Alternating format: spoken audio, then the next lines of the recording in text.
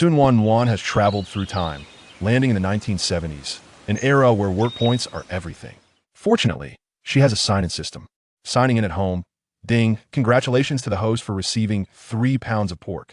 Signing in at the rice field, ding, congratulations to the host for receiving 4 pounds of rice.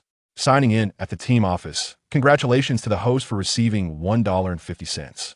In a time when even dining out requires tickets, Su Nuannuan believes she can get rich through sign-ins. Chapter 1. Transmigration. Ah, help! With a sharp scream, a truck crashed directly into the bridge railing with a loud bang. In a split second, Su Nuannuan quickly turned the steering wheel, but ended up crashing into a nearby pole. The pole, unable to withstand the impact, fell toward the driver's seat where Su Nuannuan was. God wants to take me away. This was the only thought in Su Nuannuan's mind before she lost consciousness. Around her, there were screams, gasps, voices, and the sound of someone dialing 110, all in a chaotic mess. After a while, fire trucks, ambulances, and police quickly arrived at the scene. By the time they found Su Nuannuan, she was already lifeless. Thus, she became the only casualty of the accident.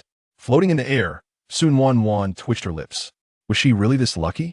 Fortunately, she lost consciousness quickly otherwise. Being crushed by such a large pole would have hurt so much. Looking at her body, which was bloodied and mangled in the driver's seat, Su Nuannuan felt a wave of sadness. She was dead. Watching the paramedics pass through her transparent body, she felt helpless. Her parents probably wouldn't be sad, right? After all, they had divorced when she was young and each had their own families. Neither wanted her as a burden and had left her with her frail and elderly grandmother. But at least they sent some money to her grandmother every month, so that the two of them wouldn't starve. Her grandmother also had a meager pension, which allowed her to go to school. Of course, that money was just enough for her education, or to avoid hunger, it wasn't enough to buy anything. So during summer and winter breaks, she had to take odd jobs. Fortunately, she excelled academically and received some scholarships. Otherwise, she would have been wearing rags. Thus, her dream from a young age was to earn a lot of money and support her beloved grandmother. However, she never expected that before she graduated from college, her grandmother would pass away from illness. This left Su Nuannuan without any goals to strive for. She drifted through a month before finally coming to terms with it. And she was already an adult. Her parents had stopped giving her money as soon as she turned 18. Without her grandmother, those parents had long since cut off contact with her. So, even if she died this time, no one would care about her, right? But there was nothing in this world worth missing. She had long been a lonely soul. Just as she was wallowing in self-pity, a sudden black hole appeared and engulfed her. The powerful wind gave her no chance to resist. Su Nuannuan struggled desperately, but was still pulled into the black hole. She closed her eyes, waiting for misfortune to strike, but nothing happened. Opening her eyes and looking at her body, she found it still transparent and unharmed. What about the wind that could tear her soul apart? Su Nuannuan touched her intact limbs, concluding that novels were all lies. After a moment of silence, she took time to observe her surroundings. It was pitch black, as if there was a dark void ready to swallow her, with only a faint light not far ahead.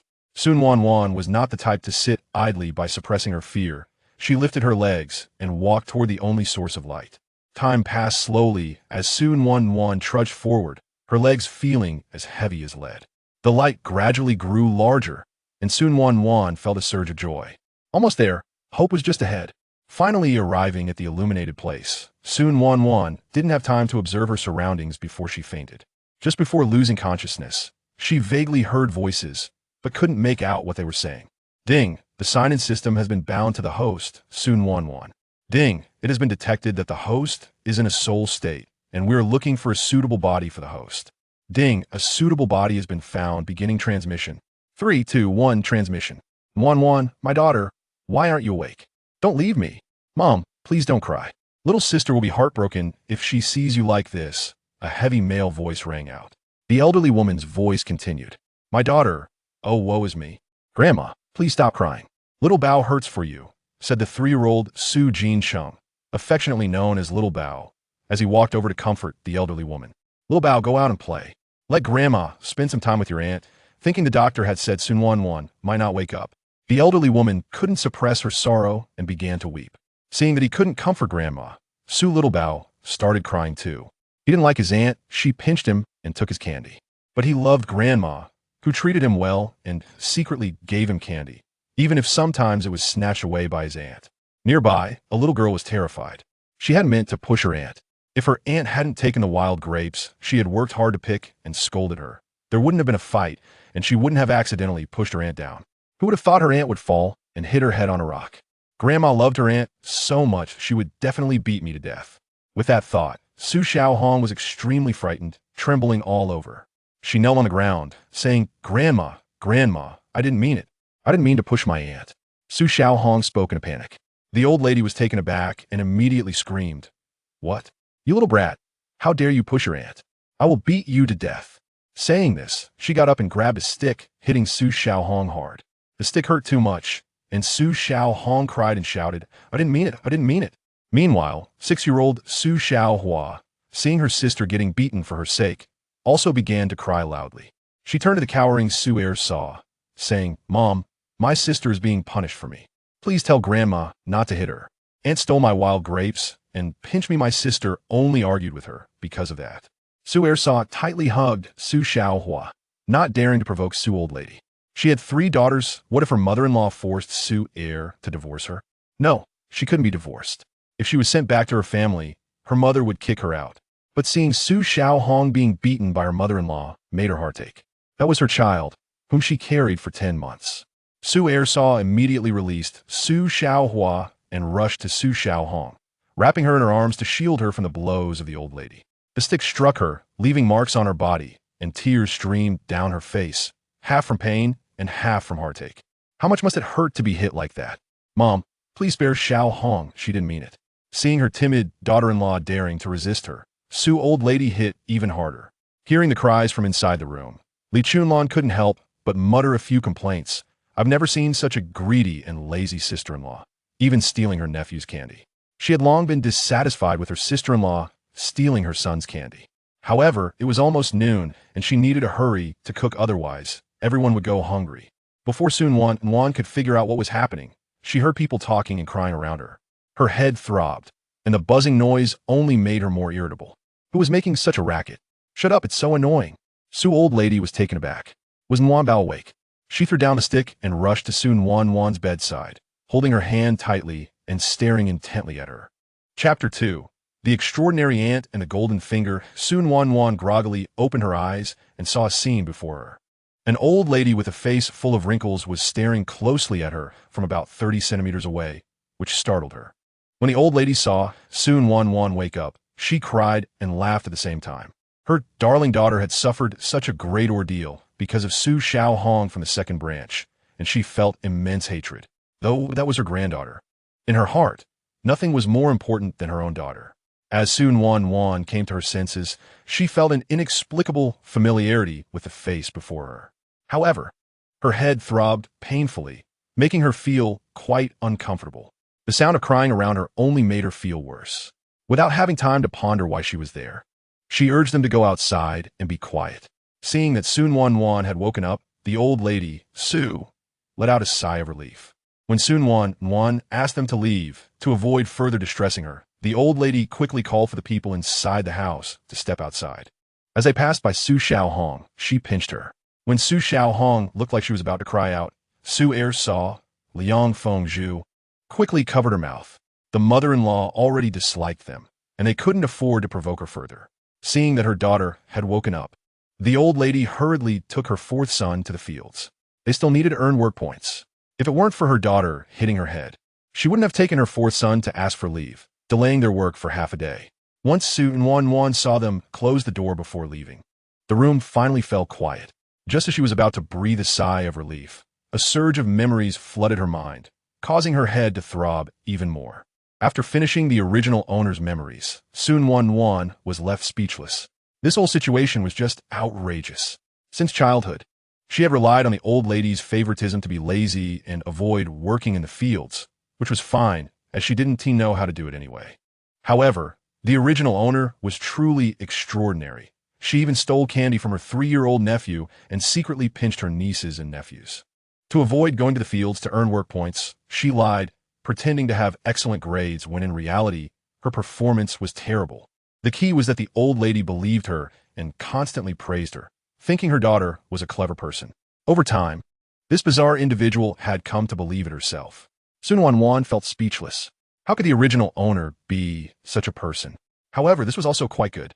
Remembering the old lady's favoritism towards her in the memories, she couldn't help but feel a warmth in her heart. Maternal love, something she had never experienced before. From today on, she would be Su Nuannuan, the Su Nuannuan of the 1970s. Suppressing the pain at the back of her head, Su Nuannuan exhaustedly fell into a dream. It seemed she had a beautiful dream as the corners of her lips curled up. In a daze, she heard the voice of her sister-in-law, Li Chunlan, saying, "Xiao Bao, the meal is ready. Go call Grandpa and Grandma to eat."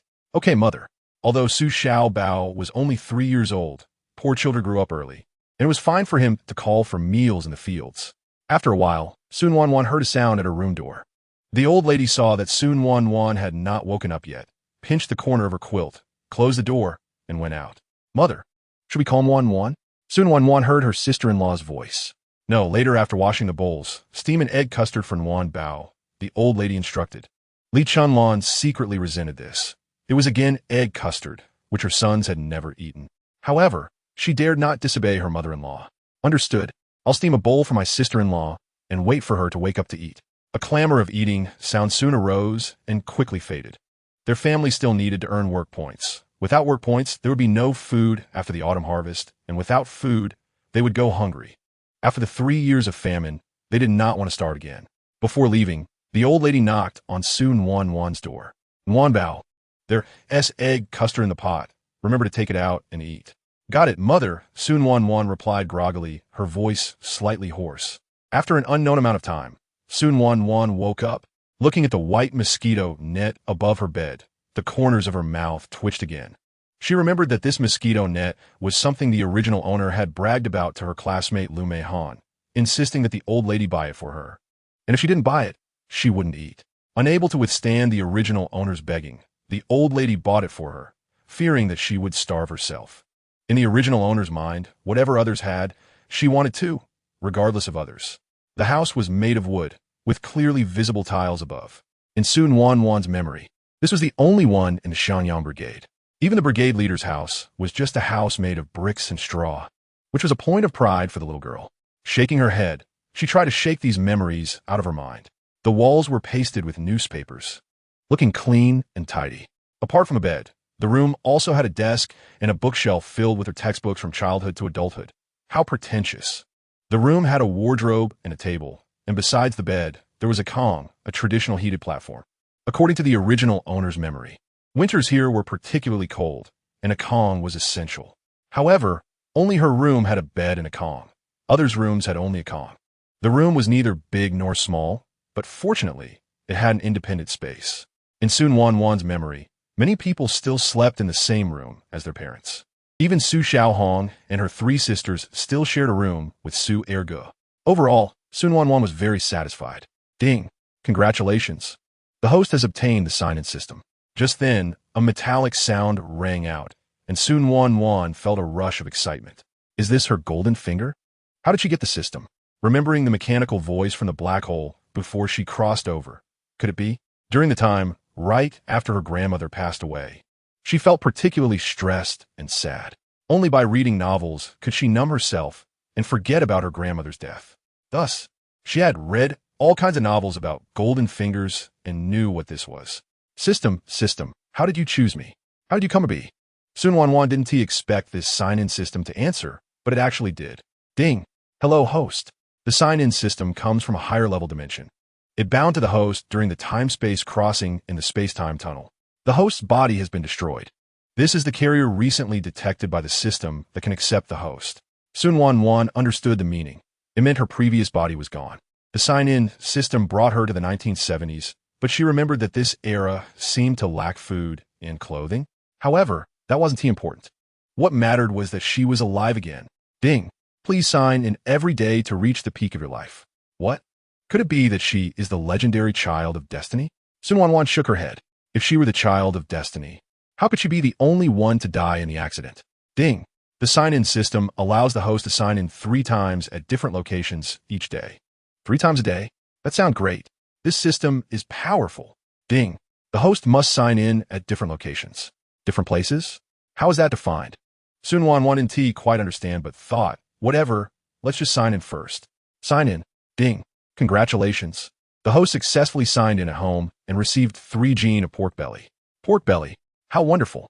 Although she often ate it in her past life. After receiving the original owner's memories, it had been a long time since she had eaten meat. There was nothing she could do. She was craving meat in this body. Thinking about the taste of braised pork, Su Nuannuan swallowed. Ding! Congratulations to the host for successfully signing in and receiving a system backpack with 10 slots. Each slot can hold up to 999 items, with 1 pound counting as 1 item. The pork belly has been automatically placed into the system backpack. Looking at the pattern of the pork belly style 3 in the system backpack, this system backpack is quite user-friendly, but having only 10 slots is a bit lacking. Su Nuannuan got up from bed and walked to the courtyard. The Su family is large, so the courtyard is very spacious. Su Nuannuan has 5 older brothers, and she is the 6th. The eldest brother, Su Dasheng, married Li Chunlan, and they have 2 boys, Su Qingsong, 10 years old, and Su Jincheng Xiaobao, 3 years old. The second brother, Su Ertsai, married Liang Fengzhu, and they have 3 daughters, Su Xiaohong, Su Xiaohua, and Su Xiaoqiao. The third brother, Su Sanhui, married Wang Jiahui, and they have a son and a daughter, Su Hangsheng and Su Danrui. The fourth brother, Su Sifeng, married Fengyan and has a daughter, Su Sijia. The fifth brother, Su Yuqing, does not have a name like Su Wushi because the number 5 sounds similar to the word for no, which is considered unlucky. Su Yuqing is 20 this year, unmarried, and has high standards, generally looking down on ordinary girls. The sixth brother is Su Nuannuan. The old lady of the Su family had a daughter late in life, and she has 5 sons and only 1 daughter. With so many sons, she dotes on Su Nuannuan. Chapter 3. Continue signing in. Su Nuannuan arrived in the courtyard and continued to sign in. Ding! Sign in failed. Please choose another place to sign in. Not successful. Su Nuannuan touched her rumbling stomach, thinking to wait until after eating to try again. Following her memory, she entered the kitchen, which had a traditional stove, something she had seen when she volunteered in the countryside before. Lifting the lid of the pot, she found a bowl full of steamed egg custard. She took a spoon from the cupboard and started eating the egg custard. The custard was delicate and delicious, topped with a few drops of sesame oil and chopped scallions. Wow, it was so delicious and satisfying. Just as Su Nuannuan was enjoying her meal, she heard the sound of someone swallowing. Turning her head, she saw her little nephew and niece, Xiaobao and Xiaoqiao, at the kitchen door, drooling, which made Su Nuannuan laugh. One was only 2 years old, and the other was 3, usually left to play by themselves at home. Seeing Su Nuannuan looking at them, Xiaobao panicked. Xiaoqiao run, watching her brother run away. Xiaoqiao also followed with her little short legs. Su Nuannuan was stunned. What? Su Nuannuan suddenly remembered that when the original owner stole food, Xiaobao had seen her and asked for it, only to be secretly pinched by the original owner. How embarrassing. Looking at the remaining half bowl of egg custard, she left the kitchen. Xiaobao, Xiaoqiao, come here. Su Nuannuan looked at the 2 children hiding behind the persimmon tree. Xiaobao peeked out curiously, as if wondering what Su Nuannuan wanted him for. Su Nuannuan thought, they can't possibly think I don't see them, right? Kids are so cute. Come here. Seeing her urging them again, Xiaobao looked confused. Even at 3 years old, he knew that his aunt wouldn't share the egg custard with them. Despite this, he still took Xiaocao's hand and walked over. What is it, aunt? Su Nuannuan handed the bowl to Xiaobao. Here, you and your sister can share it. Xiaobao hesitated, thinking his aunt wouldn't trick him again. Last time, she told Grandma that they stole her food, which got him a spanking. Noticing Xiaobao's hesitation, Su Nuannuan remembered the past, and her lips twitched again. She felt her lips twitching today was more than ever before. Don't worry, it won't tell Grandma. Seeing Su Nuannuan's confident face, Xiaobao believed her. Who cares if she tells or not? Once it's in his belly, it won't matter, and at most, he'd get a beating. Imagining the delicious egg. He had never eaten egg custard before. Xiaobao took the egg custard and began to eat it with his sister Xiaoqiao, taking turns. Seeing Xiaobao take the egg custard, Su Nuannuan had no idea that the 3-year-old boy had so many thoughts in his mind. Thinking that she still had 2 more sign-ins for the day, she decided to go out and try. Unlike her memories of the countryside, the Xiangyang Brigade was densely populated. The houses were close together. Their family lived at the end of the village, where it was quiet.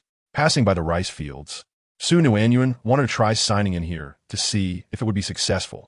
Sign in. Ding. Congratulations to the host for successfully signing in and receiving 4 pounds of rice. In Su Nuannuan's memory, Everyone ate porridge, and coarse grains were mixed with sweet potatoes. Although she was the darling of the old lady, she had never eaten plain rice. 4 pounds of rice was enough for the whole family to have a meal together. She really liked this 4 pounds of rice. Arriving at the brigade office. Sign in. Congratulations to the host for successfully signing in and receiving 5 yuan. It was surprising that signing in could yield money. Thinking about how the old lady secretly gave the original owner money, the original owner had only saved 5 yuan. This 1.5 was quite a lot. At this time, meat was only 8 mao per pound, and 1.5 could buy almost 2 pounds of meat. Chapter 4. Cooking mung bean soup. The items obtained from system sign-ins are automatically placed into the system backpack. And Su Nuannuan has received a total of 3 items. 3 pounds of pork belly, 4 pounds of rice, and 5 yuan. This occupies 3 slots in total. For now, 3 slots are completely sufficient, but this system allows for 3 sign-ins each day.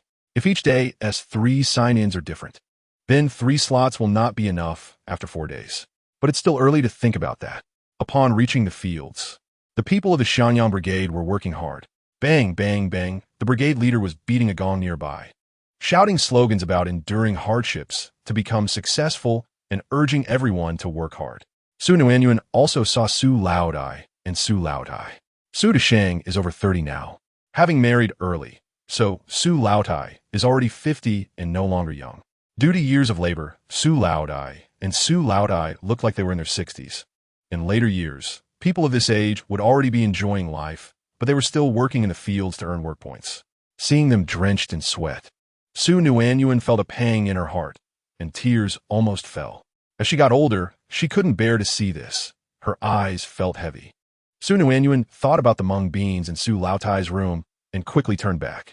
Back in her room, she took out the key. She had the key to Su Laodai's room. Su Laodai gave her the key directly, fearing that Su Nuannuan would be hungry. In this era, most elderly people were like this, keeping good things locked up in their own rooms. Su Laodai was no exception. Su Nuannuan used the key to open the door and grabbed a handful of mung beans from the cupboard, seeing some white sugar nearby. She scooped a spoonful of that too, locked the door, and went out. Arriving at the kitchen, Su Nuannuan washed the bowl used for the egg custard first. At this time, there was no dish soap, and after washing, it was still greasy, which she found uncomfortable. Su Nuannuan planned to make mung bean soup. She still knew how to make mung bean soup. There was a time when she specifically learned it, intending to make it for her grandmother. Unfortunately, her grandmother didn't get to enjoy it for long before passing away. Embarrassingly, she didn't know how to use this clay stove at all. She had only seen this kind of stove on TV. Although her father didn't care for her and her mother didn't love her, the old neighborhood where she lived with her grandmother also had gas. So even though she had seen this kind of stove, she still couldn't start a fire. Moreover, she was using matches, not a lighter. With just a flick, it was a few seconds, and she simply couldn't light it in time. Just when Su Nuannuan was at a loss, Su Xiaohong came back. She had a fight with the original owner in the morning and had an accident. But Su Nuannuan didn't blame her. To be fair, the original owner was also at fault. At her age, she shouldn't be fighting with a 6-year-old over food. Although Su Xiaohong was beaten a bit in the morning, she still had to go cut pig grass. Apart from the original owner, this big baby, and the younger Su Xiaobao and Su Xiaochao, everyone else had to work. If they didn't work, there would be nothing to eat. So Su Xiaohong came back with a basket full of pig grass. Their family also raised pigs, and there weren't many families in Xianyang Brigade that raised pigs. Probably about 20 households, and they had to deliver half of their pigs at the end of the year. Xiaohong, to be honest, Su Xiaohong was really scared of her older aunt, but she didn't dare to not respond. She was afraid her aunt would complain. "What's wrong, aunt? Come over and start the fire." Su Nuannuan actually felt a bit awkward, having to ask an 8-year-old like Su Xiaohong for help to start the fire. "Okay, aunt, I'll come once I put down the pig grass." Unlike Su Nuannuan's embarrassment, Su Xiaohong was quite used to it. She thought it would be strange if her aunt, who looked like a landlord's daughter, could start a fire. Wasn't it normal not to know how? Chapter 5. The soup incident. Su Xiaohong was used to starting fires and quickly got it done. Su Nuannuan was not slow either. She soon made mung bean soup. In the courtyard, the Su family had dug a well, which they usually covered to prevent the many children from falling in while playing. Su Nuannuan opened the lid and lowered the cooked mung bean soup to chill it. The well water was very cold at this time. After half an hour, the mung bean soup was chilled. Su Nuannuan drank a bowl. It was cold and sweet because she added sugar. It was really delicious. Looking at her two little nephews and nieces staring at her, Su Nuannuan went to get some enamel cups from Grandma Su's room. Earlier, she had assumed it was fine to give her nephew and niece the bowl containing egg custard, but they were still little. What if they broke the bowl? Nowadays, to buy anything, they had to go to the supply and marketing cooperative, which was only available in the county, not in Su Nuannuan Brigade. She filled the two enamel cups with mung bean soup, which wouldn't break if dropped. Watching the two children share the soup, Su Nuannuan reminded Su Xiaobao to watch over his sister while she took the soup to Grandma and the others. Su Xiaobao carefully held the bowl of mung bean soup and fed it to Su Xiaoqiao. Okay, Aunt. Seeing Su Xiaobao agree, Su Nuannuan went to the kitchen to grab two bowls and headed out with the mung bean soup. The reason for taking the bowls was so they could pour the soup out to drink. Soon, she arrived in the fields. Mom, Dad, big brother, second brother, third brother, little brother, come quickly for some water. Hearing Su Nuannuan's voice, not only were her brothers surprised, but even others were astonished. Who was Su Nuannuan? She was known in Su Nuannuan Brigade as a lazy and gluttonous girl. The wife of Tian heir, Neo, said to Zhu Zima beside her, "Oh, the sun must be setting in the west." The Su family's eldest daughter actually came to the fields to deliver water. Zhu Zima had never liked Tian heir Neo's wife, thinking her mouth was too sharp. She could talk about anyone, so she completely ignored her words. Yeah, I don't know what's wrong with their Su family, pampering a girl like that. A money-losing child, what's there to pamper? The one responding was Yang Jiaqing's wife, who had given birth to 6 daughters but longed for a son to carry on the family line. Her mother-in-law blamed her for not having a son and constantly nagged her. Although Grandma, Su couldn't hear clearly what they were saying. She knew they were talking about her precious daughter and cursed these gossiping women in her heart. However, when she saw Su Nuannuan coming over, she was quite touched and said to Su Lauda, "Nuanbao has finally grown up." Su Lauda agreed with Grandma Su. Although he valued his eldest son, he still cared for Su Nuannuan, his only daughter. Yes, she has grown up. A few sisters-in-law next to them curled their lips. Girls of her age in other families had already started working in the fields. Wasn't it expected for her to come and deliver water? Hadn't they all started cooking, cutting pig grass, and delivering water at a young age? Su Nuannuan walked up to Grandma Su. Su Xiaogu rushed over. "Little sister, I'm so glad you're here. I'm almost dying of thirst. It was too hot today, and the water they brought had been finished long ago." They had planned to finish this row and let their mother go back to fetch water while resting, but unexpectedly, little sister arrived. Su Nuannuan tapped Su Yuqing's hand, telling her parents to drink first. Let little brother drink first. He's almost dying of thirst. Seeing Su Yuqing's dry lips, Su Nuannuan directly poured her a bowl. Su Xiaoga held the bowl. "Is this mung bean soup?" Gulping down a bowl of mung bean soup, Su Yuqing felt revitalized. Looking at his angry mother beside him, Su Yuqing smiled flatteringly and poured 2 bowls of mung bean soup for Su Lauda and Grandma Su. "Mom, drink the mung bean soup that my little sister made." Of course, Su Yuqing knew it was made by Su Nuannuan because only 3 people were at home. Su Nuannuan, Su Xiaobao, and Su Xiaoqiao. Su Xiaoqiao was 2 years old, and Su Xiaobao was 3. It was impossible for them to have made it, right? Grandma Su had been waiting for this. She took the bowl and glared at Su Xiaogu. He was almost dying of thirst. She couldn't possibly let him not drink, could she? "It's still my daughter Nuanbao who is filial." Su Nuannuan smiled. "It's all thanks to Mom's good teaching." Grandma Su felt a bit proud. Who else in the entire Su Nuannuan Brigade could give birth like her? A daughter who was both beautiful and smart, and also filial. After everyone had a bowl of mung bean soup, "The mung bean soup made by little sister is really good," said Su Degu. Su Desa secretly thought. Of course, adding sugar makes it taste good. But since one should not bite the hand that feeds them, she didn't dare to complain. Yes, little sister is really capable. Su Er saw his daughter, Su Xiaohong, had made a mistake, and she didn't dare to say anything, fearing it would attract Grandma Su's attention. After finishing, she went back to work. However, Su Ergu was very fond of his 3 daughters because they had a very precious younger sister. And Grandma Su had constantly brainwashed them to take care of their sister. He didn't value sons over daughters. "Xiaohong, Xiaohua, come drink some water." Su Xiaohong had just finished lighting the fire and was heading out to work. Seeing her father call her, she pulled along her little sister Xiaohua. Su Ergu poured a bowl of mung bean soup for each of them, letting them hold it to drink. Su Xiaohong timidly looked at Grandma Su. Grandma Su said impatiently, "What are you looking at me for? Hurry up and drink." Only then did Su Xiaohong and Su Xiaohua pick up the bowls and start drinking. Su Erga glanced at the angry Grandma Su. He had no idea what had happened in the morning. They had all been working in the fields, and only Grandma Su and Su Ersa had gone back, along with Su Disa, who went back to cook. During busy farming season, the brigade leader wouldn't allow anyone to take leave. Su Ersa tugged at his sleeve and quietly told him. Su Ergi's lips moved, Mom Xiaohong. Okay, Erga, Su Nuannuan interrupted him. This matter makes Su Nuannuan feel very awkward. Although it wasn't her who did it, the person in this body is her now. Mom. Xiaohong didn't do it on purpose. Besides, I'm fine now. Su Laotai doesn't care how others see her. She only cares about her daughter. Hearing Su Nuannuan say this, she couldn't help but feel angry. She will never forget what the barefoot doctor said. If Su Nuannuan doesn't wake up today, she will never wake up again. But Su Xiaohong is her granddaughter. Although she doesn't care about her, she can't let her tarnish her daughter's reputation. The villagers of Xiangyang Brigade. Does your daughter even have a reputation? So she could only reluctantly say, all right, if this happens again, I'll skin you alive. The last sentence was directed at Su Xiaohong. Su Xiaohong shivered and said, I understand, Grandma. She really hates her aunt and grandma. But she doesn't dare to resist. She is afraid of being beaten and that it would implicate her mother. Chapter 6. The peddler seeing that Su Laotai agreed. Su Nuannuan said, Mom, I'll go back now. Su Laotai was worried that the injury she sustained in the morning might have aftereffects. Nuan Bao, go back and rest, my hard-working daughter. Su Nuannuan really likes Su Laotai's favoritism, even though her values aren't quite right. It's not hard. Mom and Dad are the ones who work hard. Su Laotai looked at Su Nuannuan's back with kindness, thinking how good her daughter is.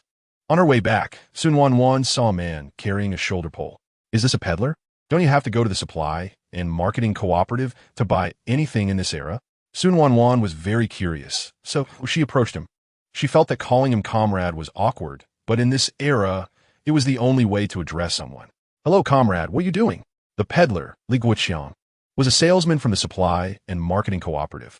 He had made a small mistake recently and was punished by the director to sell the goods that couldn't be sold in the cooperative. But would he tell others he made a mistake? Of course not. Comrade, I'm a salesman from the supply and marketing cooperative, here to deal with some goods. He even showed Su Nuannuan his work ID. Although the items in the cooperative were in high demand, things like toothbrushes, which people in the country didn't see as necessities, were not sold at all. When people couldn't fill their stomachs, who would buy a toothbrush? Su Nuannuan had never seen this work ID, but that didn't dampen her enthusiasm for shopping, and people in this era probably wouldn't dare to counterfeit it. Right? What do you have? Li Guoqiang looked at Su Nuannuan in surprise. Although she was a rural girl, she didn't look like one. He thought to himself, could it be that there are still people in the countryside who care for girls? Is she perhaps a sent-down youth? Comrade, we have toothbrushes, toothpaste, soap, and scented soap. The soap and scented soap were certainly not hard to sell, but he was worried that the toothbrushes wouldn't sell. Moreover, since he had connections, the director wouldn't make things too difficult for him. So he had to take some other items, but he couldn't take too much. Su Nuannuan only heard toothbrushes and toothpaste, and suddenly recalled from the original owner's memories that her family didn't really brush their teeth. After eating, they would rinse their mouths with water or share one toothbrush among several people. Su Nuannuan was suddenly struck, as if by lightning. She eagerly asked, how much is a toothbrush? How much is toothpaste? Li Guoqiang looked at Su Nuannuan as if she were a fool, thinking, who still buys this stuff? However, since both items were slow-moving goods in the cooperative, if someone bought them, his task would be considered complete. A toothbrush is 1 cent each, and toothpaste is 5 cents a box. So cheap? Thinking of her 5 yuan. Could this be considered a fortune? Su Nuannuan thought about how her family had 20 people. Let us get 20 toothbrushes and 5 boxes of toothpaste. Li Guoqiang was delighted the more Su Nuannuan bought. For Mao 5 fun. Su Nuannuan took out 50 cents from her pants pocket, which was actually from the system backpack, and handed it to Li Guoqiang. Li Guoqiang gave her 5 cents back. By the way, comrade, where's your brigade leader? Selling individually was too time-consuming. Finding the brigade leader would be killing 2 birds with 1 stone. Even though he made a mistake, if he didn't say anything, who would know? With his identity as a salesman from the supply and marketing cooperative, would he not be treated well? Su Nuannuan pointed him in the right direction. Watching the peddler walk away with his goods, she quickly headed home with her 50 cents. When she reached her doorstep, she took out the 3 gene of pork belly she had signed for from her system backpack before opening the door and entering the yard. Xiao Bao and Xiao Hua were playing hide-and-seek in the yard. When they saw their little aunt coming in, they quickly hid. Although their aunt had given them egg custard and mung bean soup, they were still quite afraid of her. Chapter 7. The smell of braised pork is so good. Su Nuannuan didn't pay attention to them and placed the toothbrushes and toothpaste she bought on the dining table in the main room before bringing the pork belly into the kitchen. After putting the pork belly on the stove, Su Nuannuan didn't plan to cook. Not to mention, she didn't know how to start a fire. She also didn't know when to cook. Su would come back early from work to prepare the meal, and at that time, she would just show off her skills. After all, her cooking skills weren't learned for nothing. In the Su family, several sisters-in-law took turns cooking, and today it just happened to be Su's turn. Su Nuannuan sat in her room for a while and conveniently put the remaining 5 cents and the 5 yuan together. Thinking about how she now had a total of 5 yuan, she quickly locked the cabinet, out of sight, out of mind. She wondered who would benefit from the hundreds of thousands she earned in her previous life. Around 4 or 5 o'clock, Su Nuannuan saw her nephews. Their family was like other families, except for Su Nuannuan. Su Danrue was funded by her maternal grandmother, and only boys in the Su family were sent to school. Her eldest nephew, Su Qing Song, and her second nephew, Su Hang Chung, both attended the elementary school in the commune. The other girls didn't go to school, and the oldest girl, Su Xiao Hong, who was 8 years old, also didn't go. Today, Su Lao C's wife, Feng Yuan, took their daughter, Su Si Jia, back to her maternal home and didn't come back. The 3 who went to school went to pick wild vegetables as soon as they returned. It was now 6:30 in the afternoon, and Su returned at 6. Since there was no work at night, they generally ate corn porridge with some pickles for dinner. Su Nuannuan, as the little aunt, was different. She ate porridge alone, which was also one of the reasons she couldn't stand her aunt. She didn't work, so why should she eat so well? Seeing the pork belly on the stove, Su was shocked. They hadn't eaten meat for a long time, and thinking about the deliciousness of meat made her swallow. Su Nuannuan heard the sound of the door opening and came out to see Su staring blankly at the pork belly. Sister-in-law, let us make braised pork today. Su hesitated a bit. 1. She didn't know how to make braised pork, which was only found in state-run restaurants. 2. The Su family was led by Su Lao Tai, and what they ate every day was decided by her. Knowing Su's concerns, Su Nuannuan said, "Don't worry, I'll handle it with Mom." Su didn't believe Su Nuannuan. She had done many things before that had tricked her. But making meat, in this weather, they couldn't possibly not eat it, right? Even if they were scolded a few times for eating meat, it didn't matter. However, "Little sister, I don't know how to make braised pork." "Then I'll do it. I know how to make it." Knowing that her little aunt had never been in the kitchen, Su quickly waved her hand to refuse. What a joke. How could someone who has never been in the kitchen know how to make it? Let us have the sister-in-law do it, and you can direct me, okay? Realizing the original owner had never been in the kitchen, Su Nuannuan had no choice but to agree. All right then. When Sister Su finished processing the meat, Su Nuannuan went to Grandma Su's room to get some white sugar. The Su family didn't have rock sugar, only white sugar. Seeing Sister Su pour a little oil into the pot, Su Nuannuan couldn't stand it anymore and directly took the oil bottle from her, pouring in a bit more. Okay, that's enough," Sister Su hurriedly shouted. "The oil you poured is enough for us to eat for a week." There were only so many oil coupons for the whole year. It was impossible to get more oil. Pouring in a little more makes it taste better. Sister Su knew that pouring more oil made it taste better, but once it was used, it was gone. This year's oil coupons had already been used up, and there were no more coupons to get oil. What would they eat later? However, she couldn't say anything to her sister-in-law. If she did, Grandma Su would definitely scold her. It seemed they would have to use less oil in the future. The kitchen fell silent, with only Su Nuannuan's voice directing things. To be honest, the meat cooked this way smelled quite good. Sister Su picked up a piece with her chopsticks to try it. She wanted to give a piece to her younger son to taste, but she didn't dare with her sister-in-law present. Looking at her younger son drooling beside her, she called out, "Little Bao, go call Grandpa and Grandma to eat. There's meat today." Little Bao could hardly wait and immediately ran off when he heard his mother asking him to call them. The Su family stove had 2 pots, one used for steaming sweet potato rice and the other for stir-frying vegetables, which was quite quick. While the rice was being steamed, Sister Su made sweet potato rice.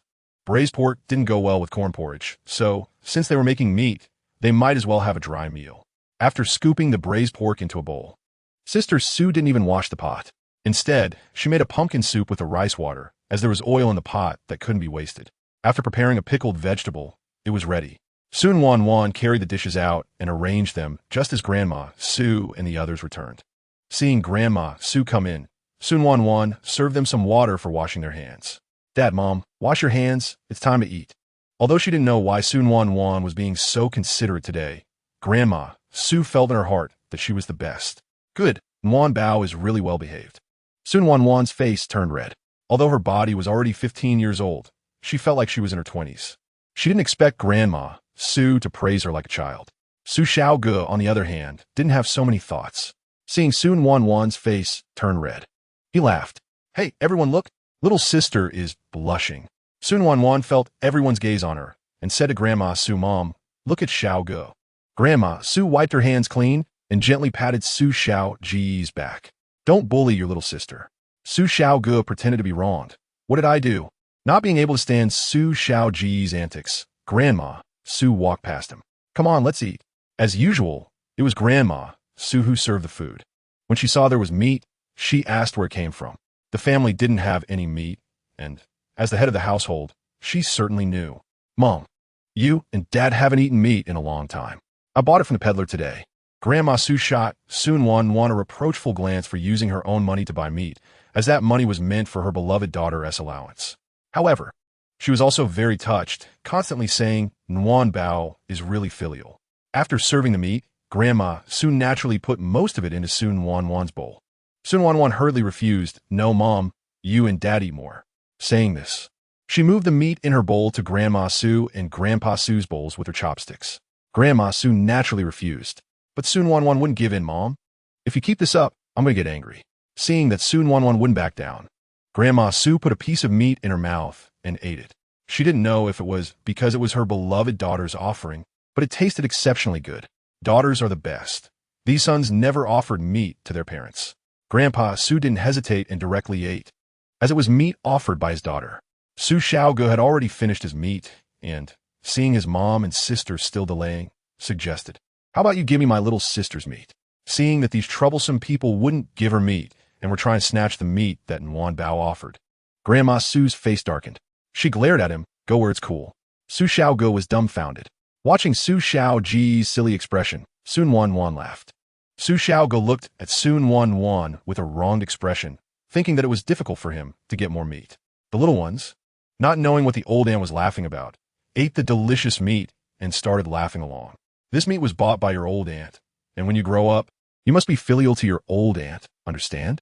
Su Nuannuan knew Grandma Su had issues with her thoughts, but she was doing it for her, and she couldn't refute Grandma Su's words, so she could only let her change slowly later.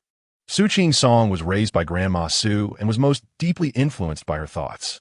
After hearing this, he said, "Okay, Grandma, when I grow up, I will definitely be filial to my old aunt." However, just one person's promise wasn't enough for Grandma Su. She wanted every child to make a promise before she would let it go.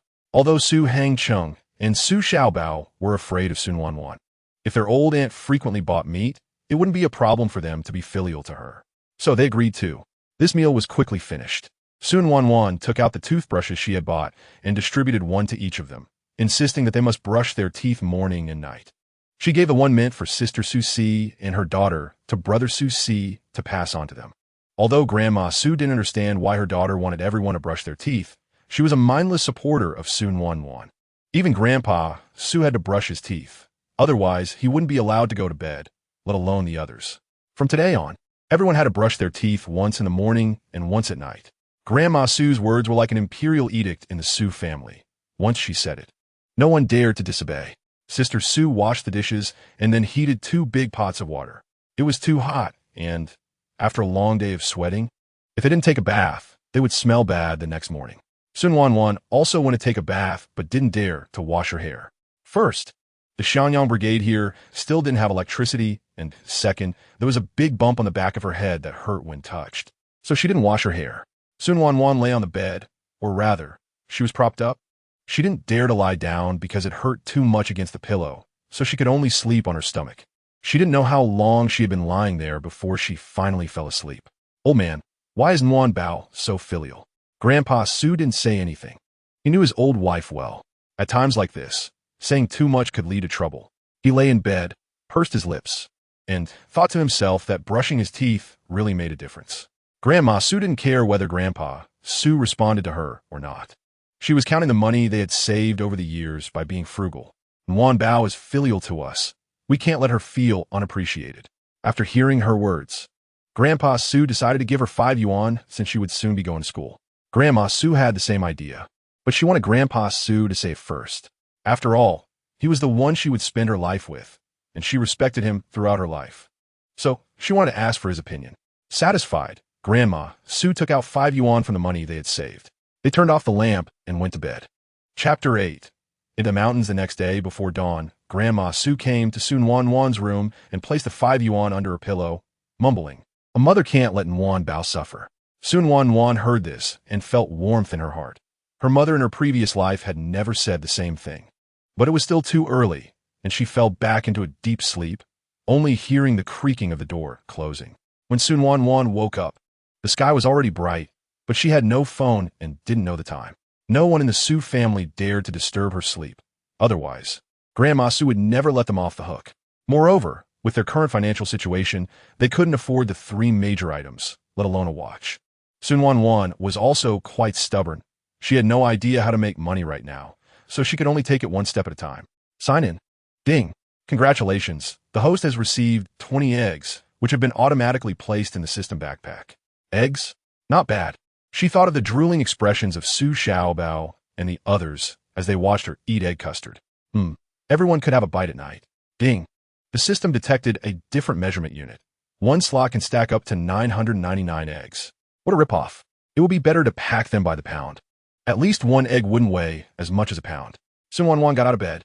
First put the money Grandma Su gave her into the cabinet where she kept her money, locked it, and then went to the kitchen. According to the original owner's memory, there was food left for her.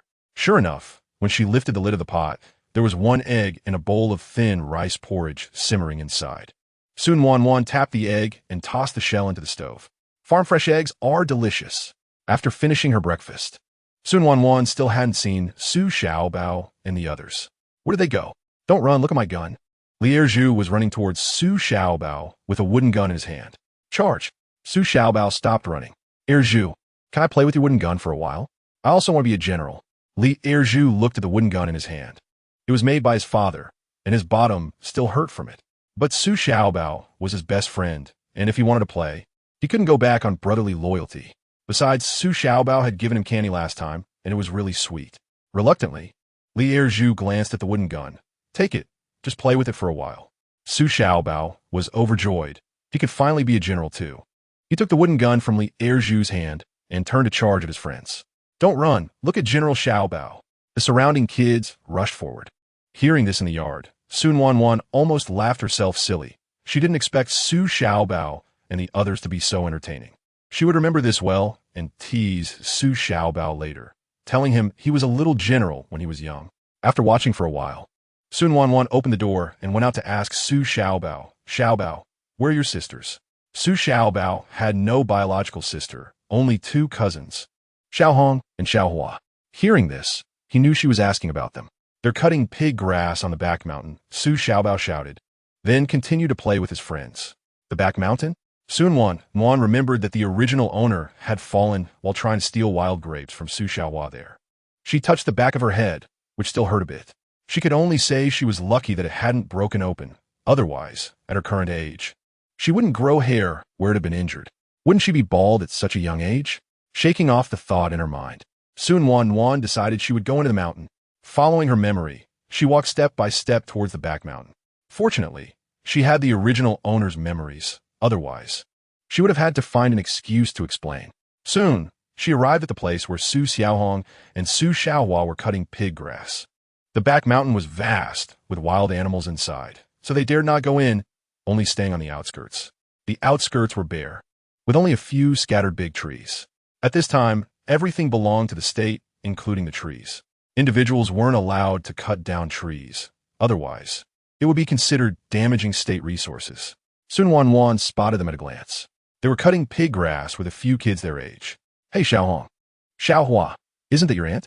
Su Xiaohong shot a glare at Zhao Meijia, annoyed that she was being nosy. Of course, she saw her aunt, but she didn't want to say hello. She found her aunt very annoying and didn't like her at all. But since Zhao Meijia had already said it, she had to reluctantly call out. Aunt. Xiao Hua, who was usually timid, followed her sister's lead and called out aunt as well. Su Nuannuan nadith. Zhao Meijia admired Su Nuannuan immensely. Among the whole team, she was the prettiest, even more so than the educated youth. Moreover, Grandma Su, Grandpa Su, and several uncles in the Su family doted on her, which made her envious. Seeing her idol come, she curiously asked, Aunt, what are you doing here? Su Nuannuan generally didn't come. She usually didn't play with people in the team and stayed in her room. Yesterday's visit had been an accident. Su Nuannuan knew Zhao Meijia. She was a friend of Su Xiaohong. Despite Su Xiaohong just being annoyed with her for being nosy, Zhao Meijia was one of the few friends Su Xiaohong had. Or else how could they be cutting pig grass together? Su Nuannuan had only come to the mountain to see what she could sign in for. Could she tell Zhao Meijia about this? Of course not. She could only reply, I came to see Xiaohong and the others. Su Xiaohua certainly didn't believe her and rolled her eyes, thinking, came see them? Maybe she's here for revenge. But Zhao Meijia believed her. She looked at Su Xiaohong enviously, saying, Xiaohong, your aunt is really good to you. Su Xiaohong rolled her eyes again, thinking this idiot. Su Nuannuan walked toward them. Su Xiaohong stepped back cautiously, not daring to move. Remembering how her aunt used to pinch them secretly, she thought, well, if she pinches, then so be it. What she tells Grandma? Grandma's stick hurts way more than Aunt's pinch. If she had to choose, she would definitely choose her aunt's pinch. So she took a step back and stopped moving. Su Nuannuan had no idea what Su Xiaohong was thinking. She saw that Su Xiaohong's and Su Xiaohua's baskets were almost full. Since she had rushed out without taking a sickle, she planned to borrow Su Xiaohong's one. Hand me the sickle. Su Xiaohong's heart skipped a beat. Did Aunt want to use the sickle to chop? No way. No way. Thinking that her aunt probably wouldn't be that bold to chop her in front of Zhao Meijia and the others, she felt a bit relieved and handed the sickle over. Su Nuannuan took the sickle and planned to go into the mountain to take a look. She didn't intend to go too deep.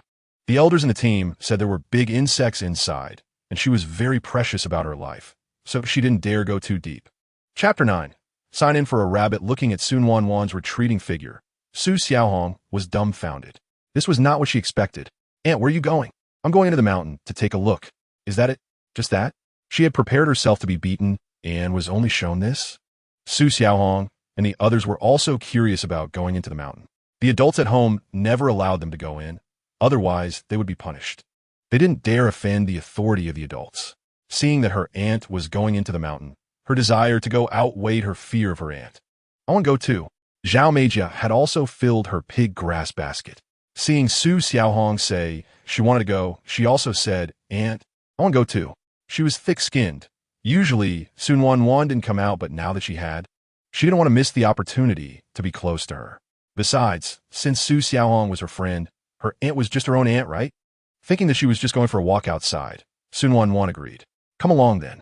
The little girls placed their baskets filled with pig grass under a big tree. In the village, there were only a few households raising pigs, and no one wanted the pig grass, so it was very safe. After placing their baskets properly, they followed Su Nuannuan into the mountain. There was nothing along the way, not even snakes. At this time of food and meat scarcity, even a small snake would be considered meat. Aunt, it's the rice planting bubble. It's Zhao Meijia. She has good eyesight.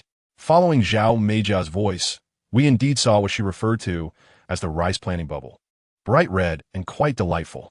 We went over. We had already prepared ourselves for a lack of harvest, so finding the rice planting bubble was a pleasant surprise. Su Nuannuan picked a few, sweet and delicious. Don't eat them all. Take some back. Su Nuannuan said. Su Xiaohong and Su Xiaohua had no objections. Whatever Su Nuannuan said was fine.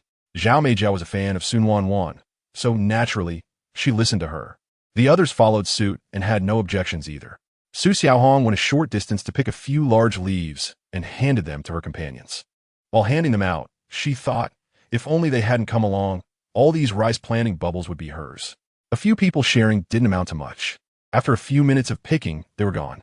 Su Nuannuan led everyone around for a few circles, but found nothing. Looking at the dark path leading into the mountain, it seemed to swallow people whole. Go in? No way. She thought about how she still had 2 sign-ins left for the day.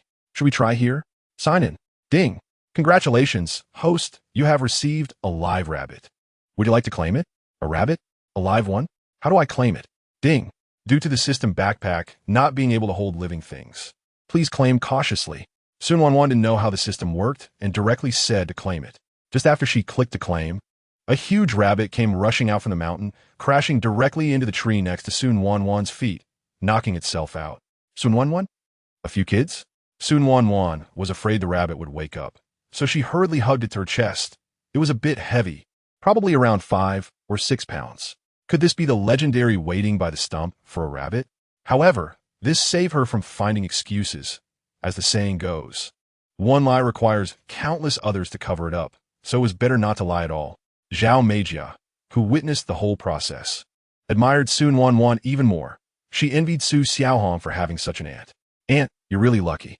Su Nuannuan smiled. She couldn't say this was the system's clever trick. However, if the system couldn't hold living things, then what about the wild boar she signed in for? Waiting for a rabbit was one thing. But if a several hundred-pound wild boar crashed right in front of her, that would be more of a shock than a surprise. Su Xiaohong was also happy. Although she might not get to eat meat, having some meat soup would be great. Besides, her mother was the best cook in their family, and she could go stand by and watch her mother cook. She didn't believe she wouldn't be able to eat anything just by standing there. Thinking this made her even happier. Su Nuannuan looked at the few little girls beside her and felt troubled. If this got out, it would be like digging at the socialist corner. If this hat fell down, even the upright and proper Su family wouldn't be able to bear it. If it didn't get out, that was fine. The team leader wouldn't care, but if it did, the team leader wouldn't turn a blind eye either. Thinking about the fruit hard candy she had grabbed when leaving, she had an idea. Meijia, this matter cannot get out, understand? She handed her a few candies. Zhao Meijia admired Su Nuannuan greatly, so she naturally agreed and took the candies. Big girl, second girl, this matter cannot get out, understand? The big girl and second girl also had the surname Zhao. Their family favored boys over girls, so even if there was meat, it wouldn't be for them. Seeing the candy, they agreed. They had just picked the rice planting bubbles for themselves, and even if they took them back, they wouldn't get to eat them, and they usually didn't eat enough anyway, so they hadn't thought about bringing anything back. With this matter settled, Su Nuannuan planned to go back. With the rice planting bubbles and the rabbit, her trip was already a success. Let us go back. The Su Xiaohong sisters had no objections. After leaving the mountain, Su Nuannuan dug out the pork from Su Xiaohong's backpack, putting the rabbit at the very bottom and covered it back up. She didn't know if it was because of the system, but the rabbit was still dazed and hadn't woken up. Naturally, Su Nuannuan wouldn't let Su Xiaohong carry the backpack. Otherwise, what would that make her? Su Xiaohong was shocked. Was her aunt's brain damaged from falling? Remembering that she was the one who pushed her aunt, she couldn't help but feel guilty. But wasn't her aunt doing well? With Su Nuannuan carrying the big backpack, Su Xiaohong carried Su Xiaohua's small backpack. The sun was getting hotter, and Su Nuannuan was sweating from carrying the backpack, feeling uncomfortable. When they reached the village entrance, the Su Xiaohong sisters said goodbye to Zhao Meijia. Aunt, walk faster. Su Xiaohong urged Su Nuannuan, worried someone would discover the rabbit. Although Su Nuannuan understood Su Xiaohong's intention, she still shot her an annoyed glance.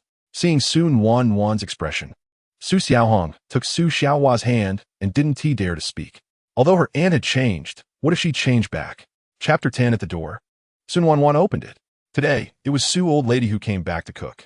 Seeing it was Su Nuannuan carrying the pigweed, she hurriedly took the backpack from her and set it down. Oh, why's my dear Nuanbao carrying pigweed? Su Nuannuan was afraid Su old lady would scold Su Xiaohong, so she said, just exercising. Su old lady naturally didn't believe it and shot a glare at Su Xiaohong. Lazy bones, can't you carry the backpack yourself?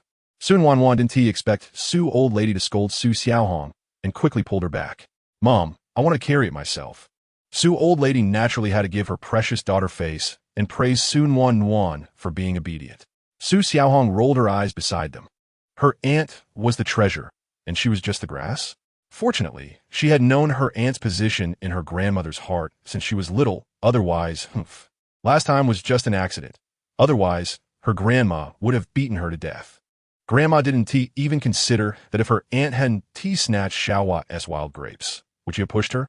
Thinking about how her aunt had fainted back then, a trace of fear flashed in Su Xiaohong's eyes. Forget it. At worst, next time when her aunt hit her, she just wouldn't fight back. Su Nuannuan was relieved to see that Su old lady finally stopped scolding Su Xiaohong. She showcased the rabbit from the backpack. Mom, look what I caught today. That's right, it's what the system gave me. A rabbit. Su old lady didn't expect her daughter to have such a skill and could actually catch a rabbit. Su old lady didn't think about how Su Xiaohong and the others caught the rabbit and how Su Nuannuan stole the credit. Not to brag, but if those from Su Lao Heir's family had such skills, they would have escaped from my grasp long ago. My daughter is truly capable. I knew it. Nuan Bao is extraordinary. Don't think she didn't know the old women in the team said she was foolish. She was so fond of her daughter. Isn't it good to have a daughter? Raising a daughter is also raising her. When she gets married, there will be a bride price. Can boys do that? Boys still need to earn bride price money, build houses, and raise sons. And they said she had no vision. They were the ones with no vision. Raising a daughter was so good. Her daughter can catch rabbits. Can their sons? Su Nuannuan already knew that in her mother's heart, she was the best, the strongest. However, she couldn't bear such praise from Su old lady and could only change the topic. Mom, aren't you going to cook for Dad in them? Old lady Su slapped her thigh, realizing she had forgotten. Su Nuannuan could only express sympathy to her father and the others, while also gaining a deeper understanding of her position in old lady Su's heart. She saw old lady Su find a rope to tie up the rabbit and take it into the kitchen. Su Nuannuan followed her in. Mother, can I help you with the fire? Although she couldn't start a fire, she had no problem tending to one that was already lit. However, old lady Su wouldn't let Su Nuannuan enter the kitchen. No need for you to help, just wait outside. Mother will be done soon. She glanced at Su Xiaohong, who was waiting nearby. Aren't you coming in to help with the fire? Are you just going to wait to eat? Su Xiaohong had long seen the difference in treatment from her grandmother. She let her sister play and went to tend to the fire. Su Xiaohua agreed. Su Nuannuan wanted to watch old lady Su cook, but old lady Su wouldn't allow it. The kitchen is full of smoke. Just wait outside. Be good. With no other choice, Su Nuannuan had to go wait outside. However, she moved a chair to sit at the door. Mother, when can we eat the rabbit? We already had meat yesterday. Of course, we'll eat it after it's marinated and dried. But that was for others, and it was naturally different for Su Nuannuan. Whenever you say we can eat, we will. Su Nuannuan knew that old lady Su was reluctant, but she was very confident in her own system. In the evening, my daughter suffered a lot yesterday, she said, and old lady Su naturally agreed. She gritted her teeth and said, all right, I'll have your second sister-in-law come back to cook. Knowing her second sister-in-law cooked well, Su Nuannuan smiled with her eyes narrowed. Good. In no time, old lady Su finished cooking. Xiaohua, go call your father and grandfather for dinner. Xiaohua had been playing in the yard, and upon hearing her grandmother's voice, she crisply replied, okay. Su Nuannuan set out a basin of water in the yard for them to wash their hands.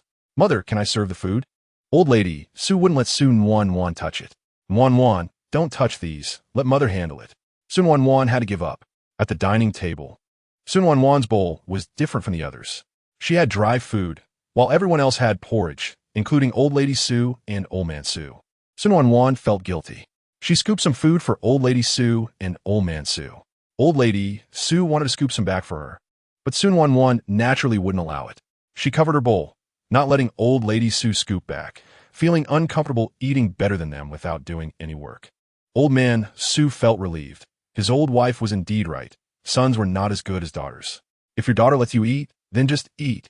Although the household affairs were decided by old lady Su, she still listened to old man Su. Hearing this, she happily ate. Su Xiaogu was afraid of old lady Su's glare and remained quiet. The others in the Su family never dared to respond to old lady Su, fearing being scolded. Chapter 11. After dinner, the others from the Su family went to work, and even the younger generation was nowhere to be seen.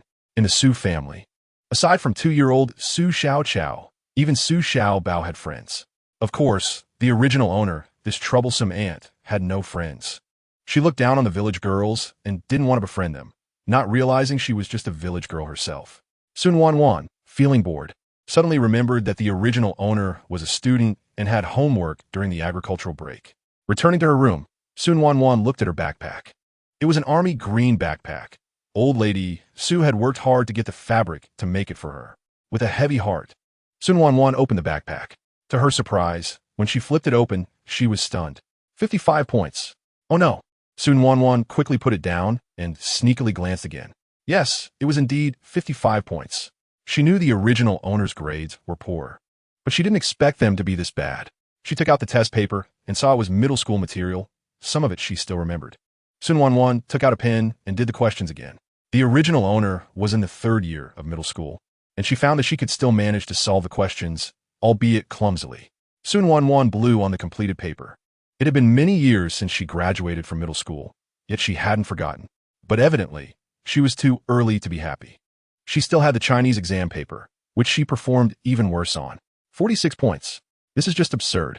Chinese was much easier for her, and it took her even less time to complete than the math paper. According to the original owner's memories, the subjects were quite limited now, just politics, Chinese, and math. This was mainly because she was still in middle school.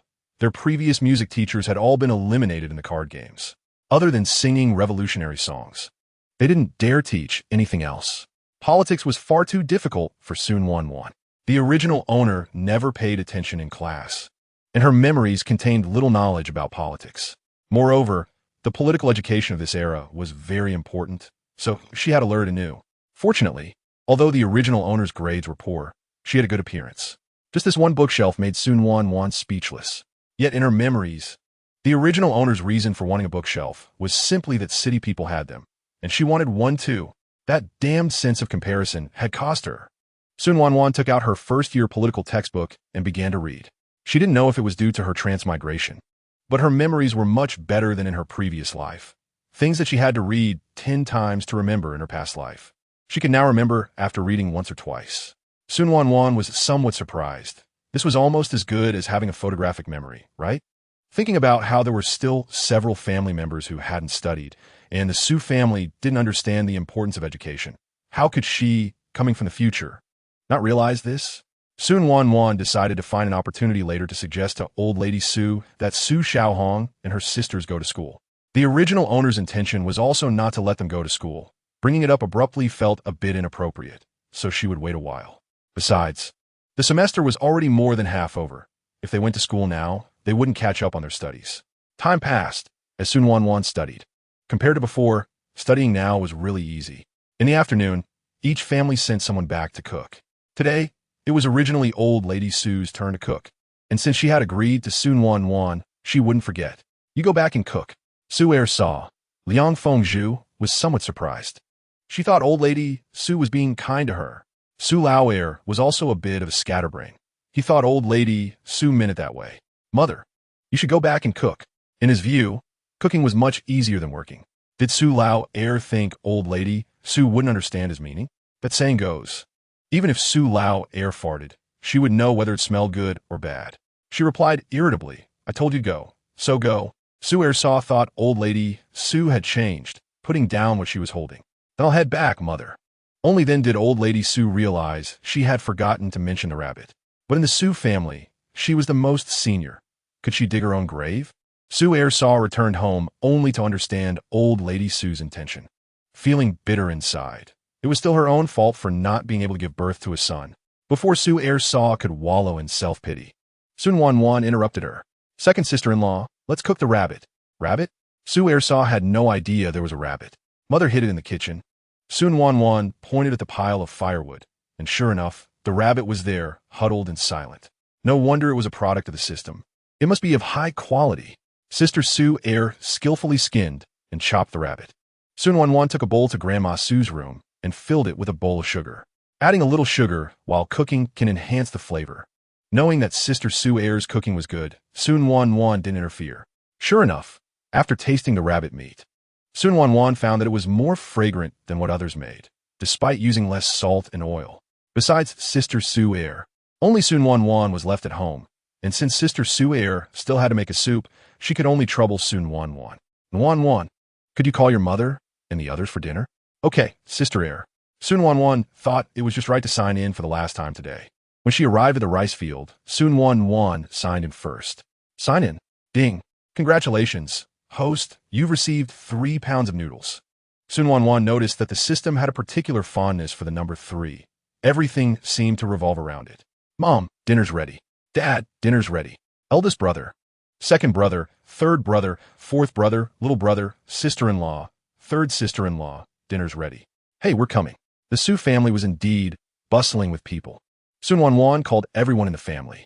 On the way back, Su Nuannuan also called the younger Su family members who were playing outside. In this day and age, nothing was more important than eating. Upon hearing Su Nuannuan's words, they followed her back. Su Song was 10 years old, and as the saying goes, a half-grown boy could starve his father. He felt he couldn't eat enough in a day. He went to the kitchen first and exclaimed in surprise, "Second aunt, there's meat again." "Yes, rabbit meat." The other younger Su family members heard this and rushed in. "There's meat. That's great. Let's eat meat." At this moment, Grandma Su came in. Her face darkened. "Be quiet. Why are you so loud? The people in Xiangyang Brigade aren't living well. If they hear this, how would that be good? We're all relatives. It wouldn't be good not to lend a hand. If we lend to him, what about the others?" As soon as Grandma Su finished speaking, the younger Su family members fell silent. If they didn't listen to Grandma Su's words, it wouldn't just be one person getting hit. If their father's iron palm landed on there, but how painful would that be? All right, let's eat." During dinner, Grandma Su even gave a piece of meat to 2-year-old Su Xiao. Just as Su Nuannuan was feeling touched by Grandma Su's affection for her granddaughter, she didn't expect Grandma Su to pull such a stunt. "This rabbit was caught by your old aunt." Su Xiaoge didn't expect Su Nuannuan to have such a skill. While picking up rabbit meat to eat, he praised her, "Nice job, little sister. Didn't expect you to have this skill. Next time, I'll buy you a pair of warrior shoes." Su Xiaoge had a job. He was a temporary worker, and he found it himself. He didn't say how he got it, and the others in the Su family didn't ask. Su Nuannuan was indifferent to the warrior shoes, but still thanked Su Xiaoge. "If it weren't for your old aunt, you wouldn't have any meat to eat. You should be filial to your old aunt, you know?" 6-year-old Su Xiaohua had the most say about today's meat. Although she was timid, she had never seen a rabbit that ran into a tree herself. "Your old aunt is amazing." That rabbit ran straight into her. Su Xiaohua didn't see the rabbit hit the tree. She only saw the rabbit fall on Su Nuannuan, thinking it had hit her. The Su family was amazed. But only Su Nuannuan felt embarrassed and could only eat to cover up her feelings. The most pleased was Grandma Su. What does this mean? She can give birth. Only her granddaughter, Su Nuannuan, would be so lucky. Su Song dug into his bowl of rice, and after swallowing, he looked at Su Nuannuan. "Old aunt, when are you taking me along? I also want to see." Su Hangcheng and Su Danrue were twins, but they didn't look alike at all. They were studying and had learned the phrase waiting for a rabbit. "Old aunt, take us along too." Su Nuannuan was already embarrassed enough, but now it was directly leading her to social death. If it weren't for the system, how would she have this ability? Grandma Su was protective and said, Go, let your old aunt eat well." Su Nuannuan gratefully glanced at Grandma Su. "You all need to be filial to your old aunt, understand?" Grandma Su's words had become a mantra in their ears. If their old aunt let them eat meat, of course, they had to be filial to her. "We know, Grandma." Seeing that Grandma Su still had more to say, Su Nuannuan couldn't hold on any longer. She picked up a piece of meat and put in Grandma Su's bowl. "Mom, let's eat." Only then did Grandma Su quiet down. "Oh, good. Chapter 12. Going to school before washing up, several of Su Nuannuan's brothers felt too tired and were scolded by Grandma Su to wash up. What a joke. Their warm treasure spent her pocket money to buy toothbrushes and toothpaste for everyone. Did they dare not use them? Did they think Grandma Su was just a decoration? After washing up, Su Nuannuan went to bed to sleep. She thought that without a phone, it wasn't that difficult. The next day, Su Nuannuan ate the food the Su family had saved for her and went to study. She had to study the political book well, as it was full of things to memorize. The original owner could accept her failing grades, but she couldn't. Her proudest achievement from childhood to adulthood was her grades. Not to say she was the best, but she was among the top. Moreover, her memory now was much better than in her previous life, and she believed she would excel in her studies compared to her last life. After studying for a while, Su Nuannuan went to the toilet. Studying requires a balance of work and rest. I must say, the Su family's toilet was just a latrine with 2 boards on top. Everything below was clear to see from above. Even the tool for wiping was a small wooden stick. Su Nuannuan couldn't get used to it, nor could she adapt. But under the roof, one had to bow their head. For the past 2 days, she had been using her scrap paper to go to the bathroom. Su Nuannuan was in tears, hoping she would definitely get paper today. Sign in. Ding. Congratulations, host, you've received 3 rolls of toilet paper. Paper. This is what you want, and it comes. System Daddy, love me again. Su Nuannuan poked the paper down with a stick before she was willing to stop. Otherwise, Grandma Su would nag.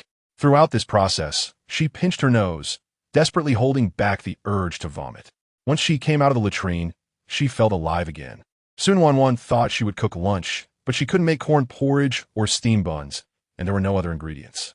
Truly, a clever woman can't cook without rice, so she had to give up. Su Nuannuan returned to her room to continue studying. Even when someone came back to cook for lunch, she didn't go out to sea. Studying was truly captivating. Warm treasure, come out for lunch.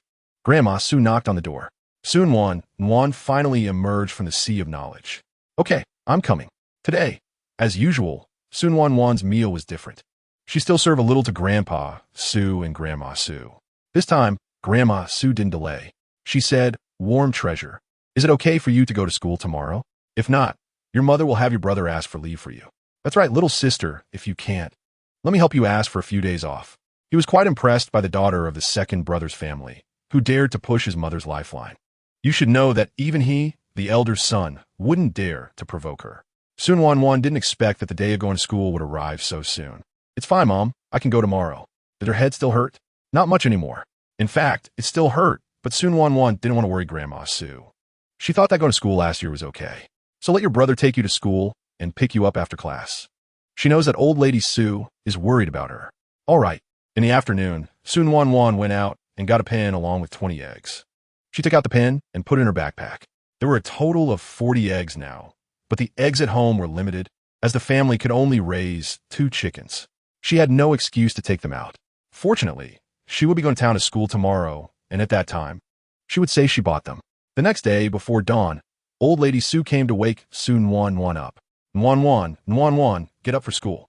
These past few days, she had been waking up naturally, and Su Nuannuan had gotten used to sleeping in, so she didn't want to get up at all. But thinking about how she was now a diploma-less person, she forced herself to get up despite her drowsiness. "Okay, Mom, I'm getting up right away." In her previous life, she was a university student from a prestigious school. In this life, she should at least get into a good university, right? Old lady Su grabbed some flour and steamed 2 buns for Su Nuannuan, secretly giving her 2 dimes. The Su family had a bicycle, a second-hand one they bought for 120 yuan without a receipt. Although it was second-hand, it made the little girl extremely proud. It was also because Su Nuannuan was entering middle school and didn't want to stay at school that they bought it. In the dormitory, there were 8 people in a room, while she had her own bedroom at home, so she didn't want to live at school. Old lady Su had no choice. She couldn't let her pampered child suffer, right? So she had to spend money to buy her a bicycle. This bicycle was particularly big, and Su Nuannuan couldn't ride it. So old lady Su had a few brothers learn to take her to school. Old lady Su also secretly handed her an egg. It was hot and warmed her heart. On the way, Su Nuannuan only ate 1 bun and 1 egg. The September morning was cool and not hot. When she arrived at school, Su Nuannuan stuffed the remaining bun into her brother Su Xiaoga's hand. Su Yuqing usually joked around, so he would want Su Nuannuan's things. One couldn't help but say that old lady Su's brainwashing was quite successful. "Brother, eat more, and when you're done, find me a sister-in-law." Su Yuqing was innocent. He blushed when the sister-in-law was mentioned. His face had tanned a bit in the sun, showing a faint shade of black. He scratched his head. How could you not have a sister-in-law? Seeing Su Yuqing like this, Su Nuannuan knew he had a crush. She gave him a light punch. "Oh, brother, you have a crush. Hey, don't tell Mom." "Little sister." Su Nuannuan had already agreed in her heart, but still said, "Let us see how you perform." "Brother, I beg you, don't tell Mom." All right.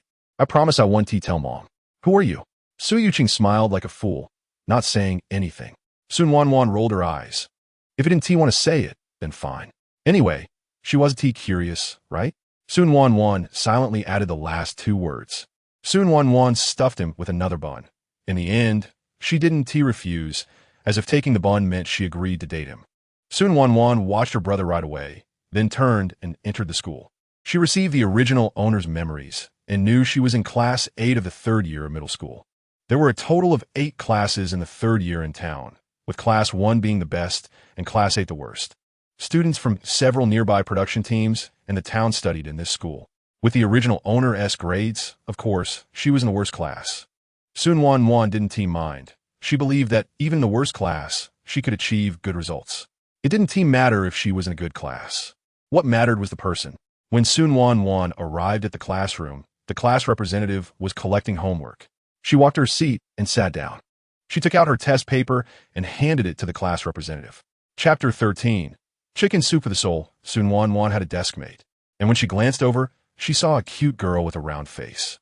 Since Su Nuannuan was in a weak class, Her deskmate wasn't doing much better either.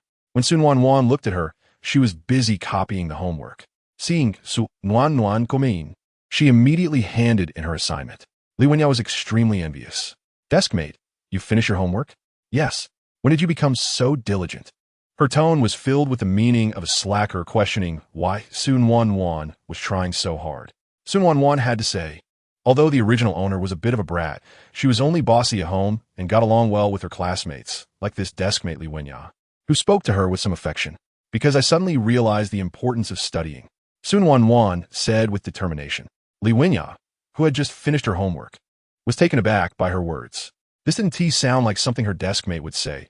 Was your deskmate always dreaming of finding a good man to marry? Is that so? Li Wenyao looked confused. Yes.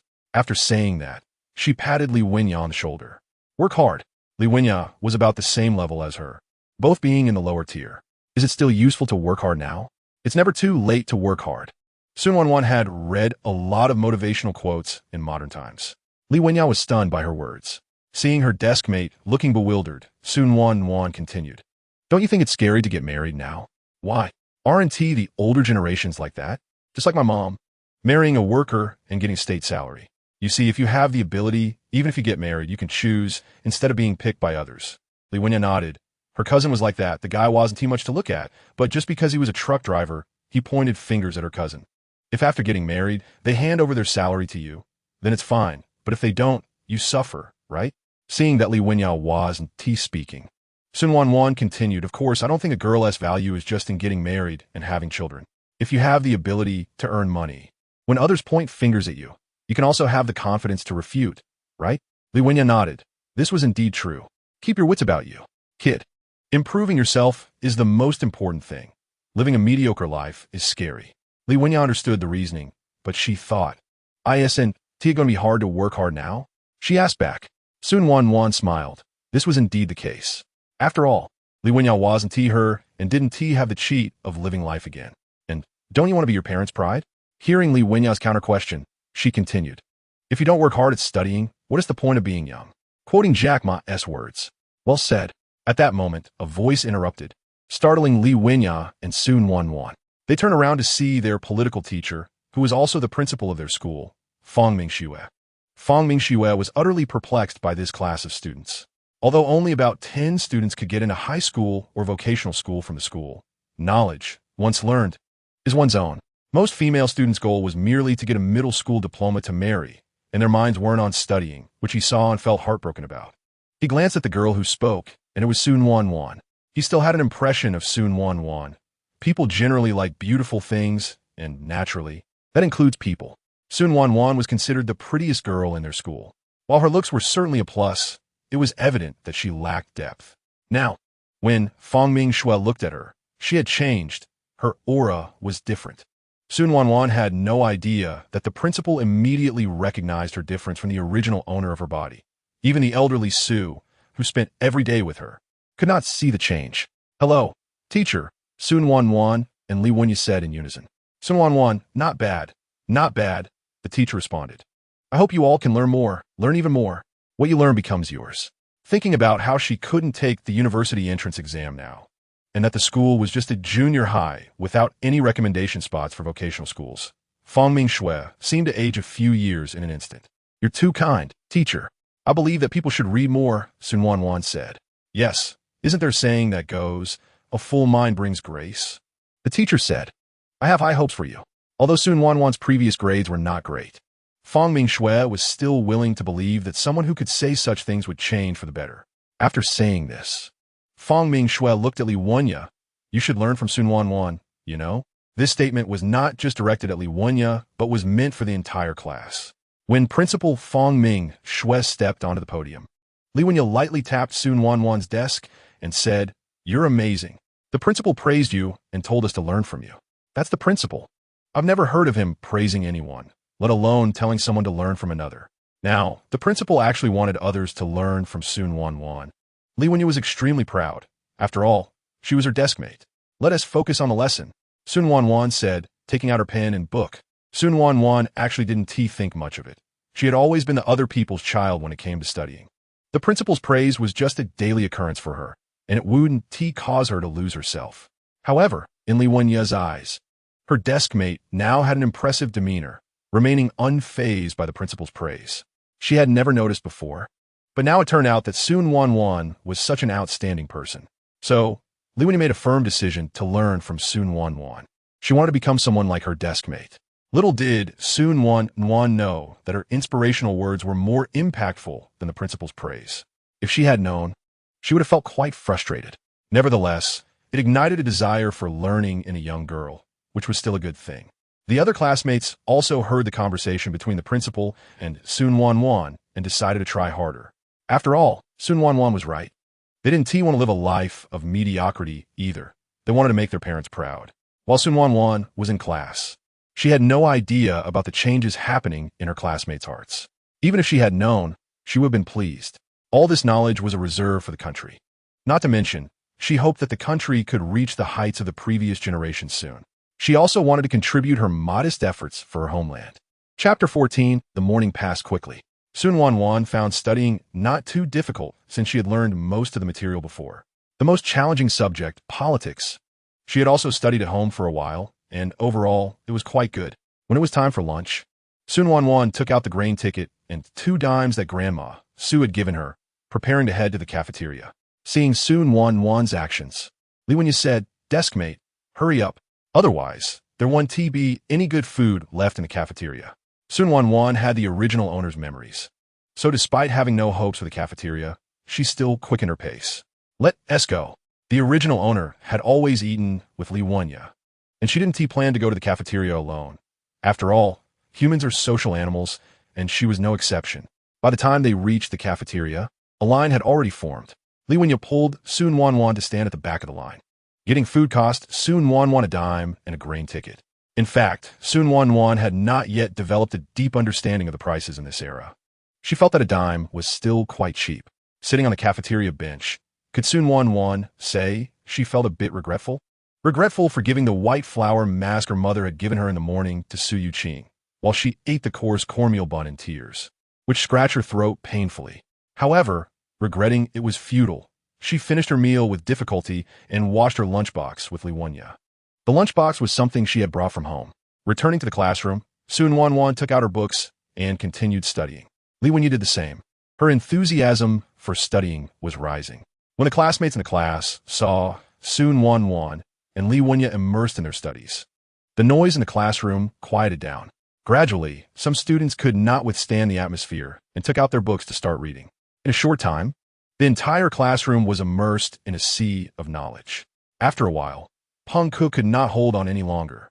He was a poor student and could not understand anything, but the silence in the classroom made him a bit scared. Finally, he mustered the courage to seek help from the study committee member, Xiang Pengcheng. Although Class 8 was a poor-performing class, there were still some students with good grades. Seeing someone go to ask the high-achieving student for explanations, the next to give in was Tian Wanli. He had long wanted to ask questions, but since no one in the class had asked, he felt uncomfortable being the first to raise his hand. Seeing that Peng Ke had already gone to ask the study committee member, he immediately went to find his friend, the math representative. The math representative had long urged him to study hard, but Tian Wanli still wouldn't listen, saying that he would do his own thing. Bai Shui was also in the same boat. Her mother told her that if she couldn't get into a vocational school or high school, she would just get married after graduation. She didn't want that, but everyone in the class was just getting by, and after a short period of effort, she was pulled back into a life of mediocrity. This time, it shouldn't be the same, she thought. She also took the initiative to ask the class leader about the problems that had troubled her for a long time. Fortunately, the class leader was also a girl, so she felt shy about asking the boys for help. It was as if a switch had been flipped. All the underperforming students rushed to ask the high-achieving ones for help. Principal Fong Ming Shui had no classes in the afternoon, so he went around to check on each classroom. When he arrived at Class 8, he found it indeed different from before. He hoped they could maintain this momentum. The principal walked away happily. After all, he loved students who loved to learn. Back in his office, the more he thought about it, the more he felt that Su Nuannuan was a talent. He immediately called the homeroom teacher and had him write on the blackboard, "If you don't work hard in your youth, what do you want a youth for?" To encourage the children and hope they would study diligently. Although the homeroom teacher didn't understand the principal's intention in adding that line, it didn't hinder their strong approval of it. Not everyone among them came from a well-off family, Some worked hard to study, studying by the light of kerosene lamps and walking long distances to school just to escape the mountains and achieve their goals. Thus, without Su Nuannuan's knowledge, she became a well-known figure in the town's junior high school. At this moment, Su Nuannuan was waiting at the school gate for her brother to pick her up. Li Wenyu said goodbye to Su Nuannuan. Her home was just a few steps away from the school, so she didn't stay in the dormitory. Seeing that Su Nuannuan was waiting for her brother, she left first. Su Nuannuan waited alone at the school gate. She first signed in. She hadn't signed in for school today yet. Sign in. Congratulations, host. You have received 3 pounds of white rabbit creamy candy. Su Nuannuan was used to various candies from the future and actually didn't like eating candy much. But this candy can be used to coax her nephews and nieces. She knows that although her brothers have nothing to say about her, their wives have been dissatisfied with her as a sister-in-law for a long time. She understands that in this era, parents are present, and the custom of not separating families exists. For now, she doesn't intend to challenge this custom. To avoid putting old lady Su in a difficult position, she can treat Su Xiaobao and the others a bit better, and that's all. Sitting in the back seat, despite the cushions sewn by old lady Su, Su Nuannuan's bottom still jolted painfully. There's no helping it. Unlike the asphalt roads of later times, these are muddy roads, full of potholes. Passing by the commune, Su Nuannuan also signed in. Ding! Congratulations, the host has received a bicycle ticket. A bicycle ticket. Su Nuannuan felt a bit regretful. Even if she had a bicycle ticket, her family couldn't afford a new bicycle now. Thinking of her elder brother working as a temporary worker in a clothing factory, Su Nuannuan looked around. No one was there. By the way, how much can a bicycle ticket be exchanged for? About 30 to 40 yuan, right? Su Yuqing recalled how Uncle Tan from the factory exchanged tickets with others last time. Then she thought, what's wrong, little sister? Do you have a bicycle ticket? I have one. Su Xiaohua immediately stopped the bike, and Su Nuannuan didn't expect him to act so dramatically, almost making her fall off. She slapped Su Yuqing lightly. Focus on riding. If you make me fall, I won't let you off easy. Su Yuqing continued reading. He knew that old lady Su couldn't get a bicycle ticket. So how did Su Nuannuan get this one? It definitely wasn't given by their mother. How did you get it? None of your business. Su Nuannuan certainly wouldn't say it was from signing in. How about this, big brother? I'll give you the ticket, and you just give me 30 yuan. The rest is yours. I can't take your money. I'll give you whatever it's worth. I said give me 30 yuan. Just give me 30. If you don't want to, I'll let mom beat you. Su Xiaohua laughed. His little sister was so silly. Are you silly, little sister? Su Xiaohua blurted out. What? Su Nuannuan was furious. He didn't want the money she was giving him. Big brother, you're done for. Su Yuqing begged for mercy. Don't, little sister. Su Nuannuan didn't like watching him act silly. Her big brother was just not serious. Be careful when exchanging money. Don't let others see. Since coming to this era, Su Nuannuan had become more talkative. Although she had never seen street parades or played cards, she knew they were scary. Big brother knows. How could Su Xiaohua not know? He would be careful. However, he noticed that his little sister had grown up. He had realized before that she was selfish, but he didn't expect her to care about him one day. Just as Su Nuannuan and Su Yuqing were chatting, they arrived home. Chapter 15. Taking the niece to school when Su Nuannuan got home, it was still early. Old Lady Su and the others hadn't finished working yet. However, several of Su Nuannuan's nephews and nieces who were in elementary school had returned and were worried about doing homework in the yard. When they saw Su Nuannuan come back, they all greeted her. Auntie, you're back. Su Qing liked Su Nuannuan the most. He helped her carry her backpack and brought her water. Su Xiaohua, who was locking the bicycle beside them, saw this and said jealously, what? Is your heart only with your aunt? Su Qing was clever and quickly asked Su Hangsheng to get water for their uncle. Xiao Hang, hurry and bring a cup of water for uncle. Su Hanqing obediently complied. After Su Yuqing finished drinking, he went to work. This was his last day of leave, and he would start working tomorrow, so he wanted to do as much as he could. Su Nuannuan patted Su Qing on the shoulder. Hurry up and do your homework. Su Qing obediently replied. Su Nuannuan pretended to take out candy from her backpack, grab a handful, and put it on their homework table. You guys can share. Wow, it's white rabbit milk candy. Su Donrui exclaimed. Su Nuannuan glanced at the 2 girls in the Su family who were studying. They indeed looked much better than the girls from the second branch of the Su family. It seemed that she still needed to send Su Xiaohua and the others to school. The other members of the Su family hesitated, not daring to step forward. You're the oldest. You come and share. Su Nuannuan said to Su Qing. Su Qing was particularly obedient to Su Nuannuan, patting his chest in agreement. Okay, Andy. Su Nuannuan went into the room to do her homework. The homework wasn't difficult. It could even be said to be very simple, and she quickly finished it. In the evening, it was the third sister-in-law who cooked. Speaking of the third sister-in-law, she was also favored in her maternal family. Otherwise, they wouldn't have suggested sending her child Su Nuannuan to school. Besides her father being a butcher, her father also had foresight. Third sister-in-law, let me help you start the fire. Wang Jiahui thought that starting a fire was nothing, so she agreed. All right, make it bigger. I'm going to start cooking. Okay. Before dinner, Su Laoxi's wife, Feng Yan, came back holding their daughter Su Sijia. Su Laoxi and Feng Yan got married last year, so Su Sijia was only a few months old.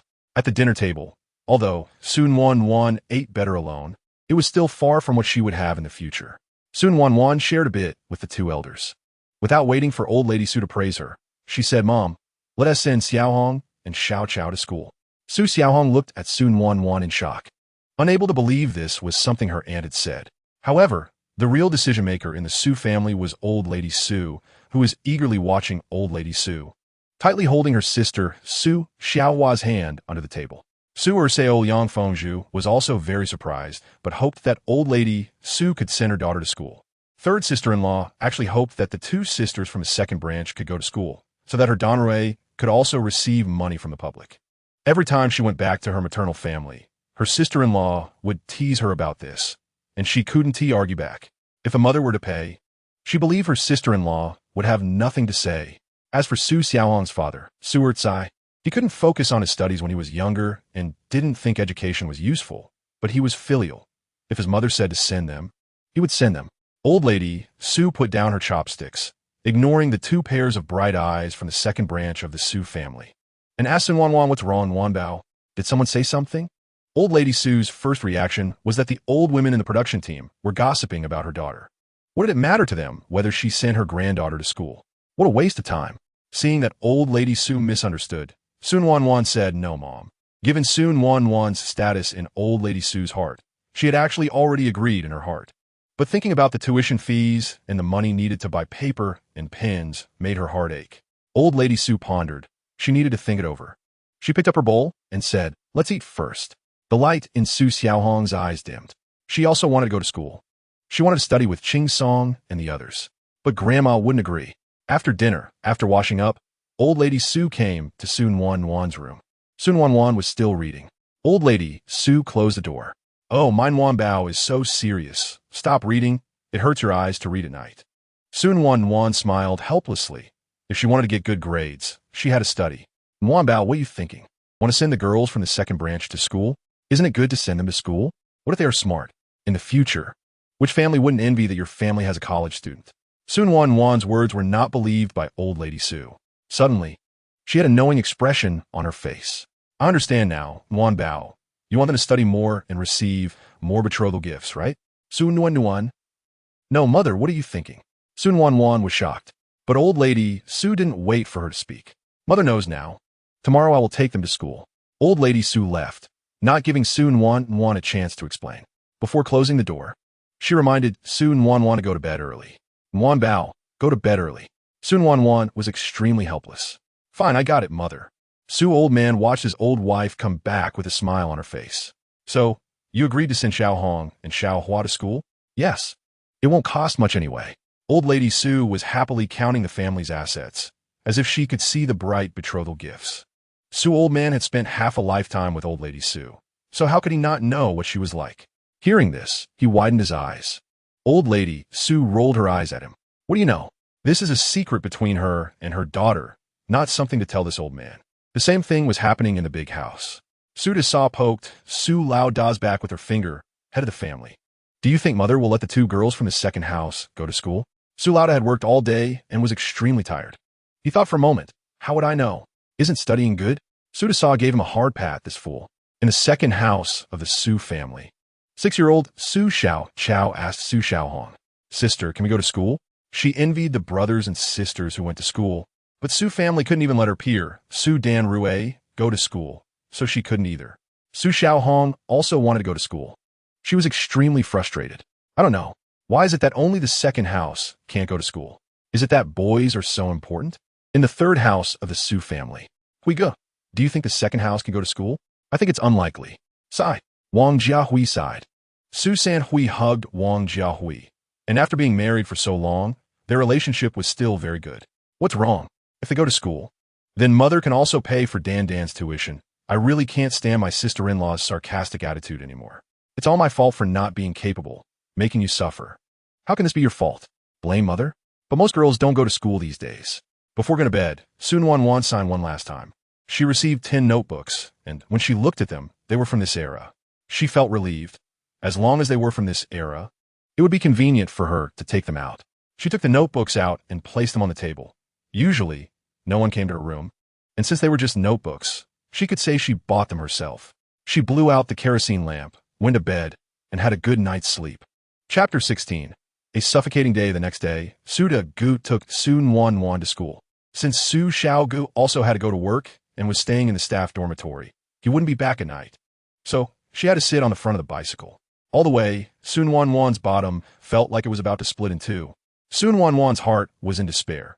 Isn't it considered overloaded to sit 3 people on this bicycle? Where is the Traffic Management Bureau? Oh dear, she forgot. It's the 1970s, so it's really not considered overloaded. Finally arriving at school, Su Nuannuan let out a sigh of relief. After saying goodbye to her older brother and younger brother, she headed to the classroom. Classmate A, is she Su Nuannuan? Classmate B, yes, that's her. She's the prettiest in our town's junior high. Classmate D, I heard the words on the blackboard were said by her. Yes, yes, even the principal praised her. Can students from Class A say such things? I don't know. Su Nuannuan heard others pointing and whispering about her along the way, and she felt a bit curious. The original owner was a bit arrogant, and aside from being a bit better looking, she had no presence in school. What are they talking about? Su Nuannuan walked to the classroom.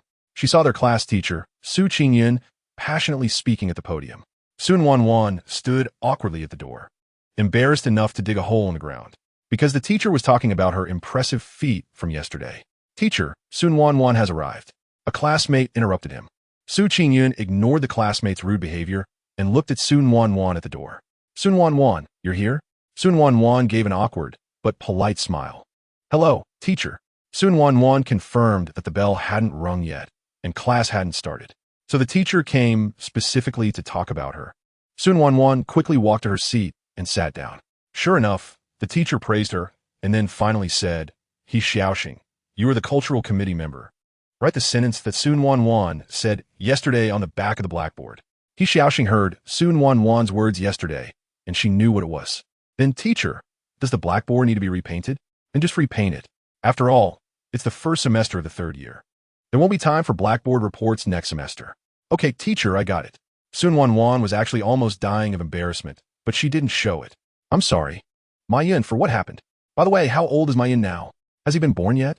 Thinking of the discussions among classmates on the way here, she got an explanation here. Sigh. Su Nuannuan took her book out of her backpack and sighed. When will this embarrassing day come to an end? Unlike Su Nuannuan, after finishing, teacher Su Qingyun walked away lightly. The first class wasn't his, and class was about to start. Before leaving, he even smiled at Su Nuannuan, as if encouraging her to keep it up. Su Nuannuan. There was no time to think more. As the class teacher arrived, Su Nuannuan opened her textbook and saw the teacher specifically looking at her. Su Nuannuan. She sighed. Do people in this era have no entertainment programs? They really don't. Class time passed very quickly. Su Nuannuan even got a little distracted. Attendance. Congratulations, host. You have received 10 yuan and 5 feet of cloth. When did the system become so generous? Old Lady Su's daily allowance for her cafeteria money doesn't count. Adding the money old Lady Su gave her when she bought pork last time, it was just over 11 yuan. The system was so generous this time and gave her 10 yuan. She just wanted to shout, System Daddy, love me again. Once that 10 yuan and 5 feet of cloth were put into the system backpack, Su Nuannuan took a look. Noodles, toilet paper, rice, eggs, bicycle tickets, 10 yuan, and cloth tickets occupied a total of 7 slots. Thinking about what she told her younger brother yesterday, she forgot to give him the bicycle ticket. She would go get it for him after school. Su Nuannuan thought, since mother had already decided to send Xiao Hong and them to school, why not cut some cloth to make them each a new backpack? A foot of cloth is about 33 inches long, and 3 feet of cloth is just over a meter. Su Nuannuan had never made a backpack, but 1 meter of cloth should be able to make 3, right? Soon, I will go to the supply and marketing cooperative to buy 3 feet of floral cloth and 2 feet of deep blue cloth. As Su Nuannuan thought of this, she quickly noticed her deskmate Li Xiangya's hint. Deskmate, the teacher has called on you to answer a question. Su Nuannuan suddenly stood up. Su Nuannuan, I wonder what you're thinking? So engrossed. The teacher has called your name several times, and you didn't respond. Su Nuannuan felt even more embarrassed. She used to be a good student, the teacher's pet, and had never experienced this before. Oh my, she thought to herself. She is already in her 20s, yet still called upon by the teacher. Hurry up and come and solve this problem for me. Su Nuannuan took a look at the problem on the blackboard and breathed a sigh of relief. Fortunately, she could do it. This class was math, and math problems were her forte. She walked up to the podium, picked up the chalk, and started solving the problem. The students below continued to work on their own, as the math teacher instructed. The math teacher had heard from his colleagues about Su Nuannuan's situation. Although her grades weren't very good, he still had a good impression of her for being able to say such things. However, he didn't expect that Su Nuannuan would become a bit distracted after showing some progress in his class. He also looked at the homework she returned, and it was all correct. It was simply unbelievable. This knowledge point was just taught today, and he was sure of it. So, there could only be one reason. Su Nuannuan had prepared in advance. Thinking of this, the math teacher felt even happier. The fact that Su Nuannuan liked math indicated that, aside from her own interest, it showed that he was teaching well. The math teacher smiled even more kindly at Su Nuannuan. Su Nuannuan shivered at the math teacher's smile. Can you imagine an old man trying hard to look kind? Anyway, Su Nuannuan couldn't stand it. Before the class ended, the math teacher finished tidying up his lesson plan and told the students below, "Classmates, you should learn from Su Nuannuan. She has prepared in advance for the upcoming content." The students in Class 8 of Year 3. Is it that hasty? Just now, they were told not to learn from Su Nuannuan, and now they're being told to learn from her. So should they listen or not? Li Xiangya didn't care what the other students thought. Deskmate, you're amazing. Even a math teacher praised you. Su Nuannuan patted her hand holding the pen. You can have it too. Li Xiangya shook her head. Not me. My deskmate is more impressive. Chapter 17. Journey to the Supply and Marketing Cooperative After School. Su Nuannuan planned to first deliver the tickets to her brother. She watched Li Xiangya's back as she went home and said to the gatekeeper, Grandpa Lu, "When my brother comes to pick me up later, please let him wait for me here." The gatekeeper often saw Su Nuannuan's brothers can pick her up, rain or shine, for 2.5 years now. Although he didn't know their names, he still remembered their faces. So he readily agreed, "Sure, be careful." "Thank you, Grandpa Lu, I appreciate it." Grandpa Lu didn't expect Su Nuannuan to be so polite. Although she had been at the school for 2 years, they had never interacted. So he waved his hand, indicating it was nothing. Su Nuannuan knew where her brother worked, and when she arrived at the entrance of the clothing factory, she asked the gatekeeper to call for Su Yuqing. The gatekeeper looked at her. She was a 14 or 15-year-old girl, not someone who seemed to be causing trouble. He quickly agreed. "Su Yuqing, someone is looking for you at the entrance." When Su Yuqing heard a colleague say that someone was waiting for him at the entrance, he was puzzled. He rubbed his hands together, as if dusting off non-existent dirt, and thought, "Who would come looking for me? I haven't offended anyone in town, have I?" When he reached the entrance and saw his little sister, he understood. It must be about the bicycle ticket. He had forgotten about it in the rush that morning. Little sister. Su Nuannuan pulled Su Yuqing to the tree not far from the gatehouse and handed him the bicycle ticket. Just as expected, it was about the bicycle. "Brother, we agreed on this yesterday. Don't forget." Su Yuqing smiled helplessly. All right, I won't forget." "Okay, I'm heading back. My brother is still waiting for me at the school gate." "Hurry back, be careful on the way." Su Nuannuan waved her hand, indicating she understood. Holding the bicycle ticket in his hand, Su Yuqing went back to work. Passing by the gatehouse, he remembered that a while ago, colleagues mentioned that the gatekeeper's son was getting married and wanted to buy a bicycle but didn't have a ticket. A thought flashed through his mind, and he came up with an idea. Seeing the gatekeeper's curious gaze, Su Yuqing put on a worried expression. The gatekeeper became more curious and asked, "What's wrong? Su Iskid, why you look so troubled?" Su Yuqing's heart was filled with joy. However, he said, "My mom asked me to buy a bicycle, and she gave me a bicycle ticket, but I've only been working for a short time. Where do I have that much money? If you ask me, it would be better to exchange the ticket with someone else." "Sorry, Mom. I hope you won't blame me when you find out." In these times, exchanges are usually for selling, but private trades are speculative and not advisable. The gatekeeper, hearing this, started to calculate in his mind. But since he was at work, he didn't dare to be too blatant. He could only comfort him. Just talk to your mom. She will understand. What mother doesn't care about her child? Seeing that he understood, Su Yuqing was not in a hurry. All right, I'm going to work now. Hurry up. When Su Nuannuan arrived at the school gate, Su Dego was already waiting there. After greeting Grandpa Lu, Su Nuannuan sat on the back seat and said to Su Dego, brother, let's go to the supply and marketing cooperative first. Su Dego, a big man, felt a bit embarrassed. He pursed his lips and said timidly, little sister, I don't have any money. He had been working in the fields at home for years, and his shares at the end of the year wouldn't be worth much. Moreover, the money from the production team was in Grandma Su's hands. Unlike before, he couldn't go to the city to work. It was also hard to find temporary work at this time. Everything was a matter of one spit and one nail. Su Nuannuan could tell from Su brother's expression that he misunderstood. It's okay, brother, I have it. This made Su Nuannuan feel a bit bittersweet. Su brother was already a father of two, with the oldest being 10 and the youngest only 3, yet he didn't even have any money on him.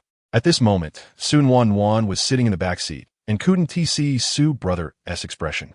She didn't know what Su brother was thinking. In Grandma Su's eyes, he was less favored than her little sister. What could Su brother think? Hearing that he didn't have to pay, he felt relieved. He really didn't have any money. When they arrived at the supply and marketing cooperative, it was afternoon and almost time for dinner. There were no other customers in the cooperative besides the sales clerks. Su Nuannuan asked Su brother to wait outside. She entered the cooperative and looked around, but didn't see the peddler she had encountered in the village last time. She didn't think much of it. When she entered, the sales clerks were chatting idly. Su Nuannuan walked up to the counter. Give me 5 feet of fabric, 3 feet of floral, and 2 feet of deep blue. The youngest sales clerk came over quickly and got her the fabric. At 80 cents per foot, 5 feet of fabric without a ticket cost 4 yuan. Plus 5 feet of fabric tickets cost 2 yuan. 5 feet of fabric surprisingly cost 4 yuan.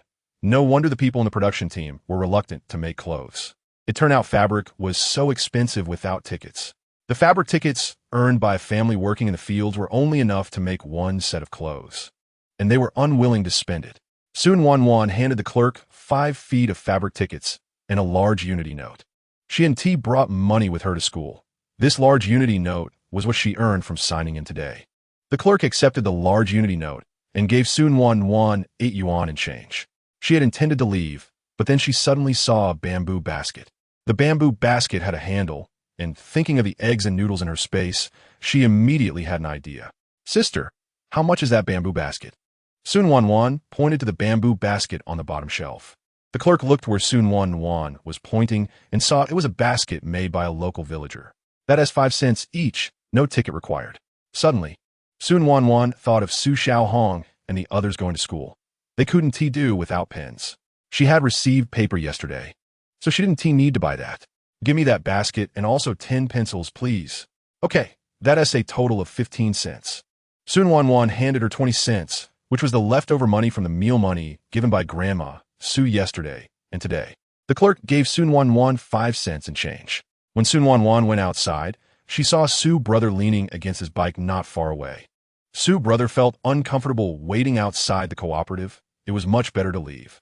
Su Nuannuan walked over, and, taking advantage of the fact that no one was around, she used the 5 feet of fabric to cover the basket and stuffed in 3 pounds of noodles and 40 eggs. Fortunately, people in this era were very honest, and the baskets made were big and useful. When Su brother saw his little sister had bought so much, he planned to help her carry it. Su Nuannuan turned sideways to refuse. Brother, I'll carry it. You still have to ride your bike. Su brother thought for a moment. Since he had a ride, it would indeed be inconvenient to carry things, so he didn't insist on helping Su Nuannuan carry it. Su Nuannuan carried a basket full of items and sat in the back seat. Sign in. Congratulations, host. You have received 5 pounds of brown sugar. Su Nuannuan's eyes lit up. Brown sugar, that is a good thing. It's great for making drinks for beauty and health, helps warm the wound during menstruation, and is also nice to bring along when visiting relatives. It's impressive. It's a win-win. Changing places. Sign in. Congratulations, host. You have received 20 eggs. Su Nuannuan. More eggs? Did she use up all her luck today with that large unity note? While Su brother was focused on the road ahead, Su Nuannuan secretly stuffed the eggs into the basket. Now the basket was packed to the brim. Chapter 18. Eating noodles with eggs when Su Nuannuan got home. The younger members of the Su family saw her carrying things and immediately surrounded her. Su brother hadn't even stopped his bike yet. Seeing these little rascals being so disobedient, what if they got hurt? He urged them in a gruff voice, go, go, go, move aside, wait until I stop before talking. In their hearts, Su brother, uncle, still held a lot of authority, and upon hearing this, they all dispersed. Su brother parked his bike and went back to the fields. Su Nuannuan got off the bike, feeling helpless. Didn't they all fear her? Why did they gather around so quickly? Su Nuannuan didn't know that children are sensitive to good and evil. They know who is good to them. Su Nuannuan put the items in the main room, and none of the younger Su family members dared to rummage through them. Grandma, Su would really hit them. Seeing that Su Nuannuan had put things down, they all came out. The younger Su family members were extremely disappointed, exchanging glances with each other. It seemed there would be no candy today. Seeing this made Su Nuannuan laugh a little. She quickly went to her room and got a handful of big white rabbit milk candies she had received from signing in and handed them to them. Watching as they divided them up, one for each. She didn't really like big white rabbit milk candy. She would just give those to her mother at night. But Grandma Su would definitely be reluctant to eat them. So she decided to let Grandma Su keep her share with her father and distribute the rest to a few sisters-in-law. Having made up her mind, Su Nuannuan was ready to do her homework. Since she had gone to where Su shall go work today, and also to the cooperative, she returned much later than usual. As Su Nuannuan was about to enter her room, Su San saw Wang Jiahui came back to cook. Thinking about the noodles and eggs she had brought back, if Grandma Su kept them, she might end up being the only one eating them. 60 eggs would take a long time for her to eat alone. She simply walked to the kitchen and said to Su San Saw, who was starting the fire, sister-in-law, "Let us have noodles with eggs tonight." Su San Saw was puzzled. Did Grandma buy a lot of noodles? She glanced at her fair and tender sister-in-law. Would the whole family eat noodles? Even landowners wouldn't do that. Su Nuannuan took her sister-in-law to the main room, first took out the pins and fabric, and handed the basket to Su San Saw. Su Nuannuan was afraid Su San Saw would be reluctant, so she instructed her sister-in-law, let everyone have 2 eggs each. Okay. Su San Saw was shocked. Was today a good day? But 2 eggs each? She hadn't eaten eggs in a long time. She swallowed, thinking that she would have her share too. Their family could only raise 2 chickens, and, generally, the eggs were for the children to nourish their bodies. But their family's eggs were different. They were for the little sister-in-law in front of her. Thinking this way, Su San Saw glanced at her sister-in-law with resentment. Su San Saw's gaze was very subtle. Anyway, Su Nuannuan didn't catch it. Let us just fry one for Xiao Bao and Xiao Chao. Su San Saw nodded. After all, they were still young and wouldn't eat much in one meal. They didn't count Su Si Jia, a baby a few months old. What eggs would they eat? Xiao Hang, go call your grandparents to eat. Su San Saw was calling her son. It was fine for her aunt to call her nephew from the next room, but she always felt it was inappropriate. Mom, didn't you just start the fire? Su Hang Chung was puzzled. Wasn't the meal not ready yet? Why call Grandma and Grandpa back to eat? Is it the northwest wind? Fortunately, he didn't say anything else. Otherwise, his mother, Wang Jiahui, would definitely want to give him a lesson. Why talk so much? Just go when I tell you to. Su San Saw shot a glare at Su Hang Chung. If you don't call early, what if the noodles get mushy later? Seeing his mother's expression, Su Hang Chung shouted a loud okay and ran off in a flash. Only Sister Su San was left behind, shouting to slow down. Slow down and don't fall. Got it. Sister Su San felt a bit embarrassed. This child. Su Nuannuan kindly said, "It's better for kids to be tougher." Sister Su San nodded in agreement. Then, sister, I'm going to do my homework now. Go ahead, we'll eat later. Okay, by the way, sister, is 3 gene of noodles enough? Su Nuannuan was afraid that their family had too many people, and 3 gene of noodles wouldn't be enough. Sister Su San quickly nodded. It's enough, completely enough. That's good. Sister Su San carried the basket to the kitchen. She first put several handfuls of dry firewood in the stove, lit it, and then poured in a little oil. When the oil was hot, she quickly cracked in the eggs. She had been working in the kitchen for many years, and every move was very skilled. With a gentle flip of the spatula, a beautiful fried egg was formed. In the field, Su Hang Chung had just called everyone to eat. Old Lady Su felt increasingly uneasy. How long has the 3rd daughter-in-law been back? This unfortunate child wouldn't be trying to play tricks on them, would she? Old Lady Su didn't ask Su Hang Chung. She was determined that if the 3rd family's child tried to play tricks on them, she would let him taste the flavor of stir-fried bamboo shoots with meat. Seeing Su Hang-chung was about to leave first, old lady Su stopped him. Xiao Hang, let us go back together. Su Hang-chung originally planned to go back and see what his mother was cooking today, but unexpectedly his grandmother called him, and he could only stop. Old lady Su called everyone to take their tools and go home. Let us go. Time for dinner. On the way, old lady Su asked Su Hang-chung, Xiao Hang, what did your mother cook? Su Hang-chung hadn't seen his mother cooking at all, so he could only honestly say, Grandma, I don't know. Old lady Su had basically concluded that Su Hang-chung was playing tricks on them, and she gave him a meaningful glance. Just wait for me later. I'll come and teach you a lesson, old lady Su thought silently. Finally, they arrived home, and at the door, old lady Su smelled the aroma, and her face darkened. She knew she had misunderstood Su Hang-chung, and fortunately, she hadn't said it out loud. Otherwise, where would she put her face as the head of the family? Smelling this aroma, old lady Su's face turned black. She wanted to see what the third daughter-in-law had secretly cooked behind her back. Fortunately, her family was a bit away from others. Otherwise, what would happen if others smelled it? Old lady Su quickly walked into the kitchen, and Sister Su-san was throwing noodles into the pot. She asked in a deep voice, where did you get the noodles? Old lady Su knew that with the third family's guts, they wouldn't dare to secretly take her things, and besides, all her good stuff was locked up. Without a key, the third family couldn't get anything. Seeing her mother-in-law, Sister Su-san felt a bit flustered, but thinking of what this little sister-in-law had asked her to do, she calmed down. It's what the little sister-in-law asked me to do. Hearing this, old lady Su knew her precious daughter had used her money to subsidize them again. She sighed inwardly. Nuan Bao, so filial and sensible. After Sister Su-san finished throwing in the noodles, she poured the fried eggs from the big bowl beside her into the pot.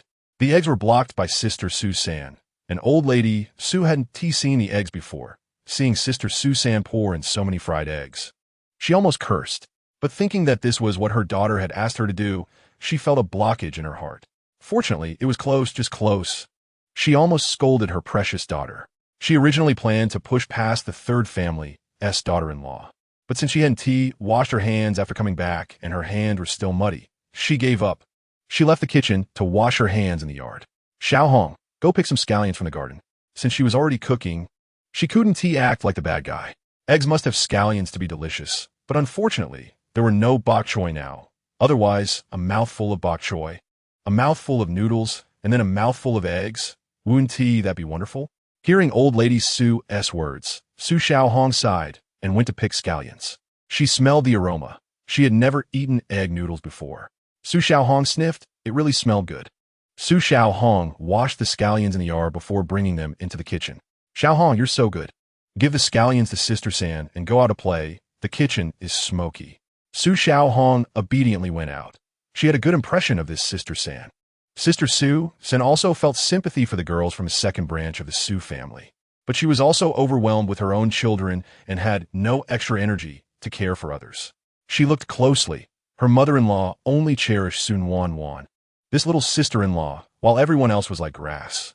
She didn't care whether the second branch had sons or not.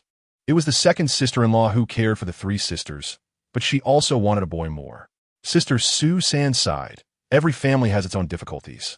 Today, apart from Su Xiaobao and Su Xiaoqiao, everyone had 2 eggs in their bowls. Not to mention the children. Even the 4 brothers of the Su family ate with satisfied faces. Su Xiaogo was still at work. He wouldn't be back until his holiday. Old lady Su didn't want to see this table full of troublesome things. The fixed custom of eating together every day made the younger generation of the Su family no longer mention how to be filial to Su Nuannuan, the old aunt. She felt heartbroken. These egg noodles were all from her precious daughter. She really hoped to eat eggs every day. The youngest, Su Xiaoqiao, expressed everyone's thoughts, and everyone nodded in their hearts. With this kind of expectation in their hearts, they looked eagerly at old lady Su. Old lady Su rolled her eyes. I see you're thinking about eating. If there are any, they're for my precious daughter. You can go eat shit. What's wrong? Can't live anymore? Everyone was extremely disappointed.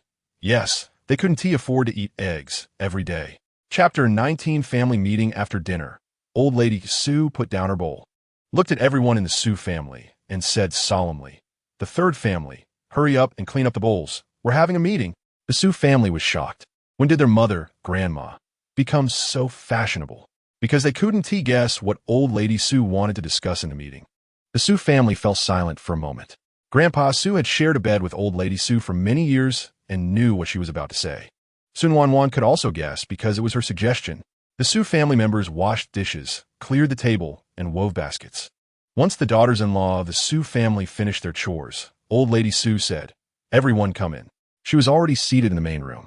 Su Nuannuan also sat up straight beside her. This kind of occasion should still be left to old lady Su. After everyone from the Su family was seated, old lady Su didn't speak, but scanned them with sharp eyes. Grandpa Su sat beside her, smoking his pipe. He enjoyed this habit, occasionally puffing out smoke. The atmosphere was very quiet, and the Su family members felt a little uneasy for a moment. They didn't know what their mother wanted to say or why she wanted to hold a meeting. Just as they were fidgeting, old lady Su spoke. "Tomorrow I'll go sign up Xiaohong and Xiaohua for school." "Really?" The one who said this was Su Xiaohua. She thought she had no hope of going to school, but unexpectedly, Grandma suddenly mentioned letting her and her sister go to school. Thinking about going to school with Ching Song and the others, she couldn't suppress her smile. Old lady Su didn't expect the first to respond would be her. She glared at Su Xiaohong fiercely. This granddaughter she really didn't like. She had been indifferent before since she wasn't her daughter. But last time she almost caused her daughter not to wake up. As soon as she thought of what her daughter had said, she suppressed the urge to explode in anger. "Su Nuannuan, what did I say?" Su Ersaw noticed that her mother-in-law's expression was off and tugged at her daughter's clothing, signaling her to be quiet. Su Xiaohua was also covering her mouth, looking very pleased. Su Xiaohong quieted down following her mother-esque gesture. She was genuinely very happy. Seeing Su Xiaohong calm down, Su old lady's expression improved a bit. Mother considered for a moment and decided to send the girls and the family to school. Su Erga really felt that studying was useless. "Mother, no need, just let them work at home." Su Xiaohong looked at her father in disbelief. Didn't he know how much she wanted to study? Why wasn't he helping her? Su old lady silently scolded, "This fool." She could tell that Su Lao Air thought that way. To put it bluntly, even if Su Lao Air farted, she would know if it smelled good or bad. "Shut up." Su old lady first told him to close his mouth to prevent Su Lao Air from saying something she didn't want to hear. What if he really convinced her, and then she regretted it? No, for the sake of her eldest daughter, she couldn't regret it. But studying really costs a lot of money. Su Lao Air silently closed his mouth. "People really should study more," Su old lady said decisively. The Su family was shocked. Their old mother, Nanny, actually had such awareness. It really was a strange thing, like hot chestnuts exploding from cold ash. Su Lao Pei glanced at Su old lady, not knowing what kind of trick his old wife was playing. Su old lady didn't think that the Su family members thought of her this way. She was a bit pleased with herself, feeling like the captain giving a speech on stage, with an aura of at least 1.80 meters. She steadied herself and continued, "Although I'll let you go to school, you still have to do your chores every day, understand?" Su old lady directed this at Su Xiaohong and her sisters. She allowed them to go to school, but that didn't mean they wouldn't do housework. Su Xiaohong held Su Xiaohua's hand and nodded vigorously. As long as they could go to school, they could do anything. Su Ersaw looked very happy. She also hoped her daughter could gain knowledge. Su Lauda and Su Lao Si had no particular thoughts. After all, Su Lauda had 2 sons, and Su Lao Si's eldest daughter was still young. However, Su Lao San's wife hesitated. She also wanted Su old lady to pay for her daughter Su Dan Rue to go to school instead of her maternal family. She didn't want to go back and have her maternal family's sister-in-law say unpleasant things indirectly. But she was also afraid of Su old lady. However, if the 2 daughters of the second branch could get money from the public, why couldn't her daughter? After weighing it over and over, she finally spoke up, "Then mother, my Dan, isn't she studying already?" Su old lady was extremely impatient and interrupted her. Su Sansaw smiled ingratiatingly. It's different when mother pays and when others pay. Su Sansaw was anxious and glanced at Su Lao San beside her, who comfortingly patted her hand. "What's the difference?" Su old lady was about to speak when Su Nuannuan tugged at her clothing hem and whispered in her ear. Su old lady suddenly realized that she didn't want her granddaughter to marry off in the future, with her in-laws pointing fingers, making things difficult for her. Su Nuannuan knew that Su old lady misunderstood, and she went along with it, letting her think she was truly doing it for her niece's dowries. However, she also didn't expect Su old lady to be so supportive, actually wanting to repay all the money from the third brothers-in-laws. "All right, I'll also cover Dan's tuition. I'll give you the money for the first 2 years. You take it to give to your father-in-law." Su Sansa was overjoyed. She didn't expect such a pleasant surprise. When she took the money back to her father, what would the big sister-in-law have to say? Su old lady went back to her room and took out 5 yuan. Su Danrui was in the 2nd grade now. The money for the first 2 years, including preschool, was all paid by Su Danrui's maternal grandfather. Su old lady handed the money to Su Sansa and instructed, "Make sure to give it to him. Otherwise, I don't want to hear any unpleasant words in the future." The unspoken words were clear. Su Sansa understood how her mother regarded her. Su Sansa took the money, promising to definitely give it to her father. Su old lady nodded in satisfaction. She still understood the 3rd branch, but she had to say more, or she wouldn't feel comfortable. Su old lady warned them, including the boys studying. "You must study well. If your grades are poor at the end of the term, you'll all come back and work the field for me." Su Qing Song scratched his head. It seemed he had to take studying seriously from now on. He was 10 years old and had also helped out during busy farming seasons. Farming was too hard. He didn't want to do it. The younger generation of the Su family chorused, "We understand." Seeing this, Su Nuannuan took out a pen and notebook, as well as some fabric, and first divided the notebook and pen among them. She gave the fabric to Su old lady, asking her to make a book bag for each of the younger generation studying in the Su family. Before the younger generation of the Su family could joyfully anticipate their new book bags, Su old lady refused. She had seen the fabric. It was floral and blue, looking nice, and she planned to make 2 sets of clothes for her precious daughter. Nuanbao, forget it. I'll make you 2 outfits. Su Nuannuan originally intended to make book bags for her nephews and nieces. How could she make clothes for herself? Su Nuannuan felt a bit guilty. She had only thought about buying fabric for her nephews and nieces' book bags, forgetting that Su old lady and her husband hadn't made new clothes in many years. Next time, she would get some fabric to make 2 outfits for the elderly couple. She decided to make them book bags. How could one go to school without a new book bag? Seeing that Su Nuannuan was very firm, Su old lady finally agreed. All right. I'll make new book bags for those little devils." The younger generation of the Su family cheered. "Yay, we have new book bags. Anne is so nice. Anne is so nice. We will be good and filial to Anne from now on." Finally, Su old lady concluded. "All right, today's meeting is a complete success." The Su family members. Su old lady glared. "What? Clap your hands." Applause erupted. Only then was Su old lady satisfied. Su Nuannuan. Chapter 20. Su old lady wants to split the family up. After the meeting ended, Su Nuannuan went to wash up and then returned to her room to do her homework. It was already dark, and she lit the oil lamp. She couldn't avoid doing her homework. She hadn't done it yet. Just as Su Nuannuan was writing frantically in Su old lady's room, Su old lady rummaged through the cabinet, under the bed, and all her hidden money spots, pulling out money. After counting the money in her hands, she felt pain. How much money would need to be spent this year? Su old lady thought about the money that would go out, feeling uneasy. "Old man, how about we split the family?"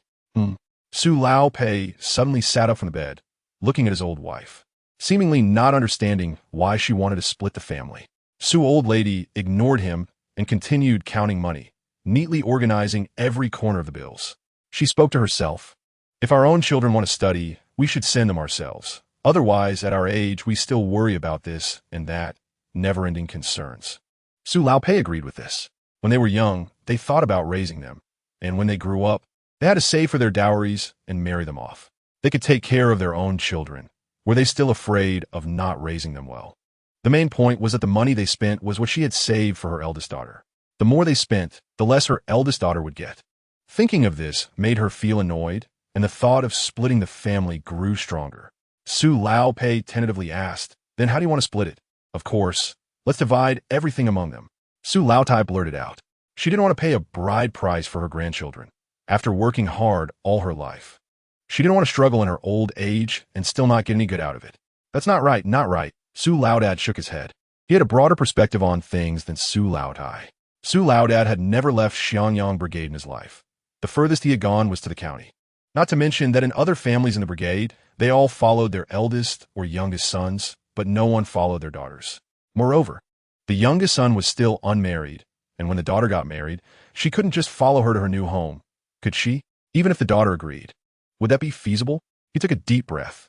The youngest son hasn't married yet, so he should follow us first. The more Su Laodai thought about it, the more she felt it was acceptable. However, Su Laodad still refused, saying it was still not right and that they would discuss it later. Su Laotai was very disappointed. But while she could make decisions about minor matters in the Su family, she couldn't decide on something as significant as dividing the family. Seeing that Su Laodad had refused, she stopped counting the money and felt uneasy all over. She slammed the money on the table and stormed out, not wanting to see the old man's face. She wanted to go check on her daughter. When she saw Su Nuannuan was still awake, Su Laotai knocked on the door. Nuannuan, can I come in? The door isn't locked. Come in. Su Laotai opened the door and closed it behind her.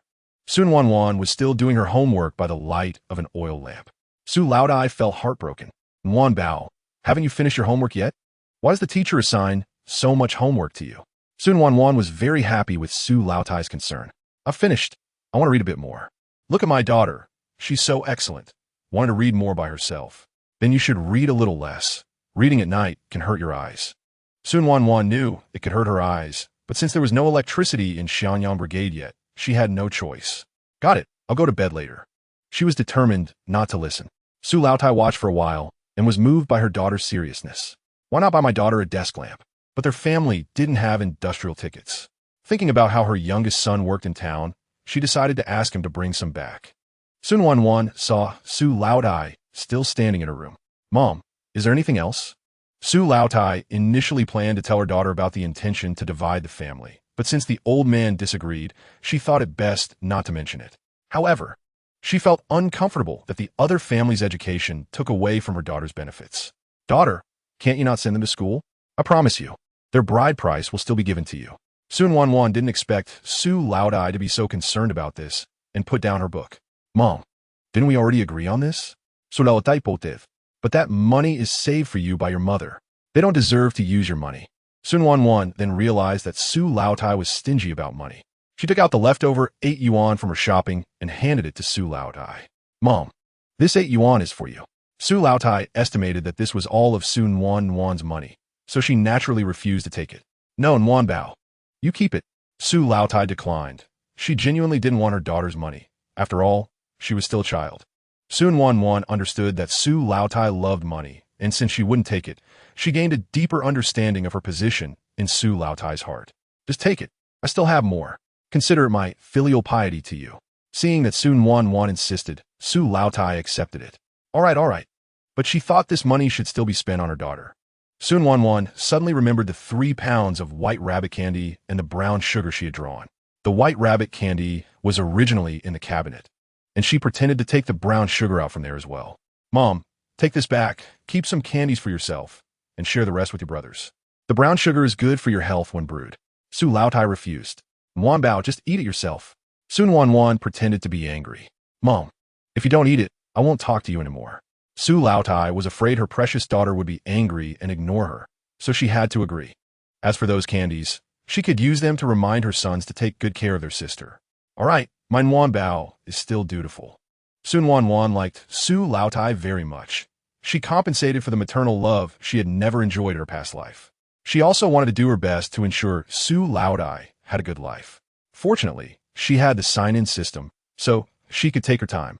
When Su Laotai returned to her room, Su Nuannuan smiled. Mom is also a very interesting person. Su Laotai smiled as she hugged her things and returned to her room.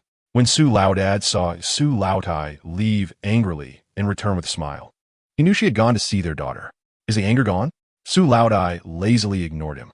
She put the things in the cabinet and locked it, planning to distribute the candies to her sons tomorrow and then hide the money in several places. She blew out the oil lamp and got onto the con.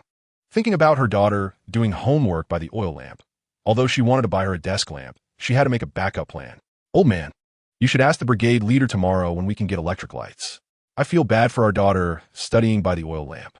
Su Laodat, who also cared for his daughter, replied, I'll ask tomorrow. The Fengjia brigade already has electricity, so it's about time for us. That's good. We can't let our daughter's eyes get strained. Su Laodat also thought that made sense. I'll urge the brigade leader to go to the commune tomorrow. Su Laotai was satisfied and said, let's sleep. It was a quiet night. Chapter 21. Su Laotai's awakening the next day. After Su Nuannuan had breakfast, she was heading to school.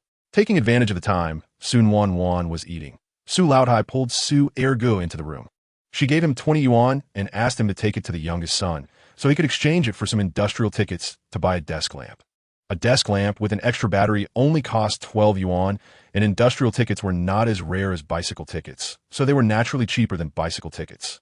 Make sure the youngest brings the desk lamp back this Sunday, okay? If he can't even handle this little thing, then he shouldn't come back. Su Ergu accepted the money and nodded, but he felt 12 points of sympathy for his younger brother. Poor fifth brother. Su Laotai wasn't just talking. Her youngest son should be able to manage to work in town and buy a desk lamp without too much trouble. Su Yuqing could definitely do it. It would just be a bit of hassle. Su Ergu took Su Nuannuan to school. After Su Nuannuan got off the bicycle, he turned back to the clothing factory.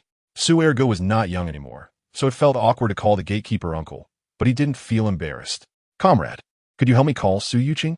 The gatekeeper peeked out and saw that he and Su Yuqing resembled each other somewhat, so he knew they were either relatives or family. Wait a moment. Thank you, comrade. Oh, it's no trouble.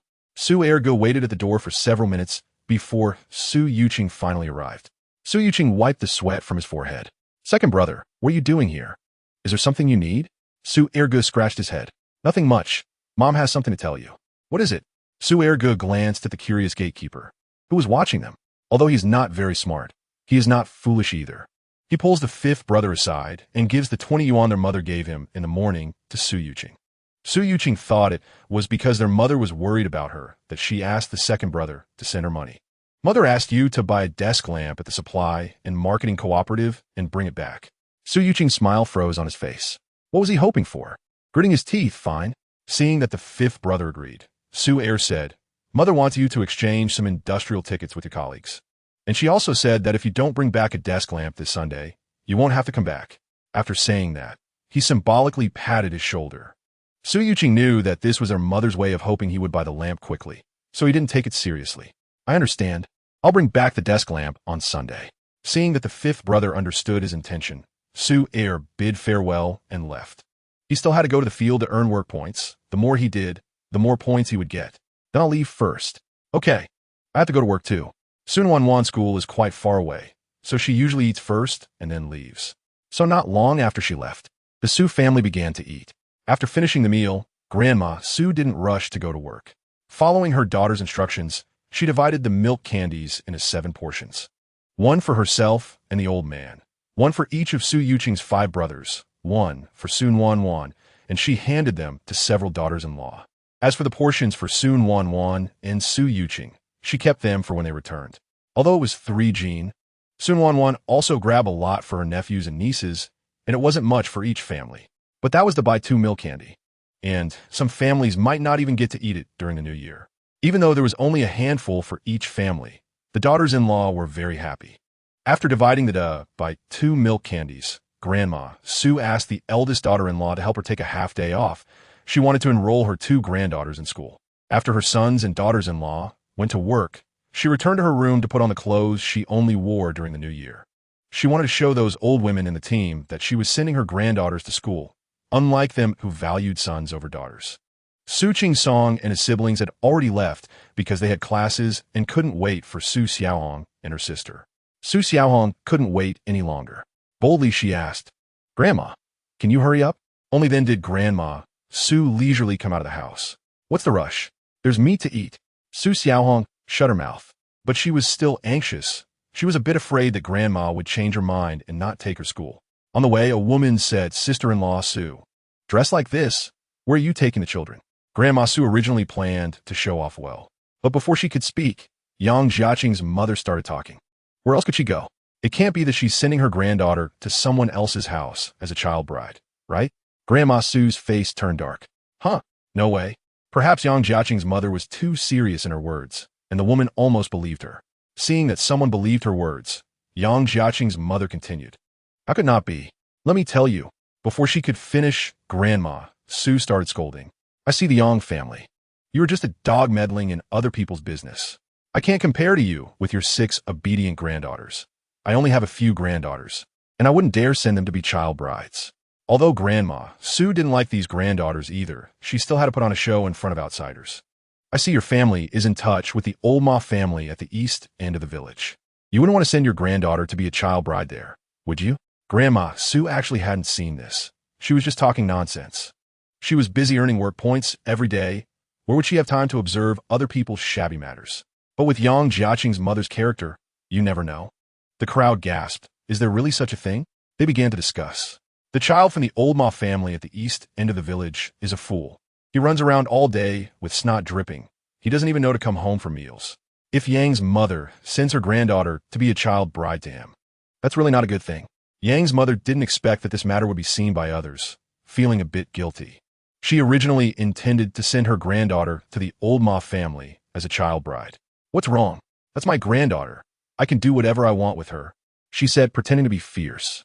Seeing her like this, everyone felt she was really hopeless. Those girls from the Yang family are really pitiful to have such a grandmother. A young daughter-in-law said. Who says otherwise? Another person echoed. Grandma Su didn't expect there to really be such a thing and smiled. Getting angry with such a person is really lowering oneself. Although she also planned to take her granddaughters out to exchange for a betrothal gift. She never thought of marrying them off to a fool. Getting angry with the old Yang family was truly foolish. The daughter-in-law of the team leader, Zhao Yulan, interrupted this farce. She shared the same surname as Zhao Meijia and could be considered her great-aunt by generation. Sister-in-law Su, where are you actually going? Oh, I'm taking my granddaughter to school. Grandma Su found an opportunity to show off. What? Sister-in-law Su is actually taking her granddaughter to school? Isn't that foolish? Granddaughters will be from other families in the future. Why take them to school? Grandma Su actually thought so too. But she just wanted to be different from those superficial people in the team. She sneered, what do you know? The leaders have said that women can hold up half the sky. I'm taking my granddaughter to school. That's responding to the leader's call. After saying that, she took Su Xiaohong and her sister away. The people in the production team gasped. This sister-in-law from a Su family is quite remarkable, with such high ideological awareness. Who is that? Meng Ruqing asked the production team leader beside him. He is a leader from the commune. They have too few students enrolling in the commune, and he has been criticized by the county leaders for this. He has been worried to the point of turning gray, but these days, it's hard to even get enough to eat, let alone send children to school. There was no other way. He could only try to persuade the production team leader to encourage the team members to send their children to school. After walking for a while in the Xianyang production team, he heard Grandma Su's words. If the people in the team could have her level of ideological awareness, would he still be criticized by the county leaders? Xianyang production team's leader Yang Jigang was also very happy. Grandma Su's words just now really gave their team leader face. Usually it wasn't apparent, but Grandma Su's ideological awareness was quite high. That's Meng Meiyun, the wife of Su Guoqiang, he answered honestly. Meng Ruqing didn't know Su Guoqiang, but he was surprised that Grandma Su shared the same surname. Oh, you're from the same surname? We were family 300 years ago. No wonder there's such awareness. Yang Jigang knew they actually had no relation and found it hard to reply, so he could only laugh awkwardly. Next time your team reports the 5 good families, just report theirs. After saying that, he walked away happily. With such a family in Xianyang production team, he felt he didn't need to persuade them anymore. Yang Jigang had no objections to this. It seemed the Su family was about to rise up, and he needed to build a good relationship. Grandma Su didn't expect this to happen. She finished enrolling Su Xiaohong and her sister and left. She still needed to go back to earn work points. Earning work points was more important. Chapter 22. System changes. Exam Su Nuannuan also didn't expect such a coincidence to happen. At this moment, she was sitting in the classroom attending class. Taking advantage of the break, she signed in. Congratulations, host. You have received a bottle of 5 pounds of rapeseed oil, a set of exam papers, and 4 pounds of pork ribs. Such a lucky day to get 3 items. Su Nuannuan was very happy. Pork ribs. It has been almost a week since she last had them, and it felt like a long time. Ding. The system detected that the host is currently in the 3rd year of junior high and has changed the sign-in frequency from 3 times a day to once a day, hoping the host will study hard and make progress every day. Su Nuannuan was still delighted with her good luck when she heard this, and her smile froze on her face. She thought she had hit the jackpot, but it's okay. Sometimes she almost forgot to sign in. Getting it done once is fine. But with several brothers coming to pick her up and drop her off at school every day, it wasn't very convenient to take out things. She needed to think of a way. At this moment, her desk mate, Li Wenya, poked Su Nuannuan's arm with her finger and pointed out the window with her other hand. Desk mate, look. Huh? Su Nuannuan was confused. What were we looking at? Following Li Wenya's finger, she saw a handsome guy. The man's skin was as beautiful as the cherry blossoms in the courtyard. His eyes were like black onyx, and his black hair had a silky sheen. Although his shirt was somewhat worn, It still gave off a princely aura when worn by him. He looked about 15 or 16 years old, but he stood out among his peers, nearly reaching 8 meters tall. It was Liangchen, the heartthrob of the town's junior high school. Deskmate, do you still like him? What? She could understand each word separately, but combined, she didn't get it. The original owner still had a crush on Liangchen, reflecting on the original owner's memories. She realized that the original owner indeed had a crush on him. City folks really know how to play, but wait, the original owner wasn't a city person either. Not just the original owner. Many girls in the town's junior high liked him. Girls at this age were generally quite precocious. Liangchen was the top student in Class 1, not only handsome, but also a city person. The original owner dreamed of becoming a city person.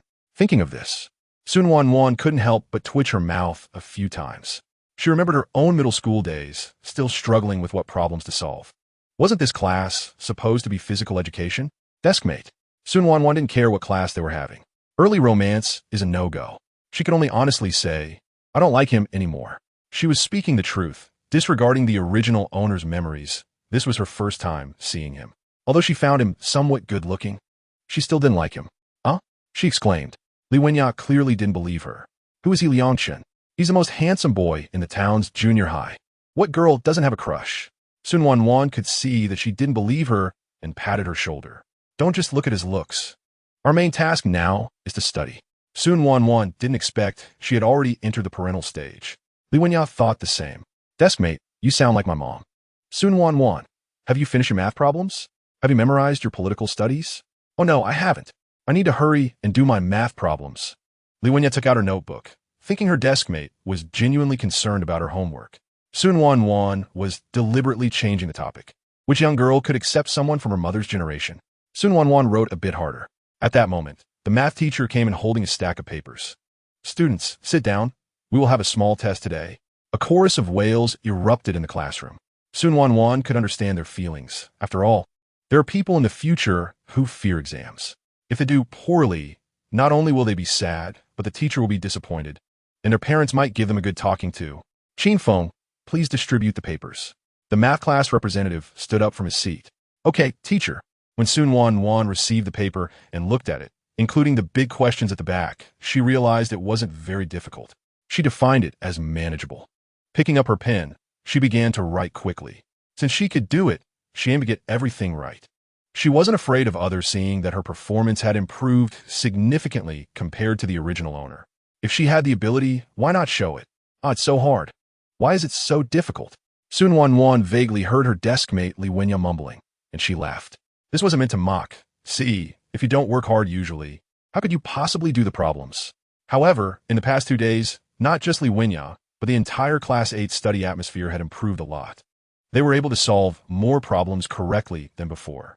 Whether it was the original owner or Su Nuannuan, Liwenya could be considered one of their few friends. Should she help her out? Su Nuannuan thought to herself.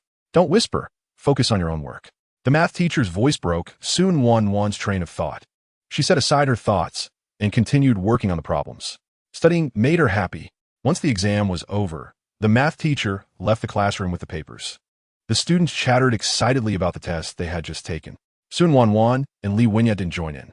Su Nuannuan simply felt that since the exam was over, there was no point in discussing it now. Moreover, she was confident about the math paper. Liwenya sat inside, and to go in and out, she had to pass Su Nuannuan's desk. At that moment, she was resting her head on the desk, gently bumping her head against it. Su Nuannuan couldn't stand her like that. She comforted her. All right, let me teach you how to do math problems, okay? To be honest, Su Nuannuan herself didn't believe this statement. This was her first exam since she came here, and the original owner and Liwenya had similar grades. Was there even a question of who teaching whom? She could only silently change her words. You can copy my notes. Liwenya immediately lifted her head to look at her. Really? She had seen her deskmate's notes over the past few days. They were neat and detailed, and the teacher had praised her for a good note-taking. Surprised by how quickly she lifted her head, Su Nuannuan silently nodded. Really? Liwenya was then delighted and reached out to hug her kind-hearted deskmate. Thank you, deskmate. You're so nice. Su Nuannuan remained silent. No need to thank me. At that moment, Tian Wanli, who was sitting behind, also leaned forward. Su Nuannuan, can I copy your notes? Su Nuannuan turned her head, sure. She felt it was no big deal. and she was more than happy to see this situation. Thank you. No need to thank me. Before she could finish her sentence, Su Nuannuan noticed other classmates staring at her as well. She silently changed her words. You can all copy. They were all happy and thanked Su Nuannuan one after another. In the past, Su Nuannuan had few close friends in class and didn't like to talk to them. She didn't expect her to be so helpful. Chapter 23. Su Old Lady Falls ill. The day's classes quickly came to an end. Su Nuannuan rode her bicycle home and was surprised to find Su Old Lady at home. Mom, why are you home? Aren't you supposed to be working at this hour? I'm fine, just feeling a bit unwell. Su Nuannuan then noticed that Su Old Lady's face was a bit pale. Without even putting down her backpack, she hurried over and grabbed Su Old Lady's hand. Mom, are you all right? Su Old Lady was pleased that Su Nuannuan cared about her, but also didn't want her to worry. I'm really fine. Su Nuannuan saw her pale face and didn't believe her. Have you seen a barefoot doctor? No. The barefoot doctor said he couldn't see anything and told me to go home and rest. The barefoot doctor in the village, Su Nuannuan, knew that he could treat colds and fevers, but nothing else. She turned to her equally worried brother, Su Ergo, and said, Ergo, go borrow an ox cart from the brigade, then go to the fields and call Big Brother. We need to take Mom to the hospital. Seeing Grandma, Su clutching her stomach and sweating profusely, Su Ergo was also very worried and agreed. Hearing that they were going to the hospital, Grandma Su was somewhat reluctant. In a farming family, who goes to the hospital? Mom is really fine. There's no need to go to the hospital. If they didn't go to the hospital, Su Nuannuan wouldn't feel at ease. Watching Su Ergo still not leave, Su Nuannuan became anxious. Ergo, hurry up. Su Ergo was not unconcerned about Grandma Su, but he knew that once this matter was brought up, Mom would definitely listen to his younger sister. So he quickly ran off.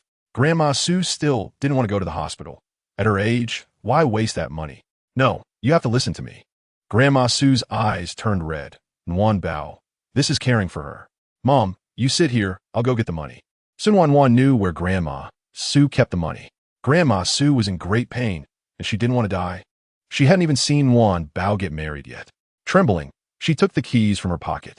Su Nuannuan understood Grandma Su's intention, took the keys, and ran to Grandma Su's room.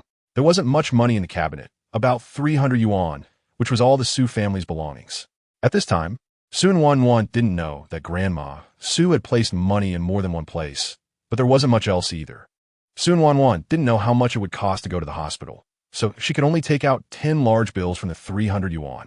She planned to see how it went, and if it wasn't enough, she would come back for more. She put the remaining money back, locked the cabinet, and left Grandma Su's room. Su Ergo still hadn't returned, so she could only wait anxiously. Meanwhile, Su Ergo first went to the fields to call Big Brother, asking him to take leave to borrow the ox cart. He needed to go get an introduction letter from the brigade leader. He hadn't forgotten that everyone out in the world had to get an introduction letter from the brigade leader. Hearing Su Ergo's words, the Su family was all very anxious. How did it get so serious that we have to go to the hospital? Especially Su Lao Dai. If he hadn't gone, he wouldn't be able to help, and he might even want to go along. Watching his eldest and youngest sons leave, he continued to work absent-mindedly. When the brigade leader saw Su family's second son coming for an introduction letter and heard the reason, he didn't say much more. After all, going to the hospital was a big deal. After issuing the introduction letter, watching Su family's second son leave in a hurry, and thinking about how Grandma Su had just been praised by the leaders today, he shook his head. This Grandma Su really was unfortunate. Hopefully, she would be fine. Su Nuannuan couldn't hold back her feelings and was just about to go out to find Ergo and the others when Su Degu and the others arrived. Su Nuannuan breathed a sigh of relief, watching his big brother and Ergo lifted Grandma Su onto the ox cart, and she sat on it too. Su Degu and Su Ergo didn't say anything. They had never been to a hospital before, and with their little sister who studied in town with them, they felt much more at ease.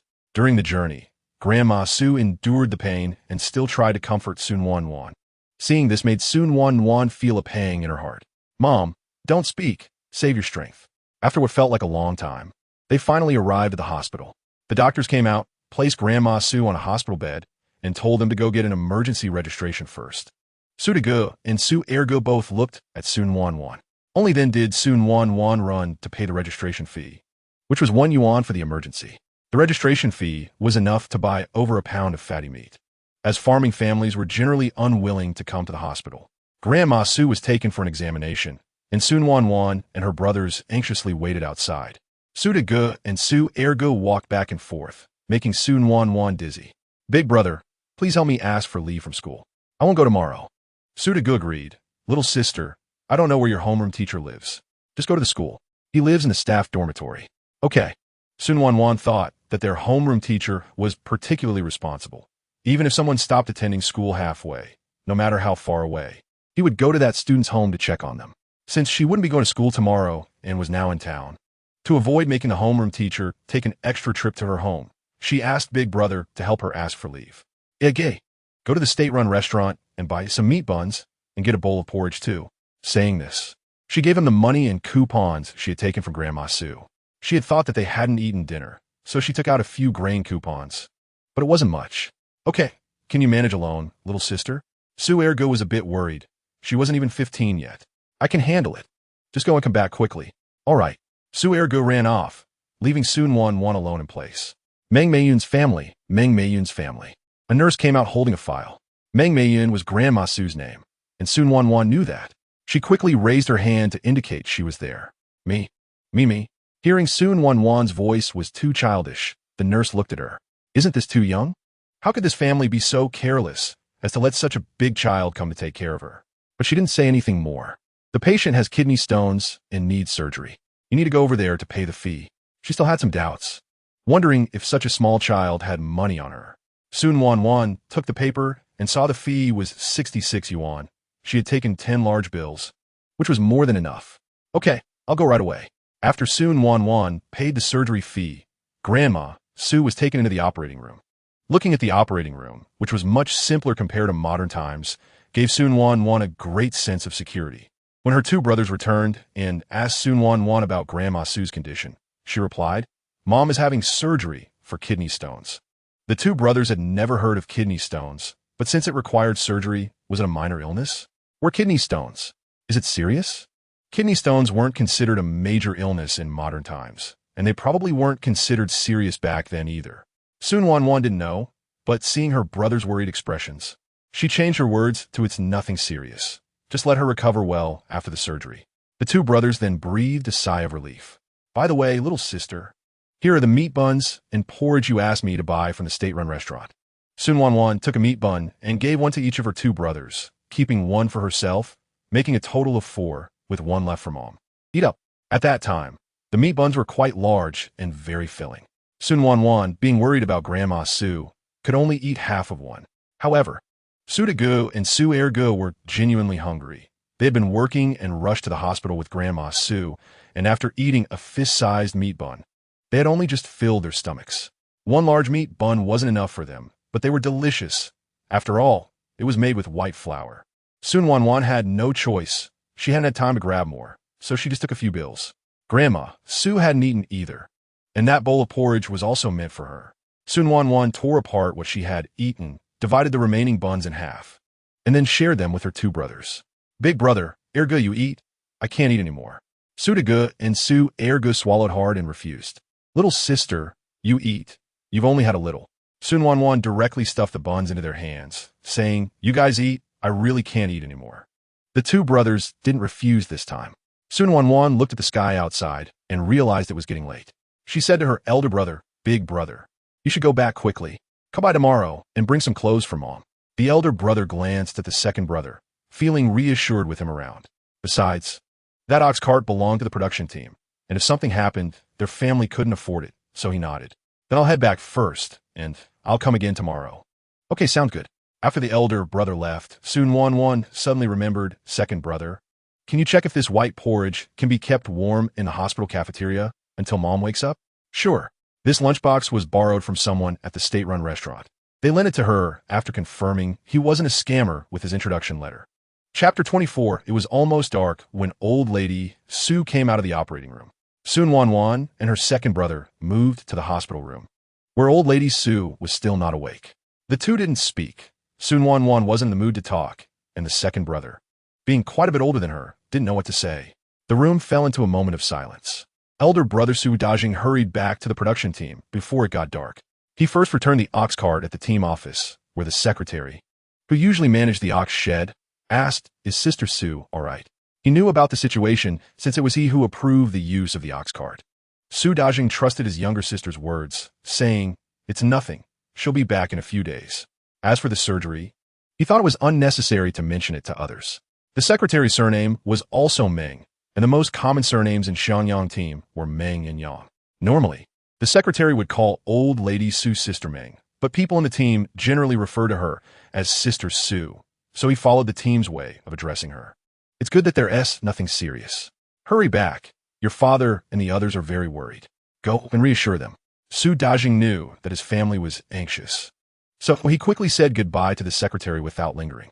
Back at the Su family home, sure enough, even Su Laoxi's wife was there, holding their daughter Su Sijia, waiting. As daughters-in-law, even if they weren't worried, they had to show concern, so they were all waiting in the main room. When they saw the elder brother come back, Su Lao was also looking behind him. "Elder brother, where's your mother?" Su Lao was very worried about his old wife. "Mom is in surgery." "What? Surgery?" In an instant, Su Lao seemed to age 10 years. Su Laosan and Su Laosi were also worried about their mother. "What illness does she have? Why does she need surgery?"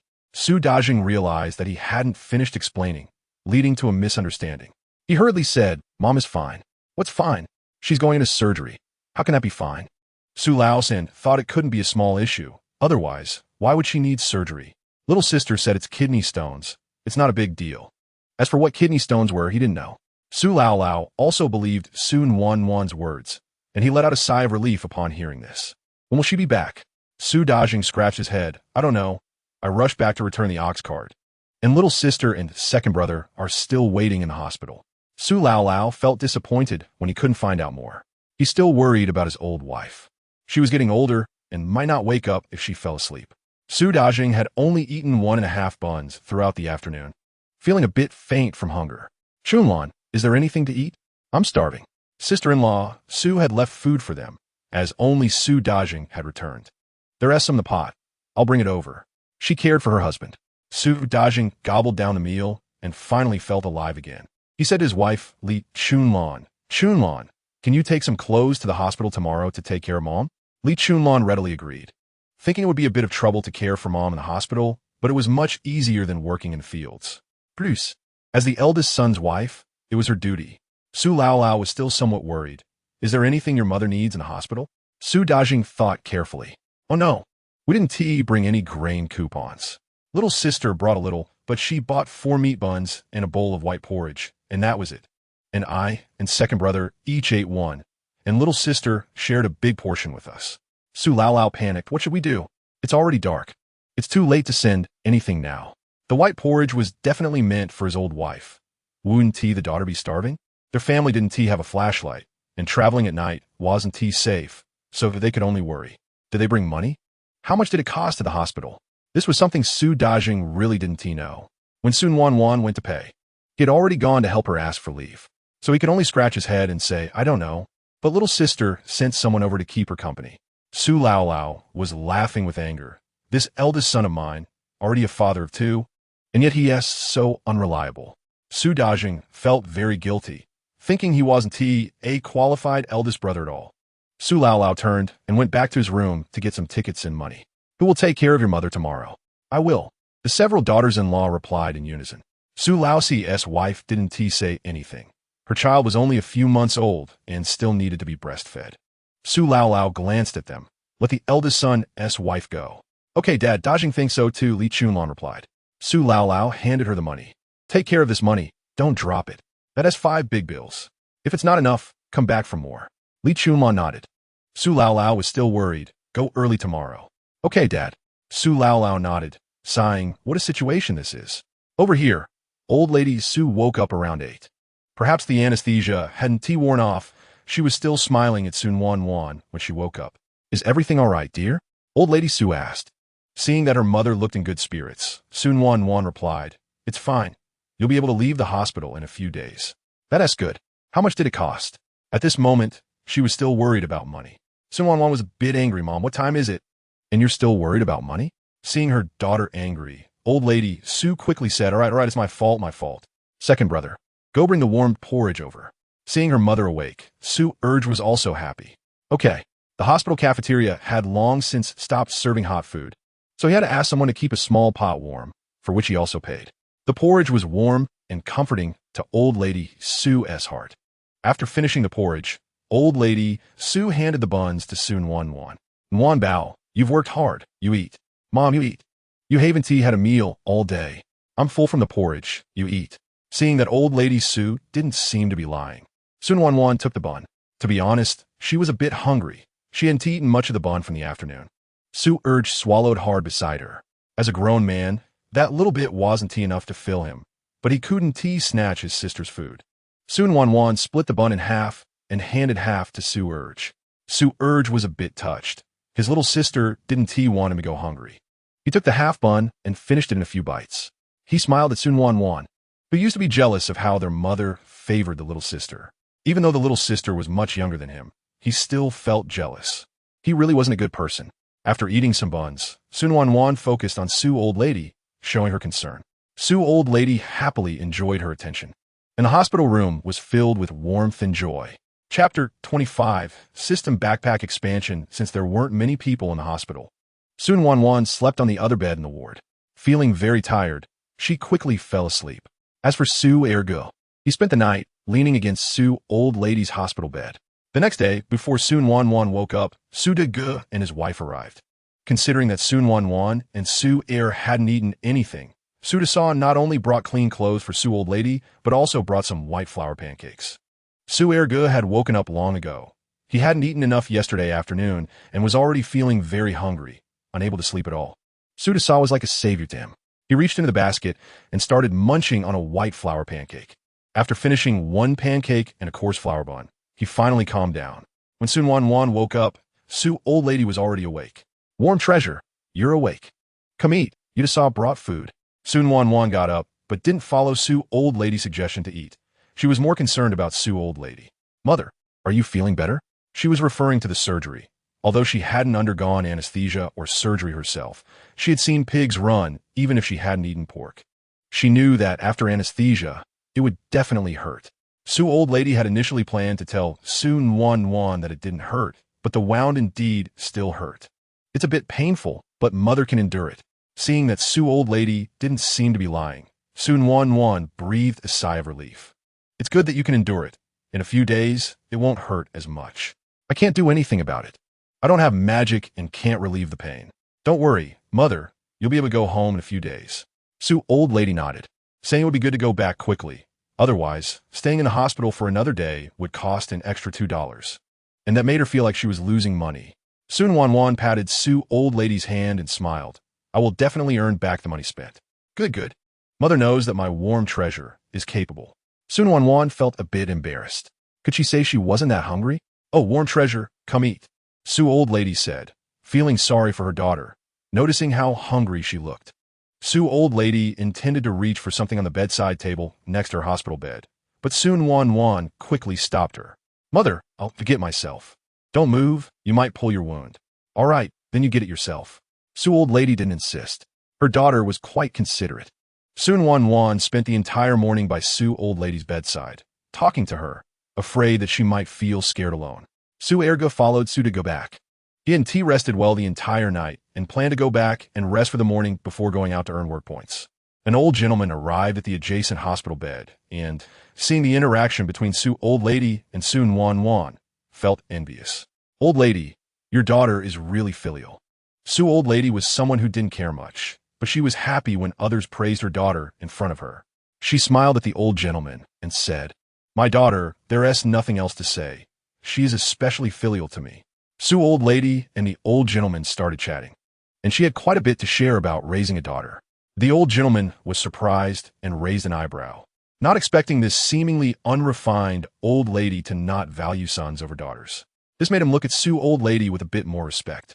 Su Nuannuan didn't believe in Su Old Lady's insights on raising daughters. If it weren't for her coming here, the original character's nature would have definitely drained Su Old Lady dry. Taking advantage of Su Old Lady and the old gentleman's conversation, Su Nuannuan quietly slipped out of the hospital room. People have 3 urgent needs, and, unfortunately, she was experiencing one of them. She found a nurse sister and asked for directions. The nurse looked to be about 25 or 26 years old. No matter the time, she would always be called sister by her. Nurse sister, where is the bathroom? When the nurse saw a 14 or 15-year-old girl calling her sister, she felt quite pleased, as it indicated she looked young. She pointed the way for the sweet-talking girl. Being told one looks young always makes people happy. Su Nuannuan obediently thanked her. Thank you, sister, and hurried to the place the nurse pointed out. After Su Nuannuan came out of the bathroom, she felt a bit more comfortable. Sign in. Congratulations. Host has received a system backpack with 10 slots, 1 can of high-calcium milk powder, 1 bottle of deep-sea fish oil capsules. Today's sign-in could be said to be an explosion of good fortune. The system backpack, even at the initial stage, only had 10 slots, and she had directly signed for 10 slots this time. She wondered if she could win the lottery if she bought a ticket now. Moreover, high-calcium milk powder was exactly what Su old lady needed right now. After surgery, one must drink more milk, and she knew that. As for the deep-sea fish oil, she didn't know if it could be consumed. In this era, she wasn't sure if it existed, and she didn't dare to ask the doctor in case it didn't exist. So, she planned to let Su old lady eat it after her wound healed for a while. Su Nuannuan went to the supply and marketing cooperative and bought a deep bamboo basket. She had bought this bamboo basket before. It was convenient for carrying things, and covering items inside made them invisible. Using it to transfer things was also good. She directly placed the milk powder in the basket, but she didn't put the fish oil in it.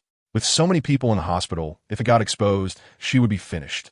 When she returned to the hospital, she found that Su Nuannuan had come to deliver food, and Su Nuannuan was trying to persuade Su old lady to eat. But she refused, insisting on waiting for Su Nuannuan to return before she would eat. Su Nuannuan felt warm inside. Su old lady truly loved her very much. Mother, I'm back. Warm treasure, where did you go? I went to the supply and marketing cooperative to buy you a can of milk powder. This is better than malt extract. Su Nuannuan took out the high-calcium milk powder to show Su old lady. The can of milk powder looked just like the ones in the present day, which reassured Su Nuannuan about the system's products. Mother wanted to eat. Such a precious thing is of course for warm treasure to eat. Su old lady knew Su Nuannuan had taken money from her cabinet and didn't feel bad. After all, warm treasure had bought this for her. This is to help Su old lady recover. Naturally, Su Nuannuan can't eat it. You eat what is for you. This is specifically for your recovery. The mutual affection between mother and daughter also attracted the envy of others. And the old gentleman thought Su old lady was just saying it, but unexpectedly, she genuinely cared for her daughter. This old lady is generous. Mother, little sister, let us eat. Otherwise, it will get cold and one tea taste good. It was just plain porridge, but sugar was added, making it easy to swallow. And 2 boiled eggs were prepared. Su Nuannuan initially didn't plan to eat, but couldn't resist Su old lady's persuasion. After they finished eating, Su Nuannuan also had to go back, as she would come again in the afternoon to bring food. Then Nuannuan come over early. She needed to go back at night and had class the next day, so only Su Nuannuan and others would come to keep vigil at night. All right. After Su Nuannuan left, Su Nuannuan used an enamel cup to make a cup of milk powder for Su old lady. Mother, here, drink this. It will help you recover faster. This was Su old lady's soft spot. Didn't she want to get better and go home soon? Thus, she obediently drank it. Warm treasure, you should drink a cup too. After finishing, she asked Su Nuannuan to make another cup, as she didn't want to eat alone. Su Nuannuan definitely wouldn't agree. She wasn't that greedy yet to fight with Grandma Su over the milk powder for nourishing the body. This child, Grandma Su felt helpless. Sister-in-law, your daughter looks like she's blessed. You will definitely enjoy unending blessings in the future. Grandma Su loved hearing this and started chatting with him again. Chapter 26 in the afternoon, after Su Nuannuan arrived, Su Nuannuan followed Su to go back home. Before leaving, she instructed Grandma Su, Mom, take a good rest. I'll come to see you again tomorrow afternoon. Su Nuannuan planned to visit Grandma Su after school the next day. As her daughter was clingy, how could Grandma Su not be happy? She smiled and agreed. When Su Nuannuan got home, she saw it was still early, so she went back to her room to read and do her homework. After finishing her homework, she also completed a set of math test papers she had signed up for. The set had 12 papers. Although she was quite confident in math problems, it was still good to practice more to improve her skills. Since Su Nuannuan had gone to deliver meals early, it wasn't long before it was time to eat after she returned. As soon as Su Nuannuan came back, he looked for Su Nuannuan to ask about Grandma Su's condition. Although Su Nuannuan said she had undergone surgery and was fine now, he considered Su Nuannuan unreliable, so he wanted to confirm with his daughter. Su Nuannuan felt a bit guilty. She had only thought of Grandma Su, but seemed to have overlooked her somewhat taciturn father in the Su family. Although Su Lao Dai didn't have much presence in the family, weren't some of Grandma Su's actions tacitly approved by him as her father? Su Lao Dai was 50 years old and not young anymore. He had been working hard for a long time, and although he appeared strong, he looked quite thin, with deep wrinkles creeping up his cheeks. His eyes were now shining with concern for his elderly wife. Su Nuannuan suddenly smiled. "Don't worry, Dad. Mama's really fine now. In a few days, you could take a leave to pick her up. If it were before..." Su Lao Dai would have clearly seen that his daughter had been spoiled by her mother, but Su Nuannuan was their only daughter, and, as a father, he couldn't discipline her closely. However, he didn't know when his daughter had become so filial. Her eyes had become so clear that he couldn't help but sigh. "This girl has grown up." "Okay," Su Lao Dai replied, picking up his bowl to start eating, his eyes unknowingly becoming moist. With Grandma Su, the head of the household, absent, the dining table of the Su family was somewhat silent. Even the two younger ones, Su Xiaoqiao and Su Xiaobao, ate quietly. Su Xiaobao missed his grandma a bit. His good friend Li Erju's grandma had fallen ill, and he hadn't seen her since. He was a bit scared. He feared he might not see his grandma again either. Recently, he wasn't afraid of his aunt anymore. She no longer pinched him secretly and even gave him white rabbit milk candies. He liked his aunt. After a few bites of rice, he asked Aunt, "When will Grandma come back?" Su Nuannuan was surprised that Su Xiaobao would ask this. "Your grandma will be back in a few days." Su Xiaobao put down his bowl and chopsticks, counting on his fingers. How long is a few days? Su Nuannuan was speechless. She hadn't interacted much with such a small child. In previous encounters, she had unconsciously treated Su Xiaobao as a big kid. Today she realized he couldn't count. "Just wait." Su Xiaobao dimili ziplit ohat. After eating, Su Nuannuan returned to her room, cleared out the things from the system, and locked them in her cabinet. There weren't many items. Most had been taken out for use. Only a roll of paper for kilograms of rice and a bottle of deep-sea fish oil were left.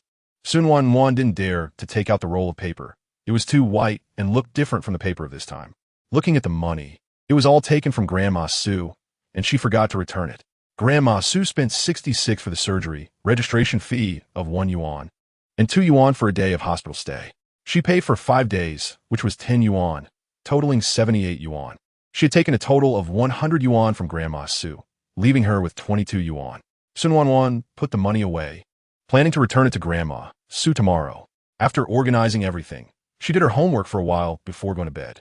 She had a dreamless night. The next day, Su Nuannuan was once again sitting at the front of the classroom. Su Ersaw also came, as she was there to replace Su Desaw. "Gay, hurry up. If you don't hurry, but we'll suffer." "Okay." When they arrived at the classroom, "Classmate, why weren't you at school yesterday?" It was Li Wunya. She was really worried when Su Nuannuan didn't come yesterday. "My mom was sick." "Ah, is your mom okay now?" "She's fine. She's in the hospital. Then I'll go see Annie, okay?" She wanted to see what kind of mother could raise such an impressive classmate. Her classmate scored full marks in math yesterday, which was amazing. Su Nuannuan refused. "No need. Come to my house to play next time." "That's fine." Li Wunya agreed, as she hadn't been to her classmate's house before. "By the way, classmate, do you know how many points you scored in math?" Li Wunya pretended to be mysterious, looking like she wanted Su Nuannuan to ask her. Suppressing a laugh, Su Nuannuan played along. "How much?" She had estimated her score and was sure it wouldn't be bad. She was happy to cooperate with such a lovely girl like Li Wunya. Full marks, full marks. Surprised, right? 100 points? Su Nuannuan was a bit surprised. She estimated she had at least 90, but she was uncertain about the last question. "Yes, classmate. You are amazing. Can you help me explain the questions in the future?" Li Wunya truly admired her classmate. She had barely passed last time, and this time she scored full marks. Of course, Su Nuannuan had the same intention, and seeing that Li Wunya wanted to learn, she was more than happy to help her. "Thank you, classmate. I love you so much." Li Wunya was thrilled. Her classmate was so nice. Su Nuannuan was somewhat surprised. Wasn't it said that people in this era were very reserved? Why was his classmate so passionate? The others in the class were also observing the dark horse that was Su Nuannuan. Her progress was truly rapid. The happiest was their math teacher. He had noticed Su Nuannuan's changes during this time, but he never expected her to score full marks. Unfortunately, this was a small test organized by him, and others couldn't see that there was a dark horse in their class. However, in the upcoming monthly exam, Su Nuannuan would definitely bring him honor. He wanted to show others that he, Nye Xiaobin, could also produce a student who scored full marks. Su Nuannuan, the Chinese teacher and class head, was also very happy. Since Su Nuannuan performed so well in math, he believed she would do well in Chinese too. Should I organize a Chinese exam as well? Su Nuannuan indirectly overlooked Su Nuannuan's previous scores. Su Nuannuan shook his head. Forget it. The monthly exam was coming soon. The students of Class 8 in the third year would not know that they almost had a Chinese exam as well. Chapter 27 in the afternoon. Su Nuannuan parted ways with Li Wanya at the school gate and went to the hospital to keep Grandma Su company. Seeing that Grandma Su's spirit was quite good, Su Nuannuan felt relieved. Mom, you look good today. Grandma Su proudly replied, right? I told you my body is really good. We're the brothers and sisters. Su Nuannuan hadn't seen the other members of the Su family. They went back. They will come over later. Oh, okay. Su Nuannuan nadith. By the way, Mom, I brought you the remaining money. I forgot to give it to you. Su Nuannuan handed the money to Grandma Su. Old Lady Su took the money, knowing her daughter had taken 10 large bills, but not how much she actually spent. Now she could see how much had been used. So much money spent. Old Lady Su felt a pang in her heart. Oh dear. This was all the money she had saved for a long time. Oh dear. Money isn't as important as your health, Su Nuannuan pouted. She used to often act cute with her grandmother, and it was something she was quite good at. Old Lady Su enjoyed it, saying, oh, my dear Nuannuan, you are still my little treasure. After being affectionate for a while, Su Nuannuan borrowed a stool from a nurse. It was the third day of the new year, and, as a graduating class, the homework was quite a lot. While doing her homework, Su Nuannuan began a check-in. Check-in. Congratulations, host. You have received the complete real test papers for the middle school Olympic competition, 20 pounds of Fuji apples, and fertilizer Formula 1. Su Nuannuan knew about the Olympic competition, but what was the system giving her that for? She believed the system wouldn't give her useless items. So there must be an Olympic competition coming up soon. The apples were just right for Old Lady Su, but she hadn't had apples in a long time. Thinking about the taste of apples made Su Nuannuan find it hard to concentrate on her homework. Mom, today my desk mate gave me 2 apples. Let me wash them for you to eat, okay? Apples? Such a rare fruit. Old Lady Su had only eaten it once and couldn't remember the taste. Only that it was delicious. Yes, wait a moment. Saying that, she pretended to take out 2 apples from her backpack. Look, oh my goodness, these are really apples. Your desk mate is quite generous, Old Lady Su thought to herself. While washing the apples, Su Nuannuan was unaware that Old Lady Su had developed a fondness for her desk mate Li Wanya because of a little lie she told, which would lead to a warm reception when they met in the future. Old Lady Su held the apples, momentarily reluctant to eat them. Su Nuannuan took a bite. This is the familiar taste. Seeing Su Nuannuan enjoy the apple, Old Lady Su said, Nuannuan, you should eat this too. No need, I have one. Su Nuannuan raised the half-eaten apple in her hand. By the time Su Nuannuan finished her apple, Old Lady Su still hadn't touched hers, looking as if she wanted to save it for Su Nuannuan. Mom, you should eat it. I'll definitely buy you more in the future. Old Lady Su was amused by Su Nuannuan's grand promises. So did you eat it? Su Nuannuan nodded. Old Lady Su took a bite, feeling it was the best apple in the world, even better than the ones her husband had bought for her when she was young. As she ate, Old Lady Su's eyes became misty. During this time, she felt deeply that Nuannuan had really changed and become more filial. In the past, she wouldn't leave anything for herself, but now she thought of her daughter first. Taking advantage of Su Nuannuan turning her head, Old Lady Su wiped her tears.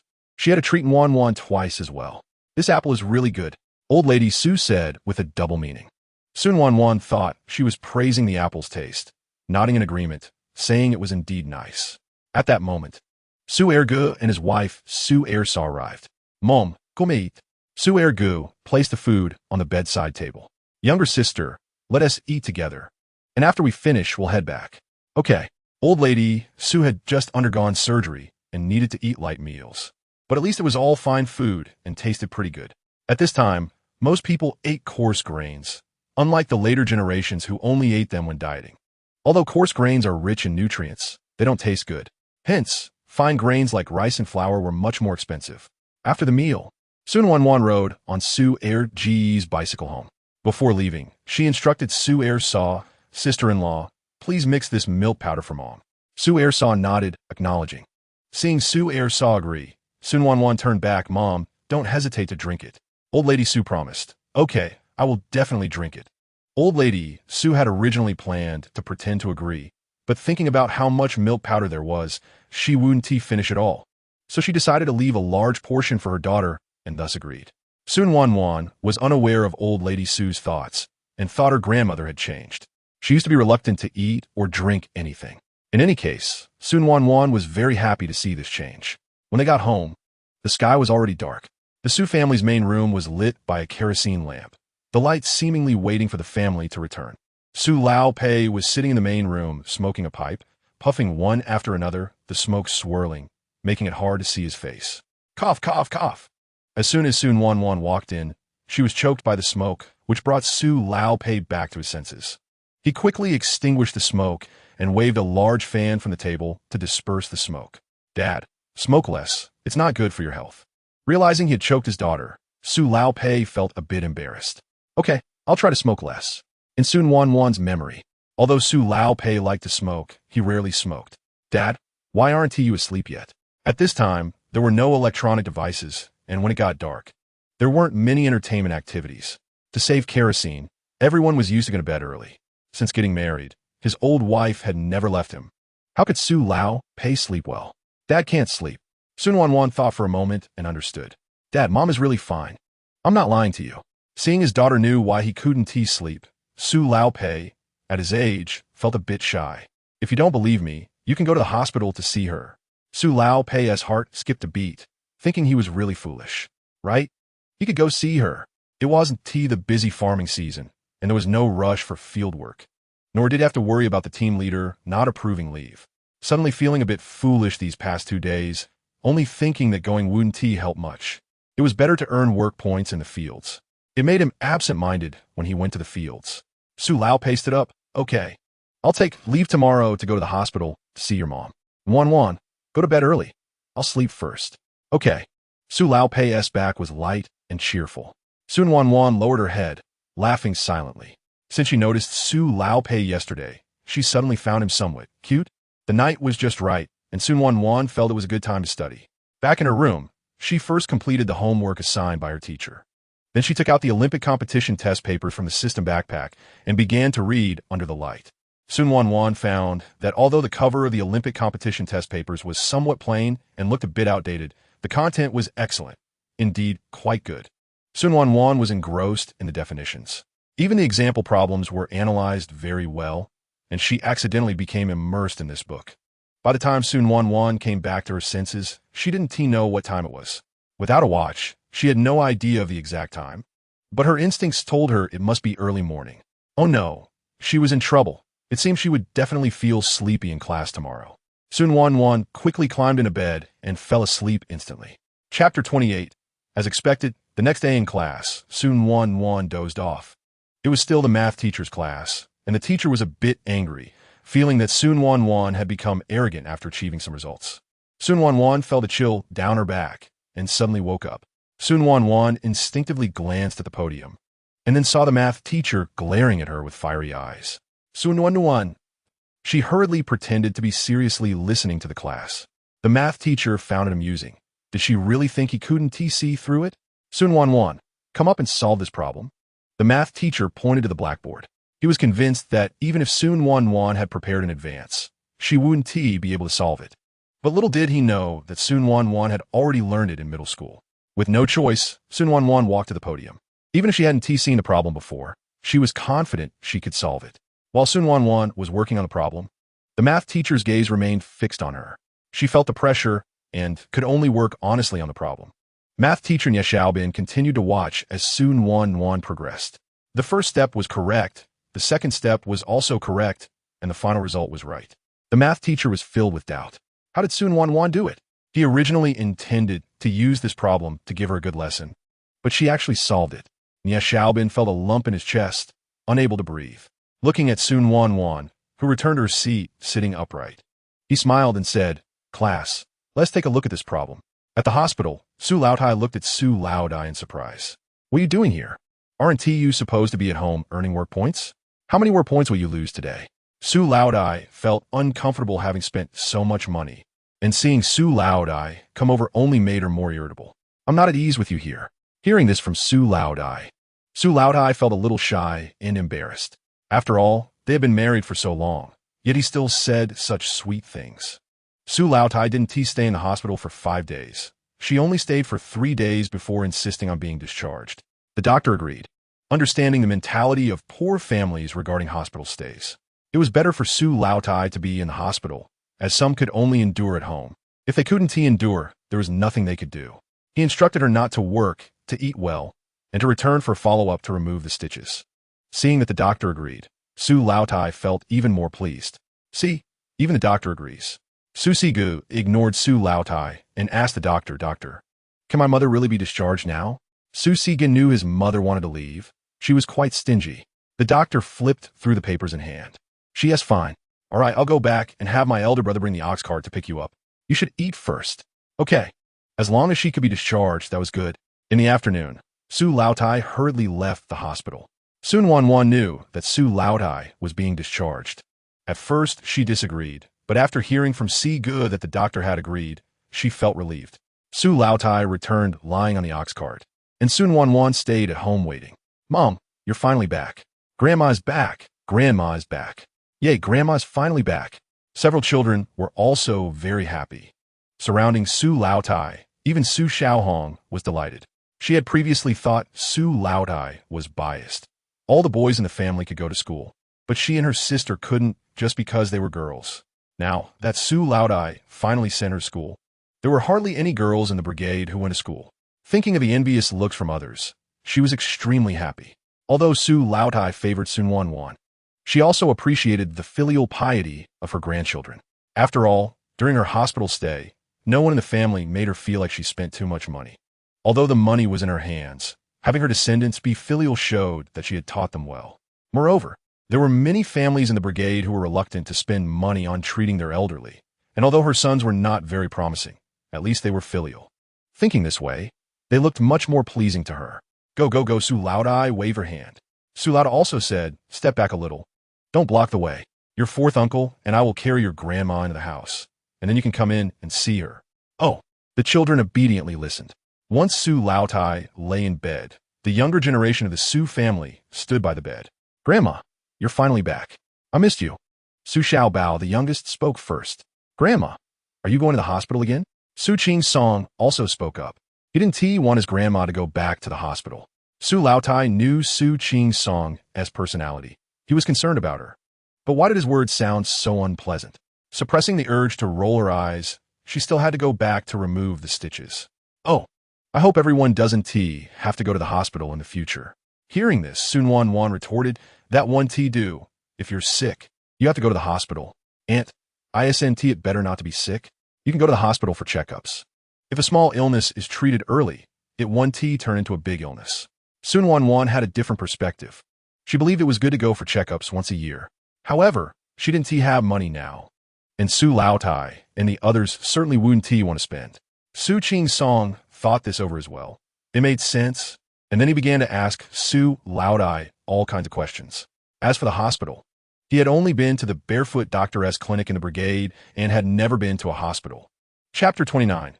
Confessing to Su Laotai. Once Su Qing Song took the younger generation of the Su family outside to chat.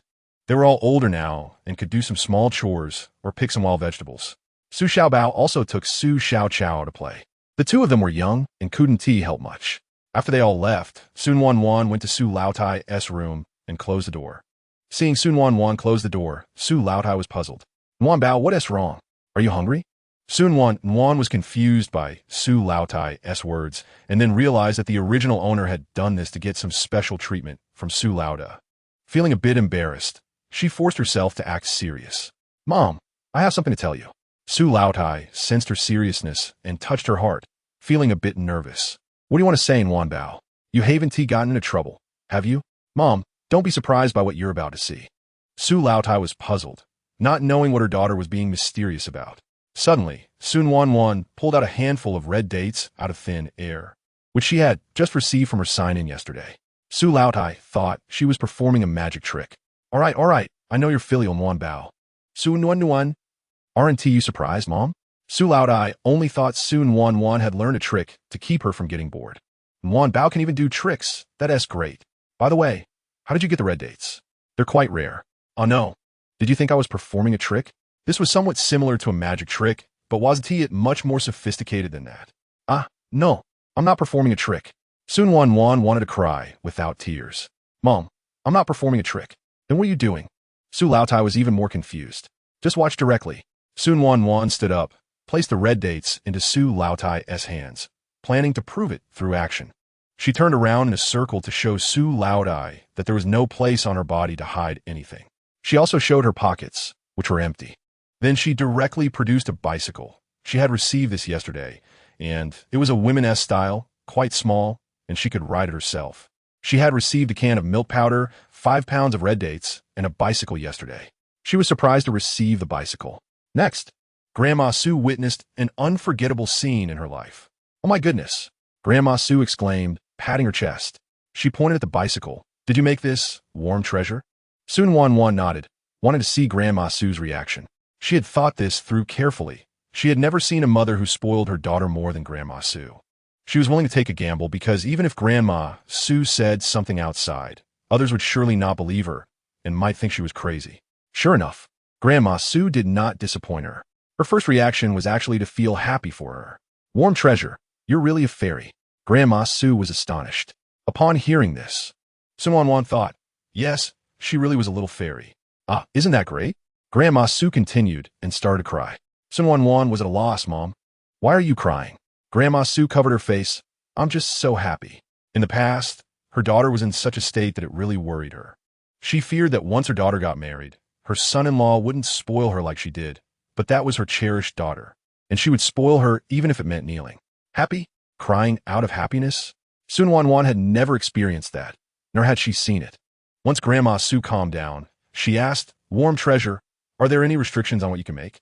The older generation knew that there is no such thing as a free lunch. The things produced were uncertain every time.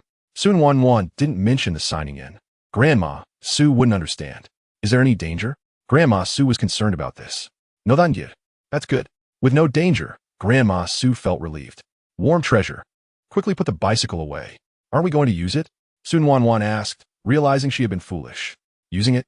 Wouldn't that just tell everyone she could make things? Put it away. If you want to use it, Mom will think of a way. Su Nuannuan silently put the bicycle away. Grandma Su had lived 30 more years than her, so listening to her was definitely the right choice. Seeing the bicycle disappear into thin air again startled Grandma Su. Oh my goodness, our old Su family has produced a fairy in this generation. It's truly a blessing from our ancestors. Su Nuannuan handed Grandma Su an apple. Mom, eat this, there's plenty. Su Nuannuan had quietly washed these apples before putting them into her system backpack. Knowing her precious daughter had this ability, Grandma Su didn't decline as she used to, and directly took the apple. This is so sweet. Su Nuannuan smiled. Mom, it's not that exaggerated. Crunch. Grandma Su took another bite of the apple. Not exaggerated. I'm telling the truth. With my precious daughter having this ability, I can relax. Chapter 30. Brother Su returns the next day. Brother Su didn't arrive in person, but his voice came first. He knew that usually on Sundays, only his little sister was at home. So he called out to Su Nuannuan. Little sister, big brother is back. Guess what I brought for you? Su Nuannuan was looking at competition questions when she heard him, stopped her pen, and curiously walked out. What did you bring? Brother Su held out a bag. Tada. I bought you some shoes. They're from the Warrior brand. Su Nuannuan felt indifferent about shoes, but she appreciated Brother Su's thoughtfulness. Thank you, big brother. I really like them. That's good. Brother Su handed her a desk lamp. Oh, and this is from Mom for you. Su Nuannuan hadn't received any electronics from signing in, nor had she thought of asking Grandma Su to buy her one. She didn't expect her mother to notice that she was studying under an oil lamp every day. Thank you, big brother. She was very touched. Grandma Su was truly the best mother to her. Brother Su waved his hands in shock. This is for Mom. You should thank her. He didn't dare take credit. Otherwise, Mom would definitely kick him out. Su Nuannuan rolled her eyes at him, as if I wouldn't thank her. Brother Su glanced at the open door and whispered, By the way, little sister. Su Nuannuan understood what he meant. Selling tickets was a speculative behavior. Although most people in the brigade had gone to work now, what if a child overheard? It was better to be cautious. Su Nuannuan followed Brother Su into his room. Brother Su had his own separate room. The Su family house was built after Su Nuannuan was born, with each sibling having their own room. However, Her nephews and nieces did not have their own rooms. They stayed in their parents' room, which had been divided to accommodate them. Since Su Nuannuan traveled to this world, aside from visiting Grandma, Su's room, and a few of her brother's rooms, she hadn't been to the others. After all, they were all grown up, and it was time to avoid suspicion. Once in the room, Brother Su pulled out 38 yuan from his pocket and handed it to Su Nuannuan. Here, little sister, your tickets were exchanged for 38 yuan, all for you. Su Nuannuan suppressed the urge to hit Brother Su. Who are you calling 38? She took the money, keeping 3 yuan for herself, and handed the 8 yuan back to Brother Su. What was promised is promised. Brother Su refused. Big brother can't accept your money. Su Nuannuan glared at him. Just take it. It's bad luck otherwise. Brother Su was about to argue about the bad luck when he suddenly understood. Watching his sister turn and leave, he exclaimed, "Hey, little sister, I didn't mean to call you that." Su Nuannuan chuckled, knowing she was just trying to make Brother Su accept the money. I don't believe you. Just wait. When Mom comes back, I'll let her deal with you." "No way, little sister." Brother Su ultimately accepted the money. "Little 5. Grandma," Su shouted. "Mom?" Brother Su was puzzled. Why was she home at this hour? Su Nuannuan touched her head, realizing, oh no. She forgot to tell Brother Su that Mom had surgery. Su Nuannuan felt a bit anxious, hoping Brother Su wouldn't be upset. Brother Su went straight into Grandma Su's room, and Su Nuannuan didn't have time to warn him. In fact, how could Brother Su not be upset? Mom was sick and had gone to the hospital for surgery, yet no one notified him. He glared at Su Nuannuan. Su Nuannuan felt a bit embarrassed under his gaze. Didn't he think to inform Brother Su, the youngest son, when Mom was sick? "Little sister, Mom is sick. Why didn't you come to the garment factory to tell me?" Su Nuannuan could only think that they had all forgotten about it. But Grandma Su interjected. "Why did I call you back? Your big brothers are all here. Why waste the work pay?" Brother Su still felt a bit guilty, but was interrupted by Grandma Su, who extended her hand. "Just hand it over." Su Xiaoga had a pained expression and reached into his pants pocket to take out some money. "Mom, here, that's 20 yuan for you." Su Laotai ignored his reluctant look and snatched the money from his hand. "What is this? Even if you're a temporary worker, you should have at least 26 yuan. I bought a pair of shoes." Just as Su Laotai was about to throw a tantrum, Su Nuannuan spoke up. "Mom, that was for me." Su Laotai's mood brightened. "Nuannuan, I'll get you some more fabric to make a new outfit. New shoes need to be matched with new clothes." Su Nuannuan suddenly felt a bit sympathetic toward Xiaoga. With her mother being so biased, it was just a matter of favoritism. What if she felt a little schadenfreude? Xiaoga gave Su Nuannuan a glance, relieved that his efforts weren't in vain. Su Nuannuan raised an eyebrow, wrapped her arm around Su Laotai's, and provocatively looked at Xiaoga, as if saying, "See, Mom loves me more." Xiaoga took back his previous words. What should he do about his little sister acting a bit spoiled? The old man Su and the others returned from work. "Hey, the 5th one is back." Xiaoga busily served them tea. Yes, after dinner, while Su Dage and the others hadn't tea left yet, Su Nuannuan went to Su Laotai's room and took 10 apples. Ever since she confessed to Su Laotai, everything she got that was edible, she shared with her. "Mom, I'm here to get some apples." Su Laotai was eating in her room and thought Su Nuannuan wanted them for herself. "Why are you taking so many?" "To let my brothers taste them." Su Laotai didn't want to give them away, saying, "What do they need apples for with their big tongues?" Su Nuannuan ignored her. "Mom, I'm taking them." This child, the younger generation of the Su family, had never seen apples before. "Annie, what is this?" Su Xiaobao asked. Su Nuannuan was surprised. They didn't even know what an apple was. "This is an apple. Is this really an apple?" Su Qingsong asked. They had seen apples in books, but had never eaten one. Su Nuannuan nodded, looking around at her nieces and nephews, who were staring at the apples in her hands. Swallowing their saliva, they had never seen apples before. Although she had a rather impoverished childhood, she had eaten apples since she was little. "It's okay. Life will get better." The Su family had 20 people, not counting the baby Su Sija still in swaddling clothes. Taking 10 apples, half for each was enough. Xiaoga took a bite of the apple. "This apple is really sweet." "Where did you get it, little sister?" The others in the Su family, enjoying the delicious fruit, were secretly glancing over, clearly wanting to know. "I don't know, I got it from Mom." This was a deal she made with Su Laotai. If questioned, she would say it was from her, which was better than saying she took it herself. After all, she was just a 14-year-old girl. Where could she have gotten it? As for Su Laotai, she was the head of the Su family, and other family members besides old man Su didn't know what she had. The younger generation of the Su family was also very satisfied with the apples. They had a small wish in their hearts, hoping to eat apples more often in the future. Su Lautai took a big bite of the apple, as if venting her anger. Those apples were meant for Nuannuan and the two old folks. Chapter 31. Give the fertilizer formula to Old Man Su. Once Old Man Su and the others finished the apples, they went back to work. They couldn't afford to lose work points, or they wouldn't have food at the end of the year, and without work points, there would be no money. Su Lautai directly called the younger generation of the Su family into the house, reminding them not to go out and talk about eating apples. Why? The younger ones questioned. Why? Su Lautai's face darkened. If you tell anyone, you won't have apples to eat anymore. Su Lautai wouldn't explain the reasoning behind keeping wealth hidden. If others were struggling to eat, how could they be eating apples? This was a bigger threat to the younger Su family members.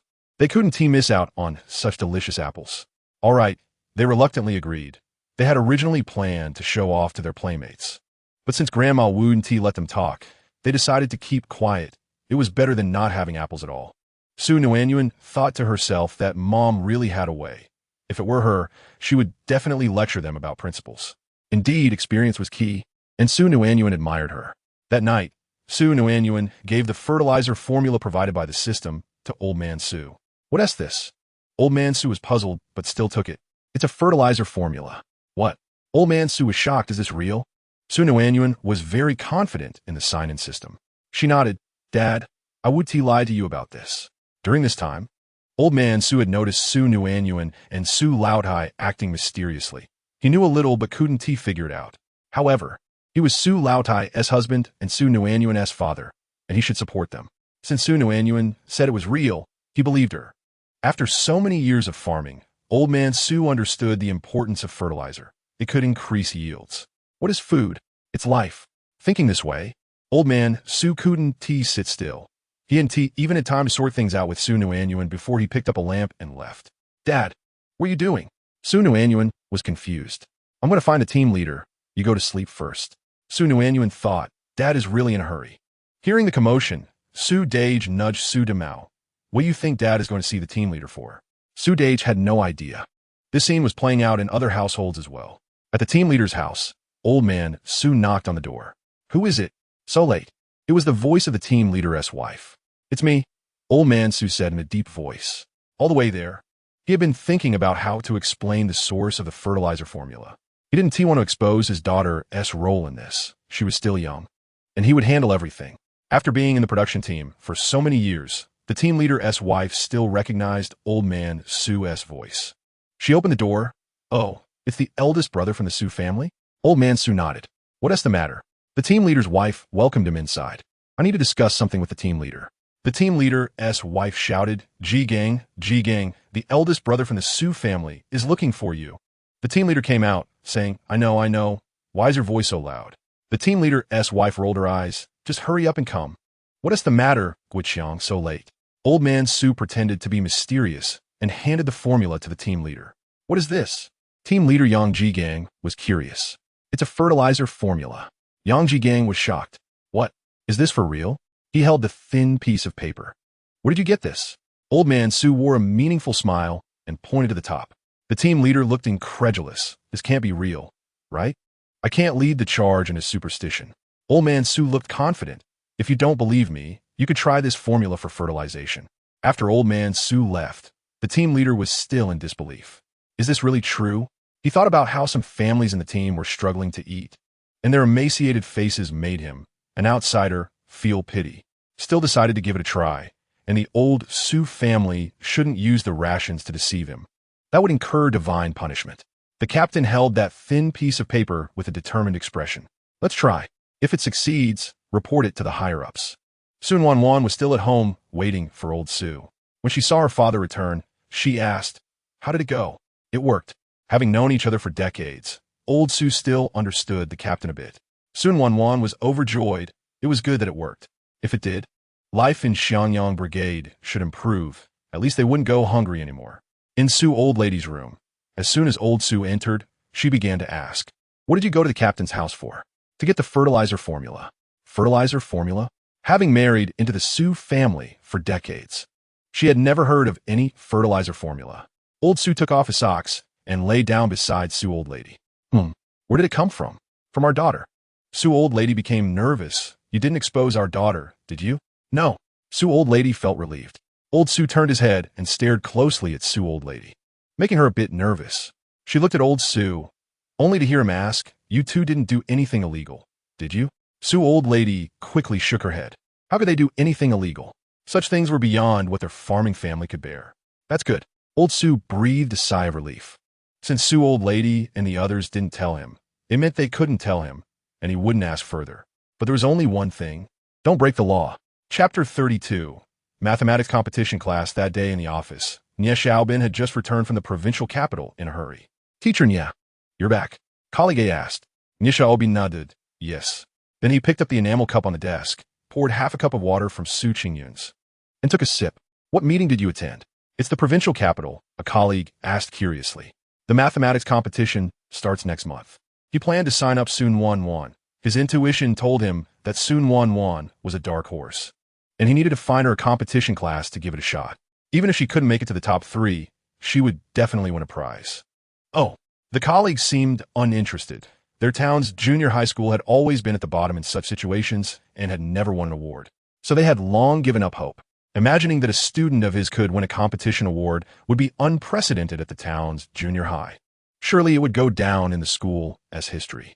Nie Xiaobin couldn't help but feel pleased at the thought. Teacher, what is the registration process? The one who spoke was Ma Siming, the math teacher of classes 1 and 2, whose classes always performed better than others. He was supposed to attend the meeting in the provincial capital, but he couldn't bear to leave the kids behind now that they were in their 3rd year. He had to reluctantly give up the opportunity to showcase his class in the provincial capital. Moreover, he felt that some of his students were promising, and he estimated that they might win a prize in this provincial mathematics competition, which would make their future learning path a bit easier.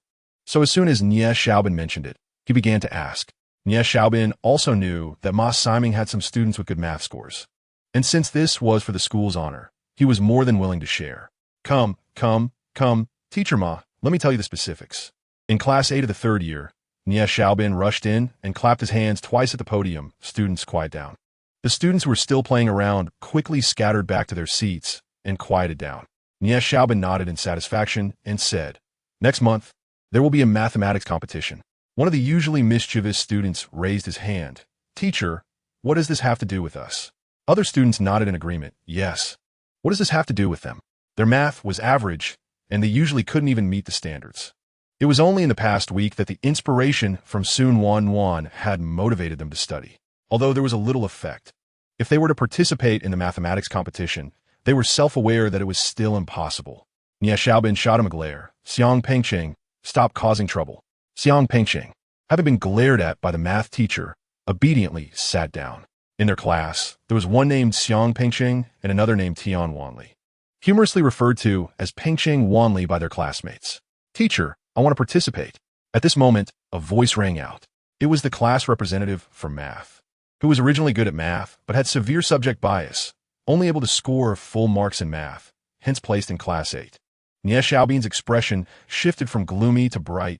Good, Tian Buoguang is great. Is there anyone else who wants to sign up? Nie Xiaobin looked around the classroom, focusing on Su Nuannuan. The classroom fell silent. Su Nuannuan hesitated. She didn't expect the math competition to come so soon. And old Su's injury hadn't even had its stitches removed yet. Nie Xiaobin looked disappointed. Why wasn't Su Nuannuan participating? He frowned. All right, I'll write down Tian Buoguang's name first.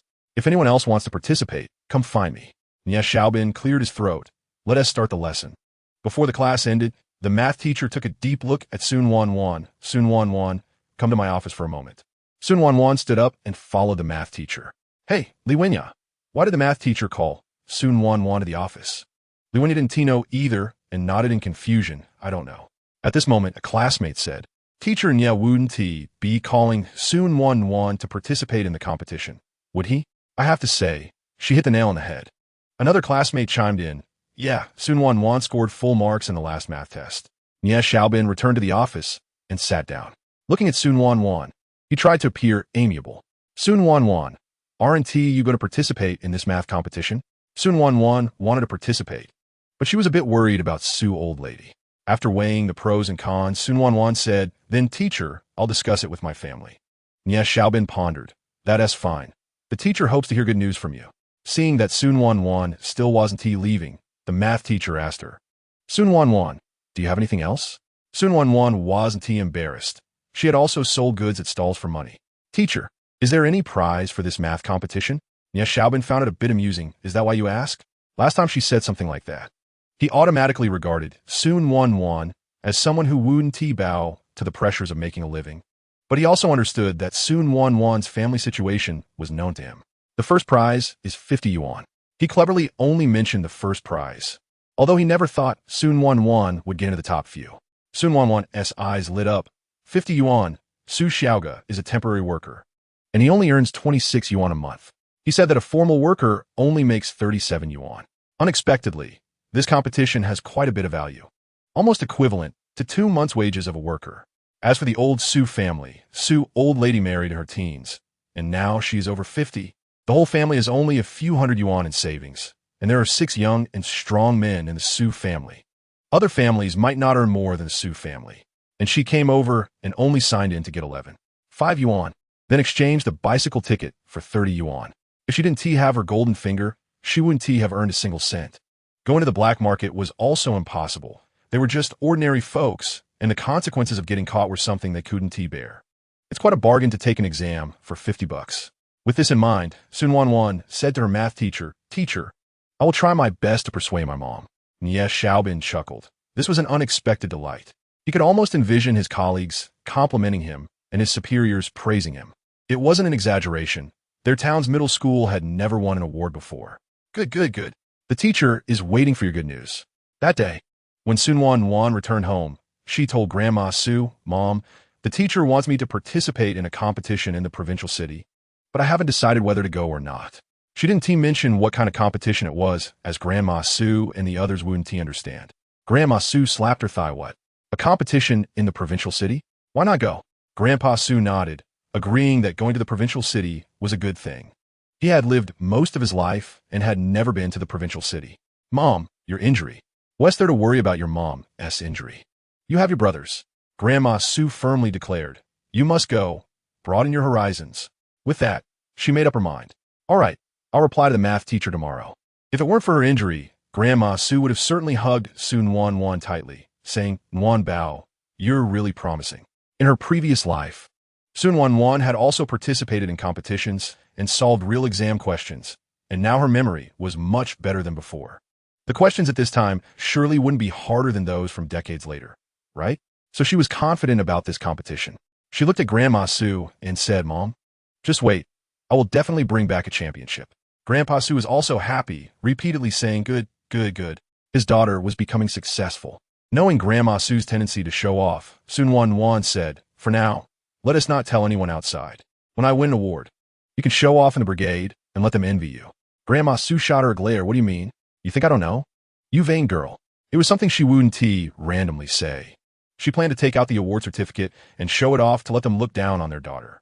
Su Nuannuan chuckled and smiled at Grandma Su, feeling happy that they had such confidence in her. But she knew she had to work twice as hard. There were always geniuses in this world. She was determined to win that championship.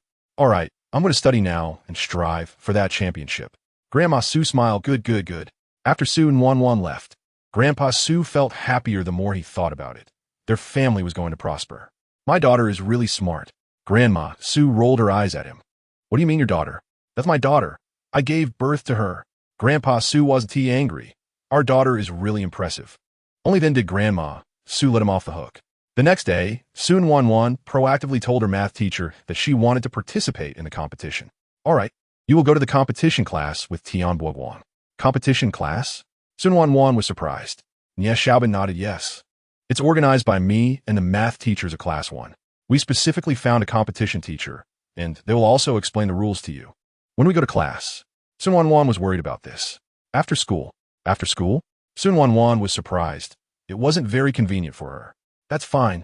All of my brothers can pick me up later. You go back to class first." "Okay, teacher." Chapter 33. Checking in, Su Nuannuan went home and told Grandma Su and Grandpa Su that she would be coming back later that night. "Grandpa Supandev. Then I'll have your brothers come pick you up an hour later." What about Nuan Bao's dinner? Grandma Su was worried that Su Nuannuan wouldn't have food to eat since they had no relatives in the town. Their only son was a temporary worker living in a single dormitory at the factory, and it was an 8-person room. Grandpa Su couldn't do anything about it. There really weren't any acquaintances in town. Why not go to the state-run restaurant?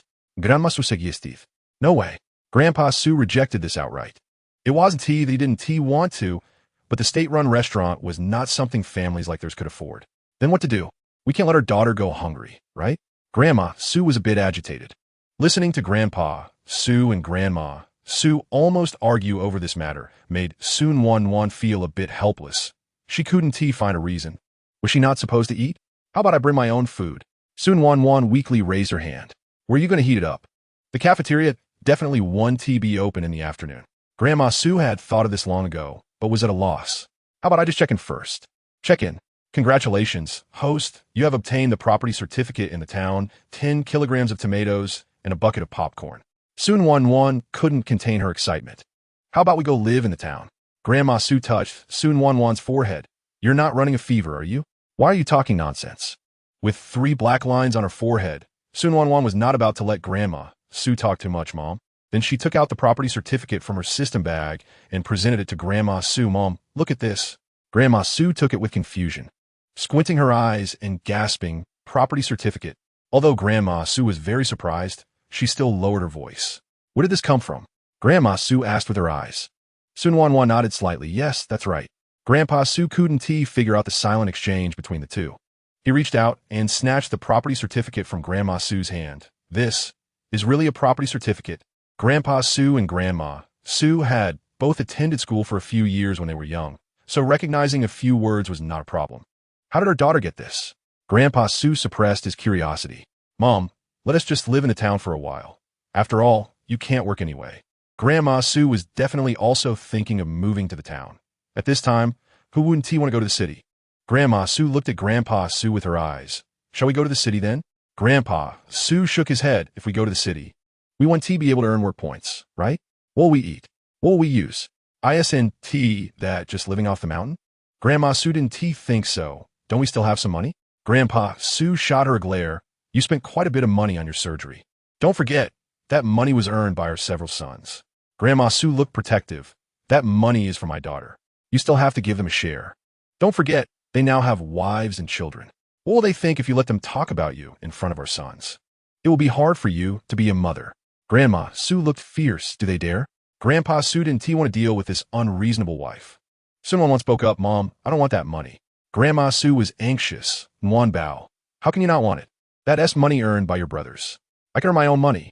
Su Nuannuan had a perspective from her past life. If it weren't for the current chaotic situation that didn't allow for trade, how could she not earn money? Grandma Su thought for a moment. Although Su Dage and the others earned full work points, they had many children and heavy burdens. Moreover, they couldn't possibly use their own money to fix this house, right? If their brothers were to live in this house, they naturally had to contribute. The two of them could still earn work points. Raising Su Nuannuan was not too difficult for them. In any case, the money from the old couple was definitely going to be for their precious daughter. Thinking about this, she reluctantly said, all right then, our money must be given to our daughter. As if to say that if he didn't agree, she wouldn't let go. Su Laodai agreed, no problem. In Su Laodai's eyes, the money he earned himself was naturally his to decide. Su Nuannuan breathed a sigh of relief. She didn't want to take her brother's money. She could earn her own in the future. If she took that money, it would either mean forging a bond or creating enmity. Don't think she doesn't know that her sisters-in-law are somewhat dissatisfied with her. She looked at Su Laodai and suggested, how about we move in after my competition is over? That way, she could prepare some special meals for Su Laodai and Su Laodai. During this time, she had saved a lot of meat, vegetables, and grains. Su Laodai nodded, all right. Su Nuannuan was happy and hugged Su Laodai's arm, starting to act cute. Su Laodai was so excited that his face turned red. It had been years since his daughter had been close to him. He still remembered when she was little, always clinging to him. Now that she had grown up and understood things, she no longer got close to him. Tomorrow, I'll take you to get your stitches removed and also to look at the house, he said. She had wanted to get her stitches removed for a long time, but unfortunately, it wasn't time according to the doctor, and Su Laodai wouldn't agree. Su Nuannuan was also a bit excited. The toilet in the city couldn't possibly be a pit latrine, right? The next day, Su Nuannuan went to school. Su Laodai and his wife tidied up and set off for the town. Upon arriving in town, they first took Su Laodai to get her stitches removed. "You're recovering well," the doctor praised, thinking they would be reluctant to take care of their health. Su Laodai smiled. She was finally better. How could she not be happy? After leaving the hospital, Su Laodai took Su Laodai with great enthusiasm to the housing authority, where they obtained the keys. The staff at the housing authority guided them smoothly into the house. "Thank you, comrade." Su Laodai thanked the staff. "No need to thank me. I'm here to serve the people," Chun Hongmei said with a smile, quoting a famous saying. This couple seemed easy to get along with. "If you have any issues, feel free to come find me. I'll live nearby." Su Laodai grabbed her hand. "What a coincidence you can come to my house to play in the future." Su Laodai warmly invited her. After all, she was a staff member, and having her over would give her face. The staff member's surname was Chun, which Su Laodai had heard at the housing authority, so she called her comrade Chun. Chun Hongmei smiled even more. "My name is Chun Hongmei. You can call me Hongmei or Maisie. I'm Meng. My husband's surname is Su, so let's just say you can call me Meng." Su Laodai had lived for decades, so she certainly had some social skills. "See, isn't this nice? Well then, Aunt Meng, you take your time looking at the house. I need to head back to work." Su Laodai enthusiastically escorted Chun Hongmei to the door, reminding her, "Come to my house to play often." "Okay, but don't find me annoying, Aunt Meng." Chun Hongmei readily agreed. "Aunt Meng definitely won't find you annoying." After Chun Hongmei left, Su Laodai seriously looked at the house. The house was quite large, about the same size as their old home, but seemed to be self-built, just a bit smaller than theirs. The yard was also quite big, and Su Laodai really liked this house, especially since it had running water, eliminating the need to fetch water. Su Laodai turned on the lights. "Oh, there is electricity too. Old man, this house is really nice." Just thinking about how this house would be theirs made Su Laodai's heart bloom with joy. Su Laodai looked around, nodding in satisfaction. "It is nice. Shall we hurry up and move? Move now?" Su Laodai was surprised. "Yes, there's no time like the present. Let's move today." "All right." Su Laodai and Su Laodai locked the door and went back to move. So when Su Nuannuan finished school and bumped into Su Laodai at the school gate, she was very surprised. "So soon? You moved already?" Su Laodai took Su Nuannuan's hand and led her to the new house. "Yes, in just half a day. I've already memorized the route here." Su Nuannuan also saw the house. It was quite nice, a large brick house with big tiles. And she was especially satisfied with the toilet. Su Nuannuan was teary-eyed. How long had it been since she had seen such a toilet? That night, Su Nuannuan and Su Laodai spent their first night in the town. Chapter 34. First in the whole school that day. As soon as Su Nuannuan sat down in class, her deskmate Li Wanya leaned over mysteriously. "Deskmate, have you heard?" "What?" Su Nuannuan asked, puzzled.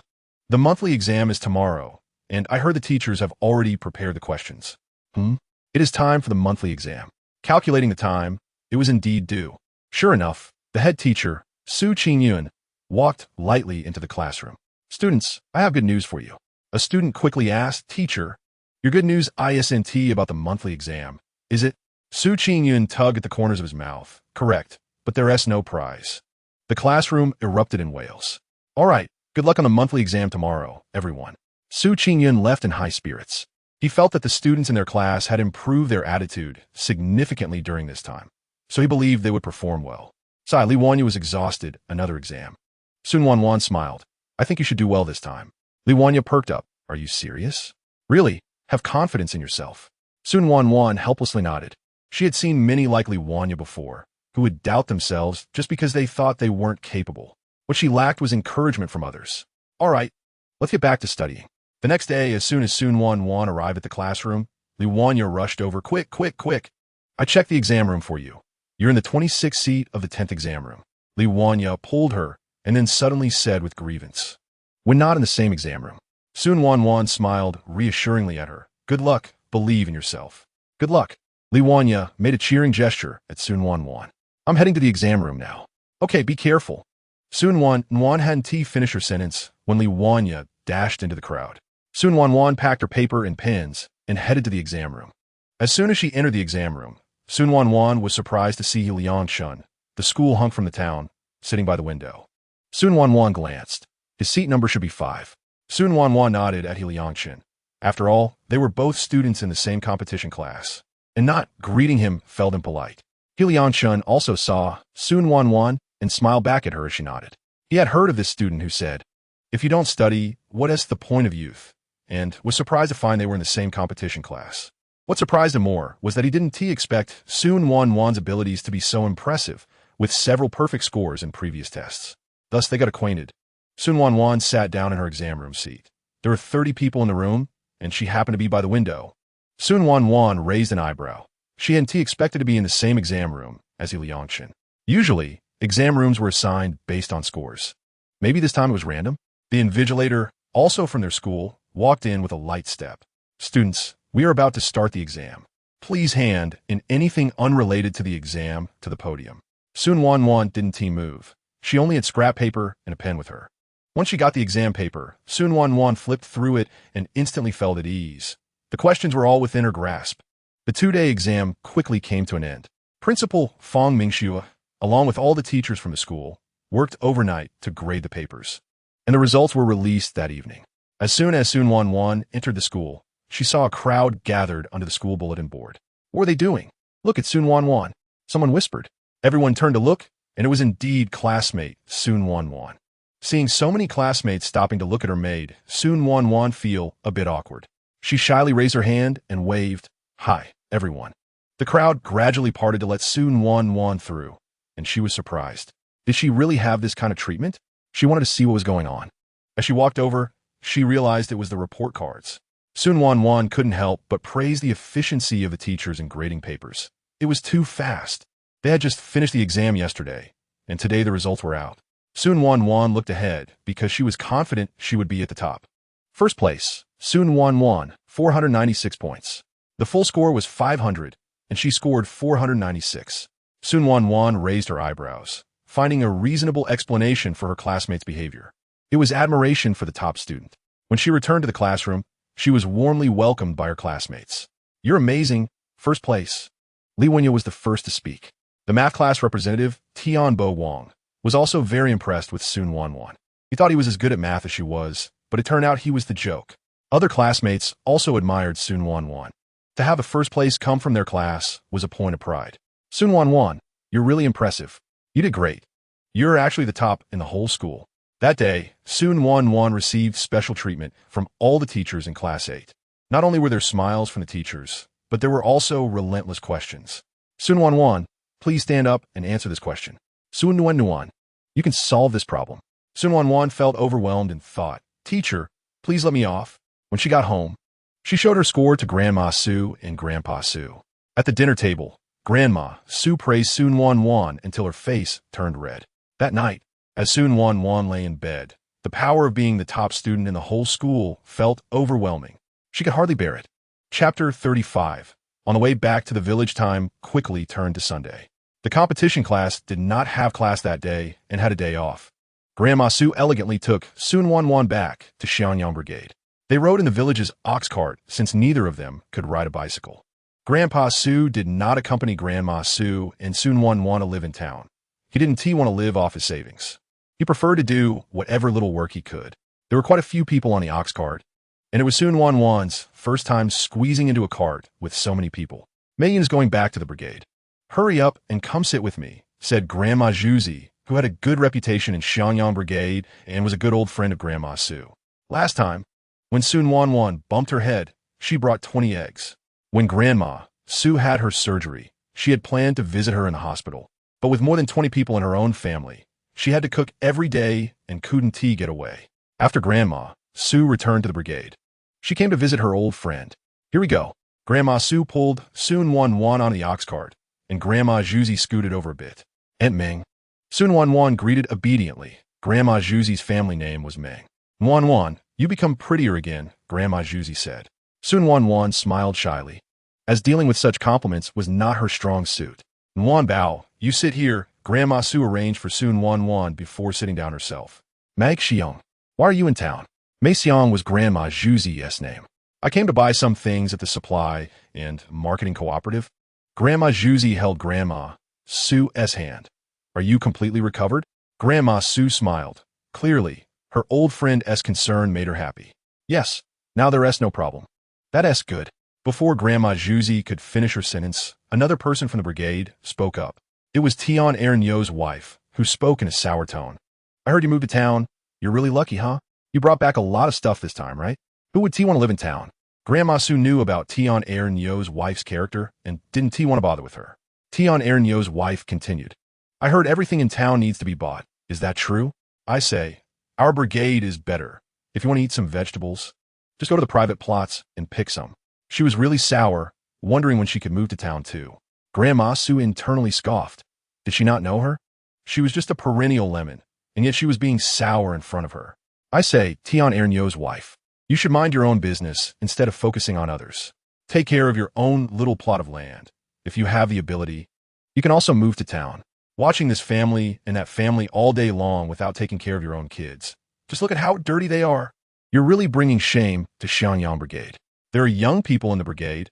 If someone didn't know better, they might think all rural people are so unclean. Others on the ox cart agreed, saying that Tion Aaron Yo's wife was just narrow-minded, unable to stand others doing well, and had a big mouth. However, they didn't want to provoke her, or she would talk about her own family all day, and who could stand that? Tion Aaron Yo's wife couldn't take it anymore and said, I think you're just foolish, doting on that girl. They're all money losers, and you'll regret it later. Su Nuannuan thought, is trouble falling from the sky? Grandma Su couldn't stand anyone talking about her daughter. I think you're just worrying about nothing. It's none of your business. You'll never have a daughter as smart, sensible, and filial as mine. My daughter is the top student in the school. Do you know that? And your son skips classes 8 out of 10 days and gets a failing grade. You. This hit Tion Aaron Yo's wife right in the heart, and she was speechless for a moment. Her son seemed to be naturally less capable in studies. She had scolded and beaten him, but he was still skipping school. The teachers had even come to their house, leaving her utterly embarrassed. She thought he just needed a good lesson. The others ignored Tion Aaron Yo's wife and turned to Grandma Su, asking, is that true? Your daughter is really the top student in the whole school? Grandma Su proudly lifted her chin. Of course, my daughter is really smart. After hearing this, everyone praised Grandma Su, showering her with compliments, making her extremely happy. Su Nuannuan, the person in question, felt her face turn red. She had never been praised like this before. The ox cart swayed and arrived at the production brigade. Grandma Su got off and warmly invited Grandma Juzi to come to her house. Mei Xiang, come to my house this afternoon. Let us chat. Grandma Juzi hadn't seen her in a long time. They used to see each other every day, so she was happy to agree. Okay, I'll come over in the afternoon. As soon as Grandma Su and Su Nuannuan got home, they were warmly welcomed. Grandma, Aunt, you're finally back. I missed you so much. Little Bao blinked his eyes. Grandma, Aunt, did you bring back something good to eat? Although the other younger ones didn't say anything, their eyes sparkled with anticipation. Grandma Su said unhappily, am I short of food or clothing from you? Hurry up and come help carry things. Su Ching Song and his siblings exchanged glances and then went to help carry things. Grandma, let me carry it. You rest, one of them said. Grandma, I'll put the things in the house for you. Only then did Grandma Su's mood lighten, and she smiled. Chapter 36. The electric power incident at Xianyang Brigade in the afternoon. While Grandma Zhu was chatting with Grandma Su, the brigade leader was outside banging a gong. Bang, bang, bang. Attention all members. Quickly send a representative from each family to the brigade office for a meeting. Those who are late will have their work points deducted. Bang, bang, bang. Representatives from each family, please come to the brigade office for a meeting. Latecomers will have their work points deducted. Grandma Su and Grandma Zhu exchanged glances. What was this about? Grandma Su hadn't stayed in the brigade for many days and shook her head, saying they should go see. Grandma Su and Grandma Zhu headed to the brigade office together. Su Nuannuan also heard the brigade leader's voice. When she stepped outside, she saw Grandma Su and Grandma Zhu and shouted, Mom, are you going to the brigade office? Grandma Su turned back to look at Su Nuannuan and asked, Nuan Bao, do you want to join the fun? Su Nuannuan felt the same. She had been studying all this time and wanted to relax a bit. Then wait for me. By the time Su Nuannuan arrived at the brigade office with Grandma Su and Grandma Zhu, many people were already there. After all, being late meant losing work points, and that was a big deal.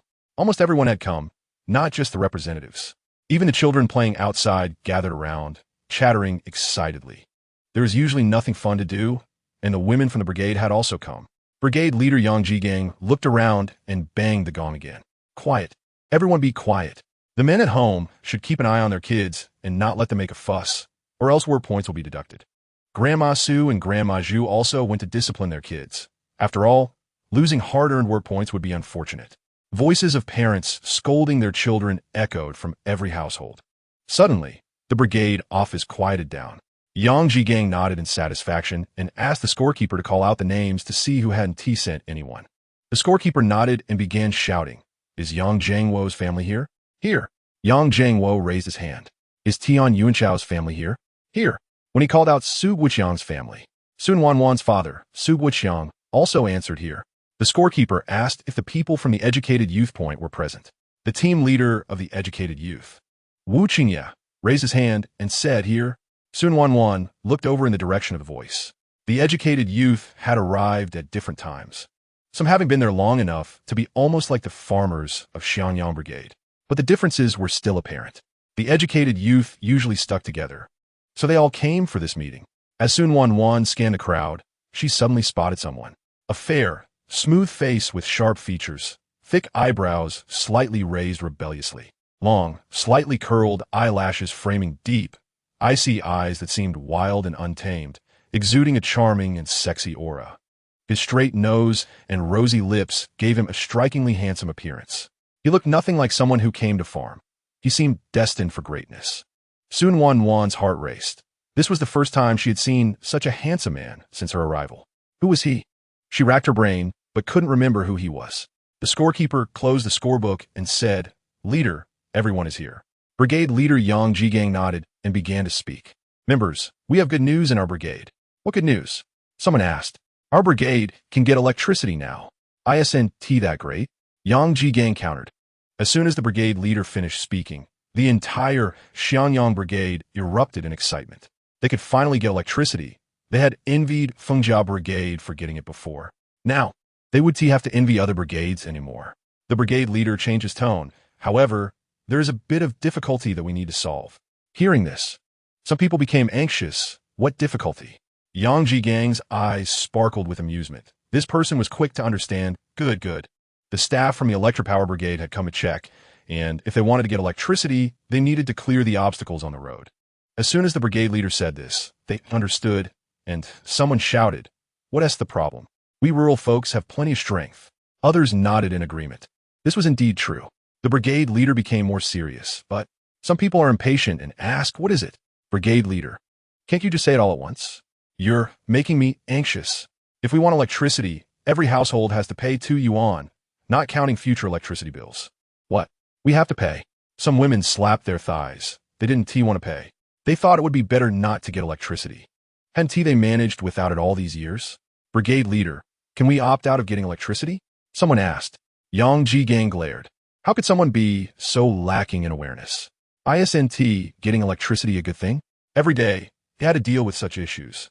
Grandma Su had long been pained to see her daughter studying under an oil lamp. How could she let this group interrupt her good fortune? She raised her right hand high.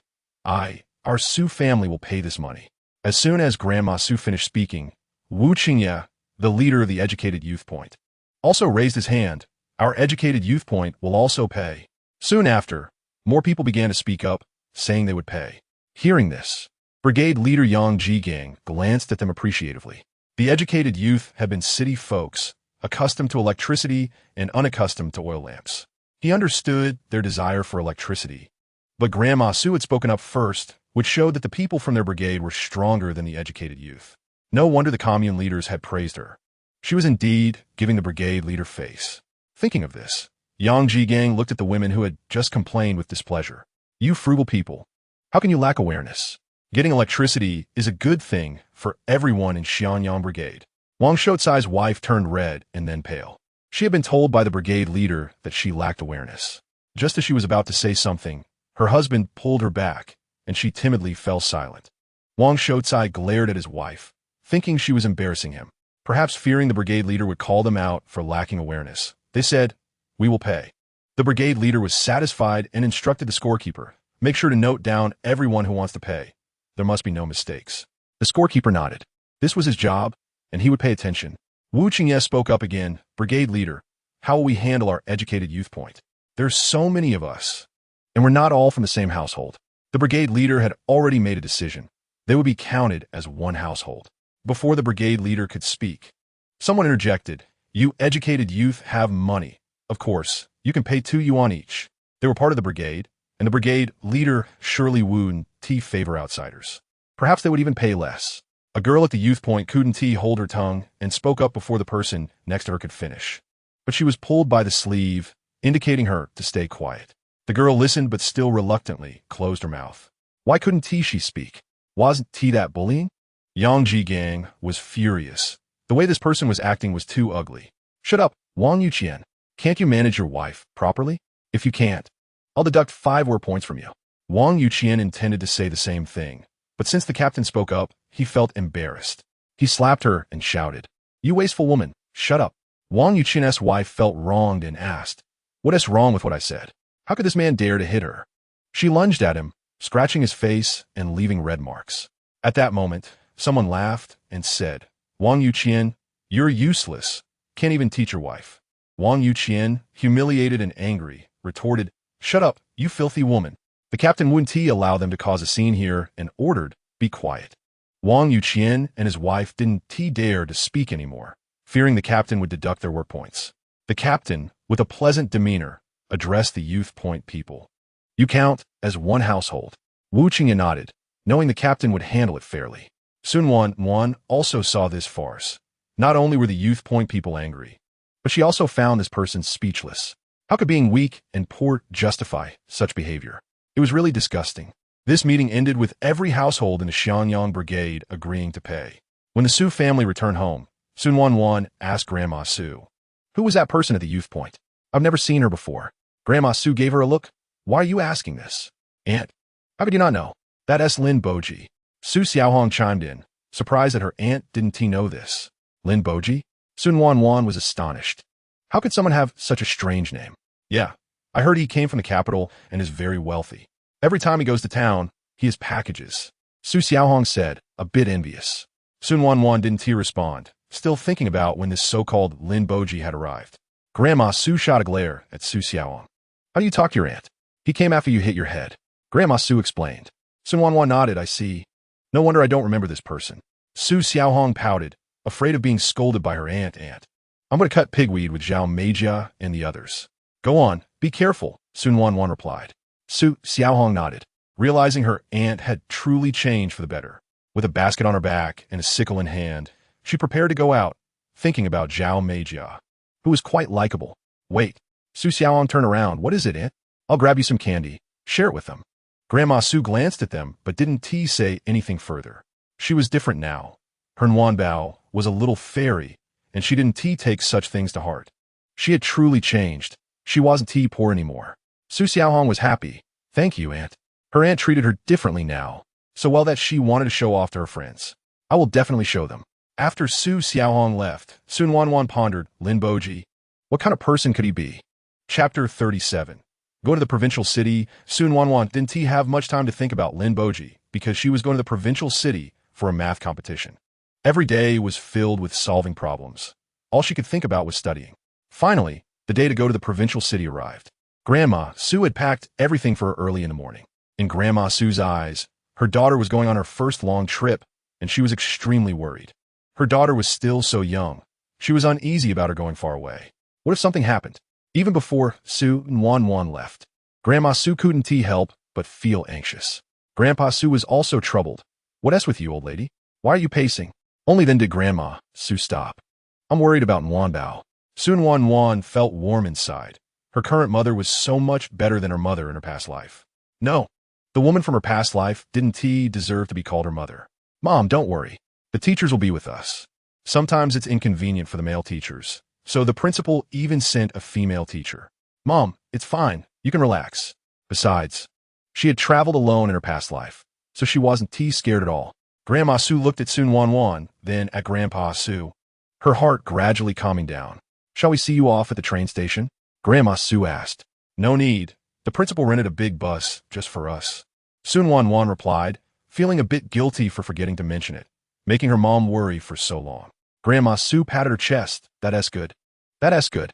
Although Grandma Su said it was fine, she still came to see Su Nuannuan off, just as they were about to board the bus. They spotted Grandma Su. Mom, why are you here? Grandma Su held Su Nuannuan's hand. I'm not at ease with you going out. Su Nuannuan hugged Grandma Su tightly. Mom, really, it's fine. Look over there. Su Nuannuan pointed to the teachers. See? The teachers are here too. Don't worry. Grandma Su looked in the direction Su Nuannuan pointed and saw indeed 3 teachers, one of whom was the principal. The principal noticed Grandma Su and smiled reassuringly at her. A mother worries for her child no matter how far they go. He understood, as he was a father himself. Grandma Su held back her worries. Nuan Bao, when you go to the provincial city, make sure to stay close to the teachers and don't run off alone. Su Nuannuan nodded. Mom, don't worry. I will definitely stay close to the teachers. Wherever the teachers go, I'll be there, even to the toilet. Su Nuannuan joked. Grandma Su finally smiled through her tears. All right, hurry on board. Don't keep the teachers and classmates waiting. Su Nuannuan nodded. And before getting on the bus, Grandma Su slipped her 10 yuan, telling her to take it and not be stingy. Su Nuannuan looked at the money, but ultimately accepted it. In fact, yesterday, Grandma Su had also given her 20 yuan along with various tickets for her to spend. She was afraid Grandma Su would still worry about her, so she took the 10 yuan. In reality, she was still a student and didn't really need that much money. Once Su Nuannuan got on the bus, she opened the window and shouted to Grandma Su, Mom, you should go back now. Grandma Su agreed, but still stood there, not moving, leaving Su Nuannuan helpless. As the bus drove away, Grandma Su ran alongside it for a while, making Su Nuannuan's eyes water. Mom, don't chase, it's dangerous. Su Nuannuan leaned out the window. Nuanbao. Nuanbao. It was until she could no longer see Grandma Su's figure that Su Nuannuan sat back down and fastened her seatbelt. She thought about Grandma Su chasing the bus, her eyes blurry with tears. In the future, wherever she went, she would surely take her mom with her. Sitting next to her was Liangchen, a very gentle boy who noticed Su Nuannuan crying. He comforted her, don't cry.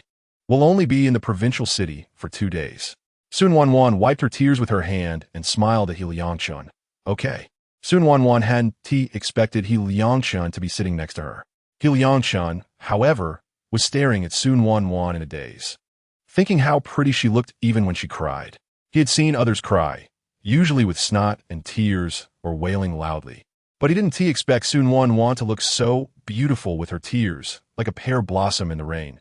Simply stunning. Thinking of this, Liangchen concealed his gaze and stared straight ahead at the seat, his eyes unfocused, his heart pounding wildly. Su Nuannuan glanced at him in confusion and then turned her gaze to the window. Chapter 38. State-run hotel finally arriving in the provincial city. Su Nuannuan expressed that she had slept through the entire journey. Classmates, follow the teacher off the bus. Fang Xueming called to the students standing in front of the bus. Su Nuannuan stood up, waiting for Liangchen to go first. Her seat was by the window, so she had to wait for him to leave before she could move. Principal Fang Mingxue led the teachers and students towards the provincial guest house, and Su Nuannuan followed the crowd. Although their school was just a junior high school in a town, there were still more than 20 participants in the competition. Su Nuannuan looked around. The provincial city was indeed impressive. Although it couldn't compare to the future, it was much more prosperous than their county town. Upon reaching the guest house, she watched the principal take out the proof and check in before starting to assign rooms. Since there weren't many girls, Su Nuannuan was assigned to a triple room. Su Nuannuan and the other 2 girls opened the door. The guest house room had 3 beds, and Su Nuannuan breathed a sigh of relief. Although she wasn't used to sleeping alone, sharing a room with strangers still felt awkward. Having lived a second life, Su Nuannuan was braver than her peers. She placed her backpack down and spoke first. Hello, I'm Su Nuannuan. The round-faced girl also spoke up, her face flushed and adorable. I know you. I'm in Hawaii, from class 1. The other girl, with a square face, didn't look very outstanding but was quite pleasant to the eye, said, I'm Zhang Yi. After organizing her things, she fell silent. Su Nuannuan didn't mind her attitude and asked them, Are you hungry? Do you want to go out to eat? After sitting on the bus all day, she hadn't eaten yet. Grandma Su had packed some biscuits for her, but she hadn't eaten them on the bus due to the bumpy ride, making her lose her appetite. So after getting off the bus for a while, she felt hungry. And Hawaii was also a bit hungry. Then let's ask the teacher. Su Nuannuan nodded and looked at Zhang Yi. Are you going? Zhang Yi nodded, yes. The 3 of them found the principal and saw others there, indicating that they weren't the only ones feeling hungry. After all, How could people who had been on the bus not be hungry? Mr. Fong, where we go to eat? Fong Xuanming glanced at Su Nuannuan and had a high regard for this student. I asked the guest house staff, and they said they only provide hot water, no meals. Once Teacher Nya and the others called the rest of the students out, let's go eat at the state-run restaurant. Su Nuannuan nodded. To be honest, since she arrived here, she had never been to a state-run restaurant. The only time she had eaten at one was when Grandma, Su, had surgery and had called Su urged to buy big meat buns. Hearing the principal's words, others hesitated as not all participants were from the city. There were also rural students like Su Nuannuan, and they didn't have much money or tickets to bring with them. They were a bit anxious about going to the state-run restaurant. What if they didn't have enough money? That would be quite embarrassing. Zhang Yi's face darkened. Her parents hadn't prepared any tickets for her for this competition. Her father had been bedridden for a long time, and the family relied entirely on her mother, who didn't have much money. She had hoped to bring glory to her parents and only brought 2 yuan, which her mother had scraped together by selling eggs. She was reluctant to spend it. The principal also knew that it would be difficult for students to pay for their own meals, as he was aware of some students' family situations. Let us just go to the state-run restaurant for a bowl of Yangshan noodles. The school will cover the bill. As soon as the principal spoke, the students were delighted. If the school was paying, they would save a meal-less worth of money. Su Nuannuan nodded. Although they were participating in the competition for themselves, if they won any awards, wouldn't that also bring glory to the school? Moreover, in the future, competitions were usually funded by the school. So it should be the same now, right?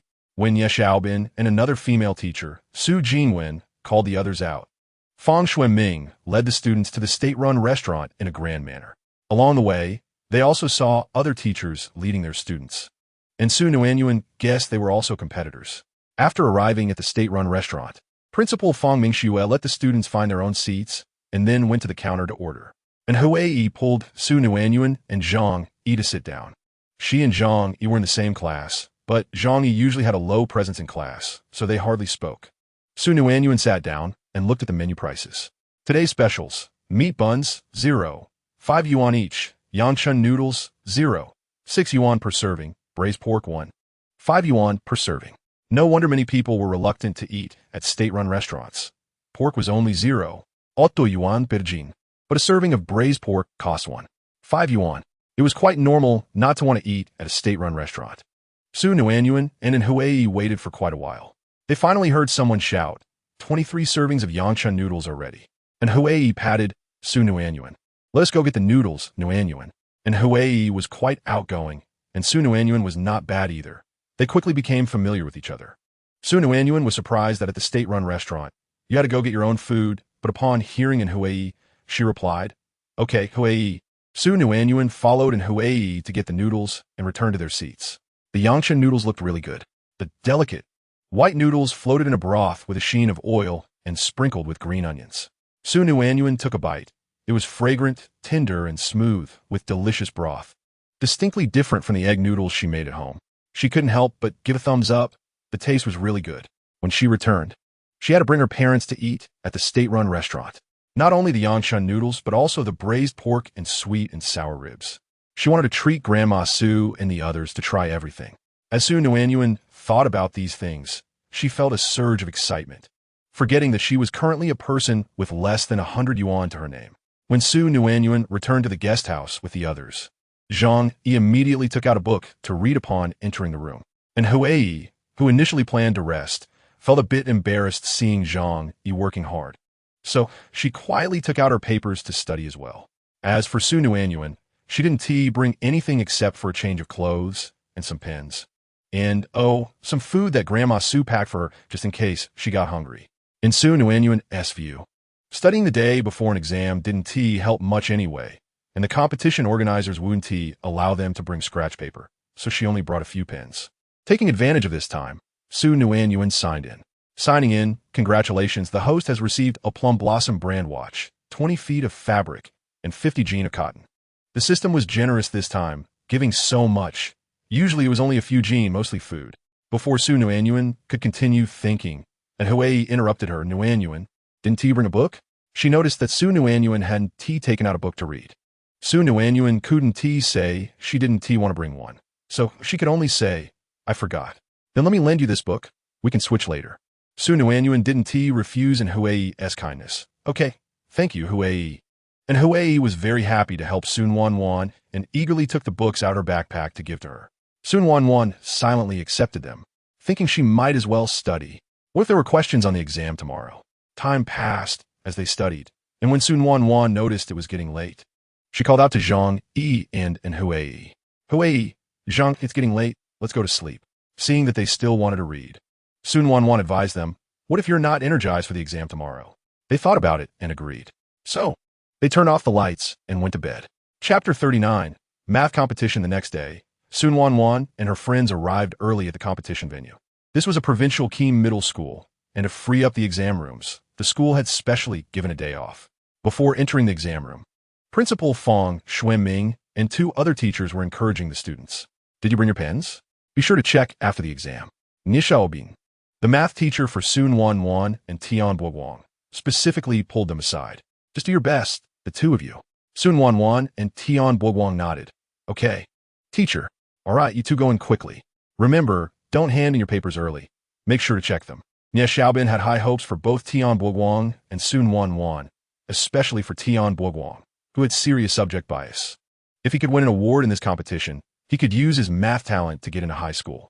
Although Tian Buoguang's monthly exam scores had improved by several points, getting into a key high school was still difficult. Winning this award would make things much easier for him in the future. With an exam duration of 80 minutes, Su Nuannuan finished in 50 minutes. Following her math teacher's advice, she checked her work once and only relaxed when she confirmed there were no mistakes. It wasn't until the announcement sounded, signaling the end of the exam, that Su Nuannuan sighed in relief. It was finally over. After leaving the exam room, Su Nuannuan noticed the principal and others were waiting outside, looking expectantly. When she walked over, the teachers didn't ask how she did. Su Nuannuan was the first from her school to exit, so she waited outside with the principal and teachers. Once all her classmates came out, the principal asked Nie Xiaobin to count the number of students. Principal, the count is fine, Nie Xiaobin reported after tallying the numbers. The principal nodded. It was crucial that all the students he brought back safely. Let us go back to the guest house. According to tradition, the results will be released tomorrow at 9. Su Nuannuan looked at the expressions of her classmates after exiting the exam room. Some had happy faces, indicating they did well, while others looked dejected and downcast. Su Nuannuan understood their feelings well. She paid special attention to her schoolmates, Tian Buoguang and He Liangshun, who looked fine. Zhang Yi and a few classmates from her class appeared pale, but seemed confident. However, Huai was restless since returning to the guest house. Nuannuan, what should we do? I'm so nervous. Su Nuannuan understood and deliberately changed the subject. How about we go eat and check out the supply and marketing cooperative in the provincial city? Let us see what's different. And Huai's eyes lit up. She also loved shopping. Okay, let us go take a look. Su Nuannuan glanced at Zhang Yi. Zhang, do you want to come? Zhang Yi shook her head, saying she couldn't afford anything there, so it was better not to go. All right, we're off then, Su Nuannuan said, shouldering her backpack and following Huai out. Su Nuannuan first informed the principal about their plan to go to the supply and marketing cooperative, but the principal, fearing accidents, outright refused. No, it's too dangerous for you to go out alone. Seeing the principal's firm denial, Su Nuannuan and Huai exchanged disappointed glances. Neither had ever been to the provincial city supply and marketing cooperative and were eager to see how it differed from the one in their town. Noticing their disappointment, the principal softened his stance. If you really want to go, you can, but ask others if they want to join and have Teacher Fong accompany you. Teacher Fong was the female teacher who was also Principal Fong's niece. Su Nuannuan and Huai exchanged glances again, giving up on the idea of going to the cooperative, only to be pleasantly surprised. They both nodded, okay. Su Nuannuan and Huai knocked on the doors of their classmates' rooms. Some wanted to go, while others did not. They gathered those who wanted to go and found Principal Fong, who was already waiting with Teacher Fong. When they saw Su Nuannuan and the others approach, Teacher Fong gave a few instructions. Take care of them while they go out to play, and pay attention to safety. Okay, Uncle, Teacher Fong nodded, understanding the importance of the matter. They first headed to the state-run restaurant. Those who could come out were all students whose parents had given them money tickets. Su Nuannuan ordered sweet and sour ribs and a bowl of rice. And Huai also ordered braised pork and a bowl of rice. After paying with their tickets, the group waited until the server called their number before picking up their meals. and Huey glanced at Su Nuannuan's sweet and sour ribs. Nuannuan, let us swap and eat. Su Nuannuan nodded in agreement. After lunch, Teacher Fong took Su Nuannuan and the others to the Supply and Marketing Cooperative. The provincial Supply and Marketing Cooperative was indeed different. The one in their town only had one floor, while the provincial one had 3 floors, resembling a simplified version of a shopping mall. And Huey pulled out her money tickets and bought a lot of small items. Su Nuannuan also picked up some hairpins and hair ties, planning to bring them back as gifts for her nieces and nephews, and bought each of them a fountain pen. Su Song, who was 10 years old, would soon be 11, and he could use a fountain pen now. Su Nuannuan didn't just buy gifts for her nieces and nephews, but also for her older siblings, especially for her 5th brother, Su Yuqing. She bought him a shirt made of polyester cotton fabric, as they were closest in age and had the best relationship. As for her other brothers, she bought gifts for their children, so there was no need to worry about them getting jealous. Her sisters-in-law each received a red scarf. For Grandma Su and Grandpa Su, she specifically bought 5 pounds of yarn, enough to make them each a sweater. She also bought 2 bottles of good wine, which her father and brothers would definitely enjoy. Where her specially emptied backpack could no longer hold anything, she finally stopped shopping. Su Nuannuan's extravagant spending shocked her group of little friends. They hadn't expected Su Nuannuan to be quite wealthy. Seeing their expressions, Su Nuannuan explained, "My mom specifically asked me to buy things when I came to the provincial city. If it's inconvenient, I won't buy anything." The other classmates nodded in agreement, understanding. Their parents had also asked them to bring things, just not as much as Su Nuannuan. Chapter 40. Competition first place early the next morning. Principal Fong took Su Nuannuan and the others to have breakfast. Seeing that it was almost 8:30, they headed to the auditorium of the provincial middle school. The organizers had assigned seats for each school, but the seats for Su Nuannuan and her school were somewhat remote. However, this was normal since their town's middle school had never won any awards before and wasn't well known. By the time they sat down, it was around 10 o'clock when someone appeared on the podium. The difference was that as soon as this person took the stage, the entire auditorium fell silent. And Huey started to feel very nervous. She reached out and tightly grasped Su Nuannuan's hand, her palms starting to sweat. Until the person at the podium began to read the list of winners, Su Nuannuan was also affected by the atmosphere and started to feel nervous. They began reading from the back, and there were dozens or even hundreds of middle schools in their province. The middle school in Su Nuannuan's town alone had participated with 20 entries. Not to mention that Qinghua Town had more than just the town middle school. So one can imagine how fierce the competition was. There was only one first, second, and third prize, with 6 special prizes for the top 410, and 40 participation prizes from 11th to 50th place. The host started reading the list. The student who got the 50th place was Hui from Qinghua Town Middle School. Her teacher should come to the backstage to receive the award afterward. And Hui was a bit surprised. She thought there was no hope left, but she won a prize by a narrow margin, even though she was the last one on the list. However, she was already satisfied, as there were at least 1,000 middle school students participating in the competition. Su Nuannuan was also happy for Hui. She continued to listen until she heard the name of a classmate who had also attended the competition class. It was Liu Yuhang, who got 43rd place. The student who received 30th place was Zhang Yi from Qinghua Town Middle School. Her teacher should come to the backstage to receive the award afterward. Zhang Yi was overjoyed. She received a participation award and was in 30th place. When she took that 10 yuan back home, life at home should be much better. Su Nuannuan was also happy for Zhang Yi. Her conditions didn't seem very good, but this participation award was still 10 yuan. After that, no one from their middle school was on the list. Su Nuannuan saw her classmates visibly starting to feel disappointed. After all, they knew their own results, and they only had a chance at the participation awards. There was no hope for the top awards. Su Nuannuan felt a bit disappointed, but she could understand. Their town's middle school simply couldn't compare to other middle schools. It was already great that they had so many winners, especially since they had never won anything before. The student who got 10th place was Tian Bo Guang from Qinghua Town Middle School. His teacher should come to the backstage to receive the award afterward. Tian Bo Guang was also very happy. Although his math scores were excellent, competition questions were much more difficult than math problems, and he had only been exposed to competition for a short time. To get 10th place was already an extraordinary performance. The student who got 5th place was Liang Chun from Qinghua Town Middle School. His teacher should come to the backstage to receive the award afterward. When this was announced, the whole audience was in an uproar.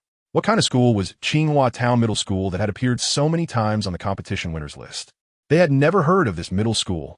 Principal Fangming Shui was beaming with joy. Their town's middle school finally won an award, and it was during his tenure, which was a political achievement. As for Nie Xiaobin, he glanced worriedly at Su Nuannuan. He had specifically consulted the competition teacher.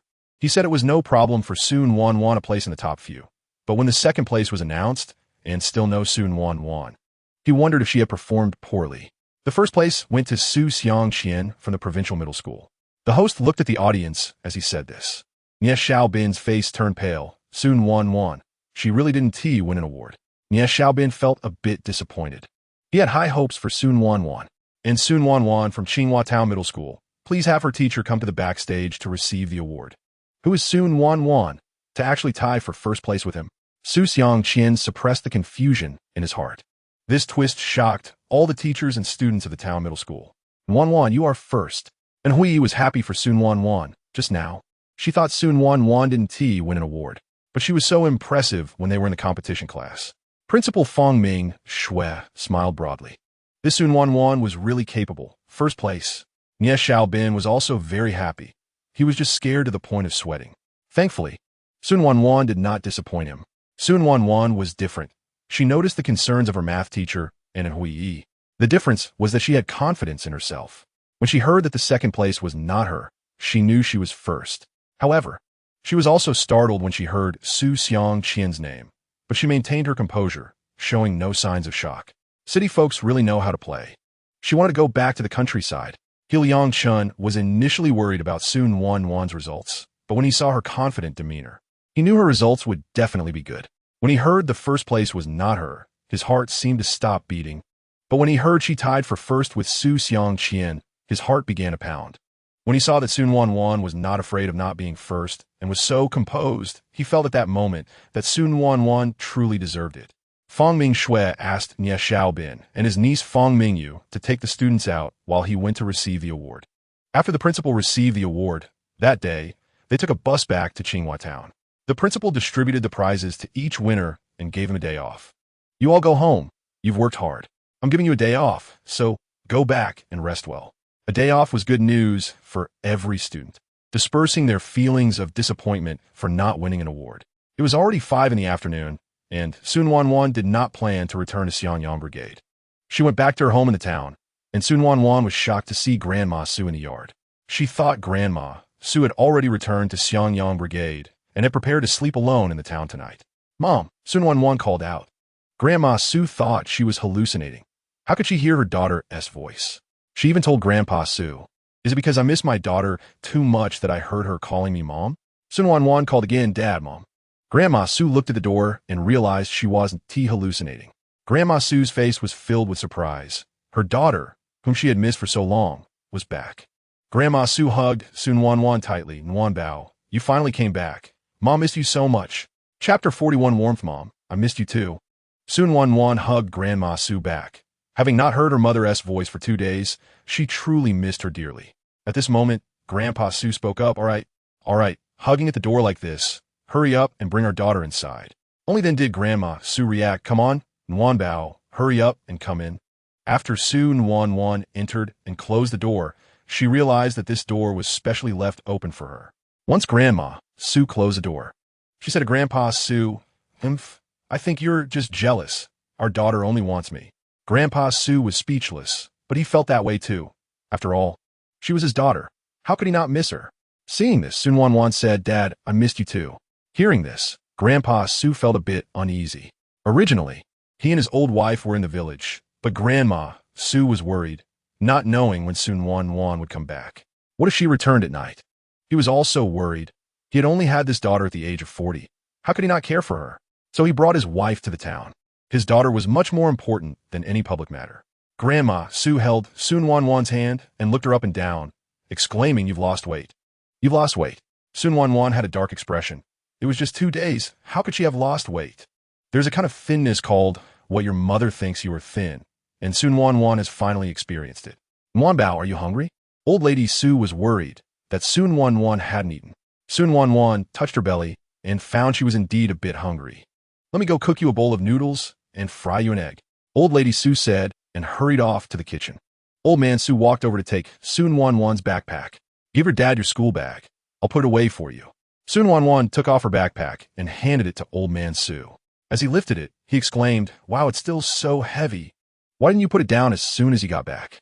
Su Nuannuan felt a bit helpless. "Isn't it because I missed you?" When Old Lady Su came out with the noodles, she called Nuan Bao, "Come eat noodles." Okay. Su Nuannuan ate the noodles and said, "Mom, your noodles are the best. The ones outside can't compare." Su Nuannuan intended to express her longing for Old Lady Su, but unexpectedly, Old Lady Su misunderstood and thought she had suffered outside. Nuan Bao, "Then you should eat more. You must have had a hard time outside." Old Lady Su looked heartbroken. "Next time, we won't let you go, okay?" Before Su Nuannuan could respond, Old Man Su started speaking. "You old woman, always so soft-hearted." Old Lady Su was unhappy and rolled her eyes. "What do you mean? I'm just worried about our daughter. Is that wrong?" Su Nuannuan finished her last bite of noodles and said, "Dad, Mom, stop arguing. I bought you good stuff." Su Nuannuan put down her bowl and patted her round belly, feeling really satisfied. When she was about to go to the kitchen to wash her bowl, Old Lady Su wouldn't allow it. She snatched the bowl from Su Nuannuan's hands. "Nuan Bao, you rest. I'll wash it." Su Nuannuan tried to insist, but Old Lady Su said it'll be done in no time. After Old Lady Su finished washing the bowl, Su Nuannuan dug out some things from her bulging backpack. "Dad, Mom, I specially bought this yarn for you to knit sweaters." Old Lady Su was overjoyed inside, but muttered, "Why buy this? It's a waste of money." Old Man Su also said, "Let your mom knit for you and herself. I have enough old clothes." Su Nuannuan pouted, "Dad, Mom, this is my filial piety to you. You can't refuse." Old Man Su was also very happy, thinking how filial his daughter was. "By the way, Dad, Mom, I got first place this time. There's a certificate too." Su Nuannuan took out the certificate from her bag and handed it to her parents. Old Man Su was about to take it, eager to see his daughter's honor. But Old Lady Su snatched it away first and exclaimed, "My daughter is amazing." Old Man Su snorted lightly, not wanting to argue with her, but he was also very happy. His daughter was doing so well. It was a great pride for him. "And their essay prize too," Su Nuannuan said mysteriously. Old Lady Su knew Su Nuannuan wanted to give them a surprise, so she cooperated. "What prize?" Su Nuannuan took out money from her pocket, which was actually from the system backpack, and handed it to Old Lady Su. "Mom, this is my bonus of 50 yuan this time, plus some tickets." "So much?" Old Lady Su was surprised. "Good, good." Old Man Su was also very happy. "Mom, you take this money," Su Nuannuan said boldly, feeling this was the first time she had earned her own money. Although Old Lady Su was happy that her daughter remembered her, she couldn't accept the money. "You earned it. You keep it." "Mom, don't you want to keep my first earnings as a memento?" Su Nuannuan knew her mother didn't want to take it, so she said this on purpose. "If your daughter wants you to keep it, then just take it." Old Man Su pondered. Seeing her husband say this, Old Lady Su took the money. "All right, I'll keep it as your dowry." Su Nuannuan pretended to be hurt. "Mom, are you planning to send me away?" Old Lady Su was also reluctant, then suddenly had a brilliant idea. "How about we find a son-in-law who comes to our house?" "Nonsense, what kind of good son-in-law can there be? Good families wouldn't let their children be a son-in-law at someone else's house." Su Nuannuan watched her parents discuss her marriage, feeling helpless. "I want to stay with Mom." Old Lady Su smiled. "That won't do." Su Nuannuan really didn't plan to get married. She was still young. "Mom, I'm still young." She didn't intend to continue this topic. "By the way, Mom, I bought things for my brother, sister-in-law, and my nephews and nieces too. You can distribute them." Old Lady Su was displeased. Why buy for them? Su Nuannuan knew how biased her mother was. "Mom, we are one family." Su Nuannuan yawned. Old Lady Su felt sorry. "Nuan Bao, are you tired?" Su Nuannuan nodded. She really was a bit tired. "Yes. Then go sleep quickly. I'll boil some hot water for you in the kitchen." Su Nuannuan was very touched. Old Lady Su was really thoughtful. "Okay." After Su Nuannuan went to wash up, Old Lady Su held Su Nuannuan's certificate and said, "Old man, when we go back to Xiangyang Brigade, we will hang this up in the main room." "I think so too." Old Lady Su and Old Man Su exchanged smiles. Such an accomplished daughter must let others know. Before going to bed, Su Nuannuan gave the remaining money to Old Lady Su. "Mom, this is the leftover money. For you." Old Lady Su accepted it, thinking her daughter had given her all the bonus, so it didn't matter if she kept this little bit. "By the way, Mom, I don't have class tomorrow. The teacher gave us a day off." Upon hearing this, Old Lady Su said, "Then let us go back to the brigade." She wanted to go back and show off. Their Su family daughter was indeed accomplished, making the group of gossiping women in the brigade talk about her daughter all day. She wanted to take the certificate and slap them in the face. Chapter 42. Old Lady Su's show-off as expected, early the next morning after breakfast. The old couple from a Su family took Su Nuannuan back to the Xiangyang Brigade. Since it was not Sunday, only Su Xiaobao and Su Xiaoqiao were at home among the younger generation of the Su family. As soon as old man Su returned, he went to the brigade office to collect farming tools for work, leaving only old lady Su and Su Nuannuan home. When they got home, Su Xiaobao released his maximum enthusiasm, hugging old lady Su's thigh. Grandma, Grandpa, and Aunt, you're back. Su Xiaoqiao also quietly followed suit, now no longer afraid of Grandma and Aunt. After hugging old lady Su, Su Xiaobao came over to hug Su Nuannuan, looking at her eagerly. "And how was it? Was it fun in the provincial capital?" Su Nuannuan didn't know how to answer. She hadn't been to any other places besides the state-run restaurant, the supply and marketing cooperative, and the provincial middle school. Old lady Su noticed her daughter's awkwardness and said, Go on, go on. Your aunt didn't go there to have fun. She wanted to take an exam." Su Xiaobao ignored his grandma's words. Then how did Aunt do on the exam? In fact, he didn't know what this question meant, but he had heard his parents and uncles and aunts ask this every time there was an exam. Hearing Su Xiaobao ask, old lady Su was very happy, regardless of whether Su Xiaobao could understand, and directly said, "Your aunt is amazing. She got first place." Upon hearing this, the two siblings nodded their little heads in agreement with old lady Su, even though they didn't understand what it meant. Su Xiaobao was 3 years old. Although he didn't know what amazing meant, he knew what first meant.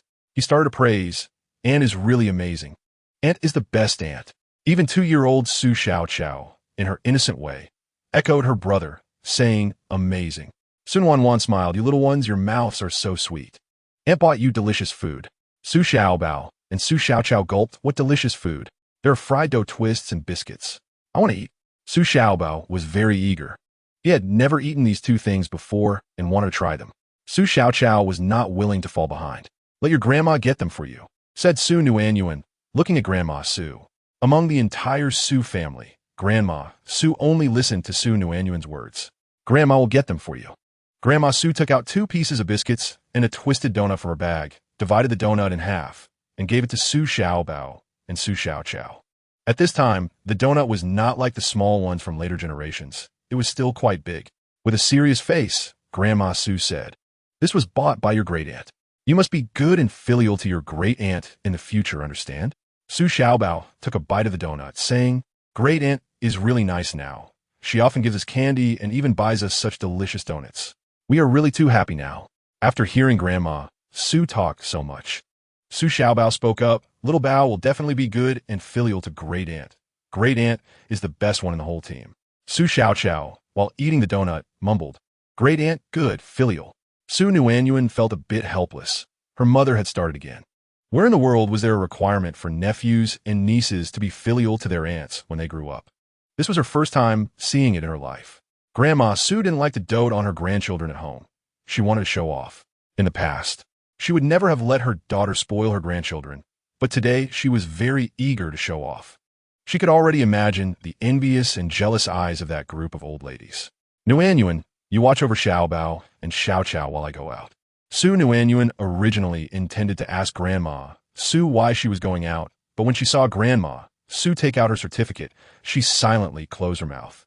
"Mother, go ahead." After Grandma Su went out, Su Nuannuan stayed at home watching her nephew and niece. Actually, they had always been at home by themselves. They were very well-behaved and didn't need supervision.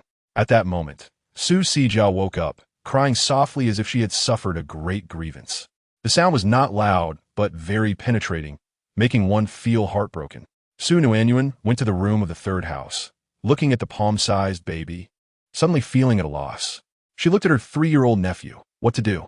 At this time, children were either carried to work or left in the house. It was already October, and the sun was still out in the morning. Feng Yan was reluctant to take such a small child to work. She usually came back during breaks to feed and change the baby, without delaying work. Su Xiaobao looked at his great-aunt disdainfully, thinking that at such an age, she didn't even know how to comfort child. "Great-aunt, you should hold sister like this." Su Xiaobao demonstrated, as he had seen his 4th aunt do. "Su Nuannuan traíd." But the baby was so soft that she was afraid of hurting her if she used too much strength. I can't do it. I'm scared.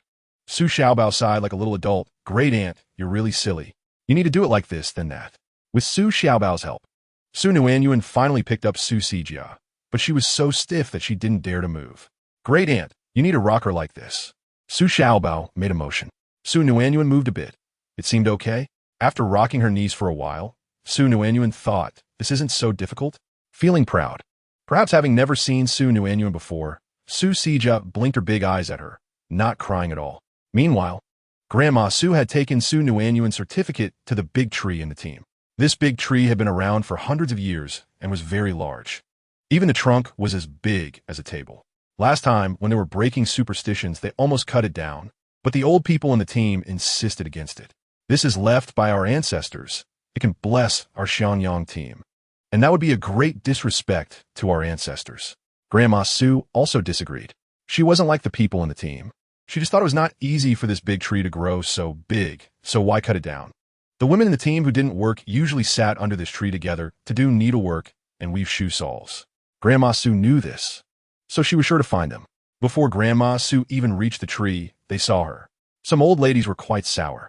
They didn't have the ability to move to the town. Oh, isn't this Sister Su? What brings you here? Another person spoke up. You weren't sent back, were you? Stop talking like that.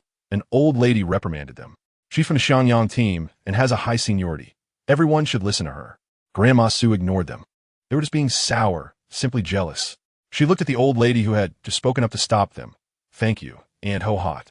Aunt Ho Hot had a good impression of Su Guoqiang's wife. Being from the older generation, she thought that Meng Meiyun was very fortunate. An old lady asked, when did Guoqiang's family come back? They knew Grandma Su had gone to the county. Came back this morning. Look at your happy face. Is there good news? Finally. Someone started to ask her. Thinking of her promising daughter, she felt extremely proud. Look at this. Grandma Su took out the certificate. At that time, the certificates were quite similar. An old lady spoke up. What can this be? Isn't it just a certificate? As if everyone should be impressed. Grandma Su was displeased. Can the certificates from your team's elementary school compare to my provincial math competition certificate? What is a math competition? The old ladies in the team had only ever been to the town at most and had never traveled far. Upon hearing Grandma Su's words, they were all amazed. They had no idea what a math competition was. Grandma Su didn't know what a math competition was either. She only recognized the words on it. But it was a competition held in the provincial capital. Could the team compare? Even the town couldn't match it. Although she didn't know, it didn't stop her from boasting. Seeing their expressions, Grandma Su felt very proud. And my daughter got first place. Just the prize money is 50 yuan. Grandma Su mentioned this money, as her family had many sons and didn't fear others knowing she had money. Moreover, this money was earned by her daughter's own ability, so why not say it? If she didn't say it, how would others know her daughter was capable? What? 50 yuan? So much? Another old lady said in a sarcastic tone. Why didn't your Su Nuannuan notify my Huji to participate in that competition?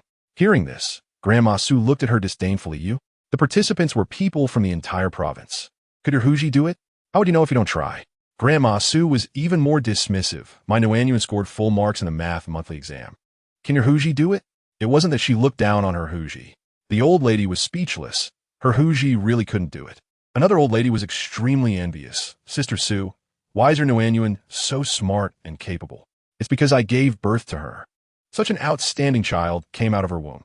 Grandma Su looked around at the group of people who favored sons over daughters. If you ask me, daughters are better. An old lady blurted out, but then why did you have so many boys? That's easy for you to say. That's just my belly not cooperating. I had 5 boys before finally getting Nuannuan. Another old lady disagreed. Having boys is good. It carries on the family line. Old Mrs. Su looked disdainful. What's so good about it? Having a son means you have to raise him, and after raising him, you have to help him build a house and marry a wife. After he marries, you still have to help him take care of his wife and children. And he may not even be filial. It's better to have daughters. Look at the elderly in the brigade. Whenever they get sick, it's always the daughters who bring back bags of things. The sons don't even take money to the hospital, do they? Others nodded, as if it were true. Isn't it expensive at the hospital? One old lady asked. No matter how expensive, it can't be more important than our lives, another replied. When we get old, the money should be left for the children. The older generation thinks this way. So, does that mean we work hard our whole lives? and might not even enjoy our old age. Old Mrs. Su disagreed. In her opinion, getting old should be about enjoying life. And having daughters is great.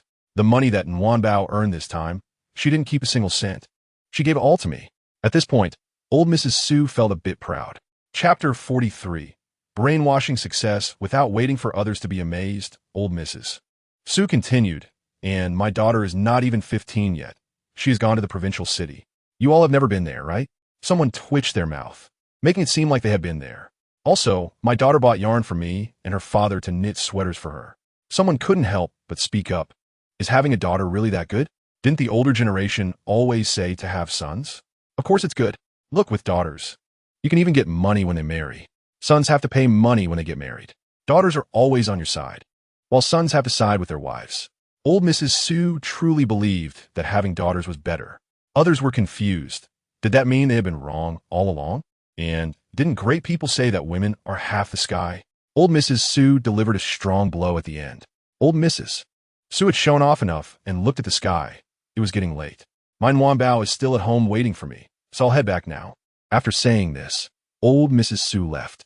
She mainly came to show off, and once that was done, she naturally had to go back. Watching old Mrs. Su's swift retreating figure, one old lady suggested, "Why don't we also send our daughters to school?" Another old lady shook her head. "What about the household chores? Girls can also do chores." One old lady patted her leg and said, "Let them do the chores when they come back from class. If worst comes to worst, their sons, they could do it too." Others agreed. It made sense. If a daughter-in-law made such an arrangement, the old ladies might not agree. But they were all of an age now and had no mothers-in-law left. At this time, those who were unfilial would be scolded, and their words had to be listened to by the children. Old Mrs. Su was unaware that, under her brainwashing, many families in the Xiangyang Brigade had sent their daughters to school and were even praised by the leaders in the commune. If she knew, she might have been even prouder. Meanwhile, not long after holding Su Sijia, Su Nuannuan's fourth sister-in-law, Su Sisi, returned. Seeing her sister-in-law holding the baby, Su Sisi was shocked. Su Nuannuan looked at Su Sisi's expression and felt a bit unnatural, so she could only mumble. She was crying. Upon hearing this, Su Sisi understood and smiled as she took the baby from Su Nuannuan's arms. "It's okay. She might be hungry." Su Nuannuan nodded. She knew that babies got hungry quickly. "How about I ask Mom to buy you a can of milk powder? I'm afraid she won't be full." Speaking of which, even though there was a baby in the house, Su Sijia wasn't crying or making a fuss, and Su Sisi also had a very low presence at home. Su Nuannuan truly hadn't paid attention to her. Su Sisi had known her sister-in-law very well since she married, but she didn't know why her sister-in-law had changed. However, she still knew her sister-in-law had good intentions. "No need, my milk is enough." Su Nuannuan was suspicious. Her mother hadn't deliberately cooked anything for Su Sisi to increase her milk supply, although she had given her mother a lot of good things. She could guarantee her mother was definitely reluctant to take them out to eat. Old Mrs. Su was indeed like this, although her daughter had this ability. What if one day heaven took it back? Wouldn't that be gone? Su Nuannuan said nothing. She had made up her mind to let her mother buy a can of milk powder for Su Sisi. At lunchtime, several brothers of the Su family smiled at Su Nuannuan, saying, "Little sister, you're really impressive. You went to the provincial city and even brought back a prize." They had already heard old man Su mention it and were a bit envious. They hadn't gone far, and little sister had already been to the provincial city. Even Su Urge was reflecting on himself, wondering if he had been wrong. Studying really was useful. Or was he just foolish, while little sister was smart? For a moment, he felt somewhat withdrawn. Chapter 44. Giving gifts to family after dinner in the evening, old Mrs. Su called everyone, "Wait, stay back for a moment." The Su family didn't know why old Mrs. Su wanted to keep them, but they all obeyed her. Old Mrs. Su called Su Nuannuan, "Go get the gifts you bought for everyone." Su Nuannuan was quite puzzled. Hadn't they already agreed yesterday that their mother would distribute the gifts? Why did she still want her to do it? But after thinking about it, the gifts from old Mrs. Su and the ones from her sister-in-law were different. Old Mrs. Su was being considerate to give her face, and Su Nuannuan suddenly understood old Mrs. Su's intention. "Okay, Mom." Su Nuannuan took out the items. Eldest sister-in-law, second sister-in-law, third sister-in-law, fourth sister-in-law. This red scarf is specially bought for you. A few sisters-in-law looked pleasantly surprised. "And for us?" Su Nuannuan nodded. The sisters-in-law of the Su family eagerly took the red scarves and put them around their necks. "Thank you, little sister, for remembering to buy us gifts," said the eldest sister-in-law. "Yes, Which sister-in-law in the whole brigade is happier than we are? Chimed in the third sister-in-law, who wouldn't be happy to receive gifts. Moreover, the color of this red scarf was so pure. Each one cost several dollars, which was much more expensive than making a set of clothes. So they naturally showered her with compliments. The second sister-in-law was also very happy. She thought her sister-in-law would look down on her for not having a son. But when she received the red scarf, she said dryly, "Thank you, little sister." Su Cece looked at the red scarf and saw that it was better than her previous one. It was really nice. "Thank you, little sister." Su Ching Song watched eagerly from the side. "What about me, Annie?" His tone was so sour that it made Su Nuannuan laugh. "Don't worry, everyone has one." Su Xiaohong held the hands of her two younger sisters and hid behind the second sister-in-law, knowing that even if there were gifts, they wouldn't be for the three sisters. Su Nuannuan handed out pens to several nephews and nieces. "Here, this is for you. Hope you study hard and strive for progress every day." Su Ching Song and the others all took theirs, but when she handed one to Su Xiaohong, she foolishly didn't take it. "What's wrong? Take it." Su Xiaohong seemed to wake up from a dream and stammered, I have one too." Su Nuannuan glanced at her. "Of course, you're all my nephews and nieces. Not just you, but Xiaohua has one too." Su Xiaohong looked at Su Nuannuan while slowly taking it, as if afraid that Su Nuannuan would suddenly change her mind and not give it to her. Su Urge was very touched. Didn't he expect his little sister to be so thoughtful and even buy gifts for his children? Seeing his eldest daughter like that, he urged, "Quickly say thank you to your aunt." "Thank you, Annie, I really like it." Su Xiaohong thought to herself, this time it seems Annie really has changed. She used to be skeptical, thinking Annie was just pretending and would revert to her old self. Now she believed that Annie was better. She really liked the current Annie. Su Nuannuan smiled and handed the fountain pen to Su Xiaohong, who received it with a "Thank you, Annie." Su Nuannuan then gave it to Su Hangcheng and Su Danrue, the twin siblings who looked nothing alike. They were a bit bolder, laughing as they took the fountain pen and thanked Su Nuannuan, saying, "Thank you, Annie, you're so nice. By the way, Annie also bought you hairpins and hair ties. Take a look and see if you like them." Su Nuannuan placed the hair ties and hairpins on the table. No matter what age, girls love to be beautiful. As soon as Su Nuannuan finished speaking, several nieces got excited. "Wow, Annie, you're so nice." Even Su Xiaohong was thrilled. She envied her playmate Zhao Meijia. "What a red hair tie. You can choose for yourselves, two each." Su Danrui couldn't wait any longer and rushed over. "I like this one. And this one too. It's so hard to choose." Su Nuannuan didn't expect that Su Danrui, at such a young age, would have a fear of making choices, which made her laugh. "So I'll just take these two." Su Danrui sighed, finding it really hard to choose. Seeing her cousins from the third room picking theirs, Su Xiaohong also ran over to choose too. Su Xiaohua saw her two sisters had theirs, so she wanted to get some too. Su Xiaochao was only 2 years old, but Su Nuannuan bought her a share as well. Looking at the remaining ones, she handed them to Su Xiaochao. Su Xiaochao was with Su Ersaw. When she saw Annie giving her something, she reached out to grab it, her eyes fixed on the hair tie, thinking Annie was playing with her, smiling so much that drool came out. Su Ersaw picked up Su Xiaochao's drool bib and wiped her drool, saying, "Thank you, Annie. I'll put it away for her." Su Nuannuan nodded. However, Su Xiaobao was unhappy. He hadn't started school yet, so the fountain pen wasn't for him, and he wasn't a girl. So the hairpins and hair ties weren't for him either. Seeing his older siblings and younger sister receiving gifts while he had none made him cry out, "Why is it only me who doesn't have any? Auntie is biased." The sudden cry startled Su Nuannuan, and hearing Su Xiaobao's complaint left her both amused and helpless. "Don't cry. How about I give you 3 twists of dough?" Su Xiaobao sniffled and continued to cry. "Look, you have 3 twists of dough, and your siblings only have 2 items. Aren't your 3 twists more than theirs?" Su Xiaobao stopped crying, counting with his fingers, realizing that 3 was indeed more than 2. He sobbed, "Then give me the dough." Su Nuannuan tried hard to suppress her laughter as she handed 3 twists of dough to Su Xiaobao. "Poor little Bao. If only you were in kindergarten. You wouldn't be fooled like this." After calming Su Xiaobao down, Su Nuannuan turned to the older brothers. "Eldest brother, second brother, third brother, fourth brother. I also bought 2 bottles of good wine. Would you like to have a couple of cups with Dad?" The Su brothers were delighted. "That sounds great. Dad, since it's getting dark, shall we have a drink?" Su Lao Dad pondered for a moment. "All right." Chapter 45. Another reward? The next day, when Su Nuannuan arrived at school, she was warmly welcomed by her classmates. Now, she was completely famous at school, especially after getting first place in the monthly exam. Even the principal had hung a banner at the school gate congratulating Su Nuannuan on winning first place in the provincial math competition. It was made of red paper, as red cloth was rare at that time. It wasn't something people would buy unless it was for a big event like a wedding. Seeing her classmates praising her, Su Nuannuan covered her face, feeling an inexplicable sense of embarrassment. As she walked into the classroom with her backpack, her classmates crowded around her. "Congratulations, Su Nuannuan." Su Nuannuan smiled, "Thank you." Her classmates admired her, saying she and Tian Boguang were amazing for winning awards in the math competition. Li Wenyu was particularly in awe of her deskmate, her eyes sparkling when she saw Su Nuannuan.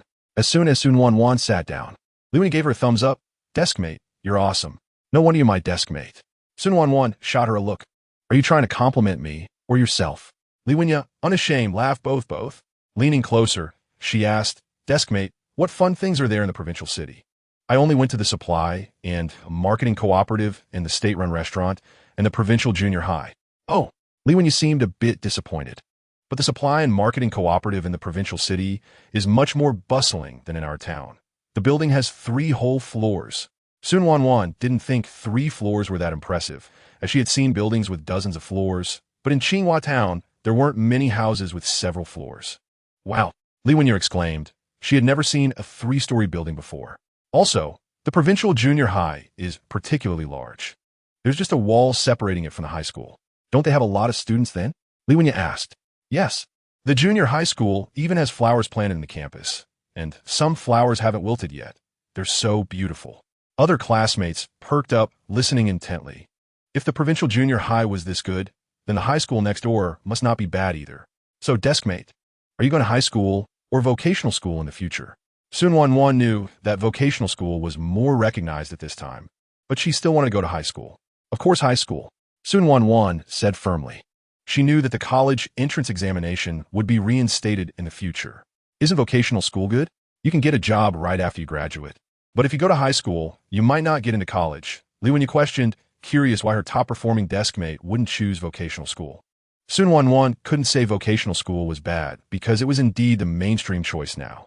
"Of course it's good, but I want to go to high school." Su Nuannuan smiled mysteriously, knowing that the college entrance examination would be reinstated, but she couldn't say that. The other classmates, although they didn't understand why Su Nuannuan wanted to go to high school instead of vocational school, believed that whatever she said must be right. "Shall we give a shot too?" Other classmates thought to themselves, and since getting into high school was a bit easier than vocational school, if they couldn't get into vocational school, getting into high school would still be good. Su Nuannuan was unaware of the ripples her words created in her classmates' hearts.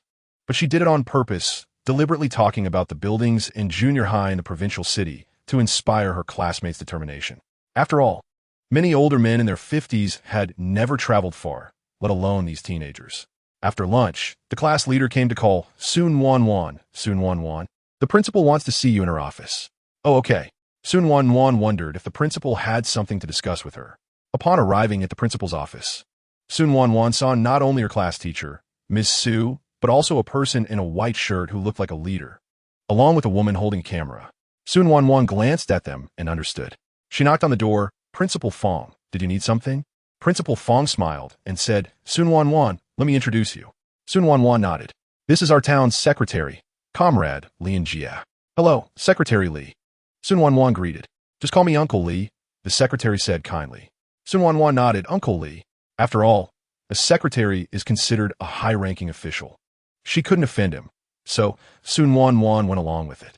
Principal Fong laughed and pointed to the woman with the camera. "This is Comrade Wei Chunmin, a reporter from our town's newspaper." When Su Nuannuan saw the camera hanging around her neck, she immediately recognized her identity. She wasn't surprised at all when the principal introduced her as a reporter. "Hello, Reporter Wei." When Wei Chunmin saw Su Nuannuan, she felt a strong liking for her. Not only was this child beautiful, but she was also smart and, most importantly, very polite. She smiled gently at Su Nuannuan and said, "Just call me Aunt Wei." Her own child was only a year or two younger than Su Nuannuan and was always mischievous, giving her a headache every day, so naturally, she liked such a well-behaved child. "Hello, Aunt Wei." Once the principal finished the introductions, Secretary Li spoke up. "Su, this is your award for winning first place from the town. Thank you for bringing honor to our town." Secretary Lee handed Su Nuannuan an envelope, which she didn't take at first. She looked at Principal Fong, and seeing him nod, she then accepted it. Thank you, Uncle Lee. It's nothing special. It's my honor to bring glory to our town. Secretary Lee smiled, thinking that this child, Su Nuannuan, had been taught very well, not arrogant nor humble, and very clever. You must study hard, Su Nuannuan. I have high hopes for you. Okay. Secretary Lee was busy. He had come to see who the person was that defeated an entire province to win first place. Although it was a tie for first, this was the first time in the history of Qinghua Town. Well then, Principal Fong, I'll take my leave. Secretary Lee nodded to Fong Mingxue. I'll see you off. No need. However, how could Principal Fong not see off Secretary Lee? So, Fong Mingxue signaled Su Nuannuan to entertain reporter Wei while he went to see him off. Su Nuannuan nodded, understanding. Wei Chunmin didn't come with Secretary Lee. It was just a coincidence that they entered the school gate together. After Principal Fong sent Secretary Lee away, Wei Chunmin finally spoke. Su Nuannuan, may I interview you for a moment? Su Nuannuan was quite willing to cooperate with this aunt who immediately showed goodwill upon seeing her, as she was quite charming. Of course. Seeing that Su Nuannuan agreed, Wei Chunmin took out paper and a pen from her bag. Su Nuannuan, what do you think is the main reason for you winning first place? I think it's what I deserve. Oh, so confident? How are your academic results? I ranked first in the last monthly exam. Wei Chunmin was amazed. That's impressive. Su Nuannuan modestly replied, there are others who are even better than me. Thus, Su Nuannuan and reporter Wei exchanged questions and answers. In the end, Wei Chunmin asked Su Nuannuan, is there anything you would like to say to your teachers or parents? First of all, I'm very grateful to my parents. They work hard to send me to school. Even though they are tired themselves, they want to give me the best. At this point, Su Nuannuan felt warm inside. Grandma Su and Grandpa Su were truly wonderful. Secondly, I'm also very grateful to my teachers for tirelessly imparting knowledge to us, and of course, I am thankful to my country for nurturing me. Wei Chunmin noted this down. Can you say something encouraging to others? Diligence is the key to unlocking the door to knowledge. Thinking is the tool for understanding knowledge. Reading is the shortcut to mastering knowledge. Practicing is the method to consolidate knowledge. Discussing is the trick to understanding knowledge. And exploring is the path to innovating knowledge. Wei Chunmin put down her notebook and said to Su Nuannuan, very good. Is that all? Wei Chunmin nodded. Su Nuannuan, may I interview your parents? Su Nuannuan understood that her mother would definitely agree to such a glorious matter, so she nodded, of course. Wei Chunmin was very curious about Grandma Su, whom Su Nuannuan mentioned several times. She wanted to interview the family that raised such a child. Aunt Wei, just call me Nuannuan. Su Nuannuan was having a pleasant conversation here, while Principal Fong was returning after seeing off the secretary. Once Principal Fong returned, Su Nuannuan's interview had already concluded. Upon seeing Principal Fong return, Wei Chunmin stopped talking. Principal Fong, may I take a photo of you and Nuannuan? Since it could be published in the newspaper, Principal Fong naturally agreed immediately. Wei Chunmin took a photo of Su Nuannuan and Principal Fong, then looked at Su Nuannuan. Nuannuan, can I go with you after school today? It will be better to finish it sooner. Su Nuannuan agreed, but then remembered that it was her brother who would pick her up. Anyway, it's like this. My brother will come pick me up on a bicycle tonight. Wei Chunmin understood immediately. That's fine. I have a bicycle. They agreed on a time, and then she left. Su Nuannuan looked at Principal Fong, then Teacher Fong. I'll head back to class now. Fong Mingxue smiled. Don't rush. He took out another envelope from his drawer. Su Nuannuan, this is a reward from the school for you. Su Nuannuan declined. Isn't there already a reward? This is from our school, and it's different from the one from the town. Su Nuannuan took it. Thank you, Principal. Go back and continue to study hard. By the time Su Nuannuan left the principal's office, class had already started. She returned to the classroom and reported in. The political teacher knew that Su Nuannuan had been to the principal's office, so she let her in. Chapter 46, Double Joy in the Afternoon. When Su Nuannuan reached the school gate, Wei Chunmin was already waiting there with a bicycle. Su Nuannuan jogged over. Aunt Wei, sorry to keep you waiting. Wei Chunmin shook her head. It's nothing. The next moment, Su Dage also rode up on a bicycle.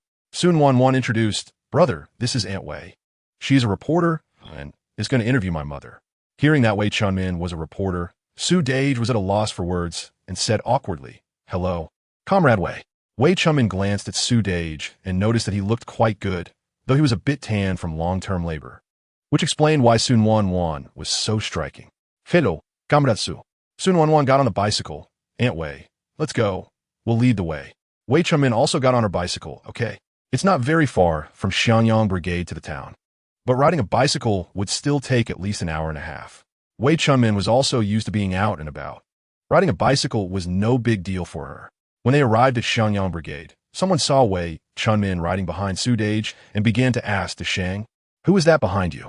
Su Dage pedaled on without stopping and replied without looking back, "It's reporter Wei from the town." Unexpectedly, this statement shocked the others in the brigade. They turned to ask the person next to them, "Did I hear wrong?"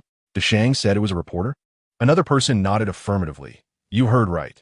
Deshang really said it's a reporter." "Oh my goodness, what is a reporter doing here? Should we call the brigade leader?" "No. My uncle went to the commune for a meeting." The person speaking was Yang Zhigang's nephew, Yang Wenli, who lived next door to the brigade leader. He had seen the brigade leader ride away on a bicycle earlier and specifically asked about it. "What about the secretary?" "He went to the commune with the brigade leader." This was said by the secretary's wife. Hearing her words, everyone fell into a moment of silence. When they arrived at the Su family, Grandma Su was at home. Ever since Grandma Su had surgery last time, the several sons of the Su family had not allowed her to go to work. Moreover, Su Nuannuan didn't need to live in town anymore, so she had returned home. Usually, she would just cook and take care of the children.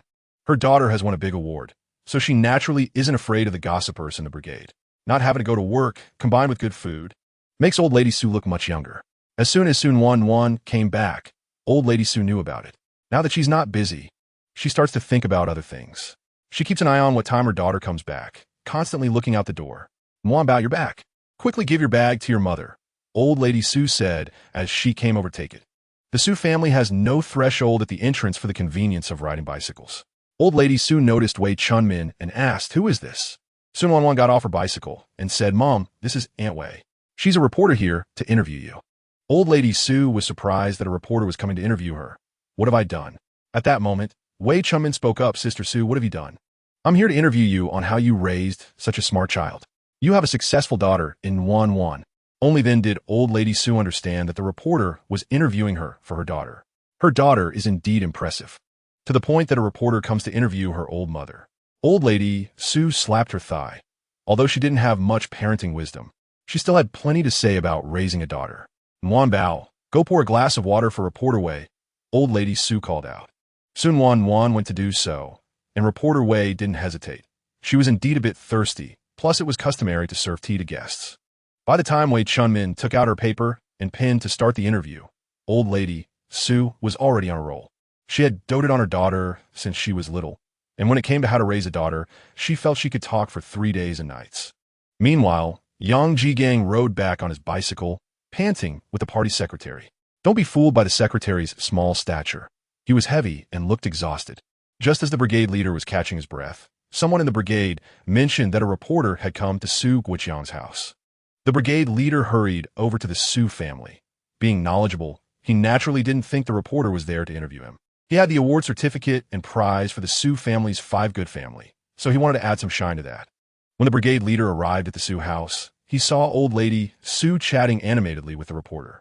He pretended to cough to interrupt her. Old lady Su turned around and saw the brigade leader, feeling displeased. "Why did you interrupt me? I wasn't done talking yet." The brigade leader walked in and greeted Wei Chunmin. "Hello, reporter." He didn't know her name, so he could only address her as reporter. Wei Chunmin didn't know who he was either and merely replied, "Hello, comrade," and fell silent. The brigade leader wasn't annoyed. Today's main character wasn't him.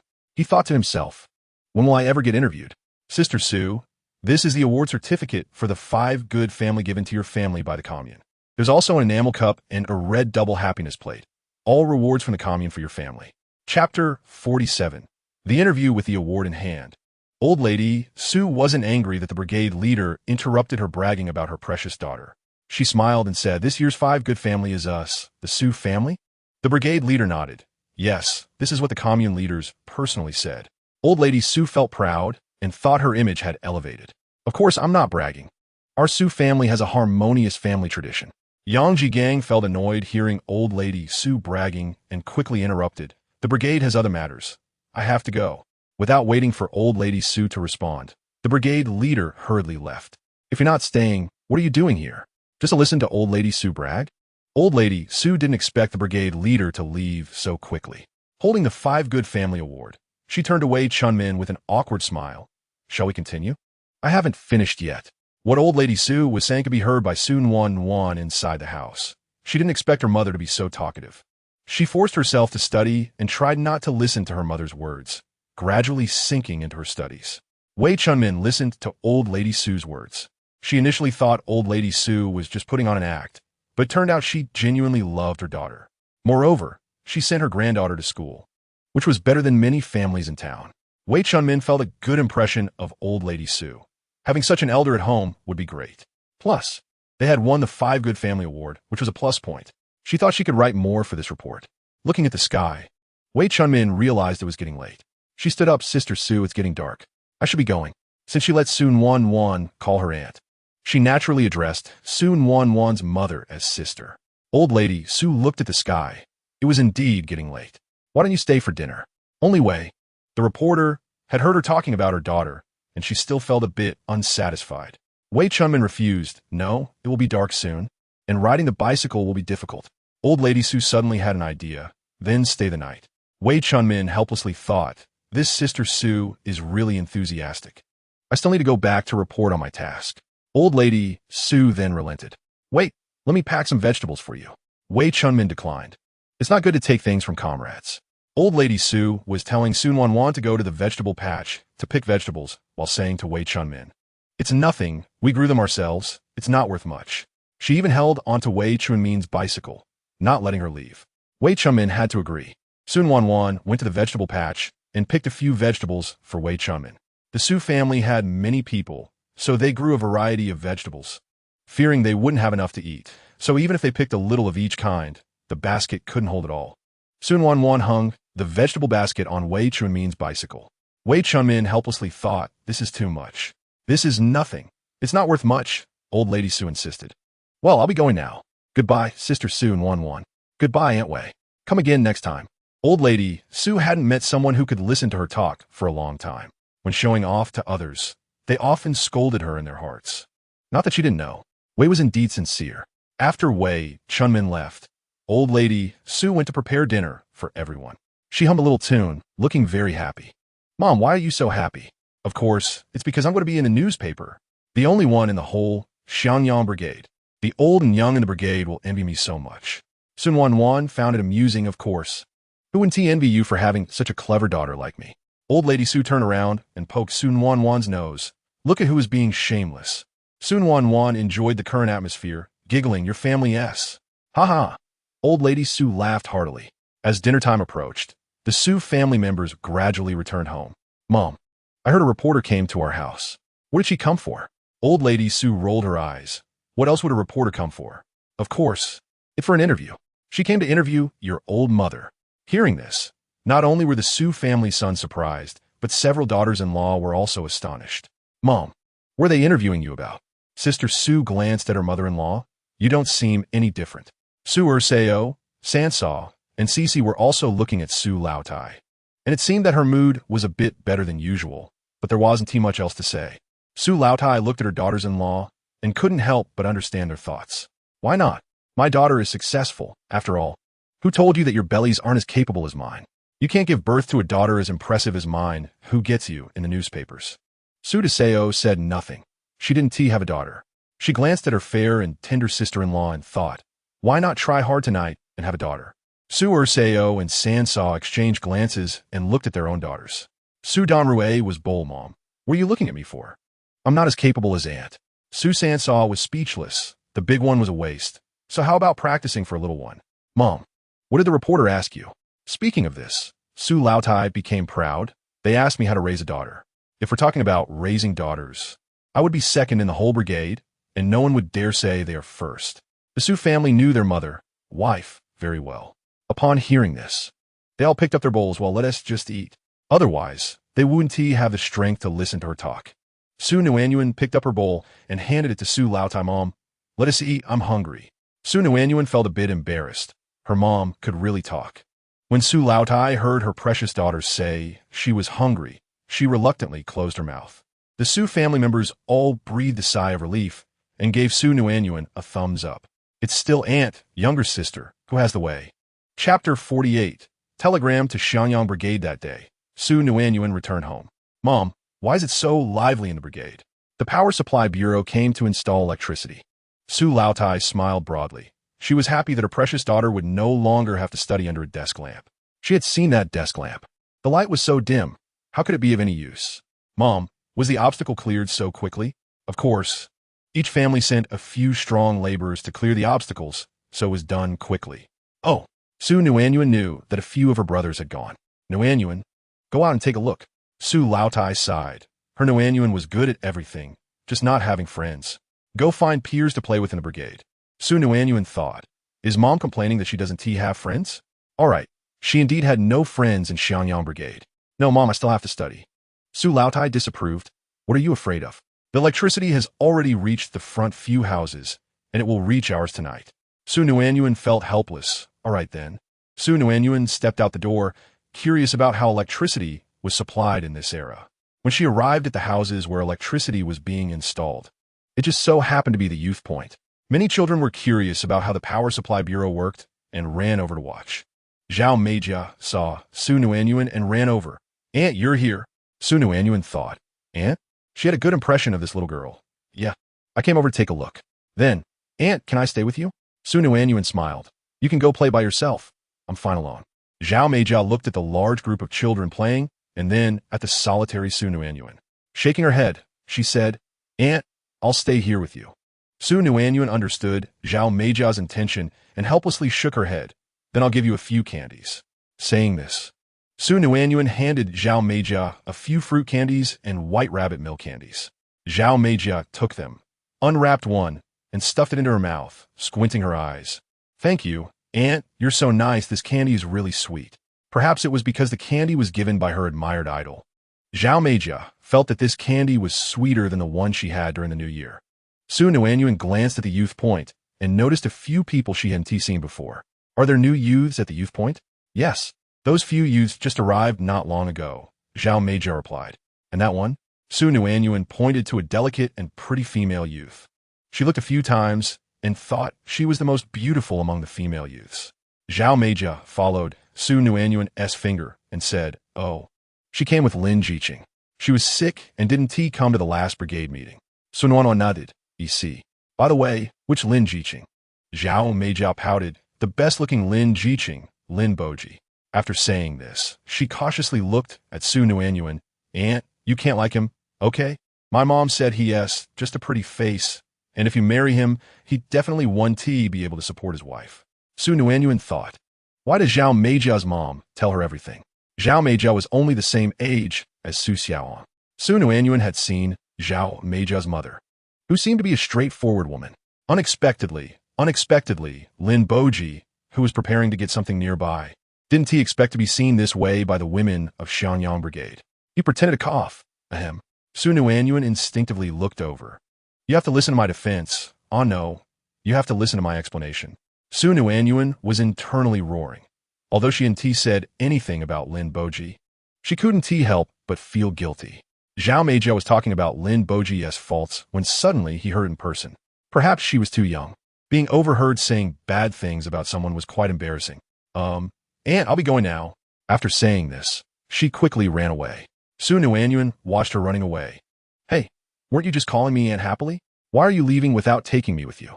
Lin Boji looked at the two of them and couldn't help but laugh. Su Nuannuan glanced at the so-called Lin Jiqing. He was indeed handsome. In an instant, she recalled the embarrassing scene earlier and felt a bit awkward. She smiled and greeted Lin Jiqing. Lin Boji also recognized Su Nuannuan's face. It's you? It's been a long time. Comrade Su Nuannuan. Hello. Nice to meet you for the first time. Su Nuannuan was taken aback. Hello. I'm also very happy to meet you. Looking at the silly girl in front of him, Lin Boji's eyes were filled with laughter. I still have something to do over there. Let us chat next time. Lin Boji pointed to the youth point. Su Nuannuan nodded in understanding. Okay. Now that the Power Supply Bureau was installing electricity at the youth point, Su Nuannuan knew he must be very busy. Lin Boji turned around, his eyes obscure. Don't worry, there is still plenty of time. Su Nuannuan stayed at the youth point for a while, found nothing interesting, and then returned home. Lin Boji kept an eye on Su Nuannuan and felt a bit lost when he saw her leaving. Su Nuannuan arrived home and did her homework for a while when the workers from the Power Supply Bureau came to her house. Su Lautai was very happy. She had been looking forward to the power supply, and now it had finally reached her home. Nuannuan, come out quickly. The workers from the Power Supply Bureau are here to install electricity. Su Nuannuan opened the door and came out to clear the house for the workers. The workers from the Power Supply Bureau were skilled at their job, and in no time, the electricity was installed. Su Lautai even went to make a cup of brown sugar water for each of the workers. Come on, you've been working hard for so long. You must be thirsty, so I made you some water. The workers thought it was plain water, but when they received it, they exclaimed, "Oh, it's brown sugar water." Yes, you've been busy all day. This is to replenish your energy. The workers were somewhat moved. In this day and age, those who were willing to treat others with brown sugar water were quite generous. Thank you, Annie. Grandma Su quickly waved her hand. No need, no need. After the people from the Power Supply Bureau left, Grandma Su pulled the light switch. Snap, it lit up.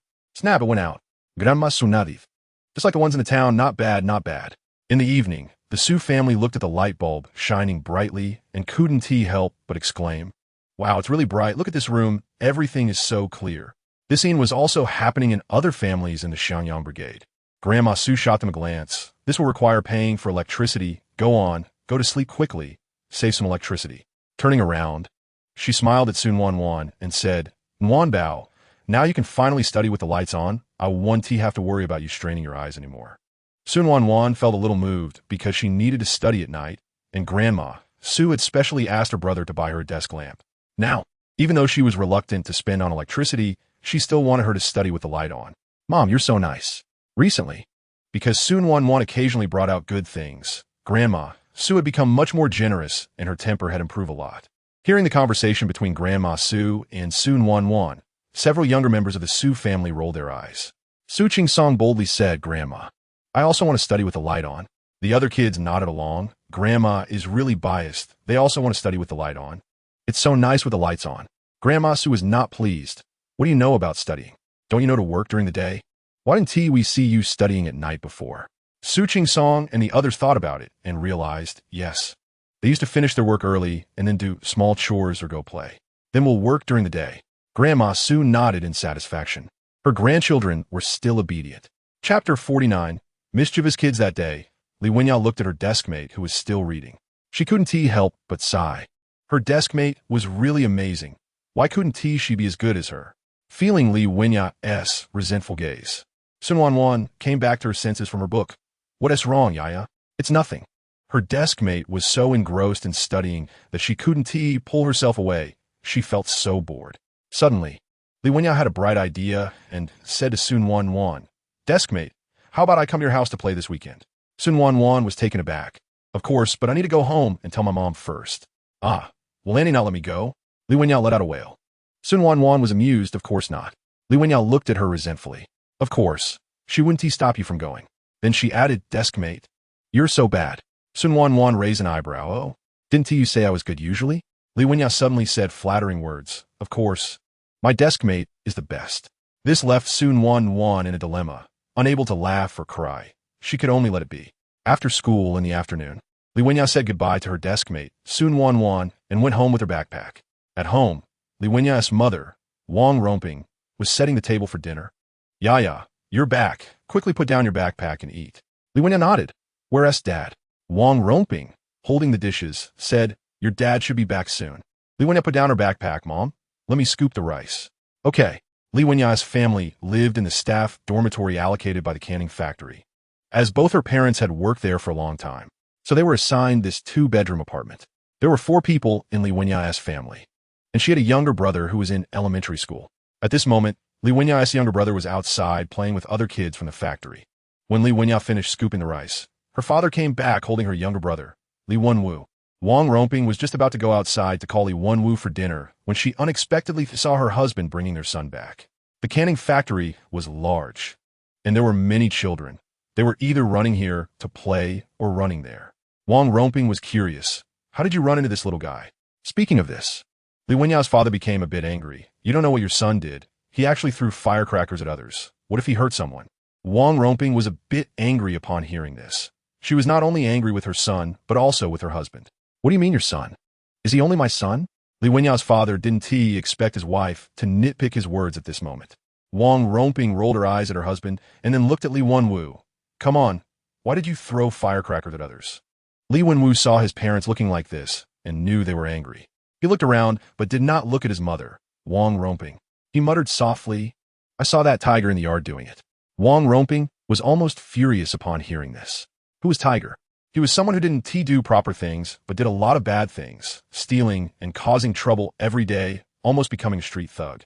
Thinking about her son learning from such a person, Wang Romping was so angry she was breathing heavily, searching for a stick.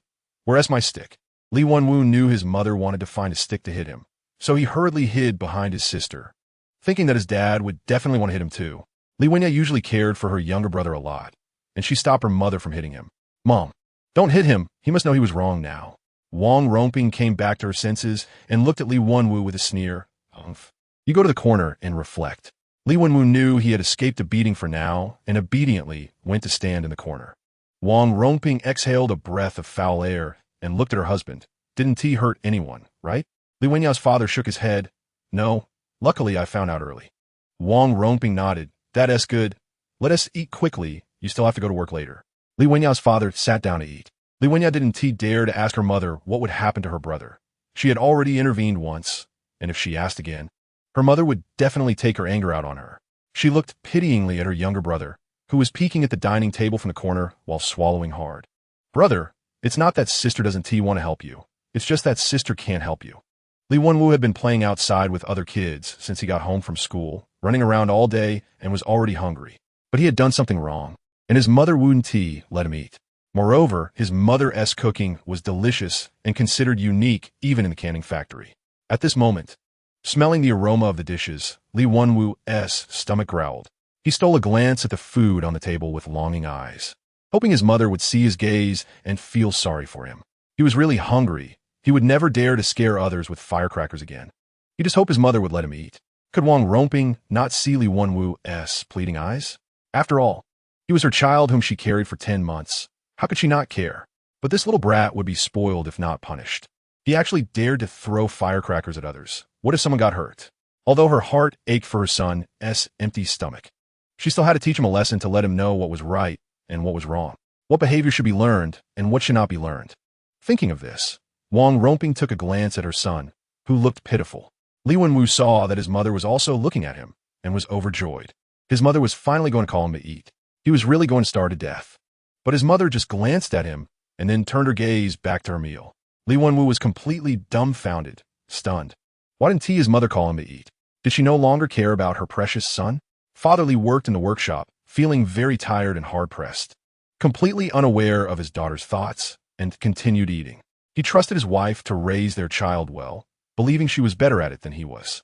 Li Wenya looked at her father and then at her mother.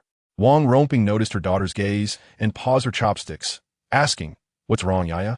"Dad, Mom, can I go to my classmate's house this weekend?" Wang Romping asked, "Which classmate?" "It's my desk mate, Su Nuannuan." Upon hearing this, Father Li asked, "Is that the Su Nuannuan who won first place in the math competition?" Li Wenya nodded. "That's right, it's her." Wang Romping knew Su Nuannuan. Her daughter often mentioned her. Hearing that Su Nuannuan had also ranked first in the last monthly exam and won a first prize in the competition, Wang Romping had developed a good impression of her. Parents tend to have a natural bias towards students with good grades, and Wang Romping was no exception. This weekend, Wang Romping asked, "Mom, can I stay at her house for a few days?" Wang Romping had some concerns. These days, no family had it easy. So how could she let her daughter stay at someone else's house for a few days? Sensing her mother's hesitation, Li Wenya acted cute. "Please, Mom, can I?" It was clear her daughter really wanted to visit Su Nuannuan's house, so after a bit of thought, Wang Romping agreed. "Okay, just make sure to bring more things for Yaya." "Great." Li Wenya was overjoyed. "Finish your meal first." After they ate, Father Li went to work. Wang Romping glanced at her son. "Come here." Li Wenwu was happy. His mother finally remembered him. "Will you do such things again in the future?" Li Wenwu shook his head. "I won't do it anymore." Wang Romping breathed a sigh of relief, glad he knew he was wrong. "Do you think what Huzi did was right?" Li Wenwu recalled the passerby who screamed when Huzi threw firecrackers, shaking his head in guilt. "Mom, I won't follow Huzi anymore." Wang Romping nodded. This child still had hope. "All right, go eat." Li Wenwu cheered. His stomach was almost empty, and he could finally eat hot food. He picked up his bowl and took a big bite, feeling very satisfied. "Mom, your cooking is really good." Wang Romping smiled, This kid really doesn't hold grudges. Chapter 50. Li Wenya comes to play at home meanwhile. Su Nuannuan returned home and told Grandma Su that her deskmate Li Wenya was coming to play. Grandma Su was thrilled. Her precious granddaughter finally had a friend. At her age, she had an old friend, so how could a child not have a friend? Hearing that her dear Nuannuan was bringing a friend home made Grandma Su very happy. This weekend? Grandma Su asked. Su Nuannuan nodded yes. Grandma Su's face lit up with a smile. All right, I will treat her well. Su Nuannuan's expression stiffened. It confirmed her suspicion that her mother thought she had no friends. As a vibrant young girl, how could she not have friends? On Friday morning, after breakfast, Wang Romping packed a lot of canned fruit into Li Wenya's backpack. Mom, that's enough. If you pack more, I won't be able to carry it. Wang Romping shot her a glance. That's not acceptable. You're going to stay for a few days. These days, every family struggles. The more you can bring, the better. You can't go empty-handed. But why bring canned fruit? Li Wenya asked. The canned fruit was a regular employee benefit from the canning factory during festivals, and she could eat it occasionally, so she didn't find it special. Upon hearing Li Wenya's words, Wang Romping understood her meaning. You may not think canned fruit is special, but it costs at least 2 yuan a can at the supply and marketing cooperative. The few cans I packed for you are worth quite a bit. That counts as a big gift these days. Her daughter just didn't understand the value of money. If she hadn't heard her daughter often talk about how good her deskmate was, she wouldn't have packed so much. Usually, she only took 1 can when visiting relatives. Li Wenya awkwardly touched her head. Well, Mom, you need to hurry, otherwise I'm going to be late. All right, go to school, Wang Romping said, adjusting Li Wenya's backpack and handing it to her. By the way, which brigade is your classmate from? From Xiangyang Brigade? Li Wenya remembered Su Nuannuan mentioning it. Your dad will pick you up on Sunday. Li Wenya shouldered her backpack. Okay, Mom, I'm leaving. When you go to someone else's house, be sensible and polite. Understand? Li Wenya had already stepped out the door, waving her hand. I know, Mom. When she arrived at the classroom, Su Nuannuan was surprised to find that her deskmate arrived later than her today. Li Wenya only showed up 5 minutes before class started. Yaya, why are you so late? Su Nuannuan stood up to let Li Wenya in. My mom packed a lot of things for me to take to your house. If I hadn't run fast, I might have been late. Su Nuannuan replied. Why is your mom so polite? Bringing things when coming to my house. Li Wenya smiled. How can I go empty-handed? My mom says it's a matter of etiquette. Su Nuannuan nodded, thinking to herself that it made sense, so she didn't say anything more. The time at school passed quickly, and knowing she was about to visit her deskmate's house made Li Wenya very happy. She felt that studying at school was no longer so hard to endure. Li Wenya saw Su Nuannuan's brother riding a bicycle and looked at her deskmate. How do we sit? She pointed at the 28-inch bike. Su Nuannuan's face stiffened. She had forgotten about that. You sit in the back. I'll sit in the front, okay? Looks like I can't save my backside. I'm mourning for you. Su Nuannuan took the lead and sat on the front seat of the bike. Yaya, hurry up. Watching her deskmate in front, Li Wenya fell into thought. Hearing her words, she responded with an "oh" and sat on the back seat. On the way, Su Nuannuan felt like crying. It was the same familiar situation, the same familiar feeling. Although she had a lady's bicycle, Grandma Su didn't let her use it, so she never had the chance to take it out. Grandma Su thought, my precious granddaughter is so beautiful. I can't let her ride a bike alone to school. What if something happens? It wasn't that she wished ill on her granddaughter, but such things should be nipped in the bud. Halfway, Li Wenya felt a bit sorry for her deskmate and hurriedly asked Su Siggy to stop. Nuannuan's brother, please stop. Su Siggy thought Li Wenya had something to say and stopped. What's up, Li classmate? Li Wenya didn't have anything urgent. She just wanted to swap seats with her deskmate. So she looked at Su Nuannuan and said, it's nothing. Deskmate, let's switch places. No, you should sit in the back. Su Nuannuan's first reaction was to refuse. Li Wenya was a guest. She should give way. Li Wenya looked at the bike that could be considered slender. Let's switch. We can each sit for a while. Seeing Li Wenya insist, Su Nuannuan had to agree. She sat in the back seat and finally felt relieved. Su Nuannuan glanced at Li Wenya. Her deskmate is a good person. A good person will have peace throughout their life. After much difficulty, they arrived at the Su family home. As soon as Li Wenya got out of the car, she jumped a few times. The feeling of being on solid ground was really nice. Grandma Su had been waiting at home. She knew that Su Nuannuan's classmates were coming today. When she saw Li Wenya get out of the car, she walked over. You must be Nuan Bao's classmate, right? I am Nuan Bao's mother. You can call me Aunt. Li Wenya always remembered her mother's words about being polite. So she obediently said, hello, Aunt. I am Nuannuan's deskmate. My name is Li Wenya. Grandma Su looked at Li Wenya's round little face and thought she looked blessed. Old people tend to like this kind of face shape, believing it brings good fortune.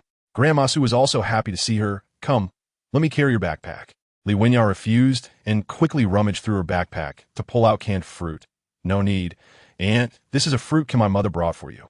Grandma Su was even happier. She liked Li Wenya because she was Nuan Bao's friend, and she didn't expect this friend not only looked good, but also had good manners. She was very happy that Nuan Bao had such a friend. Li Wenya took out several cans from her backpack, and Grandma Su was dumbfounded. She thought there would be at most 2, but there were 6 cans of fruit. How did you bring so many? Li Wenya looked at Grandma Su, realizing that her deskmate's mother was really nice, always smiling. It's nothing. My family owns a canning factory, and we often get canned fruit as welfare from the factory. So it's no big deal.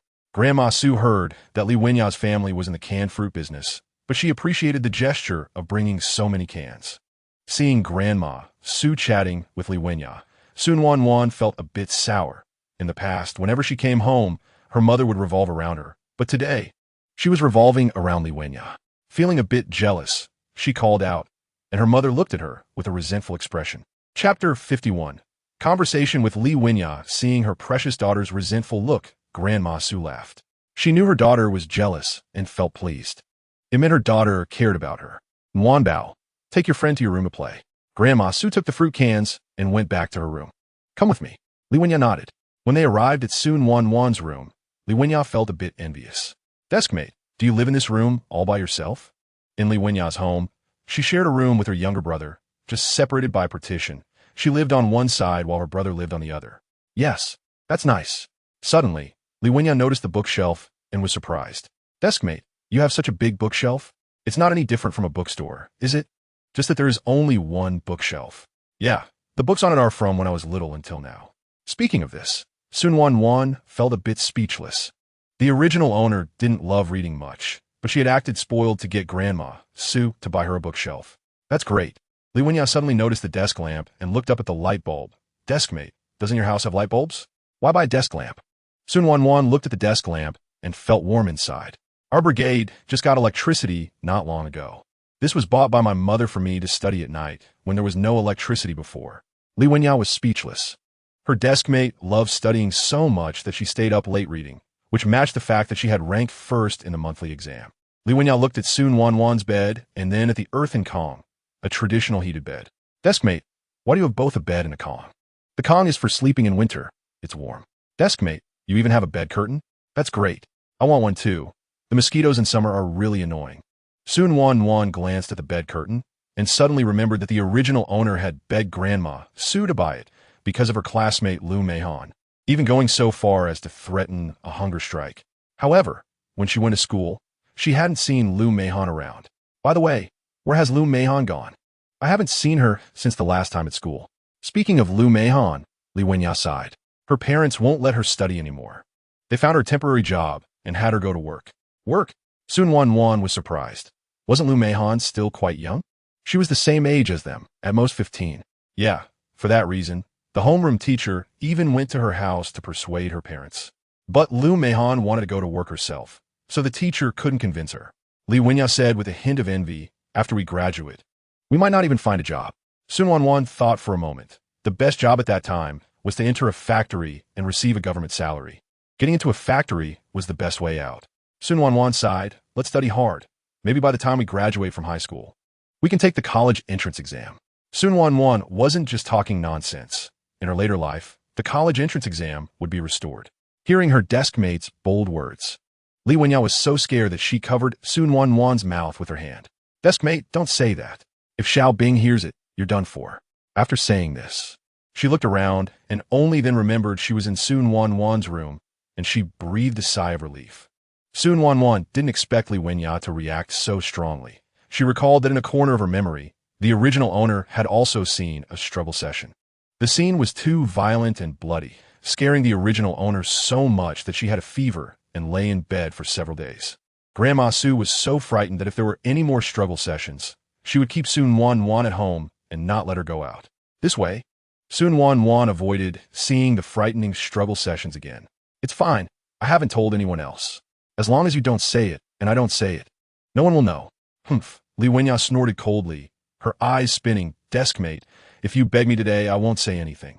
If you don't beg, you'll just keep whining. Su Nuannuan knew exactly what Li Wenya meant. She suddenly hugged Li Wenya's arm, shaking it while acting spoiled. Yeah, please. Li Wenya didn't expect that her usually calm deskmate would actually act spoiled. For a moment, she felt a bit dazed and awkwardly said, all right, I'll reluctantly help you keep the secret. Su Nuannuan continued to act spoiled. Yeah, you're so nice. I love you so much. Li Wenya didn't expect her deskmate to say such bold words, and her face turned red. Su Nuannuan secretly laughed. You think you can play with me? Li Wenya suddenly remembered how confident her deskmate had sounded when talking about the college entrance exam and quietly asked, will it really be restored? When it came to serious matters, Su Nuannuan put on a serious face. It will definitely be restored. The country needs talent. How do you get talent? Isn't it through the college entrance exam? Aren't there universities for workers, farmers, and soldiers? Li Wenya was confused. The current workers, farmers, and soldiers' universities are based on recommendations, not on whether the grades are excellent. If you have connections, you can easily get in. Some might even go after graduating from elementary school. Once Li Wenya heard this, she agreed with her deskmate. From what you say, it must be possible to restore the college entrance exam, but I'm afraid I won't even pass high school, let alone the college entrance exam. When she said this, Li Wenya felt a bit deflated. She wished she could be as clever as her deskmate, so she wouldn't have to worry about not being able to pass high school. There are still 3 months left in this semester, and there's the next semester as well. Haven't your grades improved quite a bit now? I believe you can get into high school. Li Wenya's eyes lit up upon hearing this. Can you help me with tutoring? She asked her deskmate.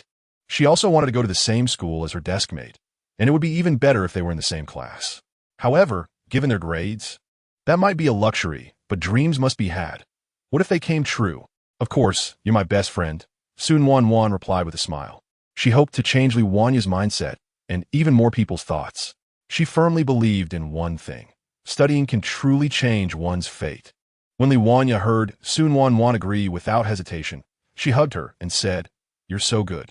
Upon hearing this, Su Nuannuan felt the words sounded somewhat familiar.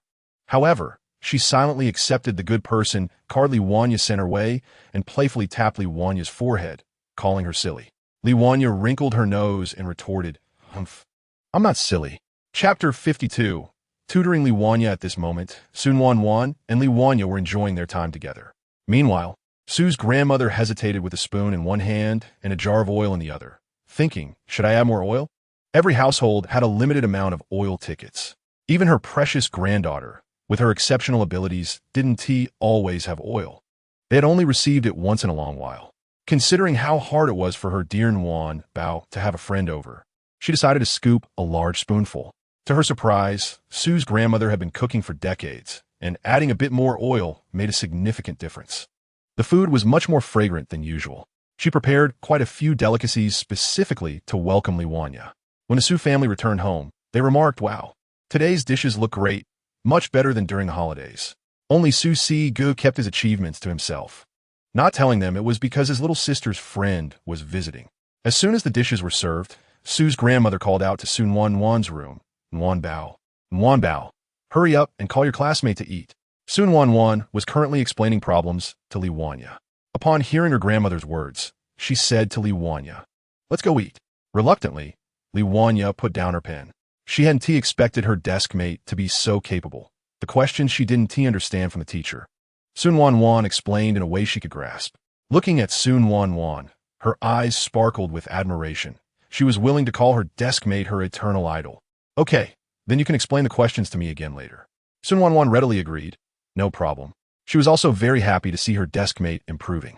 All right. Li Wenya followed Su Nuannuan out of the room. When Li Wenya saw the Su family, she was taken aback and quietly said to Su Nuannuan, wow, your family has so many people. She knew her deskmate had several brothers, but she hadn't expected the Su family to be so large. However, it made sense.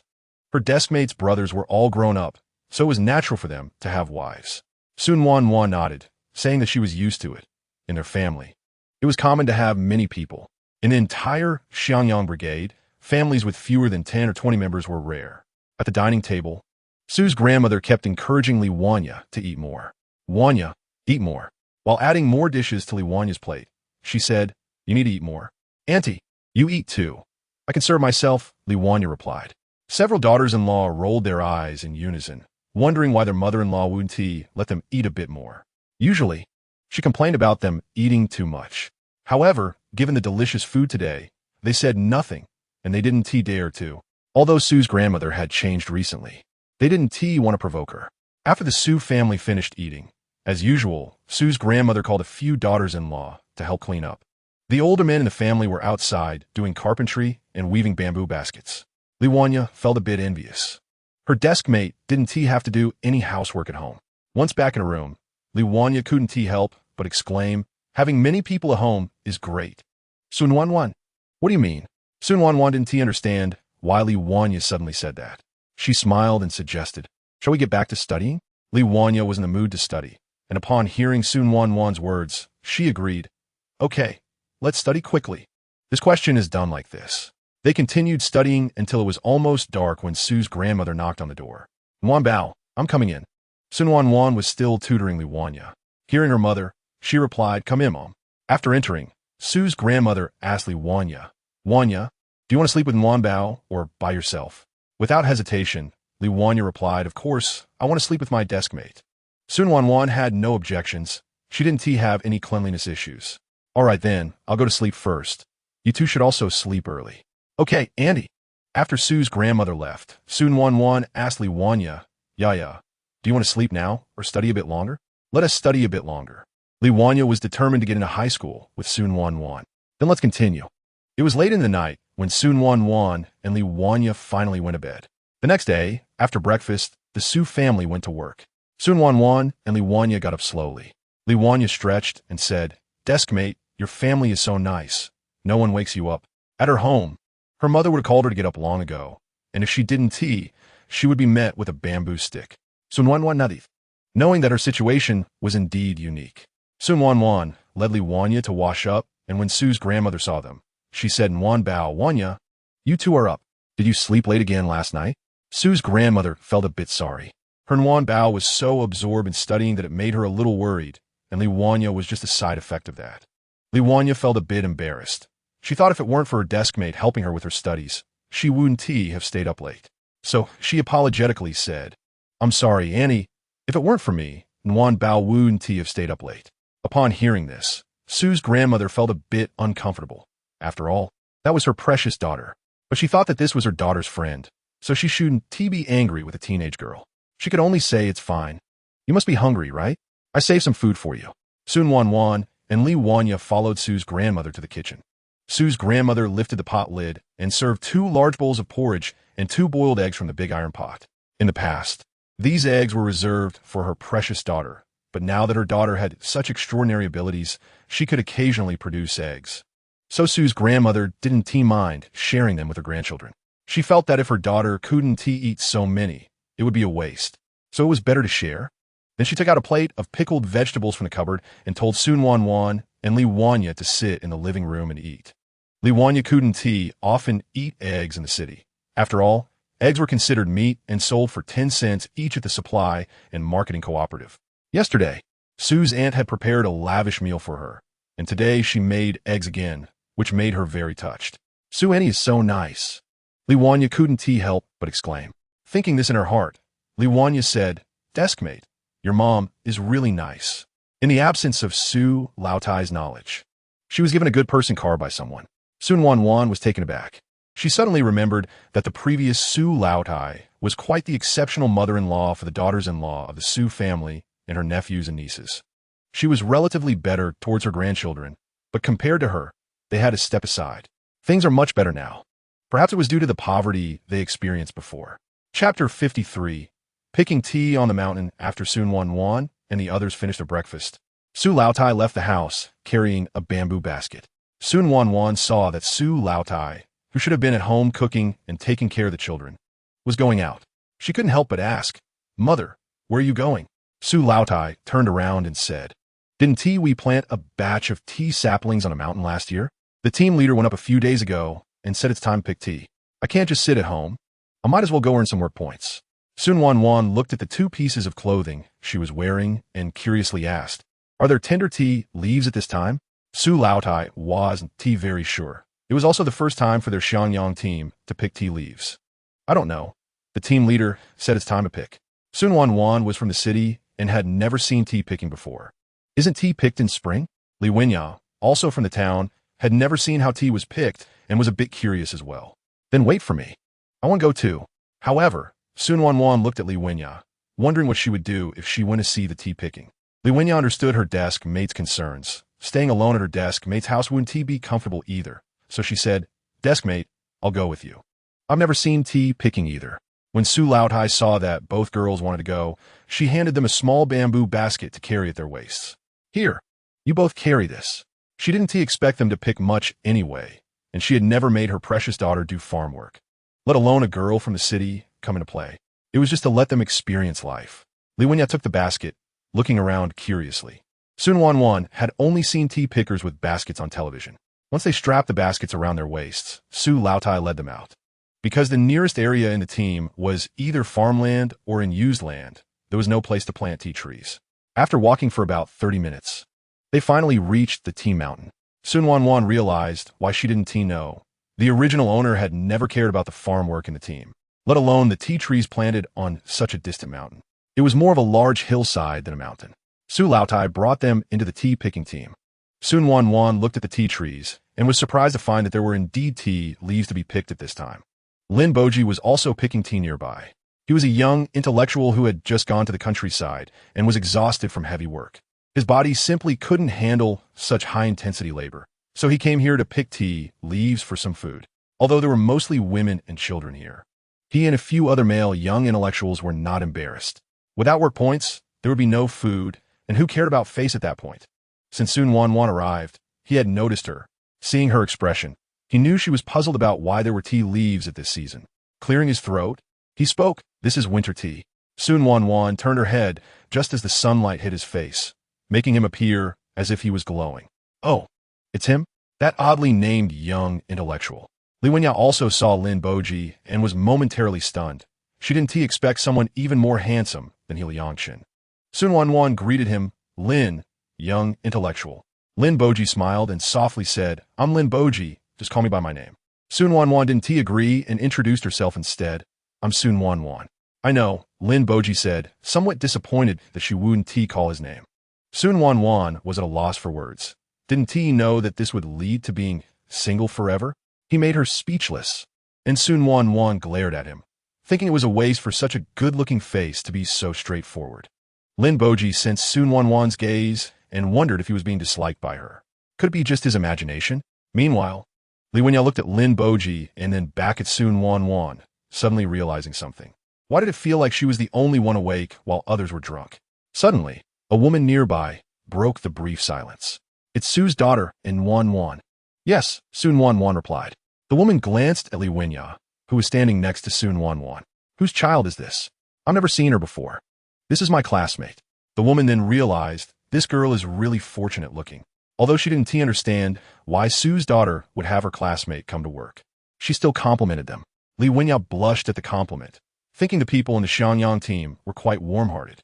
"Nuannuan, you only need to pick the tender buds from the top of the tea leaves." As she spoke, she demonstrated like this, "Do you understand?" Su Nuannuan and Li Wenya nodded in unison, understanding.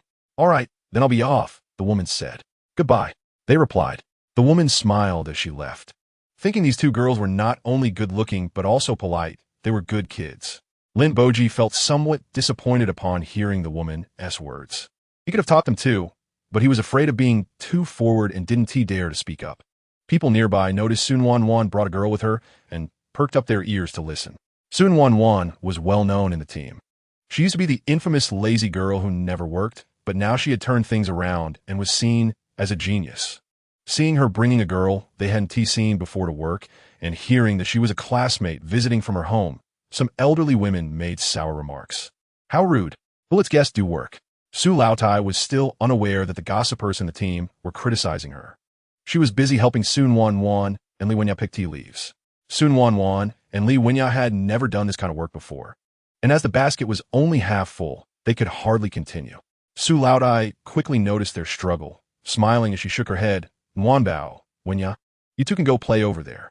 Upon hearing Su Lautai's words, the two girls didn't feel embarrassed and immediately started chasing and playing with each other.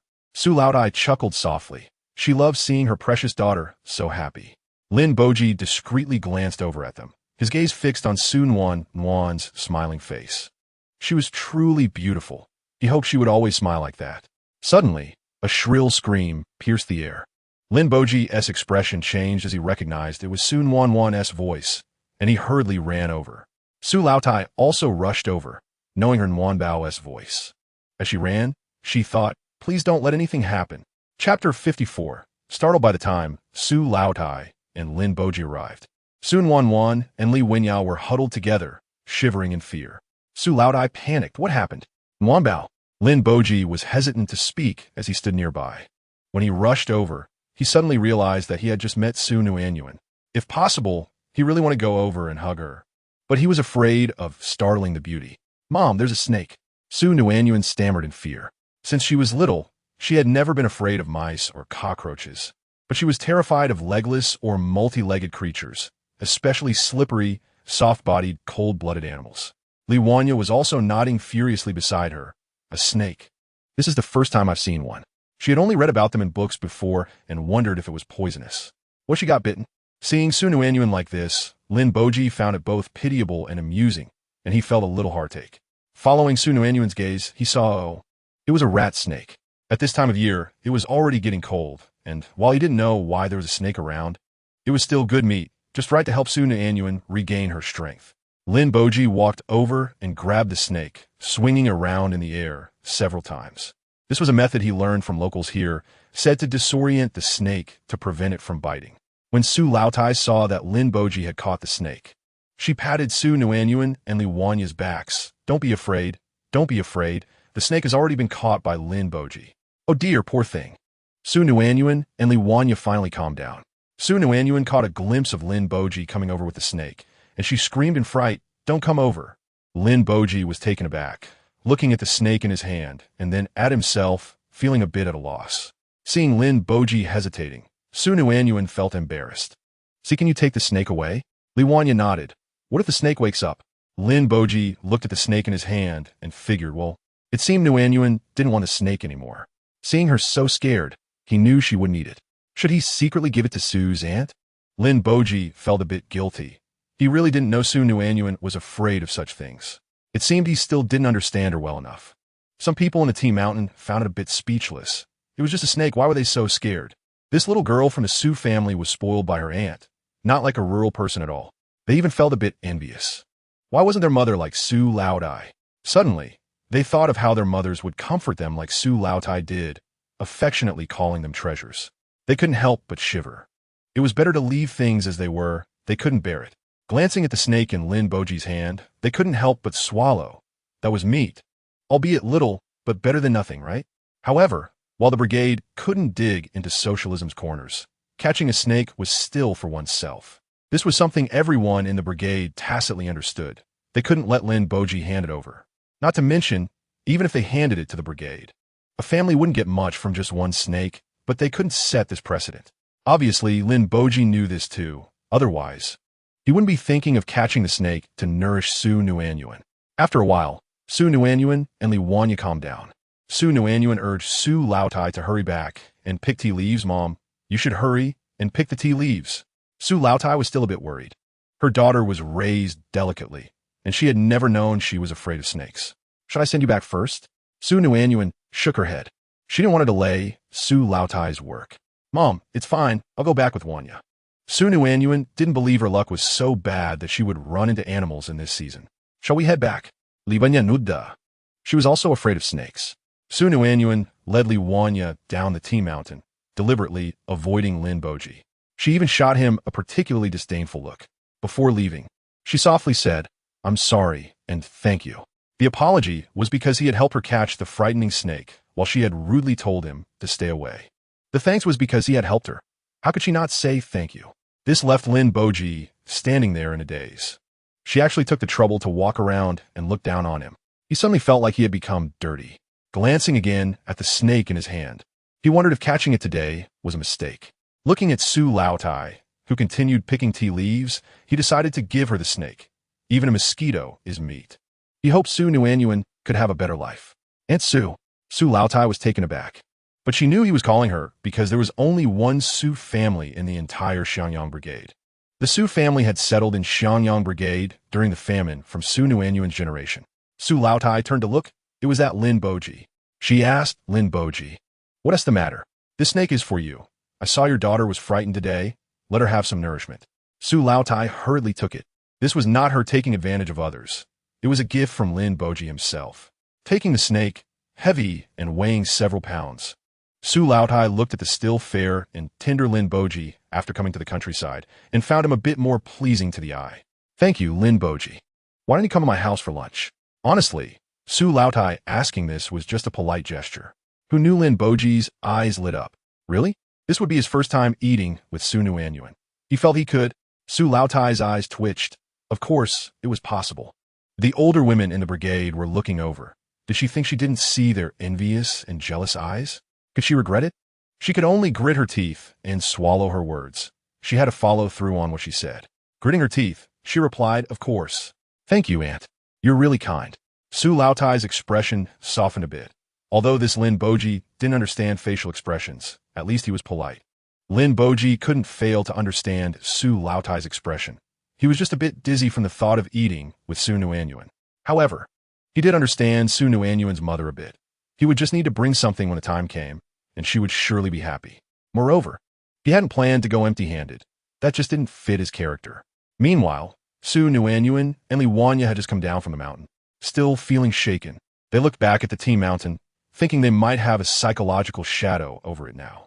Su Nuannuan and Li Wanya exchanged glances, and from each other's eyes, they saw the relief of having survived a disaster. Suddenly, they burst out laughing, pointing at each other.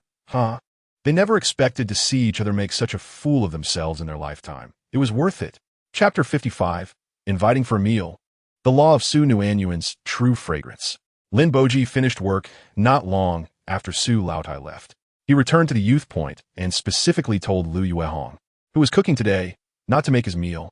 "Lu Ziking, you don't need to make my meal today." Lu Yuehong nodded, "Okay." She didn't ask any more questions. She had been in the countryside for several years and had been worn down by farm work. Even the dashing and handsome young man, Lin Boji, who had just arrived in the countryside, didn't pique her interest. She just wanted to go back to the city. She didn't want to spend her life facing the yellow earth and turning her back to the sky. Lin Boji walked back and forth in the educated youth point, catching the eyes of the other educated youths. "Lin Boji, you don't have ADHD, do you?" A knowledgeable youth who had a good relationship with Lin Boji said. Lin Boji shot a glance at Su Nuannuan, who was speaking, and said, "Very well, don't say that again next time." Lin Boji was indeed feeling a bit restless. Would Aunt Su regret inviting him to dinner? What would he do then? This was an opportunity he had been looking forward to all morning. To have dinner at the same table as Su Nuannuan. The educated youths sat in their spots at the youth point, watching Lin Boji turn around and around. To be honest, no matter what a beauty does, she looks very good. The beauty Lin Boji herself asked, "Are you all polite?" At that moment, there was a knocking sound at the door of the educated youth point. Lin Boji felt a surge of joy and quickly walked to the door to open it. Sure enough, it was Su Hongrui from the Su family. As soon as Su Hongrui saw Lin Boji, he shouted, "Lin, educated youth. My grandma asked me to come and invite you to dinner." Lin Boji nodded at Su Hongrui and said, "Wait for me a moment." He then turned to the other educated youths, who looked particularly curious about him, and said, "You guys can eat by yourselves later. Don't worry about me." After saying that, he followed Su Hongrui out. The educated youths were left looking at each other. He was a bit smug just now, right? I didn't see that wrong, did I? Halfway through, Lin Boji suddenly remembered that he hadn't taken the gift he had prepared. Fortunately, he called out to Su Hongrui, "Su Hongrui, wait a moment. I'll go get something." Without waiting for Su Hongrui to respond, he dashed off, leaving Su Hongrui wrinkling his nose, thinking that this male educated youth was really troublesome. After Lin Boji left, everyone at the educated youth point began to speculate about his relationship with the Su family. One person broke the silence. Lin Boji can't be a distant relative of the Su family, can he? Impossible. If he were a relative, why would he wait until now to visit? A male educated youth who went to the tea plantation with Lin Boji couldn't help but speak up. He caught a snake on the tea mountain. "Oh, what does that have to do with this?" The key is that the snake scared the Su family's little girl. Others were puzzled, even if that snake scared the girl. What does it have to do with Lin Boji going to the Su family for dinner? Are they really inviting him to dinner just because of this small matter? Finally, one educated youth hit the nail on the head. He gave the snake to the Su family. Other educated youths responded, Lin Boji is really generous. He can just give away meat like that. When Lin Boji finally arrived, panting and carrying something, Su Hongrue looked at the item in his hand. Although Su Hongrue was still young, he understood what it meant. He nodded like a little adult and said, let us hurry, or the food will get cold. When Su Hongrue brought Lin Boji back to the Su family, everyone was waiting for them. As they entered, all eyes turned to them. Su Hongrue, thinking that the family was hungry, quickly ran to the main room. Grandma, I brought Lin, educated youth here. Lin Boji walked in step by step under everyone's gaze. Su Nuannuan wondered, why did Mom call him here? Lin Boji approached Grandma Su and said, Aunt, this is what I brought for you. Grandma Su smiled as she received the item from Lin Boji. You've come. What do you need to bring? Her expression was one of someone who is very fond of receiving gifts, which even Su Nuannuan found hard to watch. ISNT this just like how during the New Year, one says they don't want red envelopes, but opens their pocket for others to fill. It's just that. Well, actions speak louder than words. Grandma Su took the item back to her room under the gaze of several daughters-in-law. Mom, you really can't at least take a look at them? When Grandma Su came out, she said, let us serve the dishes and eat. At the dining table, the Su family had a large table specially made by a carpenter due to their large number of family members. Otherwise, they wouldn't fit. Lin Boji actually wanted to sit next to Su Nuannuan, but before he could get there, he was stopped by several of Su's brothers. Lin, educated youth. You sit here and have a drink with us. Grandma Su was not pleased. Drink, drink, drink. What cat urine are you drinking? Aren't you going to work later? Hearing this, Su's brothers had to lower their heads, thinking that their mom would let them drink a couple of cups because they had a guest. They didn't expect their dream to be shattered just like that. Lin Boji was also speechless.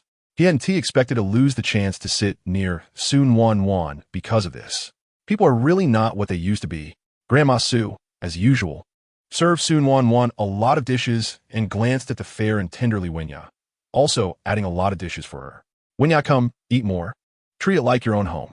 Li Winya nodded in agreement, but suddenly felt something was off. She picked up a piece of white meat with her chopsticks and asked, Aunt, what kind of meat is this? Su Nuannuan chewed the piece of meat she had just put in her mouth and asked, Mom, what kind of meat is this? It tastes quite tender and delicious. Su Hongrue, being clever, dug into his bowl of rice and laughed. Aunt, you don't know? This is snake meat. Grandma Su thought, oh no, the girl is afraid of snakes, but she reasoned that cooked snake meat shouldn't be a problem, right? Grandma Su thought uncertainly. She shot a glare at Su Hongrue, thinking this child is good, but he has a big mouth. Su San's wife noticed Grandma Su's expression and quickly covered her son's mouth. In an instant, Su Nuannuan felt a moment of blankness in her mind. She looked incredulously at the piece of meat left in her bowl and instinctively chewed the piece in her mouth. Damn, it's really fragrant. Su Nuannuan tried hard not to think about the slippery body of the snake, but managed to swallow the snake meat. Meanwhile, Li Winya glanced at her table mate, who was eating heartily. Could it be that this meat is really delicious? She thought about how she had seen it slithering on the ground in the tea mountain. Closing her eyes, Li Winya put the snake meat into her mouth. After chewing, she found that the meat was indeed delicious. She instinctively opened her eyes to look at her table mate and found that she was eating even faster. Chapter 56, Teaching Grandma Su to make tea because he was stopped by several of Su's brothers. Lin Boji happened to sit directly opposite Su Nuannuan. Although he missed the chance to sit closer to her, sitting directly across from her allowed him to look at her openly, which was even better. He felt quite pleased inside. Lin, educated youth, come, eat more vegetables, Su San's brother said, giving him a piece of food. Lin Boji was watching Su Nuannuan's expression after she realized she was eating snake meat. So cute, he thought. And when he heard Su San's brother telling him to eat more, Lin Boji subconsciously replied, Okay, okay. After they finished eating, Su Nuannuan took Li Winya back to the room. They were students now, and everything revolved around studying. Su Song was also helping his younger siblings with their homework at home, a rare occasion where they weren't out playing. While Su Nuannuan was explaining a math problem to Li Winya, Su Song rushed in with a book. Aunt, come help me see how to do this problem. Su Nuannuan took a look and thought, having been to college, how could I not know how to solve elementary school math? After finishing a math problem, Su Song admired his aunt even more. Aunt, you're amazing. Before Su Nuannuan could speak, Li Winya chimed in, of course. Your aunt scored full marks in math in the third year of middle school. After saying that, she glanced at Su Song, as if to say, "You'll never be as successful as your aunt in this lifetime." In the afternoon, when Su Lautai returned, she used a dustpan to spread the tea leaves they had received. When Su Nuannuan went out to use the restroom, she saw this scene. "Mom, what are you doing?" "Where are Xiao Bao and the others?" "I'm drying the tea leaves." They went out to play. Xiao Hong took her sister to the tea mountain to pick tea leaves. Drying tea leaves? If she remembered correctly, tea leaves were supposed to be stir-fried first before drying, right? "Mom, don't you need to stir-fry this?" "Stir-fry? How do you stir-fry it? Didn't the captain say to dry it?" Su Nuannuan was a bit speechless, but she couldn't remember all the steps of tea making either. But directly drying it seemed to be the same principle as drying vegetables. Although she didn't like drinking tea much, she doubted whether tea leaves dried directly would taste good. Why not try to see if she could sign in for tea leaves? After so long of signing in, Su Nuannuan felt that the system was user-friendly. If she had a strong desire when signing in, she might have a chance to get what she wanted from the system. But this chance depended on the system's mood, which meant it depended on her luck. Sign in. It must be a tea-making secret recipe. It has to be. Su Nuannuan silently prayed in her heart. Ding. Congratulations. Host, you have obtained the tea-making secret recipe 1, 20 eggs, and 1 can of malted milk. It really was a tea-making secret. After obtaining the tea-making formula, Su Nuannuan began to consider the feasibility of using this secret recipe to generate income for the production team. She didn't plan to keep the secret to herself since she wasn't particularly interested in farming. Moreover, the tea leaves belonged to the brigade. And even if distributed within the brigade, each household would get at most a few pounds. The production team was originally focused on growing vegetables for income. Most importantly, her several brothers, except for the 5th brother who had studied more, were all elementary school graduates, and some had just graduated from elementary school. She had to consider her brothers. After all, even having an education didn't guarantee a job, let alone not having one. Thinking of this, Mom, let me teach you how to make tea. Su Lautai turned around. "Nuannuan, do you know how to make tea?" Su Nuannuan nodded. When Su Lautai heard that Nuannuan wanted to teach her how to make tea, she knew Nuannuan had used that special ability. "All right, you say it. I'll do it." Even without Su Lautai's agreement, she would have agreed since it was only a few pounds of tea leaves, after all, not grain. She could afford to waste it, but she believed her precious daughter would definitely succeed. Su Nuannuan shouted into the room, where Li Wenyao was still doing problems. "Yeah, I'm going to help my mom. You can work on your own for a while." Li Wenyao responded without looking up. "Okay." Su Nuannuan took out the secret recipe and flipped through it. She found that making tea was quite knowledgeable, with several steps involved.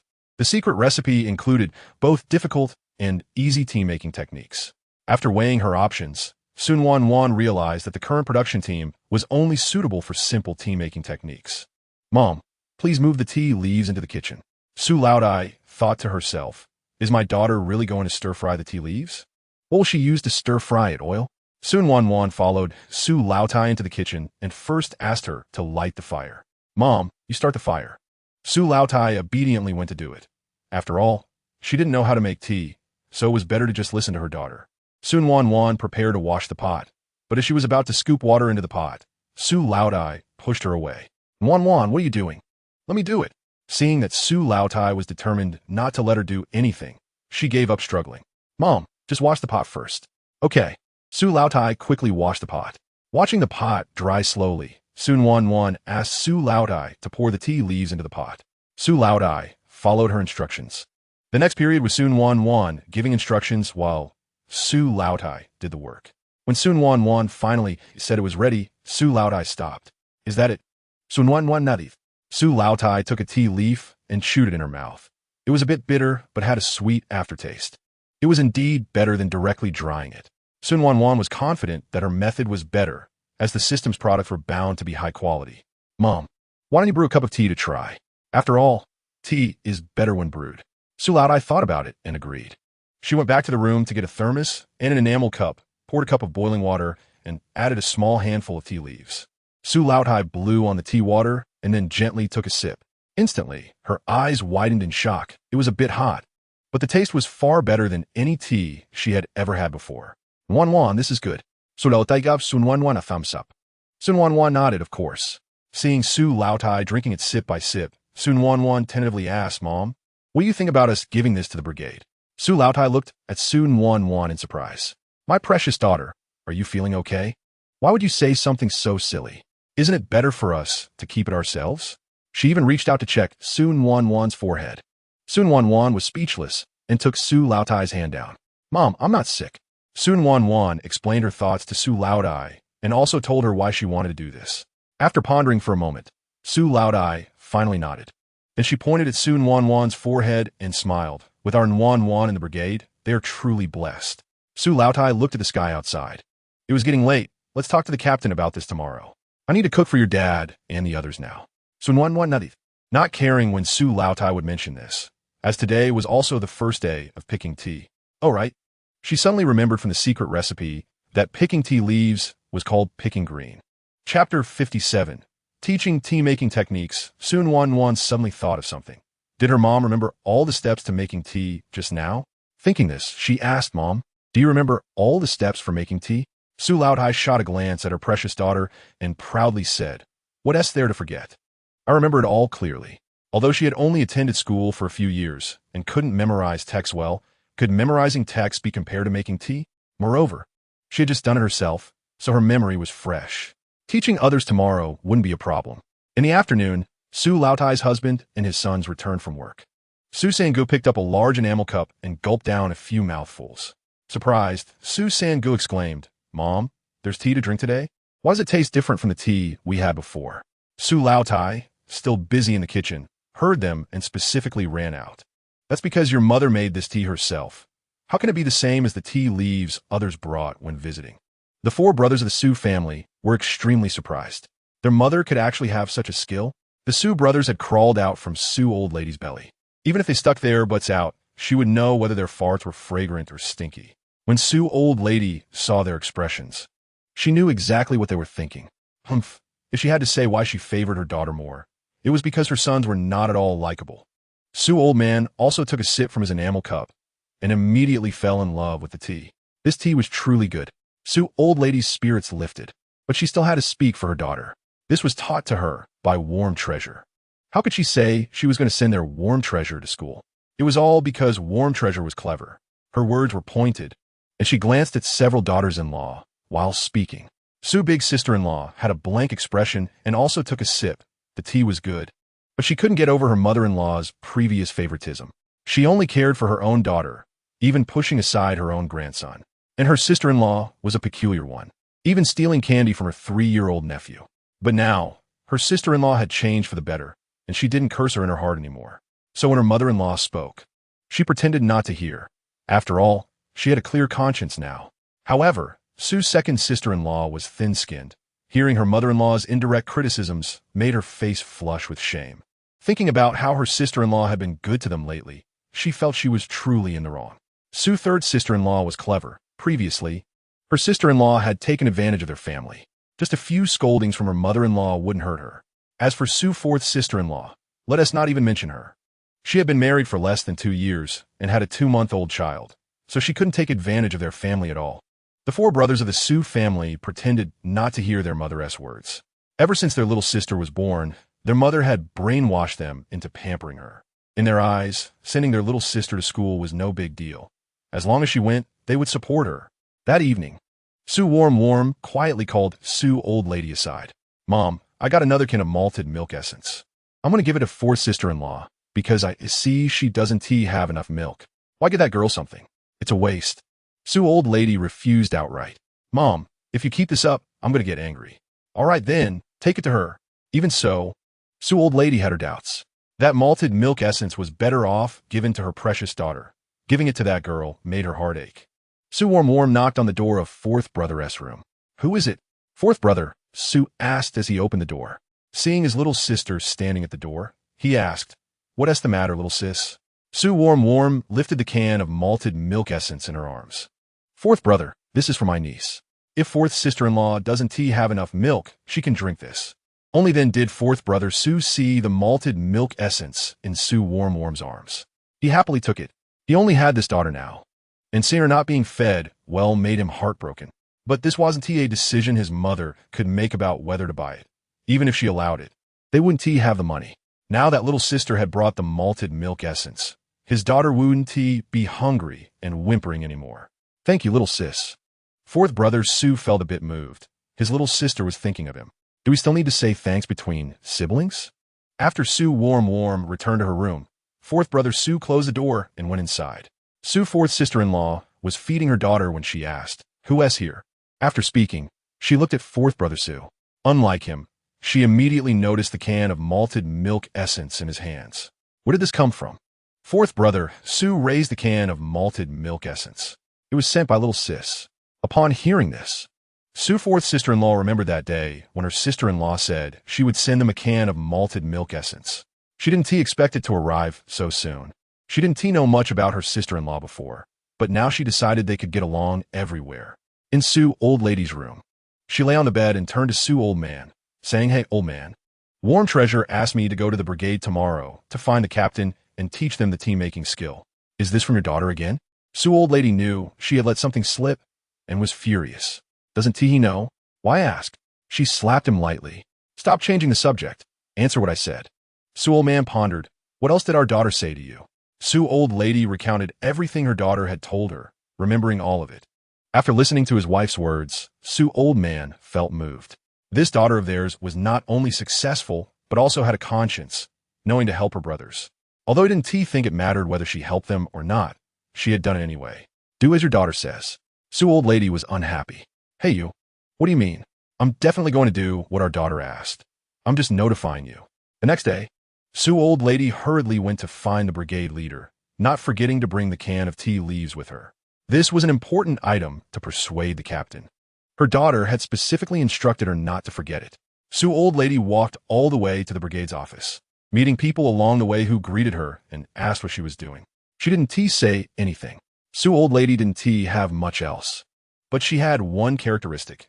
She wouldn't talk about things that hadn't been accomplished or didn't exist. Anyway, it was better to show off after the matter succeeded. Thinking about the envious and jealous expressions of those women in the brigade that she didn't like made her heart bloom with joy. She even quickened her pace a little. When she arrived at the brigade office, Su old lady saw the captain, Yang Ji Gang, carrying a gong, preparing to go to work. Su old lady hurriedly stepped forward to stop him. "Captain, don't go yet." Captain Yang Ji Gang saw Su old lady. In the corners of his mouth, couldn't help but twitch a couple of times. "It's Su family's sister-in-law. What's the matter?" Su old lady smiled. "Can't I come to find you if there's nothing going on?" The captain was speechless.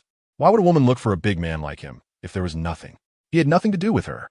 Su old lady stopped smiling and became serious. "Captain, I do have something to discuss with you today."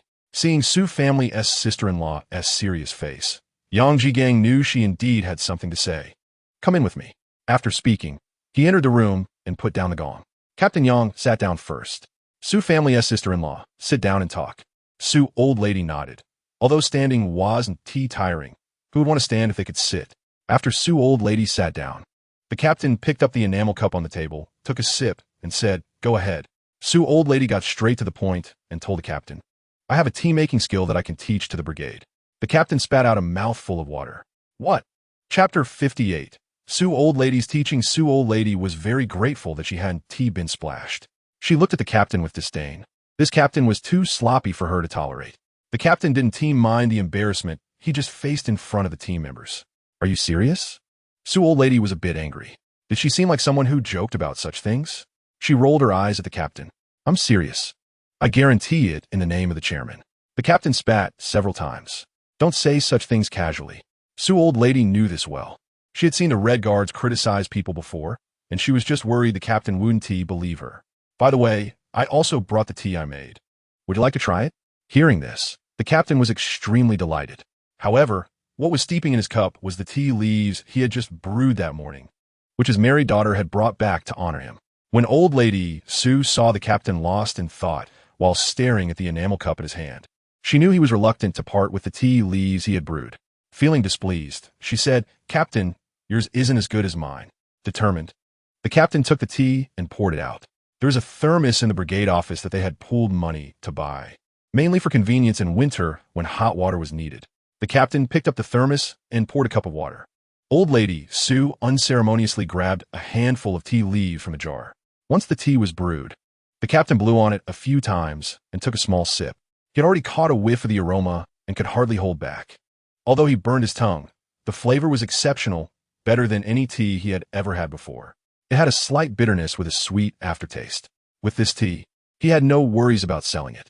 Yesterday was the first day of tea picking, and he was anxious about the market for this tea.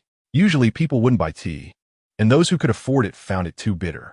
That's why he had instructed the tea pickers to bring back a few pounds each on the first day. If this tea could really be made, he regretted letting them take so much back yesterday. It was worth quite a bit. However, if he hadn't let them take it, he might never have known that Sister Su had this skill. This was truly a case of cause and effect. The captain's mind was racing, but he didn't show it on his face. Are you really willing to share this tea-making skill with the brigade? Captain, why would I come here if I wasn't willing? The captain stroked his non-existent beard, nodding in approval. Not bad, not bad. You really are someone who's been praised even by the commune leaders. You have awareness. So, what do we need to make tea? Old Lady Su thought about what she had used yesterday. We need a big pot and firewood. The captain sighed in relief, glad that nothing too rare was required. The large iron pot might be somewhat scarce elsewhere, but in a village like theirs, every household had a big iron pot for cooking. Sister Su, wait here. I'll go find some people and things. Old Lady Su waited at the brigade office. The captain hurriedly went to gather some well-regarded women from the brigade. He also had a few strong men bring over his family's iron pot and set up a temporary stove. Old Lady Su recognized the women. She knew why the captain had called them. Although the captain looked a bit shabby, having just splashed water, he had a good eye for people. The women were smart enough not to ask why they had been called. For that alone, Old Lady Su held them in higher regard. Once the men had set up the temporary stove, the captain finally spoke. He pointed at the women and then at Old Lady Su. You all follow Sister Su to learn how to make tea. The women were shocked and turned their gazes toward Old Lady Su. She suppressed her pride and slightly raised her chin as if to say, yes, it's me. The women exchanged glances, but surely the captain wouldn't lie to them? One of them was Zhuzi's mother, the daughter-in-law of Old Lady Su's old friend. She spoke first, saying that regardless of whether the captain would lie, given that Old Lady Su was her mother-in-law's good friend, she had to support her. We will definitely learn well. The other women echoed her sentiment. The captain nodded in satisfaction and glanced at the few strong men still watching the commotion. Get to work. If you keep dawdling here, I'll deduct your work points. The men hurried off, though they were puzzled about when Aunt Su had learned to make tea. Once they left, the captain took the initiative to start the fire. After it was burning well, he turned to Old Lady Su and said, Let's begin, Sister Su. Old Lady Su glanced at the pot, with no water to clean it. She asked, Is this pot clean? The captain huffed. It was just scrubbed this morning. How could it not be clean? Why are you so fierce? I was just asking. Old Lady Su muttered to herself, but her hands were quick. You all watch closely. This was directed at Zhuzi's mother, though it was meant for all the women. Zhuzi's mother understood. She nodded firmly at Old Lady Su. Seeing that Zhuzi's mother understood, Old Lady Su was pleased. Her old friend's daughter-in-law was quite capable. Whether it was doing things or anything else, she was very perceptive. Old Lady Su poured the tea leaves into the pot and began to stir. The women, used to farm work, understood after watching once or twice. Old Lady Su let them each try, and they did well. The one with the highest aptitude was Zhuzi's mother, which pleased Old Lady Su. Captain, they've all learned. The captain slapped his forehead. Great, that's really wonderful. He stopped working and sent them to call everyone in the brigade to a meeting at the brigade office. Chapter 59, Gran Masu. Your fifth son brought an old woman back. Including Old Lady Su, there were 5 women, so gathering the entire brigade for a meeting was quite quick. The captain stood on the platform, looking at the dense crowd below. He banged on the gong in his hand. Quiet down, everyone be quiet. The noisy crowd finally settled down. The captain banged twice more. Fellow villagers, our brigade has great news. Someone from the crowd shouted. I don't know what good news there is, but if we can't get full work points today, will you make it up to us? The captain's face darkened. This troublemaker was really infuriating, always causing him trouble. Someone in the crowd laughed and said, Ergo, others can definitely get full work points, but you, I don't think so. Ergo didn't feel embarrassed. What if? Look at you. So weak, you couldn't even manage full work points if you tried. The captain banged on the gong. No, full work points? Well, you might just lose some work points. Do you want to give it a try? The crowd fell silent. The captain nodded, approving of the method of deducting work points. Fellow villagers, our brigade has learned the skill of making tea, which is better than many teas on the market. Therefore, the main goal of our production brigade now is to go up the mountain to pick tea. Someone raised a question. Captain, what about the work in the fields? The captain had already made arrangements for that. Yang Jigang banged on the gong again, cleared his throat, and said, "So the work in the field will be done by the men. All the women and girls in our brigade will go up the mountain to pick tea." Old Lady Su was displeased upon hearing this. Did all the girls include her own Nuanbao? Although her Nuanbao had been scared during the tea picking yesterday, she had only sent her up to play, not to work. Moreover, her Nuanbao was a scholar and shouldn't be going to pick tea leaves. Old Lady Su raised her hand high and asked the team leader, "What about the girls in the team who are studying?" As soon as she said this, everyone in the team understood she wasn't referring to the girls in the team, but rather to her own precious daughter. Everyone looked at Old Lady Su with knowing expressions.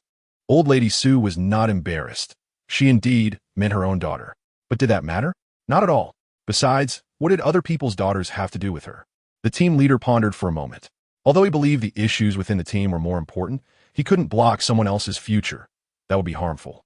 The team leader shouted loudly, "The children studying at home can stay." Only then was Old Lady Su satisfied, as long as it didn't delay her precious daughter. She had no objections. On the other side, Su Yuqing had bought some pork belly and some large bones. His younger sister didn't like fatty meat, so he didn't buy it. Last time, his sister bought him a white shirt, something only people from the city wore. That day, he wore it to work at the factory, and many people asked where he got the shirt. He, of course, told them it was bought with the money his sister earned from participating in a competition. And now everyone in the factory knew he had a sister who did well in school. The family's bicycle, a 2/8 model, was for his sister to use for school, so he had to walk back. However, as a grown man, walking wasn't a big deal. "Hey, comrade, wait a moment." Su Yuqing turned around and pointed to himself. "Are you calling me?" Wei Chunmin nodded yes. Su Yuqing glanced at her. She looked a bit older than his older brother. "What do you need?" Wei Chunmin felt a bit awkward.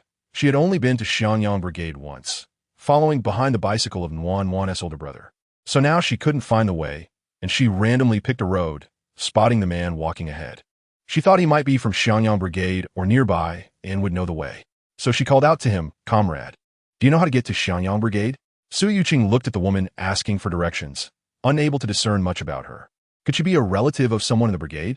Which family had such wealth, wearing a polyester shirt and riding a bicycle? He hadn't heard of it. Mainly, today Wei Chunmin rushed to deliver newspapers to Su Nuannuan and didn't bring her camera since it was a personal matter. As a result, Su Yuqing didn't realize she was a reporter. "Just follow me. I'm for Xiangyang Brigade." Wei Chunmin glanced at her bicycle. "Get on. I'll take you. It'll be faster."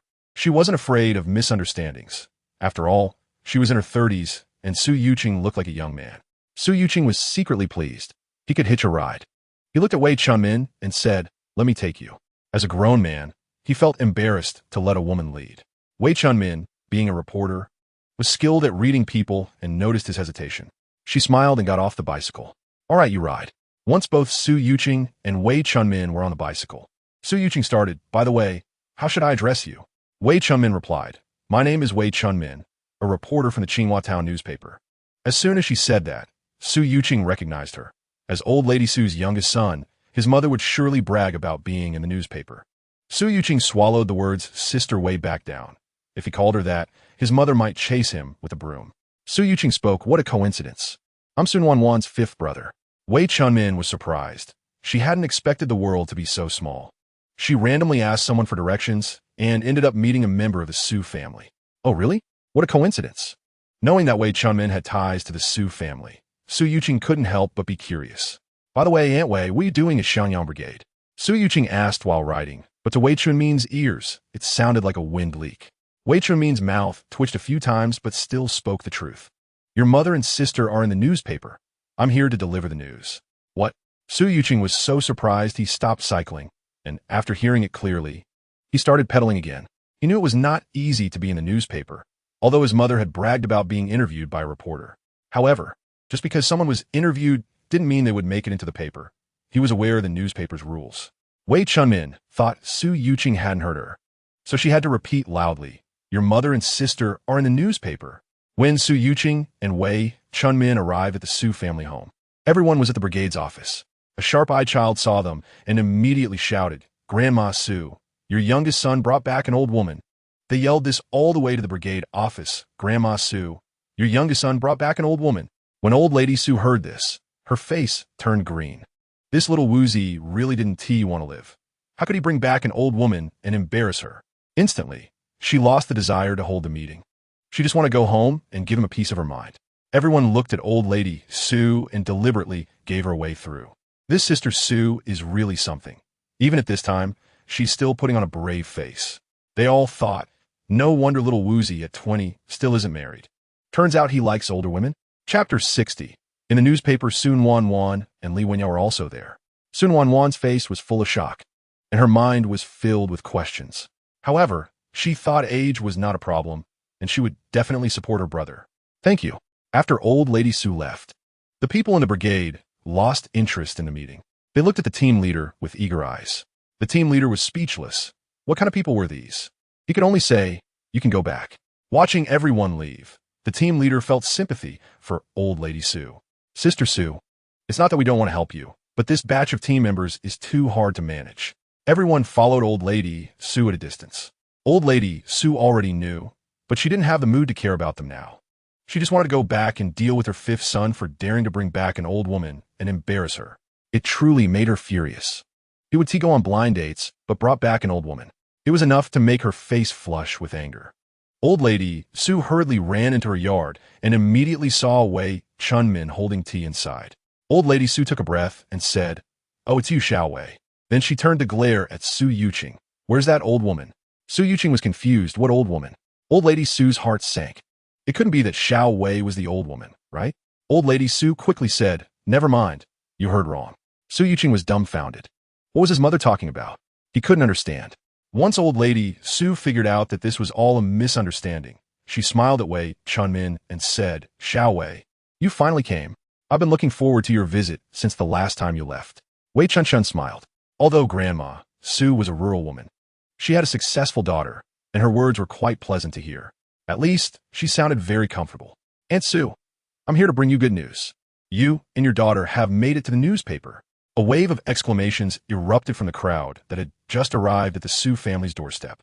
What? Aunt Su is in the newspaper? Just a minute ago, they had seen that so-called old woman in the Su family's courtyard. They didn't expect to hear such explosive news as soon as they got close. Grandma Su and her daughter made it to the newspaper. Hearing their voices, Grandma Su shot them a fierce glare. Didn't they know what those little thoughts of theirs were? They just wanted to see the excitement in their family. Grandma Su spotted Su Nuannuan and Li Wenyao standing in the crowd and quickly pulled them inside. "Nuannuan, Wenyao, hurry up and come in." Su Nuannuan had already rolled her eyes at the crowd. Did they have to be so obvious? She could see through their intentions. Alas, it was all because there weren't many places to have fun these days. Any little news would spread throughout the whole village. Once Su Nuannuan and Li Wenyao were inside, Grandma Su shut the door with a loud bang in front of everyone. The crowd finally snapped back to reality regarding the news of the Su family being in the newspaper. One person spoke up. "This old girl from the Su family really has potential." Another chimed in. "Who says she doesn't?" The crowd fell silent. After a long while, someone said, "Isn't a daughter more promising than a son?"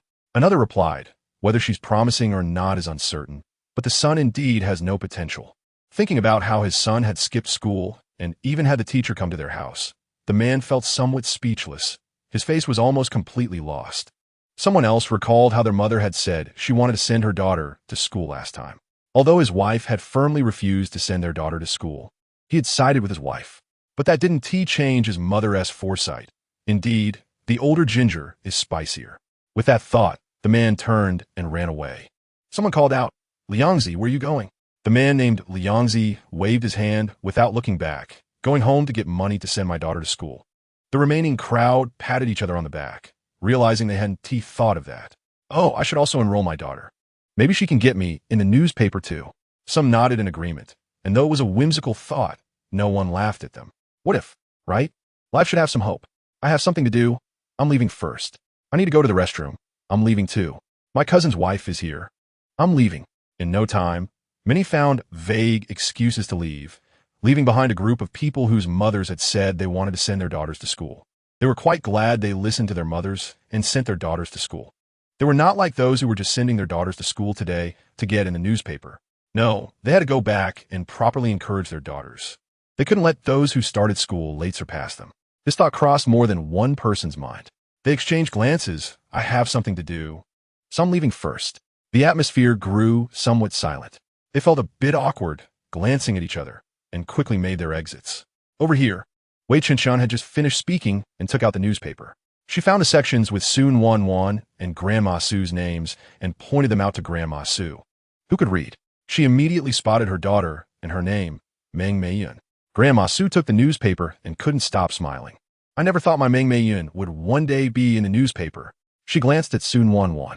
Nuannuan, come quickly and see. We are both in the newspaper. Su Nuannuan went to take a look, and the headline read, "The Best Ways to Raise a Competition Champion." Nice. That a great title. In contrast, Li Wenya and the other members of the Su family were very happy. Especially Li Wenya. She only knew her desk mate was very impressive, but she didn't expect her desk mate would also be in the newspaper. She was in awe of her desk mate, who could teach her and also be in the newspaper. Desk mate, you're amazing. Yeah, little sister, you're also amazing. How wonderful. Our Su family is now the only one in Xiangyang village. After all, no one in Xiangyang village had made it to the newspaper yet. Little sister is really bringing honor to our family, especially for the several sisters-in-law in the Su family, who had previously suffered losses in front of Grandma Su and her daughter. They couldn't dare to tell their maternal families, fearing their mother-in-law would skin them alive for gossiping and tarnishing their sister-in-law's reputation. Now that their sister-in-law had made it to the newspaper, and she had always treated them well, they finally had something to boast about. Moreover, having someone in the family who made it to the newspaper sounded good when they talked about it. Chapter 61. Forward-thinking reporter Wei. Several children were also extremely happy. Their aunt made it to the newspaper. None of their classmates' families had ever been in the newspaper. Their aunt was incredible. The younger generation of the Su family jumped around excitedly. Their aunt was simply amazing. When they grow up, they definitely want to be like their aunt. Great, great. Su old man had tears streaming down his face. Their Su family truly had ancestral blessings. Even if he were to leave this world now, he could still face their ancestors with pride. No, he wanted to see his daughter achieve even more before he left. That would be worth living for. Wei Qinshan looked at this family before her, and she couldn't help but feel happy for them. Being in the newspaper is a big deal worth celebrating for any family. After delivering this good news to the Su family, Wei Qinshan stood up, intending to leave. Since you all know, I should head back now. The Su family members snapped back to reality. Xiao Wei, stay for dinner. Grandma Su spoke up, then gestured to the several daughters-in-law of the Su family. Why aren't you going to cook? The 4 daughters-in-law hurried to the kitchen. Wei Qinshan refused. Aunt Su, I have to go back. Grandma Su grabbed Wei Qinshan's hand. What do you mean go back? It's fine to leave after dinner. Grandma Su Wen let Wei Qinshan leave. Su Nuannuan also spoke up. Yes, Aunt Wei. Just stay for dinner and then leave. Wei Qinshan, feeling helpless, had no choice but to agree. But I didn't bring anything. She came over with just the newspaper and had no time to prepare anything. Grandma Su pretended to be angry. What do you need? Just your presence makes me happy. Wei Qinshan smiled sincerely. The Su family really was nice, and it felt comfortable to be around them. Wei Qinshan stayed, and Grandma Su asked Su Nuannuan to keep Wei Qinshan company. Nuannuan, chat with your Aunt Wei. Su Nuannuan nodded. While this was happening, Grandma Su went to her room and brought out a lot of good things. Arriving at the kitchen, you all make this. Su Dama looked at the ingredients and saw there were plenty of good things. Mom, the 5th brother also bought pork belly and big bones, and I have already processed them. She thinks that if we're going to have guests for dinner, we should make something good. Old Mrs. Su nodded. Since it's done, let's make a few dishes with what we have here. Old Mrs. Su glanced at the pork belly, which was only about a pound, and the big bones were mostly just bones. There are 20 people in the old Su family, and that pound of meat isn't even enough to fill the gaps for their own family, let alone for guests. Sister-in-law, Su looked at what old Mrs. Su brought. Then let's fry an egg and make a potato stir-fried with cured meat. Old Mrs. Su nodded. She had no objections. Just make plain rice, second daughter-in-law. You go to my room and get some rice. The several daughters-in-law of the Su family were shocked. Was her mother-in-law going mad? How could she serve plain rice to guests? Even during the New Year, when hosting guests, they would use sweet potatoes, old pumpkins, or potatoes to steam rice. And it was mostly sweet potatoes, old pumpkins, and potatoes with very little rice. They had never eaten plain rice at home, except for the younger sister-in-law. Would their mother-in-law really let anyone other than the younger sister-in-law eat plain rice? Sister-in-law Su Air was afraid that old Mrs. Su would divorce her because she hadn't given birth to a son, so she always listened to old Mrs. Su's words. All right, Mom. If old Mrs. Su knew what the second daughter-in-law was thinking, she would definitely say, "You think too much, even if you give birth to a dragon. It has nothing to do with her." Sister-in-law Su followed old Mrs. Su to her room with a basin. Old Mrs. Su used the big bowl for holding noodles to scoop out 7 or 8 bowls of rice before she would let go. Sister-in-law Su stared closely at the bowl and didn't dare to look away. If it were before, old Mrs. Su would definitely scold this timid second daughter-in-law. But now, she didn't like to scold anymore. As long as no one provoked her, she wouldn't say much. Old Mrs. Su looked at the rice in the basin and felt a little heartache. However, a few days ago, her daughter had given her 100 pounds of rice all at once. Thinking that she still had a lot left after scooping some out, her mood improved. "You can go out first." Sister-in-law Su replied softly. After she left, old Mrs. Su looked at the various things her daughter had given her, which filled up her cupboard. Shouldn't she get a bigger cabinet? Old Mrs. Su found it a bit amusing, never expecting that one day she would be troubled by not having enough space in her cabinet. All of this was brought by her daughter. She truly deserved to have come from her womb. Old Mrs. Su locked the cupboard and went out to the kitchen. She had to keep an eye on things. She couldn't let this happy occasion fall apart. Over here, Li Wenya was asking Wei Chunmin all sorts of questions, as she was quite interested in the profession of a reporter. After hearing Wei Chunmin's words, Li Wenya was extremely envious. Wei Chunmin was no longer a young girl. She looked at Li Wenya and said, "You shouldn't become a reporter when you grow up." Li Wenya was shocked. Why not? What is so good about being a reporter out in the wind and sun, getting tan like charcoal? It's better to be a doctor or a nurse or a teacher. You won't be exposed to wind or rain. How nice. It's fine now, but when I was young, I got so dark that my partner even found it unsightly. So I simply changed partners. Wei Chunmin was right. Whether now or in the future, most adults want their children to pursue these two professions. They receive government salaries and want to be laid off. Su Nuannuan gave Wei Chunmin a thumbs up, surprised that Aunt Wei's thoughts were so progressive. Even in her previous life, there were rarely people like Aunt Wei. After Wei Chunmin finished speaking, she felt a bit embarrassed, realizing she had said too much to a child. Li Wenya was raised in a pampered environment, only washing dishes and doing housework at home, and she loved beauty. She didn't want to get tanned. What if she couldn't get her fair skin back? After hearing Aunt Wei's words, she dismissed her interest in becoming a reporter. Su Nuannuan and Li Wenya accompanied Wei Chunmin, chatting and laughing. In the kitchen, old Mrs. Su and several daughters-in-law were working busily. When a meal was finally ready, old Mrs. Su called them. "Xiao Wei, Wenyan Wanbao, it's time to eat." Coming. At the dining table, Wei Chunmin looked at the sumptuous dishes and felt a bit moved. Seeing that Wei Chunmin wasn't moving, old Mrs. Su urged, "Xiao Wei, eat quickly." Wei Chunmin nodded. She would have to bring more things next time. "All right, Aunt Su, you eat too." Old Mrs. Su picked up her bowl, saying, "Let us eat, everyone." Once old Mrs. Su started, the Su family members picked up their bowls. Especially the younger generation of the Su family. They had been drooling over the food for a long time. Now they could finally eat. However, no matter how hungry they were, they had to wait for the elders to finish eating before they could pick up their chopsticks. That was the rule. Wei Chunmin also saw this scene and felt that the Su family's upbringing was truly good. After finishing the meal, Wei Chunmin was about to leave. This time, old Mrs. Su did not keep her. She only asked the third daughter-in-law to quickly go to the vegetable garden to pick some vegetables for Wei Chunmin to take back. Wei Chunmin didn't plan to take any. But old Mrs. Su was not happy.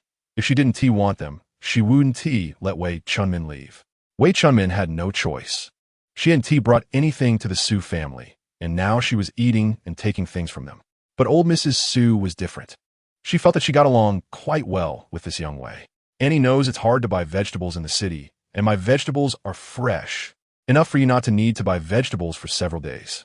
While old Mrs. Su was chatting with Wei Chunmin, a man came knocking on the door.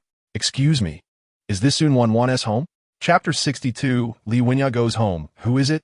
Old Mrs. Su called out. Li Wenya also heard the voice and said, "It sounds like my dad's voice." Old Mrs. Su nodded in understanding and walked over to open the door. Since old Mrs. Su only opened a crack that only showed her, Li father only saw old Mrs. Su. He repeated, "Is this Su Nuannuan's home?" Old Mrs. Su nodded. "Are you here to pick up that girl, Wenya?" Li father nodded, relieved. Thankfully, he found it. He had been asking for directions all the way. Old Mrs. Su opened the door fully. "Come in." As soon as Li father entered, Li Wenya saw her dad. "Dad, you're here?" Li father nodded. I'm here to take you back. Then he turned to old Mrs. Su and said, this girl has troubled you these past few days. Old Mrs. Su thawed the canned fruits and smiled. Not troublesome at all. Li Wenyan went back to her room to pack her things. Fourth daughter-in-law. Go to the vegetable garden and pick some more vegetables. Li father didn't understand old Mrs. Su's intention in picking vegetables, nor did Wei Chunmin know. Wei Chunmin couldn't help but find it amusing. Could it be that the Su family had a custom of sending vegetables to guests? She didn't speak, listening to the small talk between old Mrs. Su and Li father. From their conversation, Wei Chunmin learned that they were also going back to the town. You're also going back to the town? Then let us go together? Li father looked at Wei Chunmin. He could tell that old Mrs. Su was the mother of his daughter's classmate, but he didn't know who this woman in her 30s was. He looked at old Mrs. Su and asked, who is this? Without waiting for Grandma Su to speak, Wei Chunmin opened her mouth. I am Wei Chunmin, a reporter from the town newspaper. I came to tell Aunt Su that she and Nuannuan are in the newspaper. Upon hearing this, Li's father was surprised. He knew that his daughter often praised Su Nuannuan when she returned home, so he was familiar with Su Nuannuan's name. Congratulations, Sister Su. Look at me. I came in such a hurry this time that I didn't even bring a gift. Li's father did not expect that his daughter's deskmate was so impressive that she could even make it to the newspaper. He also learned from his daughter that Su Nuannuan was her deskmate. Grandma Su, of course, would not be angry about this. Those 6 jars of canned fruit were worth only $12. It's fine, no need for gifts. Li's father felt a bit envious. The Su family really raised their daughter well. She is someone with potential. Your daughter is indeed like this. Li's father gave Grandma Su a thumbs up. She is someone with a future. Grandma Su liked hearing others praise her daughter and was about to boast a little. At this moment, Sister Su Si came over with a basket of vegetables, and Grandma Su cast a resentful glance at her daughter-in-law. Seeing the look from her mother-in-law, Sister Su Si felt a chill run down her spine, thinking to herself, I didn't provoke her, did I? No, right? Grandma Su took the basket. Take this basket of vegetables back to eat. How can that be? I didn't bring anything when I came. How can I take something back? Grandma Su thought to herself. This is an honest person. Her smile widened. Take it. It's not worth much. Besides, I like that girl, yeah. It was impossible for her to truly like her, as her favorite was still her own daughter, but she did have a favorable impression.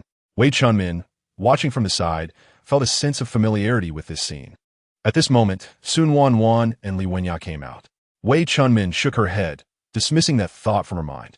Li's father, being a big man, felt awkward to engage in conversation with a woman. He could only take the basket and thank her. It was precisely Li's father's attitude that made Grandma Su very satisfied. It seemed that this friend's family was not bad. No need to be so polite. Wenyan is a friend of our Nuan Bao. Li's father nodded. The family style of the Su family is good. It works. Su's father hung the basket of vegetables on the front of his bicycle. Get on. Li Wenyan sat down and said to Su Nuannuan, deskmate, see you tomorrow. Bye. See you tomorrow. She glanced at Grandma Su. Aunt Su, remember to think of me. Bye. Grandma Su awkwardly imitated Li Wenyan's gesture and waved back. Bye. Remember to come and play often. Li Wenyan nodded. I will remember. Wei Chunmin also got on her bicycle and nodded to Grandma Su and the others. Then we were leaving. As they saw Wei Chunmin and Li Wenyan off, Grandma Su closed the door and returned to the house. Li Wenyan sat behind her father, chattering about her recent experiences. Li's father had expectations for his daughter's birth and was indeed a man who loved his daughter. He nodded in agreement from time to time, the scene filled with warmth. Wei Chunmin followed behind, feeling a pang of jealousy in her heart. She wondered if her daughter had entered a rebellious phase, as she was always arguing or retorting against her. It seemed that when she got home, she would need to have a good talk with her. Determined, Wei Chunmin felt less sour. When they reached the town, Li Wenyan obediently said goodbye to Wei Chunmin. Aunt Wei, goodbye. Wei Chunmin smiled. See you next time, Wenyan. When they arrived at Li's house, Li Wenyan excitedly recounted her experiences at Su's house to Wang Ronping and Li Wenwu. When she mentioned encountering a snake on the Tea Mountain, Li Wenwu exclaimed, were you bitten? Li Wenyan thought her brother was unlikable. She was standing there perfectly fine. Yet he still asked if she had been bitten. Wang Ronping knew that if her daughter had been bitten, she wouldn't be smiling while talking to them now. She flicked her finger at Li Wenwu, hitting him on the head. Li Wenwu felt a bit wronged, looking at Wang Ronping with teary eyes. Mom. Wang Ronping maintained a serious face. Continue listening to your sister. Li Wenwu felt even more wronged. Was his sister the biological one in this family, while he was the adopted child? This made Wang Ronping chuckle. Their family didn't have anyone with such a temperament as her son. This kid, who does he take after? Li Wenya continued, and my desk mate is in the newspaper too. She's really amazing. Forgive my lack of education. I didn't expect to praise my desk mate. Wang Ronping was surprised. Your desk mate made it to the newspaper? Upon receiving a nod of affirmation from Li Wenya, Li Wenwu smirked. Mom, I didn't expect you to be hard of hearing at such a young age. Wang Ronping rewarded him with another flick, earning a resentful look from Li Wenwu. Look at her temper. She just can't help herself. Sighing, Wang Ronping said, I wonder if I'll have the honor of being brought to the newspaper by my daughter. Li Wenya felt a bit embarrassed. She thought she didn't have that ability. She could only awkwardly change the subject. Mom, my desk mate has been explaining problems to me every day these past few days. I feel like she explains it even better than the teacher. Sometimes I don't understand what the teacher says, but as soon as my desk mate explains, I get it. Mom, you expect my sister to take you to the newspaper? You might as well expect me. Li Wenya glared at him. She had just managed to change the topic. She envied her desk mate's nieces and nephews, who listened to her desk mate so well. The key was that they were much more likable than her own brother. Wang Ronping had long known her son's nature. She slapped him lightly. Are you done talking? Have you finished your homework? Hurry up and get back to do it. She knew her son. He definitely hadn't finished it. Every holiday, he would always wait until the day before school started to rush through it. Sure enough, as soon as Li Wenwu remembered the pile of unfinished homework, he returned to his room with his head down. After Li Wenwu went back, Wang Ronping turned to Li Wenya. Did you thank her properly? Li Wenya nodded, of course. Wang Ronping thought her daughter's friend was indeed very good. She knew her daughter's grades. Now that Su Nuannuan was willing to help her, she would definitely express her gratitude later. Chapter 63. The chicken theft incident in the production team one time passed quickly. That afternoon, as soon as Su Nuannuan returned, she heard about a big event in the Xiangyang team. Zhu Jianjun and Zhang Dali's chickens have been stolen. This was a big deal. Now every household could only raise a limited number of chickens. Whether roosters or hens, each family could only keep 2. That was private property that each household could have. Isn't that a big deal? When Grandma Su talked about this, Su Nuannuan asked her who would steal their chickens. Grandma Su had a mysterious look on her face. Who else could it be? It's those educated youth. Only they are outsiders. Everyone in our team knows each other. Who would steal chickens? Su Nuannuan shook her head. No way. They have received education. But then she suddenly thought that might not be the case. Different environments can raise different kinds of people, so it's hard to say. How could it be impossible? I think it might just be them. Old lady Su spoke with certainty. Su Nuannuan thought of Lin Boji. She had not interacted with anyone from the educated youth team. The only person she had come into contact with was Lin Boji. Thinking of his extraordinary appearance, his sharp features, and his unique temperament, it shouldn't be him. Sure enough, it wasn't just old lady Su who thought this way in the production team. Zhu Jianjun's wife ran to the team leader, crying, Team leader, you have to take charge for us. We only have 2 laying hens at home, and that damn chicken thief stole one. How are we supposed to live? Zhang Jianjun didn't speak either. It was clear he agreed with his wife's actions. The team leader felt a bit troubled. He understood the reasoning. But this matter was hard to investigate. Why don't you go back for now? If I find out, I'll let you know. Zhang Dali's wife refused to leave. She wasn't a fool. What if you can't find out? If that chicken is roasted outside and the feathers buried on the spot, how can you possibly find it? They were not going to give up. That chicken was their lifeline. To put it bluntly, losing a chicken was like losing half a life. The team leader, feeling helpless, said through gritted teeth, I'll do my best. Just don't let me find out who it is. I will make them pay. In our Xiangyang team, we can't tolerate thieves. If it comes to that, don't blame me for being ruthless. Zhang Dali's wife wanted to say something, but was stopped by Zhang Dali. Team leader, we believe in you. Zhang Dali flattered the team leader. The team leader, feeling exhausted, waved his hand. Zhang Dali and Zhu Jianjun took their wives and left. On the way, Zhu Jianjun's wife couldn't help but speak up. Dali's wife, do you think it was someone from over there? She pointed her chin towards the educated youth team. Although Zhang Dali's wife suspected that too, she couldn't say it out loud. She glanced at Zhu Jianjun's wife, reminding her not to speak recklessly without evidence. Zhu Jianjun's wife pouted, feeling somewhat disdainful. This Zhang Dali's wife was just pretending to be serious, but she probably thought the same way in her heart. At the educated youth team, Chao Yanhua angrily slammed the door as she entered. Is someone dissatisfied? Why are you making such a fuss? Did we provoke you? Chao Yanhua plopped down on a stool, her temper flaring. I can't take it anymore. We're the outsiders, and whenever something happens in the team, we're suspected. Today, I just went out to wash some clothes, and people were pointing fingers at me. The educated youth team fell silent.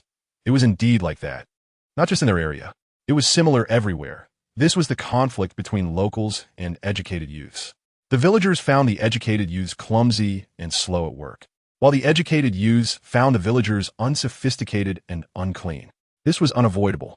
At this point, a male educated youth slammed the table. Why does everything have to fall on us? Clearly, this issue was not only known by Chao Yanhua. They were aware of it too. What if their guess is right? Wu Zhiyong said pointedly. Su Feiyong, hearing this, got angry. Wu Zhiyong, what are you talking about? I already said it wasn't me who stole the chicken.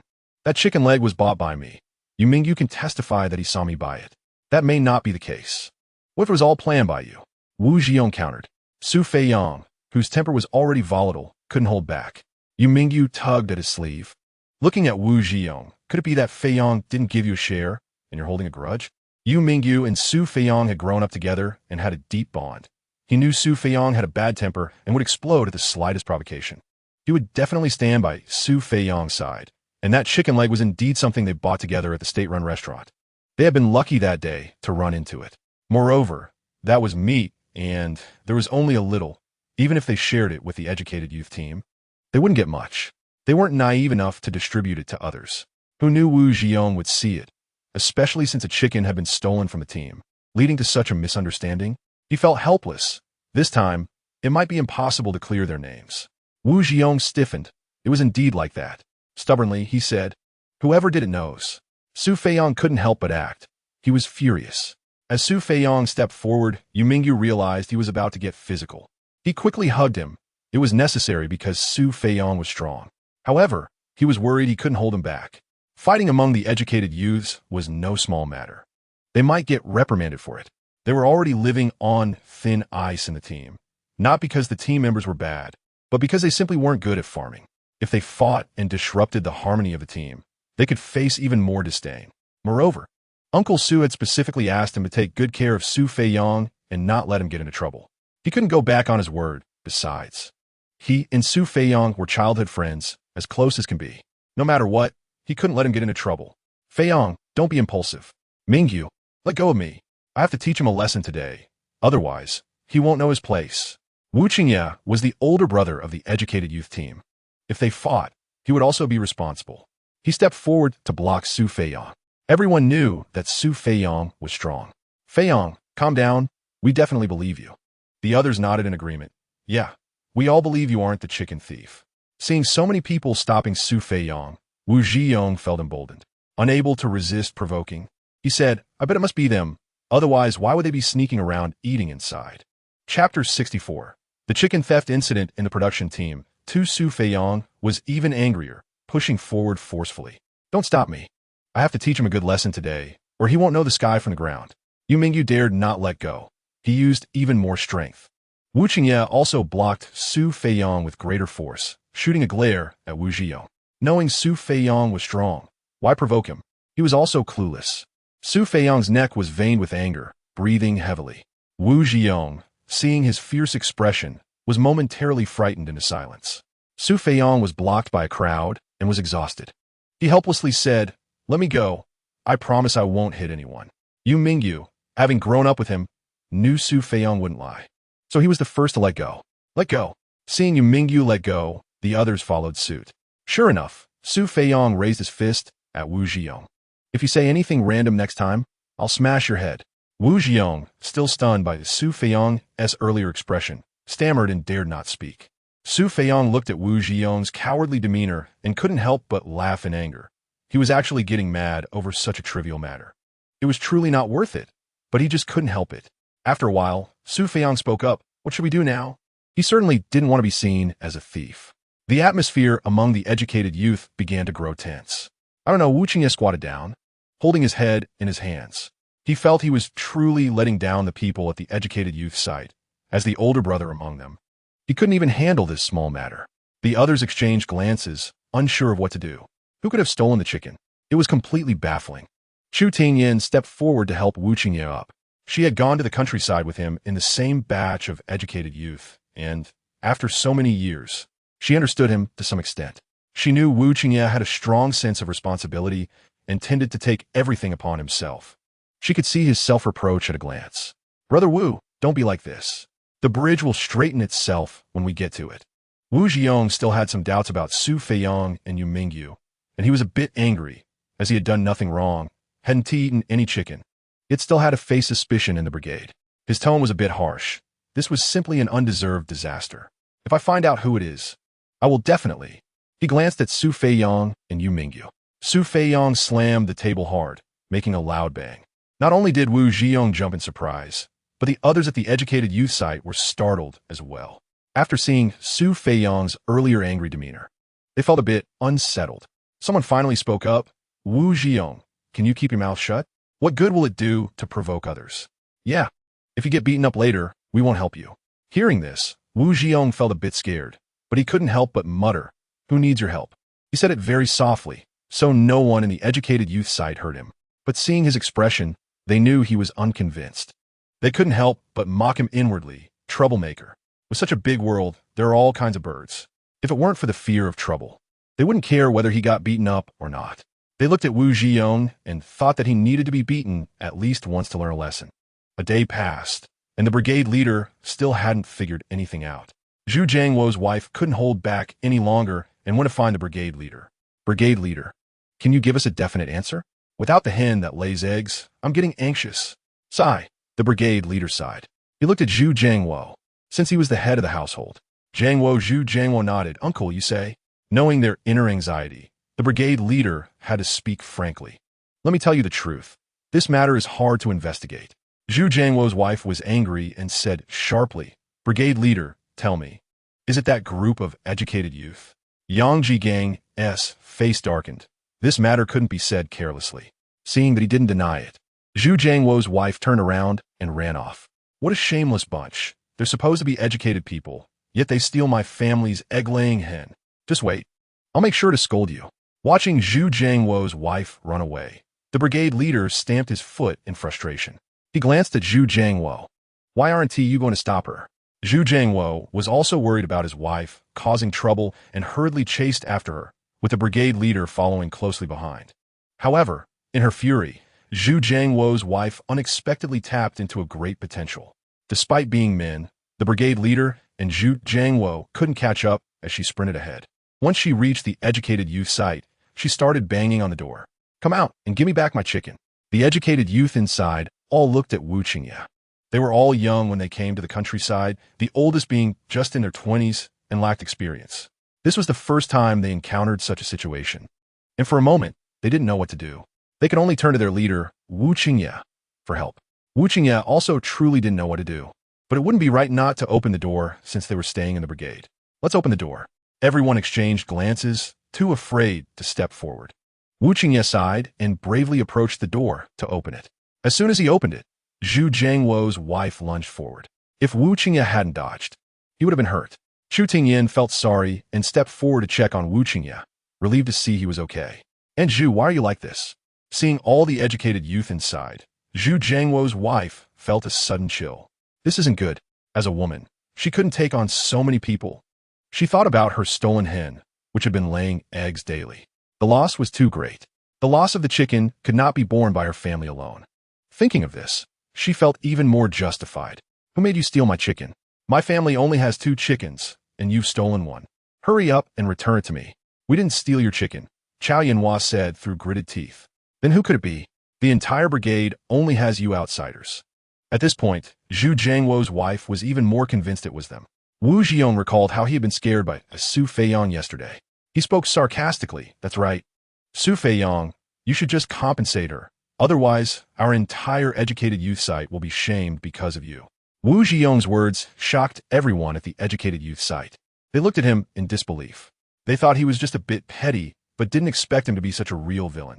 As they thought about it, they instinctively distanced themselves from Wu Ziyong, recalling if they had ever offended him before. When Zhu Jiangwo's wife heard this, she was furious. Oh, so it really is you. Hurry up and compensate me for my chicken. Saying this, she charged at Su Feiyong. Stop! The brigade leader shouted loudly. He and Zhu Jiangwo had just arrived and saw this scene, their eyes wide with anger. Zhu Jiangwo's wife actually dared to strike. If this escalated, it wouldn't just be a personal conflict, but would bring the conflict between the brigade and the educated youth site into the open. Not only would they face punishment, but the brigade leader might also lose his position. Hearing the shout, Zhu Jiangwo's wife was startled. She quickly braked and stopped. Turning around, she saw her husband and the brigade leader rushing over. Remembering her earlier intention to hit someone, she couldn't help but feel guilty. But thinking about what Wu Ziyong had just said, she felt justified again. Even looking at the still, furious brigade leader, she wasn't afraid.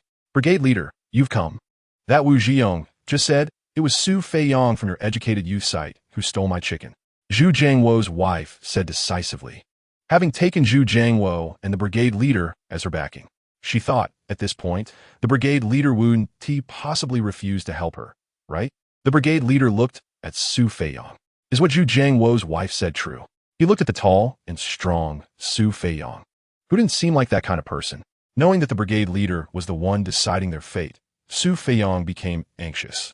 Although he had a bad temper, he wasn't foolish. The team leader is the key to letting them return to the city. If he doesn't sign the introduction letter, they won't be able to go back. Team leader, it wasn't me. I didn't steal the chickens from the team. Wu Ziyong was displeased upon hearing this. If Su Feiyong didn't steal the chickens, then it meant he was lying. He sarcastically asked, "Then what were you and Yu Mingyu eating in the room? Wasn't it chicken legs?" The team leader and Zhu Jiangwo's expressions changed upon hearing this. The team leader cast a doubtful glance at Su Feiyong. Could it be that the chicken was really stolen by Su Feiyong? Yu Mingyu couldn't allow Wu Ziyong to pin the blame on Su Feiyong. Not to mention that they didn't steal any chickens. According to Wu Ziyong's accusation, he would become an accomplice. Team leader, you know that on that day, Feiyong and I went to the town to ask for leave. Those chicken legs were bought by us at the state-run restaurant. They indeed asked for leave to go to the town that day. But what a coincidence it was. Wu Ziyong sneered even more. Who knows if you deliberately took leave to go to the town and ate the chicken on the way? The team leader thought the same way. Su Feiyong was so angry that he was trembling all over. It really wasn't us. The team leader looked at them thoughtfully. Team leader, Yu Mingyu and Su Feiyong are not that kind of people. They definitely didn't steal those chickens. Wu Qingye spoke up, genuinely believing in the character of Yu Mingyu and Su Feiyong. Those chickens surely weren't stolen by them. As Wu Qingye spoke, Chu Tingyan, also unwilling to be outdone, said, "Yes, team leader, they definitely didn't steal those chickens. There must be someone else." The team leader, who had seen many people in his life and was also the leader of the Xiangyang team, was skilled at recognizing people, but he had his own principles. He was willing to believe in Wu Qingye, the older brother of the educated youth group. If it wasn't them, then who could it be? Yu Mingyu reached out to wrap his arm around Su Feiyong's shoulder and comforted him with a pat. "It's really hard on you. You've always had a fiery temper since you were young. I wonder if this time will make you sick." However, after such a long time in the countryside, Su Feiyong's temperament had indeed changed a bit. Team leader, on that day, Feiyong and I went to the state-run restaurant in the town to buy chicken legs. The staff there will definitely remember us. If you don't believe it, you can send someone to ask. What a coincidence. They finally found a special supply of chicken, and it coincided with the chicken stealing incident in the production team. Fortunately, the state-run restaurant in the town didn't have chicken legs every day, so the two male educated youths buying chicken legs would definitely leave an impression. Whether this was a blessing or a curse was uncertain. The good thing was that the staff at the state-run restaurant would definitely remember them. The bad thing was that they were mistaken for chicken thieves and were confronted by the real culprit. The team leader nodded, because Zhu Jiangwo's wife made a fuss. It caused quite a stir outside the educated youth point, and now it was time to finish work.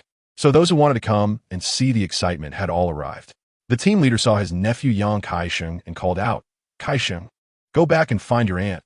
Let her get you a bicycle. Hurry to the state-run restaurant and see if there were two men who went there to buy chicken legs that day."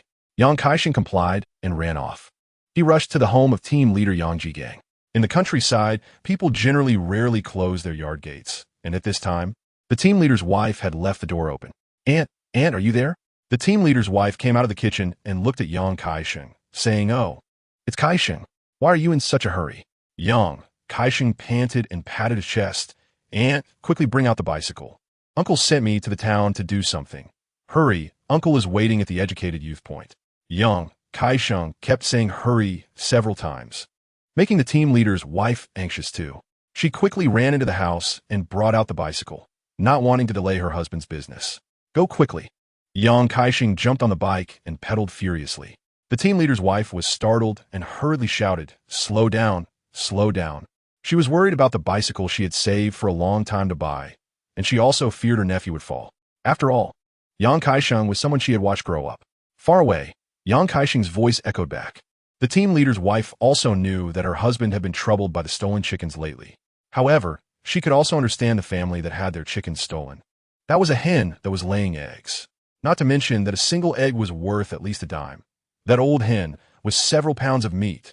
If it were her, she would also feel distressed. But she also felt sorry for her husband. Because of this matter, he hadn't been sleeping well at night. His hair had even turned gray in a few spots, which made her heart ache. It's all the fault of that damned chicken thief, making so many of them busy.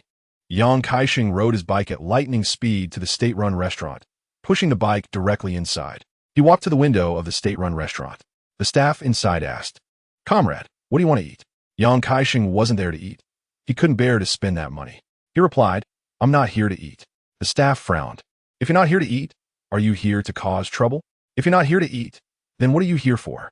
"Comrade, I'm here to ask you something."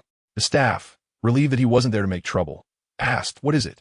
"Did two male, educated youths come here to buy chicken legs a few days ago?" The staff thought for a moment, and indeed recalled that there were. But she wondered why such a nosy person would care about whether others were eating chicken legs. She scanned Yang Kaixing up and down, thinking he looked decent, but was surprised by his nosiness. "Yes, there were, but you shouldn't be so focused on whether others are eating chicken legs. They can eat chicken legs because they have money." Hearing the first three words, Yang Kaixing felt relieved. It seemed that the chickens were not stolen by those two educated youths. However, after hearing what the staff said next, his face turned red with embarrassment. "No, I didn't. It was someone from our production team whose chicken was stolen. They ate chicken legs that day, so they were misunderstood." The staff realized she had misunderstood him. "Then why aren't you hurrying back? Don't keep others waiting and being misunderstood. You're such a fool. Educated youths in the countryside have it hard enough. And you're here waiting for a meal? Oh, right. Yang Kaixing slapped his forehead, almost forgetting. He turned to leave, naturally not noticing the staff's amused expression behind him. Of course, their connection didn't end there, but that's a story for another time. After Yang Kaixing left, everyone at the educated youth point was silent. Meanwhile, the production team members occasionally whispered among themselves. Yang Dali's wife heard about Zhu Jiangwo's wife making a fuss at the educated youth point. She thought to herself, could it be that they confirmed it was someone from the educated youth point who did it? With this thought, she poured the rice into the pot, shouted for her daughter to continue cooking, and ran out. She hurriedly ran to the educated youth point, only to find a strange atmosphere surrounding it.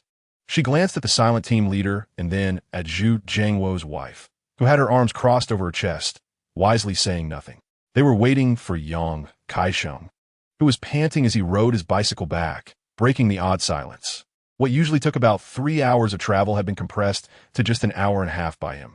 How could he not be exhausted? As soon as Yang Kaixing stopped, Zhu Jiangwo's wife grabbed him and shook him vigorously without giving him a chance to catch his breath.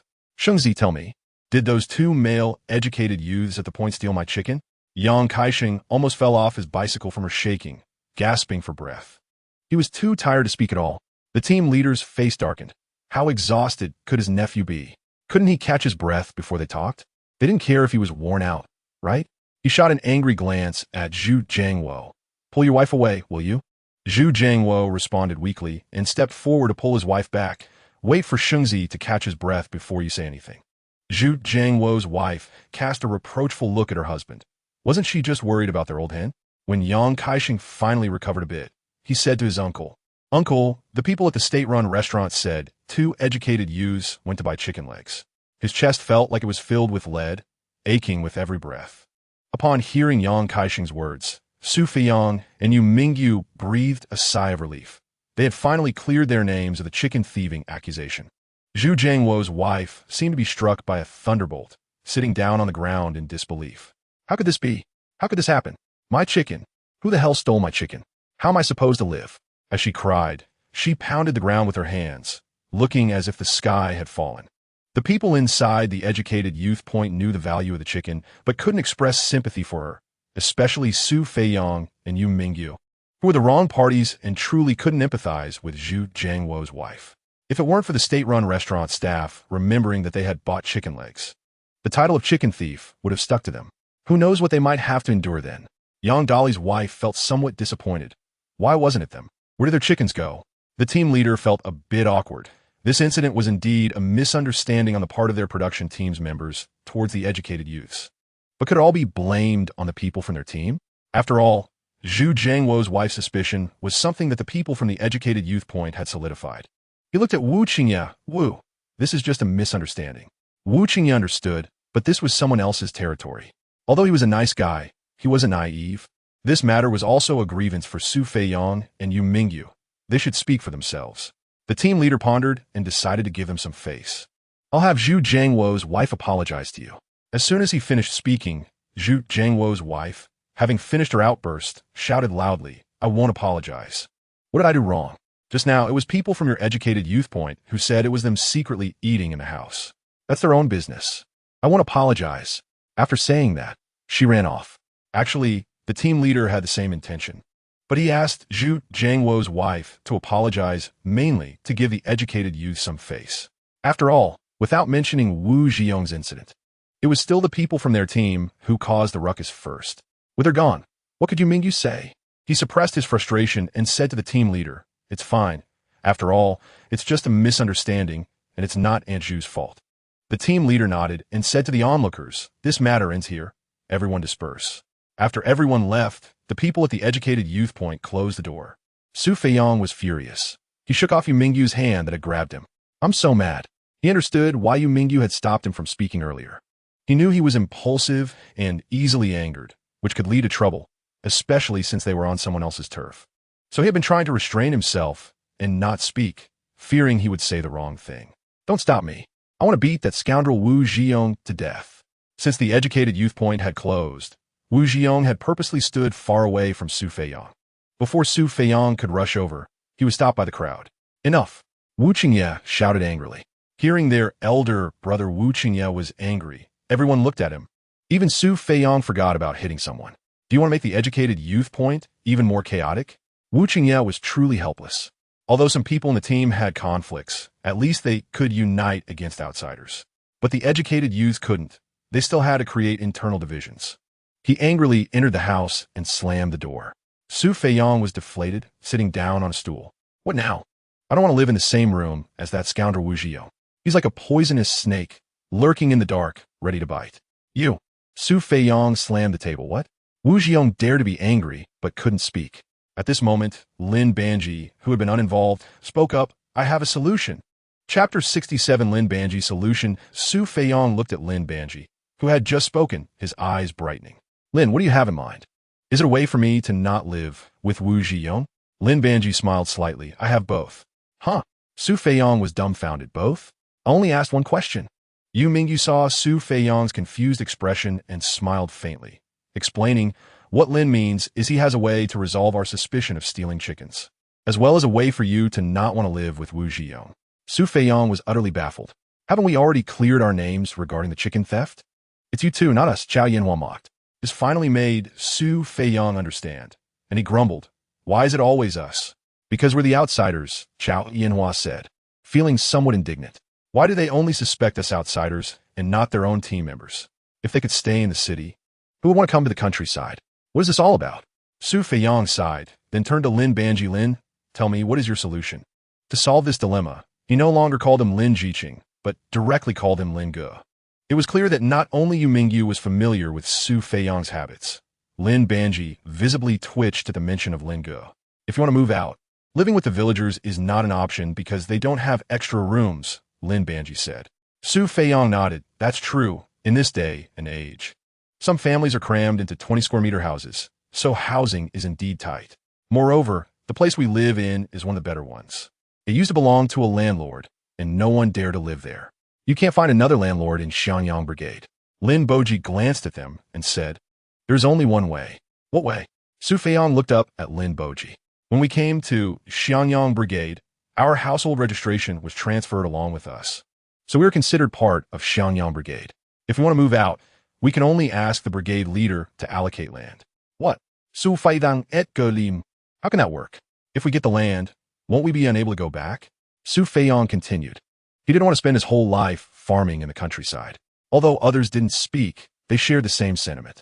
Lin Boji smiled mysteriously. You can go back, he said confidently. Su Feiyong didn't speak. He didn't dare to gamble.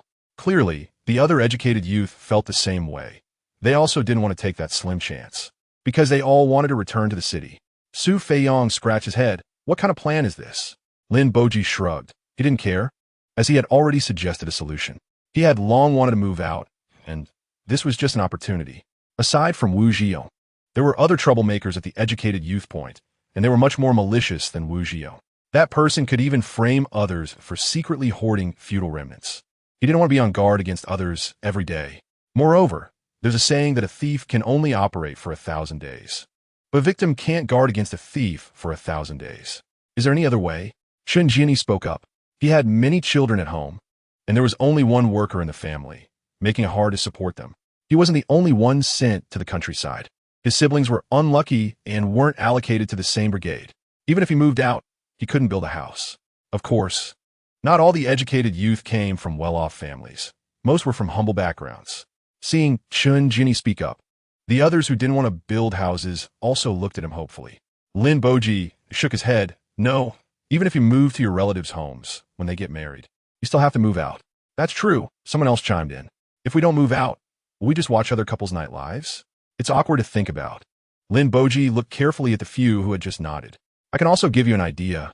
You can discuss and form teams. Each team can apply for a plot of land. Just build 2 rooms, one for the kitchen and one for the bedroom. Su Feiyong and Yu Mingyu exchanged glances. They were indeed tempted. Can we really go back to the city? Yu Mingyu moved his lips. He still wanted to return to the city, but even if they couldn't, they still needed to build a house. After all, they couldn't live in the collective dormitory of the educated youth for their entire lives, right? And when the time came for marriage, they would need a house. Definitely. Lin Boji said firmly. He was very sure of this. Chao Yanhua and Chu Tingyan exchanged glances. They also wanted to move out. Their family background were decent, and they wouldn't need to spend money on tiles for 2 thatch houses. There was plenty of wood on the mountain. They just needed the brigade leader's approval. With just one look, they understood each other's intentions. They wanted to move out. Even a double room would be better than this 8-person dormitory. So who was the one stealing chickens in the brigade? Kutangian Asked Izitonli. Lin Boji looked around at the educated youth, making them uneasy. Surely it's not someone from our educated youth point who would steal chickens, right? Lin Boji chuckled. Actually, no. It's just what? Lin Gu, finish your sentence all at once. He was really anxious, knowing that he was impatient. Why not finish what he started? Lin Gu must have been sent by heaven to torment him. Yu Mingyu was quite happy to see this scene. He wanted to find someone to teach Su Feiyong a lesson. Someone at our educated youth point knows who the chicken thief is. What? Everyone exclaimed. Among them was Wu Qingye, who had just come out of the room, and he was the loudest. He never expected that the educated youth point would have someone as petty and malicious as Wu Zhiyong. It turned out there was someone who could watch his fellow educated youth. Yu Mingyu and Su Feiyong were wrongfully accused and not come forward to explain. He and Wu Zhiyong were simply a match made in heaven. One was openly malicious, while the other was secretly so. Chapter 68, Final Resolution. Who is that person? Su Feiyong yelled angrily. We're all from the same educated youth point, and someone watched as Yu Mingyu and I were framed. Are they really that cold-hearted? Yu Mingyu also looked at Lin Boji. His meaning was clear. He wanted to know who that person was. Lin Boji shook his head. He really didn't know who that person was. He had learned about it from Su Nuannuan's family in his previous life. He hadn't gone to the countryside in his past life either. He was here this time only for the one he cared about. Moreover, from what he knew, this time the accusation of stealing chickens was pinned on Su Feiyong and Yu Mingyu. There was no incident involving the brigade leader's nephew going to the state-run restaurant. To survive in the brigade, Su Feiyong and Yu Mingyu eventually had to pay for the chickens. What would the people in the brigade think after they had already paid for the chickens? Any normal person would think that they must have stolen the chickens. Otherwise, why would they pay? And Su Feiyong was not a patient person. When others wronged him and spoke ill of him behind his back, how could he just let it go? Sure enough, he started to fight. Once he fought, it was no small matter. The people in the brigade were angry. These educated youth, who were already outsiders, actually fought against their own people. They couldn't stand it, and it quickly escalated into a brawl. The final result was that the leaders in the commune found out. The brigade leader was dismissed for poor supervision. They replaced him with an ineffective brigade leader, who stayed in that position until the end of the Cultural Revolution 10 years later. He knew a little about what happened afterward, but not much. He was here to pursue his wife. Otherwise, if she was so outstanding and he didn't guard her, what if someone else took her away? Besides, he wasn't here to deal with the problems of the educated youth point. It would be safer to move out of the educated youth point as soon as possible. Seeing Lin Boji shake his head, the other educated youth looked at each other. They all firmly believed in themselves, but felt that everyone else was like that person. Only one person flashed a glimmer of understanding, pondering. In the end, they all turned to look at Wu Zhiyong. Wu Zhiyong was furious and shouted, "What are you looking at? It's not me, I don't know." The others rolled their eyes. Even if it wasn't him, he was still pretty close. Just then, someone spoke up, "Lin, what if no one at our educated youth point knows who the chicken thief is?" The other educated youth thought about it and realized, "Yes, Lin, what if there really isn't anyone at our educated youth point who knows who the thief is?" Lin Boji looked at the first person who spoke. After thinking carefully, he remembered the person was named Zhou Qiang. Having been here for so long, Zhou Qiang indeed had a low presence at the educated youth point. Lin Boji didn't have much of an impression of him either. Believe it or not, it's up to you. He never thought that the Su family would deceive him from the beginning to now. Then if we can't find that person, won't we be unable to clear our suspicion of stealing chickens at the youth point? Chu Tingyin was anxious.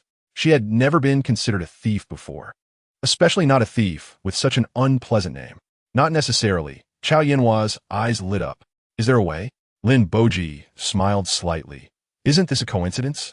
That day, when he went to work, he suddenly had to pee, and while the team leader wasn't paying attention, he sneaked back to the youth point to use the restroom. He had been taught since childhood that he couldn't just relieve himself anywhere. He felt that he should use a restroom, even though he couldn't accept the rural toilets either. Just as he was returning to work after using the restroom, he suddenly heard the voices of children in the team. "Damao, Ermao, let me show you my fruit candy." "Wow, Brother Huzi, you still have fruit candy?" "Brother Huzi, where did you get it?" Speaking of this, Huzi was very proud. "This was given to me by a youth." "Which youth is so nice to give you fruit candy?" Huzi couldn't say. What if that youth didn't give him candy afterward? Suddenly, he had a clever idea. "I helped him with something, and that's why he gave me candy." The kids were impressed. "Brother Huzi is amazing. He can actually help them." "What did you help with?" "You're really great, Brother Huzi," with his peers fawning over him. Huzi felt very proud. He accidentally revealed, "I just took a bit of salt from home for him, and he said he would trade me for candy." Lin Boji didn't listen further because he was afraid the team leader would return and catch him. "Salt? What do you need salt for?" Lin Boji suppressed his curiosity. It wasn't until later that he heard about the chickens being stolen from the team that he realized. It turned out he took it to roast the chicken. However, the people at the youth point usually acted together, and even if they left, there wouldn't be much time. So there was only one answer. The chicken wasn't stolen by the people from the youth point, but there was definitely someone from a youth point who ate the chicken. He directly told them about that day's events. As long as they found the child named Huzi, everything would be clear. Lin Boji concluded. Chu Tingyin had been in Xiangyang Brigade for 3 years, and most of the production team members knew her. Hearing Lin Boji's words, she remembered who Huzi was. "There's only Lu's eldest grandson in the team, named Huzi," Chu Tingyin said. "Will he tell us who asked him for salt?" 16-year-old Cui Tsue asked. She was from the same batch as Lin Boji. They were always very tolerant of the youngest youth at their point. "Of course," Yu Mingyu said confidently. "There's nothing a big white rabbit milk candy can't solve. If it doesn't work, then 2 pieces. Cui Tsue didn't expect their so-called method to be this and nodded in realization. Lin Boji looked at her with admiration. He thought the same way, although he knew that this would definitely offend that person. But he couldn't care less. He came here and had no progress with his crush, which was driving him crazy. He didn't have the mood to figure out the little thoughts of the people at the youth point. "I still have big white rabbit milk candy. I'll go find Huzi." Gao Zanhu volunte. That big white rabbit milk candy was sent to her by her mother. Although she initially showed a bad temper, she had a strong sense of justice. Not to mention, if they couldn't clear this suspicion, they didn't know how many scornful looks they would receive in the brigade. "Then I'll go with you," Chu Tingyin said. "That works." Chao Yinhua didn't refuse. Chapter 69. Tea sales. By the time Su Nuannuan heard that the chicken theft incident had been resolved, several days had passed. "Who stole the chicken?" Su Nuannuan asked curiously. "It was Ergo, but the people at the youth point also ate it." "Ergo?" Knowing that the girl probably wouldn't remember who Ergo was, Grandma Su specially explained, it's that skinny one from the old Chen family. After hearing Grandma Su's words, Su Nuannuan recalled the memory of Chun Air go from the clutter in her mind. So how did the team leader handle it? Su Nuannuan asked, somewhat curious. She had heard about the conflicts between the youths and the locals. What else could be done? They each got a stick. And the people from the Youth Point and Chun Ergo's family each had to compensate for a chicken. They also had to go shovel a month's worth of farm manure. What? Su Nuannuan was drinking water and almost spat it out.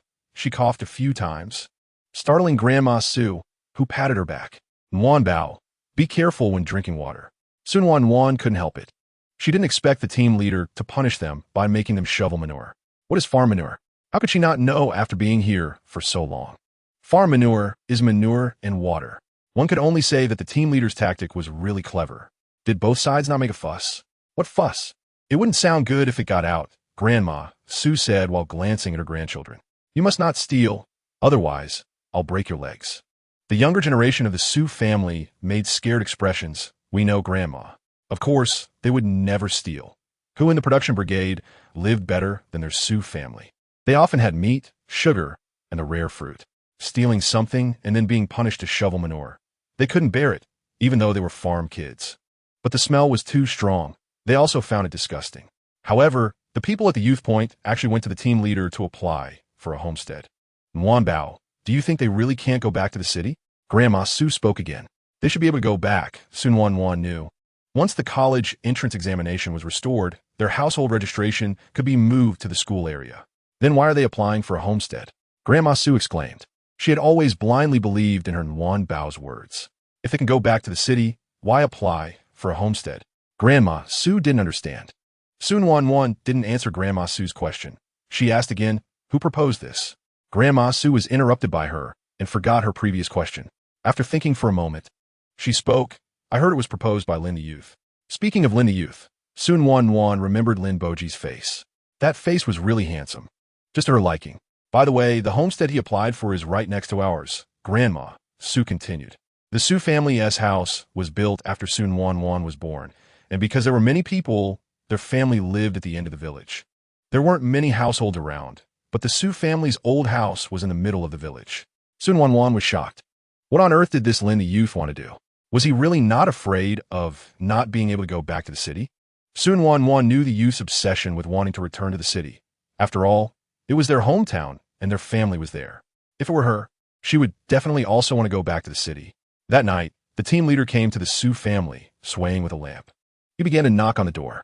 The Su family had just finished dinner, and a few daughters-in-law were in the kitchen cleaning up after boiling water and making pig food. Grandma Su and Grandpa Su were chatting in the yard. Hearing the knocking, Grandma Su shouted, "Who is it?" "It's me," the team leader said in a deep voice. Old Lady Su heard the captain's voice and quickly went to open the door for him. "Captain, what brings you here so late at night?" The captain pondered for a moment and replied, "I'm here to find Su Nuannuan."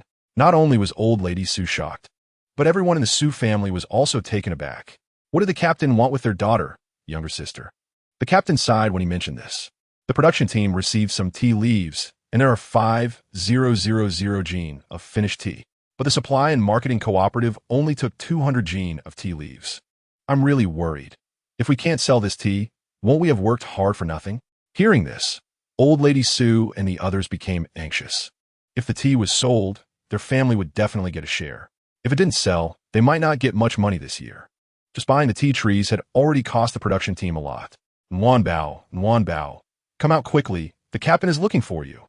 Su Lauda shouted towards Su Nuannuan's room. Su Nuannuan heard the commotion, but didn't know the captain was looking for her. What did he want with her? Su Nuannuan was puzzled. She had been focused on her studies lately and had kept a low profile. She walked out and looked at the captain. "Captain, what do you need me for?" The captain felt helpless. He thought Su Nuannuan was the most promising junior in Xiangyang Brigade. After all, not everyone had participated in competitions in the provincial capital and made it to the newspaper. This time, he had no choice but to see if Su Nuannuan had any opinions. The moment he saw her, the captain suddenly remembered that Su Nuannuan was just a teenager. He smiled, realizing he was a bit anxious. But since he was here, he still wanted to hear Su Nuannuan's opinion. The Su family, however, did not understand the captain's thoughts.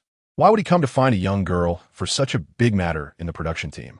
After hearing the captain's words, Su Nuannuan fell into deep thought. It was indeed a problem if the tea leaves had no market. She had asked her mother to teach the production team how to make tea to sell it. She thought that if the tea tasted good, it would sell, but she didn't expect the production team to be stuck at this point. Although their town was neither big nor small, there weren't many who could afford to buy tea leaves. The cooperative taking 200 jin would indeed saturate the tea market in the town. But what about the entire province? The whole country? She had also tasted this tea, and it was indeed a premium product. An idea suddenly came to her mind. Su Nuannuan smiled slightly and said, "Captain, I really have a way to solve this." The Su family was shocked. Their daughter, younger sister, really had a solution. Seeing Su Nuannuan smile, the captain felt relieved. As long as there was a solution. That was good. However, Su Nuannuan changed her tone. The captain's heart tightened again. But what? Just say it. Why keep me in suspense? Of course. He only dared to mutter this in his heart, showing no signs on his face. He looked at Su Nuannuan with anticipation, wanting to know what her solution was. The Su family also looked at Su Nuannuan with bright eyes, their hearts in their throats. Chapter 70. Tea Sales 2 Under Everyone's Gaze. Su Nuannuan put forth a premise. Captain, this is just a suggestion. The most important thing is how you choose. Whether to agree is up to you. The captain nodded. He understood that. Captain, we can rely on the educated youth for this sales opportunity. Educated youth? The captain was surprised. Yes, Su Nuannuan said directly. What our brigade needs most right now is how to sell the tea leaves. The tea market in the town is already saturated. Why not sell them elsewhere? The captain was not a fool. He looked thoughtful. Are you saying? Su Nuannuan nodded confidently. Exactly, but it needs to be well organized. How do we do that? Su Nuannuan looked at the captain. That depends on you, Captain. Me? The captain pointed to himself. Yes, it's you. The captain feigned an attitude of being at her service. Su Nuannuan continued. Although the educated youth have gone to the countryside, there are always one or two family members or relatives with jobs, right? The captain nodded. That was indeed an advantage of the educated youth. These are all connections. The captain sighed. Captain, why not grant them a family visit leave? Upon hearing this, the captain shook his head vigorously. That won't work. It's against the rules. Su Nuannuan, however, remained calm. The family visit leave is granted by the captain. It doesn't need to be reported to the production team. In the end, it's still up to the captain to decide. Looking at Su Nuannuan's eyes, the captain gradually calmed down and began to consider the feasibility of her words. Su Nuannuan continued, this family visit leave is not really a family visit leave. It has a task attached. The captain thought this was indeed possible. What if they don't come back? Su Nuannuan smiled at this. They wouldn't dare. If there are proper procedures and they want to return to the city, the commune definitely can't say anything against the captain. But if not, once their introduction letters expire, both the captain and Su Nuannuan understood the implications. The captain pondered. So how do we define this task? Su Nuannuan initially intended for the captain to discuss it with the team leaders, but since the captain asked, she spoke directly. Of course, having them sell tea leaves is not without compensation. If you want the horse to run, you have to let it eat grass. Oh, how will that be compensated? The captain was quite interested in this. Of course, if they sell 1 jean, they get 1 dime. If they sell 2 jeans, they get 2 dimes. Naturally, they wouldn't refuse. Of course, the specific distribution method is for you to decide, Captain. Isn't that a bit too much? In fact, Su Nuannuan thought that giving 1 dime for each jean sold was the most appropriate. If it were less, the educated youth might not be willing to do it. I said this is for you to decide, Captain, but if you give them 1/20th of a share, the production team won't earn less. And it's better than not selling at all. The captain nodded, accepting this reasoning. However, he still had a concern. What if they also can't sell it? How could that be? The educated youth come from different places, and there are very few from the same area. Even if they come from the same place, they can't all work in the same factory, right? You have one factory, and I have another. There must be some benefits distributed in the factories, right?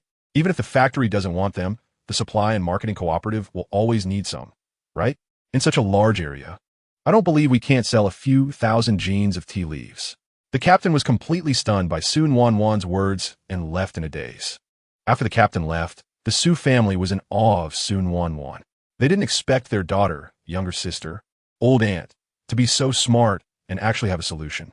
Old Lady Su was so happy she couldn't stop smiling, praising Su Nuannuan. You're really my child. You're so promising. Even the captain came to consult you. Su Lao Pei nodded, internally agreeing with old Lady Su, thinking, indeed, she's his offspring, She's capable and truly excellent.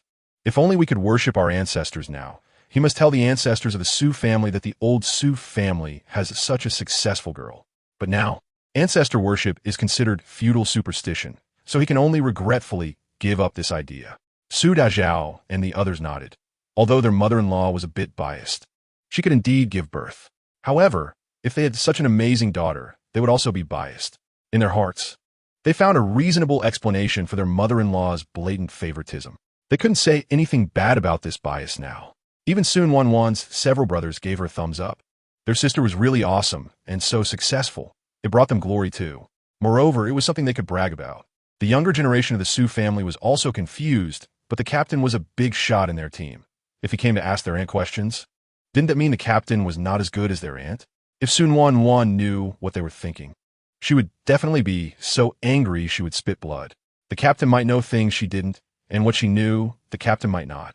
So there was no comparison at all, okay?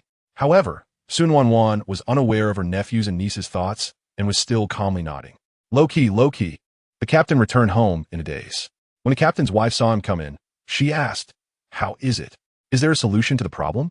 She was aware that the captain had been worried about the tea sales recently. The captain suddenly woke up. "I have a solution." The captain's wife couldn't help but smile a bit. If there was a solution, then why did he look like this? The captain felt a bit wronged. "Isn't it because I haven't come to my senses about this matter?" "Oh." When the captain said this, his wife became curious. "What do you mean?" The captain recounted his conversation with Su Nuannuan to his wife word for word. After listening to her husband, the captain's wife fell into deep thought. This Su family is about to rise. After a long time, she finally said this. The captain thought the same way. With such a successful child, why wasn't she born in my family? Upon hearing this, the captain's wife became unhappy, gave the captain a hard slap. "Aren't you implying that you think I'm not good at giving birth?" "What? Do you think I'm not good at it?" Hearing the dangerous tone in his wife's voice, the captain, filled with a desire to survive, said, "How could that be? How could I think that? You're the best at giving birth." The captain's wife nodded in satisfaction. Although their child was not as outstanding as Su Nuannuan, in the eyes of parents like them, their child was naturally the best, without exception. The captain's wife patted the captain and said, "Go to sleep. There's still work to do tomorrow." The captain nodded. Today, the idea Su Nuannuan came up with had relieved some pressure, and he could finally sleep well tonight. The next day, the captain summoned the educated youth for a meeting. "Brother Wu, do you know why the captain is looking for us?" "I don't know." Wu Qingya honestly shook his head. He really didn't know what the captain wanted from them. The educated youth were still living together because the houses for those who had applied for homesteads had not yet been completed. They had been busy with the house repairs these days. Lin Boji actually knew a little. He thought of the recent enthusiasm in the team for tea picking and making tea. It must be about the tea, right? The Xiangyang team was not near the sea, and tea was quite rare in these parts. However, at this time, food was a problem, let alone tea. Moreover, the Qingshua town where the Xiangyang team was located couldn't consume such a large quantity of tea. He estimated that 300 pounds would be too much. Indeed, as Lin Boji thought, the supply and marketing cooperative in Qingshua town only wanted 200 pounds. When they arrived at the team office, the captain wore a smile on his face because the upcoming task required the educated youth's help. He picked up a steaming enamel cup and took a sip. "You're here. Come sit." As the saying goes, you don't hit someone who is smiling. To be honest, the captain's smile made them feel uneasy. The office was large enough that even if all the educated youth sat down, there would still be plenty of space. As the eldest brother of the educated youth, Wu Qingya spoke up first. "Captain, what do you need us for?" The captain's expression suddenly became serious. He coughed twice and cleared his throat. "Our team is facing some difficulties, and we need your help." The educated youth were puzzled. In Xiangyang team, the captain was the highest authority. What could they help with? Seeing the confused expressions of the educated youth, the captain said again, "Of course, you won't be helping for free. There will be benefits." Wu Qingya looked at Lin Boji, as if saying, "Help out." Lin Boji sighed. "Captain, just tell us what we can help with, and we will definitely assist." The captain nodded and finally spoke. "I want you to help us sell the tea from our Xiangyang team." Lin Boji thought to himself, as expected. The other educated youth looked at each other, unsure of what to say for a moment. But Wu Qingya smiled bitterly. "Captain, we want to help, but we can't even get back to the city right now. So we can't help." Hearing this, the captain said, "That's no problem. I can solve it." The educated youth looked at the captain in disbelief. Did he mean what they thought? Lin Boji asked, Captain, what do you mean? The captain took a sip of his slightly cold water and said, I can give you an introduction letter to go back to the city, but you won't be going back for no reason. You'll have a task to complete. The captain looked at their eager expressions and continued, You must do your best to help me sell the tea. Chow Yunhua was a bit worried. What if we can't sell it? The captain laughed. Have you tried our tea yet? Chow Yunhua shook her head honestly. No, I haven't. The captain felt a bit embarrassed. That was his oversight. But not only the educated youth, even some people in the team hadn't tried it. He only thought about selling the tea and forgot to let people in the team taste it. There are 2 clean enamel cups over there. I'll brew some for you to try. The captain personally brewed tea for them. 1 cup for the female educated youth and 1 for the male educated youth. After they each took turns drinking the tea, the captain asked, How is it? What does it taste like? The taste is excellent, Su Feiyong praised, Captain. This tea is fantastic. It's even better than the tea I've had before. The other educated youth echoed, This tea is indeed better than the tea sold on the market. If Su Nuannuan heard this, she would definitely agree with them. The tea she drew from the system couldn't be bad, right? The captain nodded. He was confident in the tea from their team. Captain, how do we promote it? We can't engage in speculation. The captain's face darkened. How could this be considered speculation? We are selling in the name of the brigade. Moreover, as long as you can get orders from the supply and marketing cooperative or the factory, we will give you 10 cents for each kilogram. The captain said this with absolute certainty, feeling that Su Nuannuan's words made a lot of sense. With heavy incentives, there will surely be strong men. The educated youth exchanged glances, and they saw surprise in each other's eyes. Initially, they were already pleasantly surprised that they could get a letter of introduction from the captain to visit their families. They didn't expect to receive extra money. 10 cents for a kilogram means 1 yuan for 10 kilograms. That's 10 yuan for 100 kilograms. They earn only a little over 10 or 20 yuan for a year of work in the brigade. Working hard and being quick could earn them around 20-something yuan. But most of them only made about 10 yuan. Now, if they sell 100 kilograms, they can earn 10 yuan. This calculation indeed seemed good. Captain, we'll do it. Wu Qingye shouted loudly. Yes, Captain, we'll do it. Seeing the educated youth suddenly filled with enthusiasm, the captain felt very pleased. He thought that under his wise leadership, the brigade would surely have a good year. Perhaps he could even become a captain praised by everyone. All of this came from Su Nuannuan. The situation was developing as Su Nuannuan had said, the captain thought. The Su family really has a promising younger generation. It would be beneficial for him to befriend them. All right, I'll write you the letter of introduction now, and you can set off tomorrow. The captain was quite straightforward. Since the educated youth agreed so readily, he couldn't hold them back. By the way, you should bring a kilogram of samples, and then send us a telegram with the remittance slip. The transportation and electricity costs will also be covered by the brigade. This was what Su Nuannuan had specifically asked her father to convey earlier that morning, and the captain had not forgotten. He felt that since Nuannuan from the Su family had said so, there must be a reason behind it. As the saying goes, one should not doubt those they employ. He thought of himself as a captain who understood the greater good. After the educated youth had all left with their letters of introduction, the captain glanced at Lin Boji. However, he found that Lin did not seem to have any intention of leaving. Lin, do you have something to say? Captain, I can directly sell 1,000 kilograms of tea without needing to take a leave to visit my family. The captain looked at Lin Boji in surprise. This educated youth was truly strange. He understood the thoughts of the educated youth in the brigade very well. This Lin was really an oddity. He had a legitimate opportunity to go home. Yet he didn't want to. What a peculiar person. Chapter 72. The market for tea leaves for the captain was surprised by Lin's idea of not going home. However, if Lin didn't go home and could help the brigade sell goods, it ultimately achieved the captain's goal. He didn't care about the process. He only cared whether the people in the brigade could share in the profits and live better lives. The captain happily agreed to Lin Boji's request. No problem. Then give me the letter of introduction you just received. It's better not to leave that letter in the hands of the educated youth if it's not going to be used. To make it convenient, the captain issued 2 letters of introduction, one for the educated youth to sell tea on behalf of the brigade, and another for the educated youth's family visit. Actually, one letter would have sufficed, but the captain was inspired by Nuannuan from the Su family. After all, the educated youth were doing this for the brigade, and if there was something to do, he was merely facilitating them. Lin Boji handed the family visit letter to the captain, who then placed the introduction letter in the drawer. He glanced at Lin Boji, who stood out among the educated youth. So what do we need to prepare? Lin Boji understood what the captain meant. Smart people find it easier to communicate. He smiled. No need for that. I'm already prepared. In a few days, we just need the people from our brigade to transport the tea to the town, and someone will come and pick it up. He had actually arranged everything long ago. As long as the brigade produced the tea, he could help sell it. He had drunk tea from Su Nuannuan Brigade in his previous life and knew that it was the recipe provided by Su Nuannuan, so it was sure to be good. The captain laughed heartily, looking at Lin Boji, and nodded in approval. Not bad, not bad. This Lin is really great. Even those educated youth who have been here for 2 or 3 years don't dare to claim they are from our brigade. Lin Boji didn't know that just because of his statement, the captain had developed a good impression of him. All right, I'll have the brigade prepare the ox cart for transport.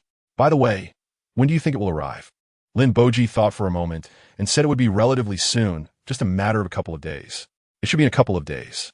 After leaving the brigade office, Lin Boji looked in the direction of the Su family. He breathed a sigh of relief.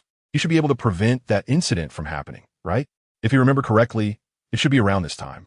He had long thought that with the quality of tea from Su Nuannuan Brigade, he wouldn't have to worry about selling it. Originally, he planned to take on several thousand kilograms himself, but unexpectedly the captain came up with an idea. However, that was fine. 1,000 kilograms was fine. And he certainly wouldn't deprive the other educated youth of the hard-earned family visit leave. The educated youth in the brigade gradually left with their tasks. At first, the people in the brigade were not used to it, but when they saw Lin Boji, an educated youth, staying behind, they were surprised. However, regarding this outstanding young man, they only dared to discuss him behind his back. If they were to ask him something, they still wouldn't have the courage. Standing in front of Lin Boji, they always felt a sense of inferiority. To put it simply, they felt Lin Boji should be someone of high status, not someone they could easily befriend. Lin Boji was unaware of their thoughts. If he knew, he wouldn't care about their opinions. Besides, he was just a bit cleaner than others, walked with a straight back, and was slightly less tanned. How could that make him seem superior? Was he doing the same things they were doing? After receiving news from his childhood friend, Lin Boji informed the captain to have someone send the tea to the town. Although there was a road in Su Nuannuan Brigade, the truck could not come in. They could only send the tea to the town.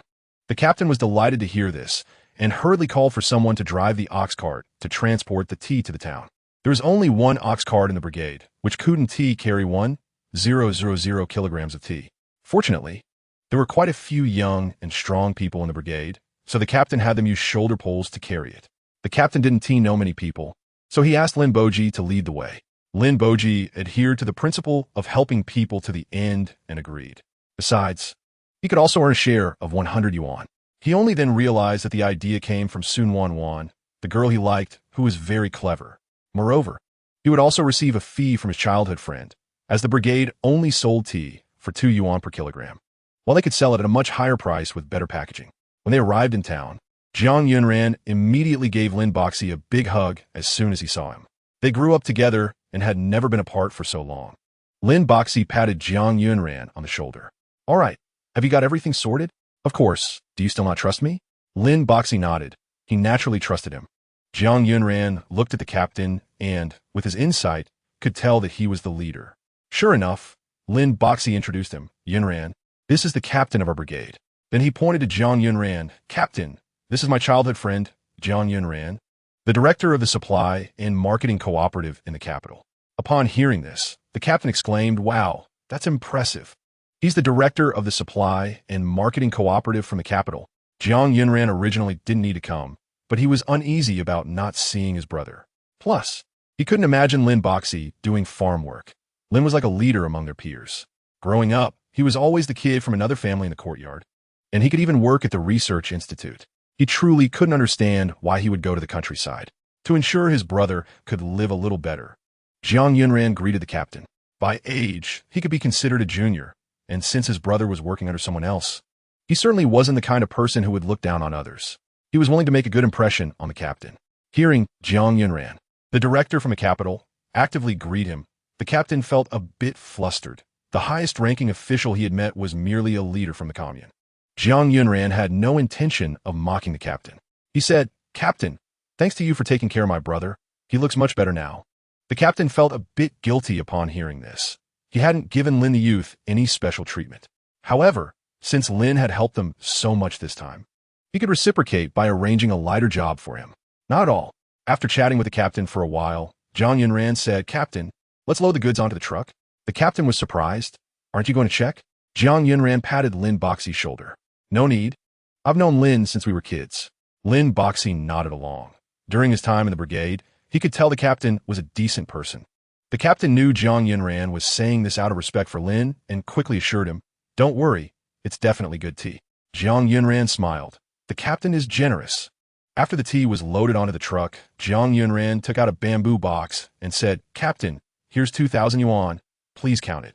The captain glanced at Lin Boxy beside him and smiled. I trust Director Zhang's character. Besides, Lin is still in the brigade, so he doesn't have to worry about the money going missing. Let's not count it now. Counting money on the road isn't good. Lin Boxy noticed that passers-by were curiously watching them. The captain saw this too and quickly took the box, letting a few big men keep an eye on it. After all, it was 2,000 yuan.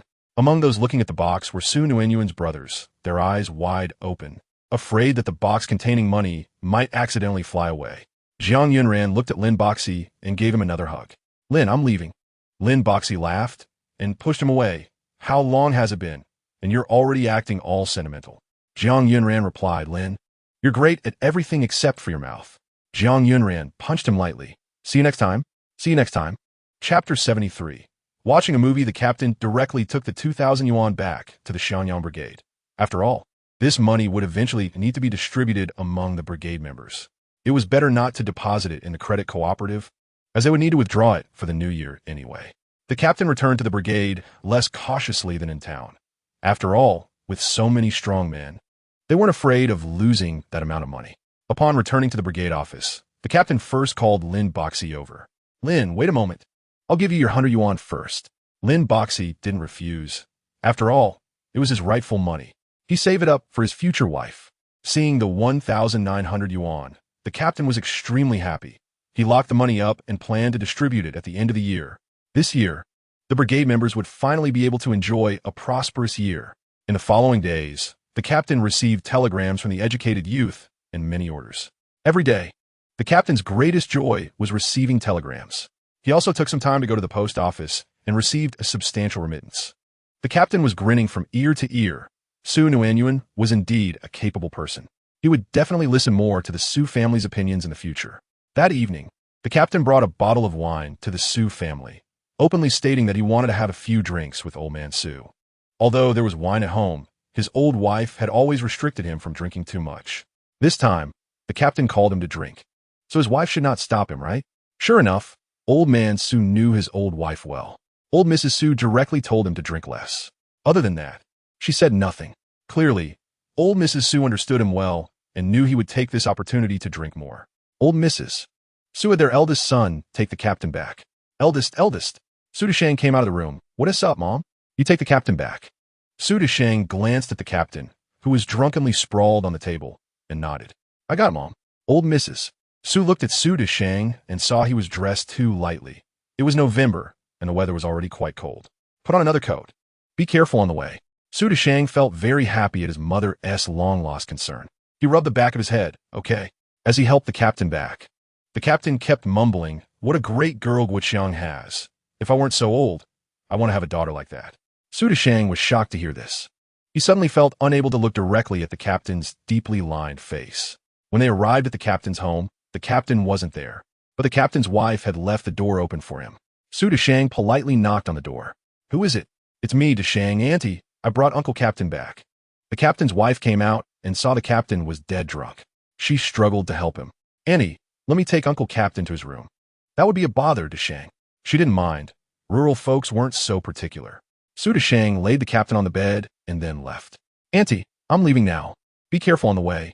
All right. Old Mrs. Su made a hangover soup for old man Su, feeding him while grumbling. This old man, at his age, still drinks so much. He's not young anymore. Su Nuannuan found it somewhat amusing. The relationship between her parents was the best she had ever seen. Mom, I think Dad should be restricted a bit, so he doesn't drink so much. Su Nuannuan pretended to agree. Little did she know, she had hit upon old Mrs. Su's concerns. Isn't that right? Old lady Su became increasingly angry as she thought about it. With a sudden movement, she slapped the handkerchief against old man Su's face. Su Nuannuan was stunned and couldn't stop her in time. Old man Su, feeling something on his face. Picked it up in a daze and looked at old lady Su with a wronged expression. Why did you hit me, dear? Old lady Su's face flushed. Her daughter was still here. Her gaze was evasive, and she didn't dare to look into Su Nuannuan's eyes. Su Nuannuan glanced at her mother and then at her father, suddenly feeling so out of place. Mom, you guys should go to bed early. I'm going back to my room. She left in a hurry, so fast that old lady Su didn't have time to respond. Seeing old man Su's confused look, old lady Su became even more irritated. Look at you, we've been married for so long. Old man Su didn't quite understand, but he smiled as he pulled up the corners of his mouth. This Saturday, Su Nuannuan was doing her homework. Aunt, are you going to watch a movie? Several children from the Su family shouted outside. A movie? Su Nuannuan was a bit curious. She hadn't seen a movie from this era before. What movie? Su Hangchang shook his head. I don't know. I heard the adults say that the film crew is coming, but they didn't say what movie it is. Su Nuannuan nodded. Let's go. It's a good opportunity to see. All right, Aunt, we'll move the benches to save our spots. I'll have Xiao Hongjie come to call you later. Deal. The younger Su family members hurriedly moved the benches away. After they left, Su Nuannuan felt a bit distracted. A movie, huh? What would a movie from this era be like? She remembered her grandmother telling her stories about it when she was a child. There weren't many entertainment options in the production team, so everyone was excited about the film crew coming to show a movie. The children and women from the family hurriedly took benches to claim their spots. The entire production team was buzzing with excitement. This was the film crew's first visit to show a movie in the village. Lin Boji also heard the news and felt a tightening in his heart. It was finally here. By the evening, the weather was chilly, but with a movie to watch. They weren't so afraid of the cold anymore and felt happy inside. They greeted everyone cheerfully in the village. Hey, from the Dashin family, going to watch the movie? Yes. Then let us sit together. Great. Let us hurry to get a front row seat. Soon night fell. Su Xiaohua rushed back to the Su family before the movie started. Aunt, hurry up. The movie is about to start. Hearing Su Xiaohong's voice, Su Nuannuan immediately stood up and stuffed some sunflower seeds and peanuts into her pocket. She thought, watching a movie, isn't it standard to snack on sunflower seeds? They're coming. Aunt, hurry up. I'm eager to watch the movie. Nowadays, Su Xiaohong dared to urge her openly, and Su Nuannuan silently complained, but she was also happy to see this scene. Su Xiaohong looked at Su Nuannuan with disappointment. Aunt, you really aren't in a hurry at all. It's a movie. Aunt, the movie is on the big square by the village office. You can come slowly from behind. Before Su Nuannuan could respond, Su Xiaohong dashed off. Su Nuannuan found it amusing. She had been that age too and could understand. When Su Nuannuan arrived at the square, she saw it packed with people. Each household had brought benches to watch the movie, and in the crowd, old lady Su was chatting with others. Her exaggerated gestures and expressions made Su Nuannuan laugh. While old lady Su was speaking, she caught sight of her daughter out of the corner of her eye. She waved to Su Nuannuan. Nuanbao, come here. Su Nuannuan nodded and walked over. Only then did she realize that most of the Su family was there. Old lady Su shifted her position to make room for Su Nuannuan. Come, Nuanbao, sit here. Mom is already warm. Su Nuannuan was very touched. Old lady Su always warmed her heart in different ways. This was the reason she revealed her golden finger to old lady Su. Su Nuannuan smiled, Mom. You're so nice, and sat down with a grin. Old lady Su couldn't resist Su Nuannuan's smile. Oh, that is so sweet. As soon as Su Nuannuan sat down, an old lady next to old lady Su asked, Sister Su, has your Nuannuan found a partner? Su Nuannuan's smile froze. She was only 14, still a child. Old lady Su became a bit unhappy and shot a glance at the old lady. The old lady's son was already married, but her grandson was about the same age as Nuannuan. Did she want to matchmake them? Besides, my Nuanbao is someone with a promising future. Does your grandson even qualify? Before old lady Su could speak, another old lady nearby chuckled, Sister Dashin. Do you want to match your grandson with Sister Su's daughter? That won't do. That would be mixing up the generations. The old lady who had asked about matchmaking froze, realizing that she had indeed thought that way. She had forgotten that Su Nuannuan was Sister Su's daughter. She opened her mouth to say something, but ultimately kept quiet. Quiet, quiet. The movie is about to start. Some people in the village had seen a movie once or twice, while others had never seen one. As soon as the film crew announced it, the crowd fell silent. The movie being shown was King Songling, telling the story of young members of the King Songling production team, including Xiaomei and Daling, who, under the guidance of the exemplary farmer Zhang Wanshan, fought against the reactionary elements that disrupted production. Su Nuannuan had never seen such a black-and-white movie before, and she was captivated. From time to time, she would pull out some sunflower seed from her pocket to munch on, and even asked old lady Su and the others if they wanted some, offering to share. After receiving sunflower seeds from her sister-in-law, several of the Su sisters slapped their heads, wondering why they hadn't thought to bring sunflower seeds to eat. Well, they didn't have any. Thank you, little sister, several sisters thanked her. Su Nuannuan looked at her brothers and asked, Bro, do you want some? The older brothers refused. Little sister, you keep them for yourself. They were all grown men and wouldn't eat a girl as snacks. But even as they answered Su Nuannuan, their eyes never left the movie screen. Su Nuannuan pouted. If they didn't want any, that was fine. She looked at her nephews and nieces and gave each of them a handful of sunflower seeds. Thank you, Aunt. Su Nuannuan nodded, but unexpectedly found that Su Xiaobao was not there. Where is Xiaobao? Su Nuannuan asked. They finally took their eyes off the screen to respond. Xiaobao really needed to go, and brother Hangsheng went with him to the bathroom. The speaker was Su Xiaohua from the second branch. She had just been sitting with Su Xiaobao, and she saw him leave with Su Hangsheng. Su Nuannuan nodded again, not thinking too much about it. After all, everyone in the village knew each other well. What could happen going to the bathroom? But unexpectedly, something did happen. After 10 minutes, Su Nuannuan looked at Su Xiaobao's spot again. Xiaohong, haven't Xiaobao and the others returned yet? Su Xiaohong was still intently watching the movie when she heard the conversation and shook her head. Aunt, Xiaobao hasn't come back yet. At that moment, Grandma Su noticed the situation over here and asked, Nuanbao, what are you doing? Su Nuannuan turned her head and softly replied, Mom, it's nothing. Xiaobao and Xiaoqing went to the bathroom, and they haven't returned for so long. Hearing this, Grandma Su laughed and said, Don't worry, Nuanbao, nothing will happen. In the team, they can find their way even with their eyes closed. After saying this, Grandma Su shook her head. Her Nuanbao was just too kind-hearted. What could happen in the team? Hearing Grandma Su say this, Su Nuannuan felt a little reassured. For some reason, she felt uneasy when she saw that Su Xiaobao and Su Hangsheng hadn't returned. After another 10 minutes, Su Hangsheng and Su Xiaobao still hadn't come back. Su Nuannuan was a bit anxious. Even if they were using the restroom, they should have returned by now. In her memory, Su Hangsheng had never watched a movie before. This was his first time. Not to mention that little Su Xiaobao was only 3 years old. They wouldn't just stay away from watching the movie.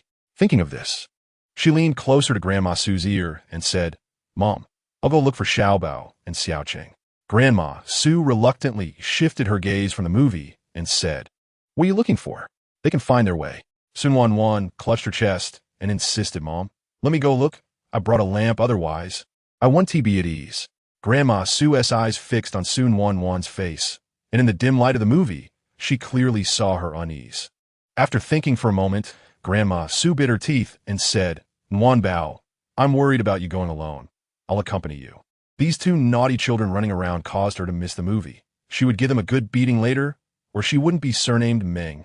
Su Nuannuan was about to say no, but she suddenly saw Grandma Su gripping her arm, looking determined to accompany her, leaving no room for refusal.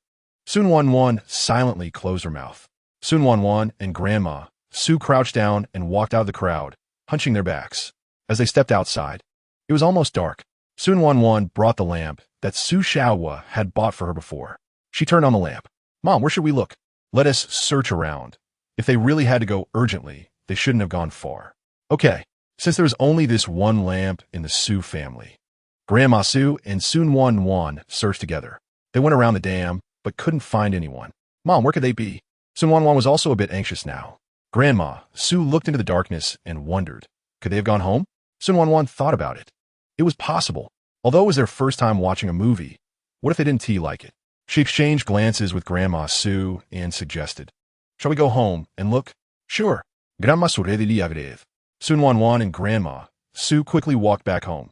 The door was unlocked. As Su Nuannuan hadn't locked it when she left, she had only closed it. At this time, every household left their doors unlocked, only locking the house when going out. Su Nuannuan opened the door, and the house was dark, looking like no one was home. Xiaobao, Xiaoqing, are you back? Su Nuannuan called out into the house. Silence. No one answered. Grandma Su also became flustered. Where have those two naughty kids gone? Xiaobao, Xiaoqing, are you home? If you are, say something. Still silence. Su Nuannuan shone the lamp at the door, Mom. The door is locked. They haven't come back. Su Nuannuan was extremely anxious, Mom. Should we go to the dam again? What if we miss them? With no one in the house. Grandma Su had no other choice but to nod in agreement. Okay. On the way to the dam, Su Nuannuan and Grandma Su were calling out for Su Xiaobao and Su Hangqing. Xiaobao, Xiaoqing, where are you? Unfortunately, no one answered. Su Nuannuan and Grandma Su crouched down and went to the seating area. Have Xiaobao and Xiaoqing come back? Grandma Su asked Su Xiaoqiao. Hearing Grandma's question, a few children quietly replied, no, they haven't come back. At this moment, Su Dejiao and a few others noticed the commotion and hurriedly asked, Mom, what's wrong? Grandma Su was a bit anxious. Although she favored her eldest daughter, those were still her grandsons. She said anxiously, I don't know where Xiaobao and Xiaoqing have run off to. Upon hearing this, Su Dejiao relaxed. Mom, they might have gone to play somewhere. No, I want to look for them with Nuanbao. Su Nuannuan nodded. Yes, Dejiao. I went home to look for them, and no one answered us along the way. Su Dejiao exclaimed, what? Her loud voice startled the people nearby, and someone impatiently said, I said the Deshang family is watching a movie. Why are you making so much noise? Others looked at Su Dejiao disapprovingly. Su Dejiao momentarily couldn't grasp the news. What does it mean they are missing? What does it mean no one answered along the way? For Xiaobao wouldn't he have gotten into any trouble, would he? Taking advantage of the attention from the surrounding people, Su Nuannuan loudly asked, Uncles and aunts, have you seen my Xiaobao and Xiaoqing?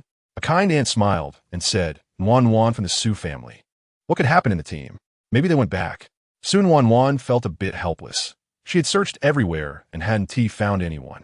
Otherwise, she wouldn't be here asking, but judging by their expressions, it seemed they hadn't seen anyone either. Just then, someone shouted, my Shirtu is also missing. My Tsuya is missing too. And my Erju. Chapter 75. Human traffickers hearing that so many children were missing. Everyone stopped watching the movie and began to discuss. Su San's wife was almost in tears, frantically pushing Su San to go look for them. Su San was also worried about the children. He stood up and rushed outside, only to be stopped by Su Nuannuan. Sengu, if you go look, light a lamp. Su San finally reacted, realizing that every household had brought 2 kerosene lamps to watch the movie. He fumbled to take out a match and started to light it, but his hands were shaking, and he failed to light it several times. The team leader was also at the dam. Upon hearing that several children were missing, he became anxious too. Losing children was a big deal. The team leader sent a few people to help search for the children, Zhuzi's dad, Kaisheng, and the families of the missing children. Come with me to find the kids. Hearing the team leader's voice, the families quickly lit their lamps or ignited torches. Su Nuannuan joined them. Xiaobao, Xiaobao, where are you? Erju, Erju. Shirtu, come out. Tsuya. Voices rose and fell along the way, and Su Nuannuan felt a bit panicked. At this moment, Tsuya's mother said nervously, what if they were taken by human traffickers? Hearing this, Su Dejiao and Su San's wife staggered, almost losing their balance, and luckily, Su Dejiao and Su San quickly supported them. Su Nuannuan also had this suspicion. She hadn't thought of it at first because she felt that human traffickers wouldn't have the audacity to come into the village to abduct children. It's all my fault. If I had gone to find them earlier, maybe it wouldn't have happened. Su Nuannuan felt very guilty. She had noticed that Xiaobao and Xiaoqing were missing from the beginning, but she didn't think in that direction. Su Dejiao heard this and seemed to find an outlet for her frustration. She shouted, it's all your fault. If you had noticed earlier, my Xiaobao might not have gone missing. Xiaobao was her son, whom she had struggled to give birth to. She had been hurt when she gave birth to her eldest son, and the barefoot doctor told her she would never be able to have more children. But then she unexpectedly got pregnant with Xiaobao, and she still remembered the joy she felt when he was born. She swore to love Xiaobao well, but now he was missing. How could she accept that? Su Nuannuan felt a bit guilty and said, I'm sorry. Unexpectedly, Su Laotai directly slapped Su Dejiao across the face, saying, eldest daughter-in-law, I think you've gone mad. How can you blame your younger sister for Xiaobao's disappearance? If you hadn't taken care of the child properly, who can you blame? Su Dejiao covered her slapped face, silently crying without saying a word. Su Dejiao hugged Su Dejiao, knowing how it felt to lose a son. However, he couldn't understand why his wife was blaming her sister. He disapprovingly glanced at his wife and said to Su Nuannuan, I'm sorry, younger sister. My wife. She's just too worried about the child. Su Nuannuan nodded in understanding, acknowledging her part in it. I didn't notice they were missing, but I didn't think about it in that way. Su Lautai comforted Su Nuannuan, saying, Wan Bao, how can you be blamed for this? They were all on the team. Who would have thought they could go missing in the village? Our first reaction was that they went off to play somewhere. Su Lao Dai also patted Su Nuannuan's shoulder, clearly understanding that this matter had nothing to do with his daughter. He subtly glanced at the eldest daughter-in-law, realizing he hadn't noticed this before. Hadn't he seen anything from the third family's side? It seemed the third family was the one with common sense. The commotion in the Su family went unnoticed by others as they called out loudly along the way. At that moment, Lin Bo Jie heard their voices. Team leader, we are here. We are here. Someone recognized Lin Bo Jie's voice and said, Team leader, it sounds like Lin Jiqing's voice. The team leader also heard it and decisively said, let's go check it out. Okay.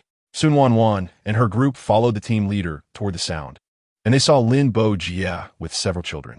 The children had almost been abducted that day, and it was thanks to Lin Jiqing that they were saved. After experiencing the fear instilled in them by adults every time they were told to behave, they were terrified and rushed to their parents, crying, Dad, Mom. Su Saw and Su San Saw also saw Su Xiaobao and Su Hang Chung, and they burst into tears. Where have you been, child? The other parents asked the same question, but the children were too choked up to respond. Lin Bo Jie said, let me explain. Everyone turned their attention to him. The team leader said, let Lin Jiqing explain. Here's what happened. Lin Bo Jie recounted the story, but didn't he mention that he had deliberately waited there, as he had known that day someone would come to the village to abduct children, including Su Nuannuan's two nephews, who had remained missing and would be a lifelong regret for her. He didn't want her to have any regrets.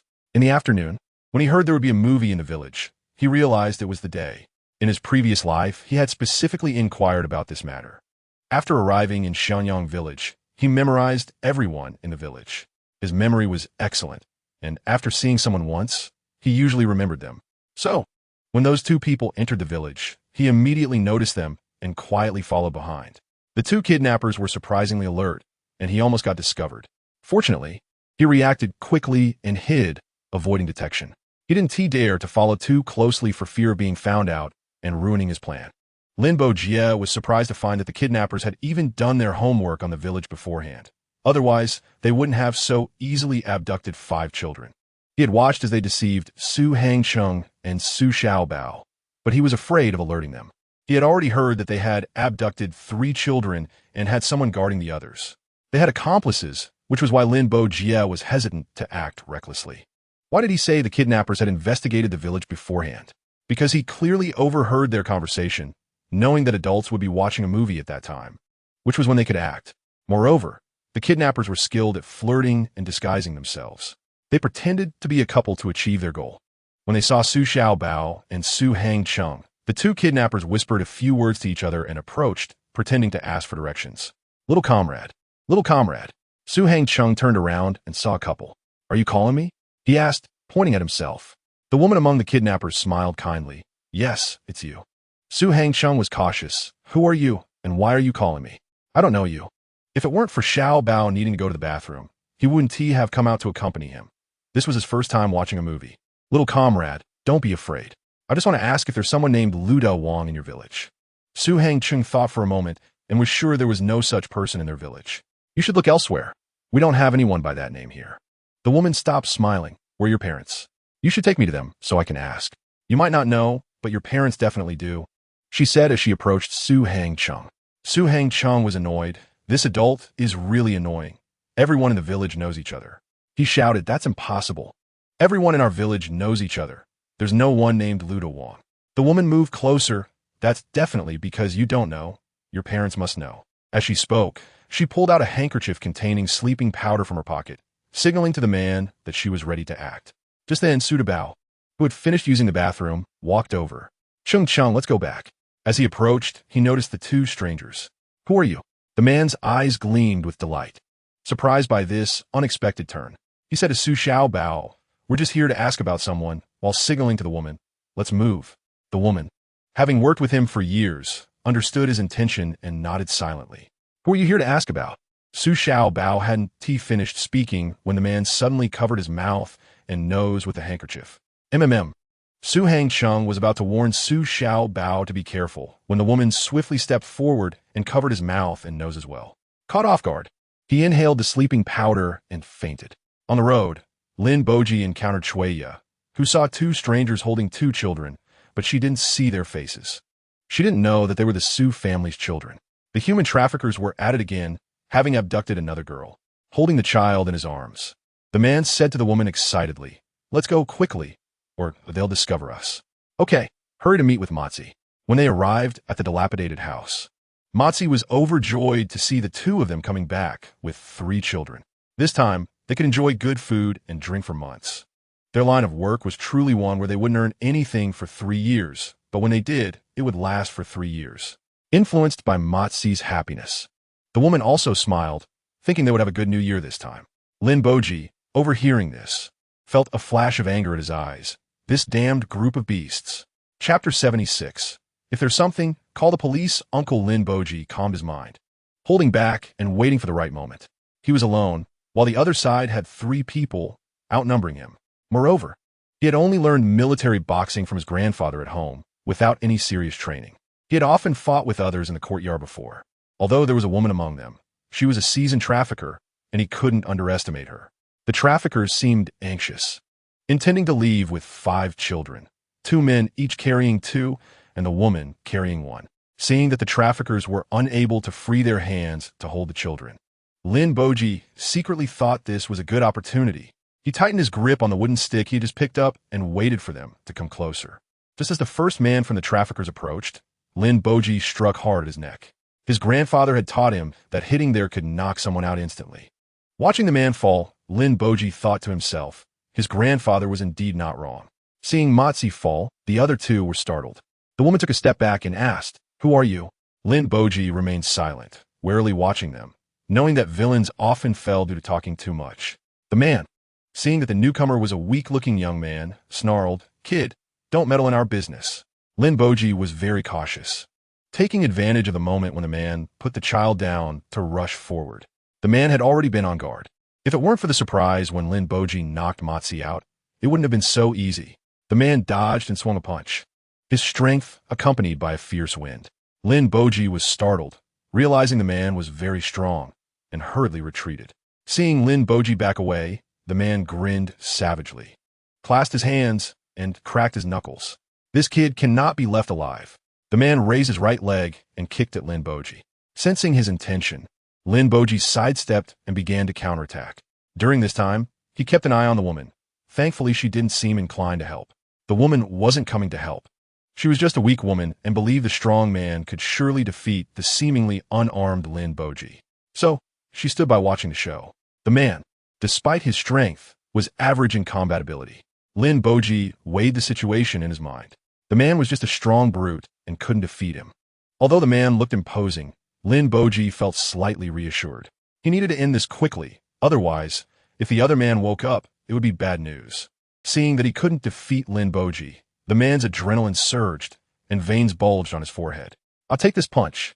Lin Boji already knew the man was not his opponent and had calmed down, easily dodging the punch. Gripping the stick tightly, Lin Boji struck hard at the man, who couldn't dodge in time and stumbled to his knees. Good opportunity.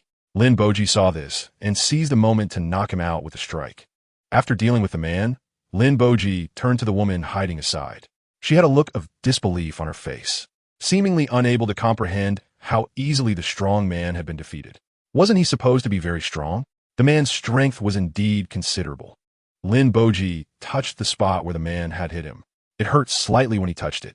Watching Lin Boji approach, the woman's face fell as she realized they were finished this time. No, it wasn't over yet. She could still run. She threw the child in her arms to the ground and turned to flee. At that moment, the woman regretted her decision, realizing she had been foolish to think the strong man would surely win against Lin Boji. She should have run earlier. But how could Lin Boji let this trafficker escape so easily? He dashed after her, not having any qualms about hitting a woman, especially one who had committed so many wrongdoings, having no idea how many children she had abducted and how many families she had harmed. Hearing the footsteps closing in behind her, the woman felt panic. Lin Boji quickly caught up, and with a swift blow, he knocked the woman unconscious. She felt a pain in her neck, flashed back to some previous scenes, and collapsed.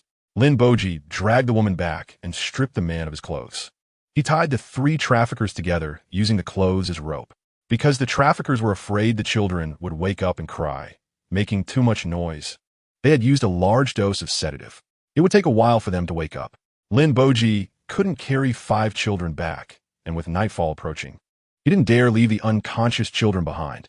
He could only stay there and guard them. During this time, the traffickers woke up once, threatening Lin Boji to let them go, or they would definitely not spare him. "Kid, I advise you to let us all go. Otherwise, we won't let you off."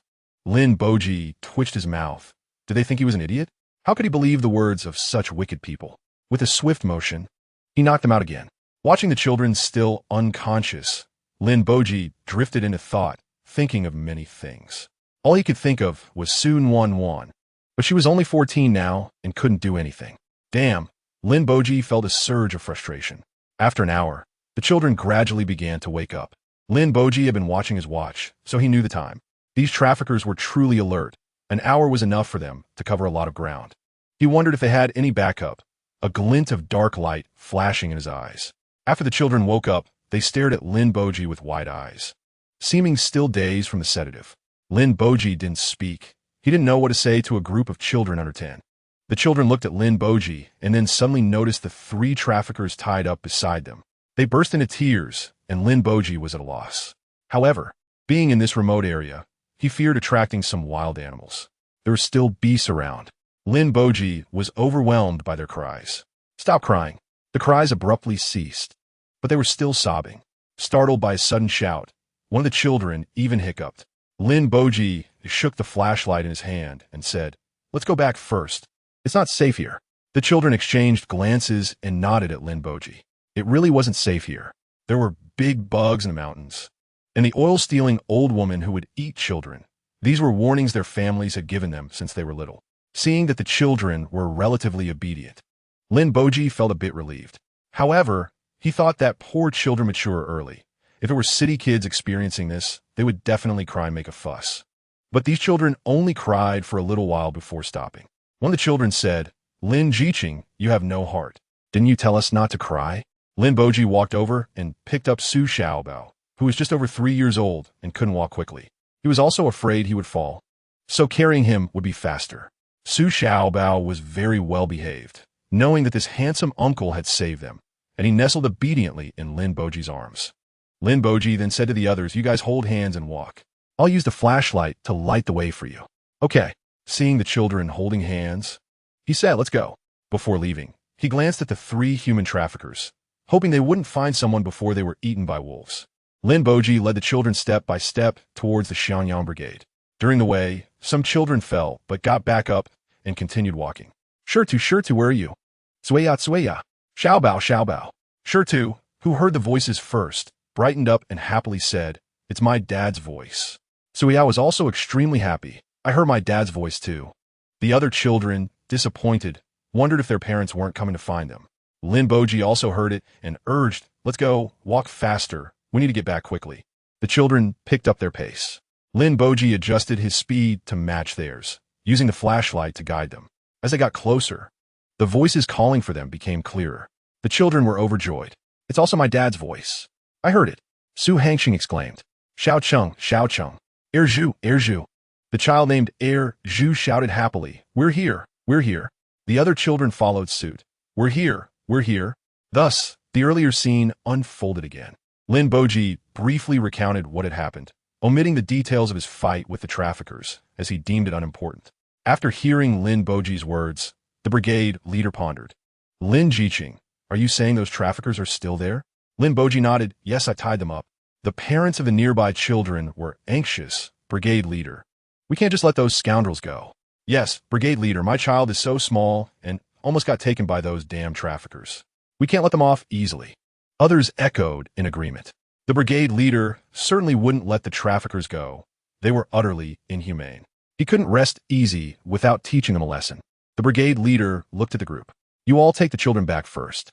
I'll take a few strong men to catch them." The parents disagreed. "Brigade leader, let's go together. I want to see what those abductors look like. It will be good to vent my anger on them." Of course, he didn't say this out loud, fearing the brigade leader would not agree. Su Nuannuan looked gratefully at Lin Boji. She also wanted to see the traffickers who almost took her nephew. However, since both her nephews returned safely, She needed to thank Lin Jiqing properly. Otherwise, she would never forgive herself. But right now, the most important thing was to bring the traffickers back. She would definitely thank Lin Jiqing later. He was a great person. Seeing that several families wanted to go, the brigade leader could only nod in agreement.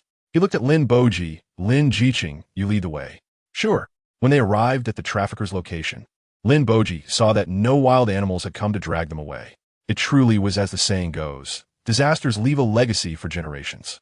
The relatives of the children rushed over, hitting and scolding them, and the brigade leader couldn't stop them in time. He reached out his hand, but silently withdrew it. After all, they had been frightened for so long. Old lady Su wanted to rush over and hit them, but was stopped by Su Nuannuan, who was quick on her feet. Old lady Su looked at Su Nuannuan in confusion, and Su Nuannuan nodded in response. The traffickers gradually woke up under the onslaught of the crowd. Who are you? Let us go quickly, or I won't spare you. A few women also came forward. The men felt it was inappropriate to hit the female traffickers, but the women were not afraid. Under the fists of the crowd, the traffickers could only groan in muffled voices. Seeing this, Lin Boji said, Brigade leader, let them stop hitting. It won't be good if they kill them. The brigade leader was also worried that they would kill the traffickers. The traffickers could die, but not at their hands. You all stop it. The families ignored him, thinking, these damn traffickers almost made us lose our children. Thanks to Lin Jiqing. Otherwise, where would they find their children? They must thank Lin Jiqing properly tomorrow. Seeing that the families pretended not to hear him, the brigade leader's face darkened as he shouted, stop it, or I'll deduct work points. Sure enough, upon hearing this, they stopped. The brigade leader thought to himself that this phrase was indeed effective. The families were puzzled. Brigade leader? Don't beat them to death. The brigade leader sighed. Looking at the barely breathing traffickers on the ground, they felt a bit uneasy. But thinking that they were traffickers and had attempted to abduct their children, they quickly regained their righteous anger. The brigade leader looked at the traffickers on the ground and found himself in a difficult position. Su Nuannuan, sensing the brigade leader's dilemma, spoke up. Brigade leader called the police. Such matters should be handled by the police. Chapter 77. Handling the situation, the brigade leader's eyes lit up. Why hadn't he thought of that? He appreciated Su Nuannuan's quick thinking, recognizing that young people often have flexible minds. However, people nowadays indeed had little understanding of the concept of law. Perhaps the little red guards left a clearer impression in their minds. All right, Kaisheng and you guys, take these traffickers to the brigade office. I'll call the police tomorrow. The traffickers heard their fate being decided and immediately began to cry and plead, don't call the police. We were wrong. We won't dare again. Once they went to the police station, would they ever get out? These damn people. The traffickers hated them intensely, but they cried and begged for forgiveness. The pockmarked man glanced at Su Nuannuan and Lin Boji. It was all their fault. One interrupted their good deed, and the other suggested sending them to jail. A flash of hatred crossed his eyes. He wouldn't let these two off easily. A few men were holding up a strong man when they were surprised to find that he was indeed very sturdy. They glanced at Lin Boji, wondering if this seemingly thin and weak Lin Jiqing was actually a skilled fighter. On the way back, Sister Su tightly held onto Su Xiaobao, unwilling to let go.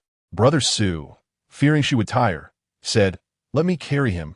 Your hands must be sore. Sister Su dodged Brother Su's hand and remained silent. Brother Su, helpless, could only let her be. Meanwhile, Brother Su San and Sister Su San kept asking about the situation in Suhang City. At this moment, Suhang City was on his father's back and was no longer as silent as before. He recalled previous events, animatedly gesturing as he spoke to Brother Su San and Sister Su San. Sister Su San felt a bit helpless, thinking her son was a bit of a fool. However, after listening to her son's words, she secretly felt that this trafficker was indeed quite cunning. If it were her, she might not have been able to discern it either. Su Nuannuan was also quietly listening. These traffickers indeed had their methods, mainly because they were ruthless. The next day, Su Nuannuan got up early, wanting to know the outcome of the trafficker situation. She went to the brigade office, but was informed by someone there that the brigade leader had not yet returned. Su Nuannuan could only patiently wait at the brigade office. After a while, the brigade leader returned, looking hurried along with several police officers. The officers handcuffed the traffickers. The brigade leader expressed his gratitude to Yang Jigang, saying, thank you very much. The brigade leader waved his hand, saying it was nothing, as several children from their brigade had been abducted. Thanks to our Lin Jiqing, if it weren't for him, we wouldn't have been able to find the children. The police were surprised. Lin Jiqing? The brigade leader nodded. Yes, Lin Boji, Lin Jiqing.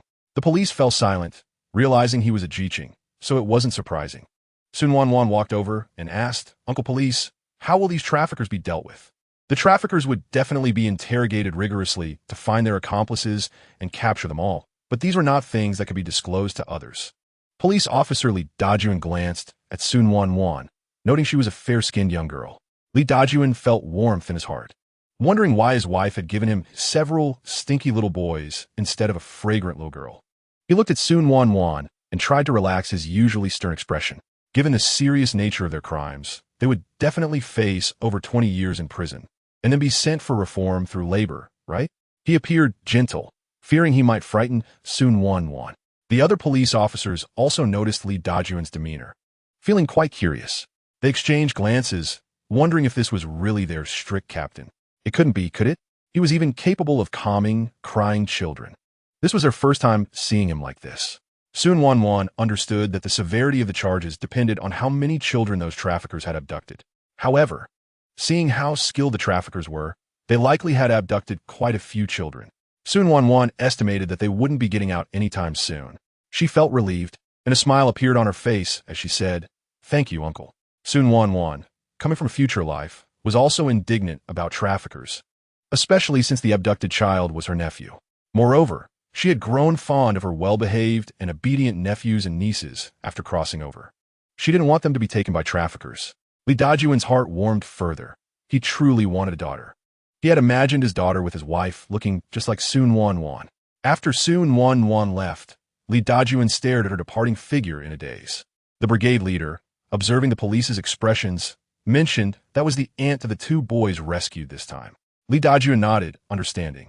She was a victim's family member and indeed should be concerned about the traffickers' aftermath. Li Dajuan hurriedly took the 3 traffickers away, needing to handle the matter, hoping to catch a big fish in the process. Su Nuannuan returned home, where the Su family was waiting for her to eat. Nuanbao, Kulme. It's time to eat. Su Nuannuan sat at the table. Nuannuan, what did you find out? Sister Su Sen asked. Sister Suda also looked eagerly at Su Nuannuan, wanting to know the fate of the traffickers who had taken her son. Sister Su Air felt sympathy and a bit of relief.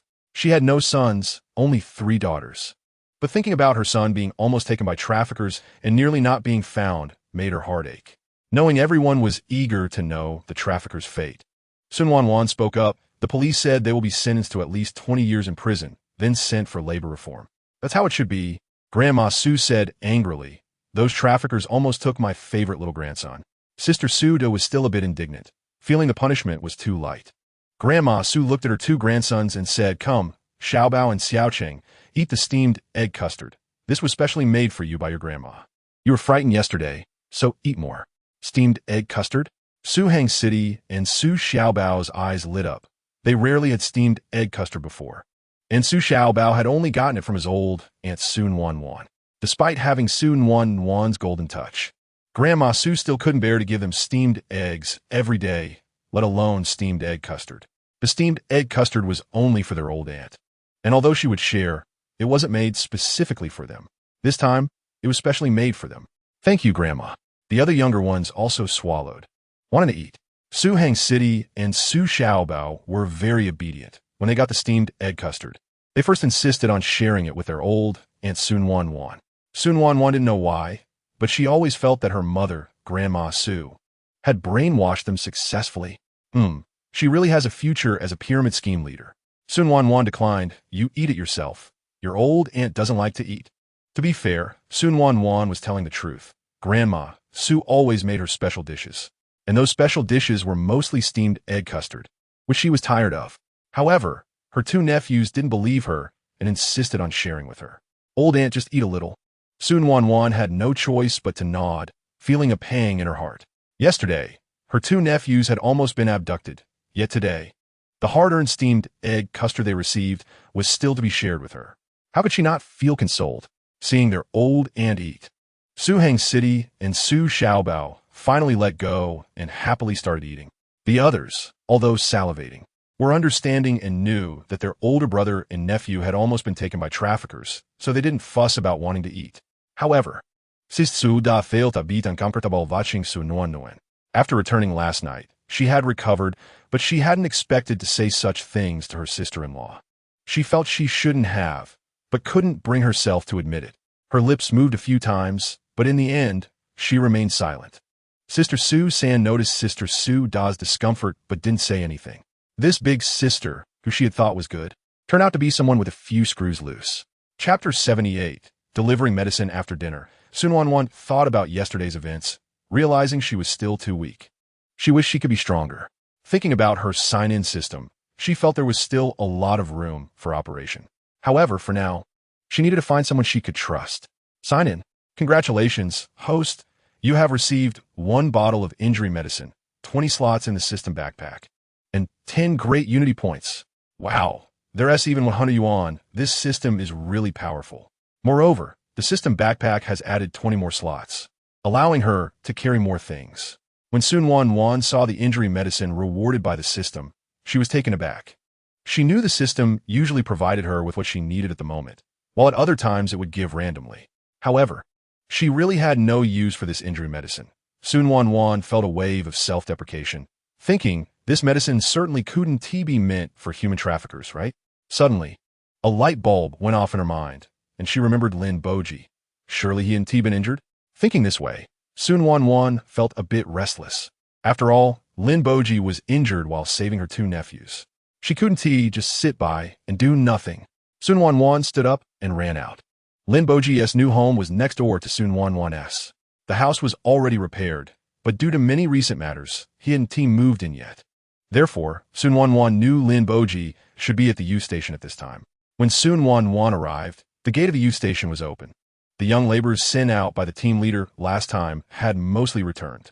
Moreover, it was already early November, the weather was cold, and there was basically no work in the fields, so the young laborers were mostly at the U-station. Su Nuannuan looked at the people inside and didn't rush in. She politely knocked on the door, knock, knock, knock. The people inside the U-station were chatting about various topics. Some were occupied with their own tasks, while in the corners sat 2 men who seemed out of place. Hearing the knock, the people in the U-station stopped what they were doing and looked over in unison. Seeing Su Nuannuan, the well-known daughter of the Su family in the Brigade, the people at the U-station were puzzled about what she was doing there. Su Nuannuan wasn't embarrassed and confidently said, "I'm looking for Lin the Youth. Is Lin the Youth here?" Upon hearing that she was looking for Lin the Youth, they suddenly realized, but were also very curious about what she wanted with him. Su Feiyong didn't think much and shouted, "Lin Ge, someone is looking for you outside." Since the last incident, he had started calling Lin Boji Lin Ge. Lin Boji was lying on the bed reading, his mind preoccupied with thoughts about moving. He wanted to move soon, so he could be closer to her. Wasn't there a saying that goes, the one closest to the water tower gets the first drop of moonlight? He believed he could. His mind was filled with these thoughts, and after reading for a long time, he realized he hadn't absorbed a single word. Hearing Su Feiyong's voice, he immediately put down the book and got up from the bed. "Who is it?" Lin Boji expected it was the child he saved yesterday coming to thank him. Su Feiyong pointed his chin towards Su Nuannuan's direction. Lin Boji looked over and was stunned, overjoyed. It was indeed one of the families of the children he had saved, no doubt about it. However, it was also someone he wanted to see. Lin Boji secretly chuckled in his heart, but kept a serious face. He walked over to Su Nuannuan and asked, "Is there something you need?" "You were injured yesterday." Su Nuannuan hadn't finished her sentence when Lin Boji interrupted her. Lin Boji noticed the people in the U-station were staring openly or sneakily observing them. He frowned slightly, feeling a bit irritated. "Shall we go over there to talk?" Lin Boji pointed to a spot in the field. It was visible from there, plus it was quite open, so no one could hear their conversation. Poor Lin Boji had no idea what he was imagining and was overthinking. Although Su Nuannuan didn't know why Lin Boji wanted to go there to talk. She didn't mind. She was just delivering a bottle of injury medicine to him. Su Nuannuan gently nodded and followed him over. Standing in front of Lin Boji, she looked up but could only see his neck. Su Nuannuan's face stiffened. "Lin the Youth, is he really this tall? Why hadn't she noticed before?" Lin Boji was probably around 1.83 meters tall, compared to her current height of 1.58 meters. Su Nuannuan was filled with resentment. She was only 14. She could still grow. She would definitely be fair-skinned, beautiful, and have long legs. Su Nuannuan kept reassuring herself in her heart. However, with several brothers from the Su family all being around one. 80 meters tall, she definitely wouldn't be short. Lin Boji looked at the little girl in front of him, feeling restless. What to do? She looked so small and cute, but no, if he did that, wouldn't she think he was a pervert? At that moment, Lin Boji felt like there were two little voices in his head. One told him it was okay to pat her head, while the other warned him not to do it, that if he did, he wouldn't be able to backtrack, and she would kick him out of her life. Lin Boji denied this thought in his heart. He hadn't even entered the game yet. How could he want to be out? Su Nuannuan took a few steps back and stood still. Lin Boji was confused. He looked at himself and thought there was nothing wrong. So why was she stepping back? Lin Boji felt like his heart shattered at that moment. Su Nuannuan stepped back to a position where she could look up comfortably. She glanced at Lin Boji again and secretly nodded. This distance was just right to look up at him.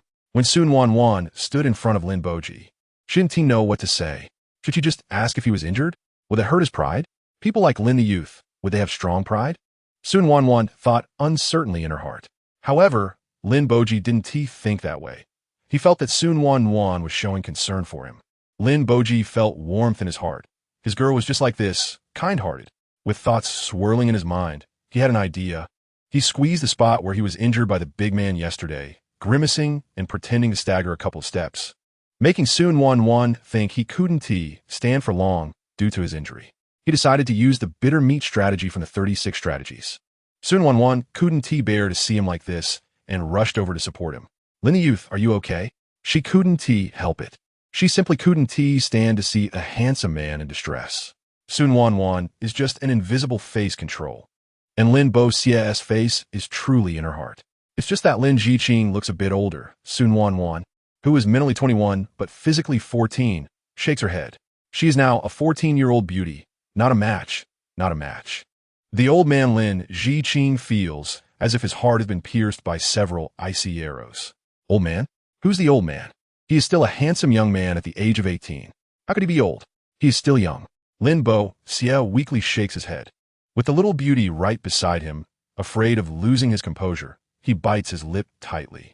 Then, he finally speaks softly, I'm fine. I just accidentally got hit while fighting with two men yesterday. Then let me help you back? Lin Boji's weak face stiffens. He doesn't want that. He has worked hard to get this chance to be alone with the beauty, and he doesn't want it to end so soon. You can help me sit over there for a bit. Su Nuannuan looks in the direction of his gaze. Since he doesn't want to go back, she will help him sit down. Lin Boji feels very uncomfortable walking this way. He wants to be closer to Su Nuannuan, but doesn't dare to put his weight on her. He knows his own weight and is afraid of hurting Su Nuannuan, which pains him. Lin Boji's heart is in turmoil. After a lot of effort, they finally reach the stone, and Lin Boji is sweating profusely. He didn't expect this scene to further confirm Su Nuannuan's belief that he is seriously injured. Su Nuannuan helps Lin Boji sit on the stone and takes out a bottle of medicine for bruises from her pocket, handing it to Lin Boji. Lin Jiqing, this is for you. Lin Boji looks at her, her eyes sparkling, dazzling enough to make his heart tremble. After 2 seconds, Lin Boji finally focuses on the medicine in her hand. Thank you, comrade Su Nuannuan. Lin Boji reaches out to take the medicine. His Nuannuan is still so soft-hearted. She is the only one who still remembers to care about whether he is hurt. You're welcome. You got hurt while saving my 2 nephews, so if you need any help, just say so. Lin Boji was about to say he didn't need any help, but he suddenly thought of wanting to move to a new house to be closer to the beauty in his heart. The words were on the tip of his tongue, but changed. He awkwardly said, I was actually planning to move today, but now that I'm injured, I don't know when I can move. Su Nuannuan originally wanted to say to wait until he healed before moving, but the words came out as, let me help you move. Su Nuannuan's eyes widened, unable to believe those words came out of her mouth. She wanted to slap herself a few times to wake up the part of her that just spoke. With your little arms and legs, what can you move? Chapter 79. Lin Jiqing is moving. Lin Boji secretly rejoices. He doesn't really want the girl he cares about to help him with heavy work. He just wants to see her more, just to see her more. Although they are in the same brigade now, he has to work, and she has to go to school. Plus, she doesn't come out after school every day, so he doesn't have the chance to see her. Lin Boji, who is extremely happy in his heart, shows a worried face. That won't do. You're just a young girl and can't help with much. I'll do it myself. Just after saying that, Su Nuannuan felt happy, wanting to agree, okay then, before she could finish saying the 2 words. She received Lin Bo Xia's cold gaze. Then I'll let my brothers come and help you. Su Nuannuan's heart was crying stormily. Sorry, brothers. I sold you out. Knowing that she almost scared away her potential wife by pretending to be innocent, Lin Bo Xia could only change his approach on the spot. A smile appeared on his pale face. Then, thank you, comrade Su Nuannuan. Su Nuannuan's eyes sparkled with hearts. She didn't know that Lin Jiqing could look this handsome when he smiled. Seeing Su Nuannuan's expression, Lin Bo Xia felt very pleased. It seems he can use another strategy from the 36 strategies next time, the beauty strategy. Puffed. What beauty strategy? It's the handsome man strategy. Since she already agreed, Su Nuannuan didn't plan to dwell on that issue anymore. When are you planning to move today? Su Nuannuan asked. Right now is fine. Lin Bo Xia naturally wanted it done as soon as possible. Okay, you go back and apply the medicine. And I'll go back to get my brother to help you move, Su Nuannuan said hurriedly, directly deciding for Lin Bo Xia. Lin Bo Xia really liked this feeling of having the person he cares about making decisions for him, feeling sweet inside. He looked at the person he cared about in front of him, feeling a bit regretful, wondering why she hasn't grown up yet. After saying that, Su Nuannuan looked at Lin Bo Xia again. Can you go back by yourself? Or should I help you back? As soon as she finished speaking, Su Nuannuan felt she had spoken too freely. Lin Bo Xia gritted his teeth. I can do it. A man can't say he can't. Su Nuannuan noticed Lin Bo Xia's expression. Because of her words, Lin Bo Xia's veins were popping, and he looked very weak. She worriedly spoke again. Are you really okay? Lin Bo Xia glanced at the girl who was jumping around in anger. Just wait. One day, he will let her know that he is very capable, and he could do it very well. Lin Bo Xia could no longer pretend to be weak. He propped himself up on the stone, pretending that he had to exert a lot of effort just to stand up. He couldn't let Su Nuannuan think he was lying to her. I can do it, he said as he tentatively took a few steps, seemingly trying to tell Su Nuannuan that he could really walk by himself. Seeing Lin Jiqing walking steadily a few steps without falling, she finally felt relieved. She said to Lin Bo Xia, okay then, I'll go back and call my brothers to help you move. You go back to the youth point and pack your things. After saying that, she ran off. Lin Bo Xia watched Su Nuannuan's figure run away until he could no longer see her. He instantly returned to normal. He walked briskly back to the youth point. When he saw Lin Bo Xia come in, everyone looked at him. Brother Lin, did the Su family's girl look for you for something? Su Feiyang asked curiously. Lin Bo Xia didn't want to tell them about him and her, so he could only retort, a big man should not be so curious. Su Feiyang's smile froze on his face, and he mournfully called out, Brother Lin. Lin Bo Xia shivered. Did this man have to be so delicate? He likes women, not men.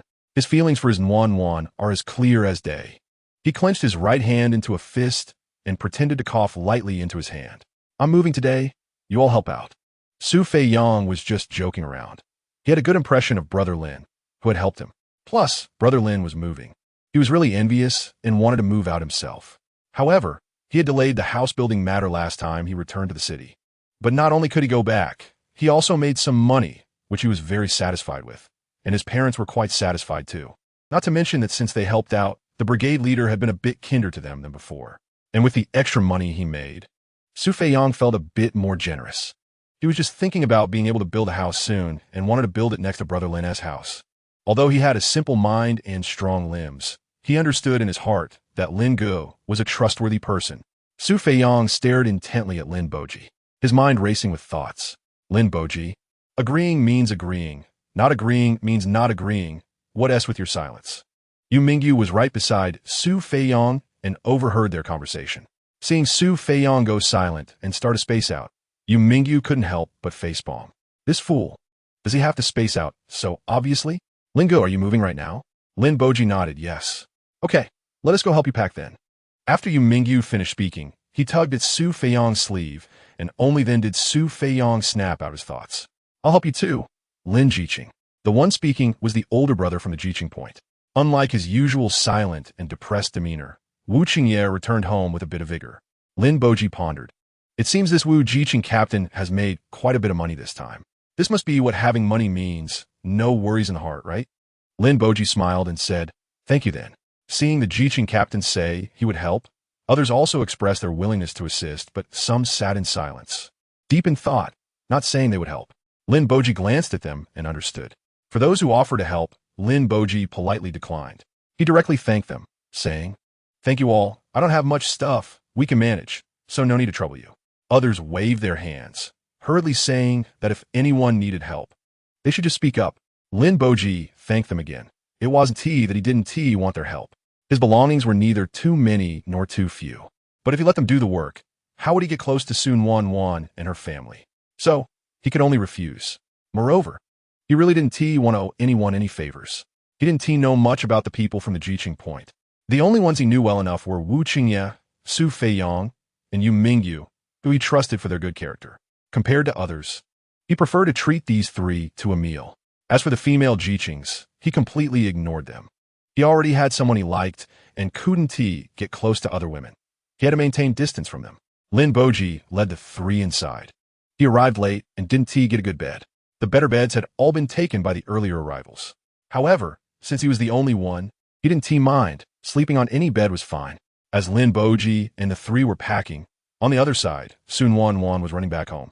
During her run, she also saw the new house Lin Boji built, which was indeed not far from her home. Moreover, it was a tiled house similar to the Su family's, just that Lin Jiqing lived alone, and the house appeared to have 3 rooms. When she saw Lin Boji's house, Su Nuannuan thought to herself that this Lin Jiqing seemed to have a decent living condition. In the Su family, Su Xiaoge had also returned from town. Su Xiaoge worked as a temporary laborer but still had holidays. He could come back every Sunday and had to leave early the next day. Several of Su's brothers were also home. It was too cold, and even if they went to work for credits, there was no crop in the fields. Therefore, they stayed home doing some handicrafts like weaving.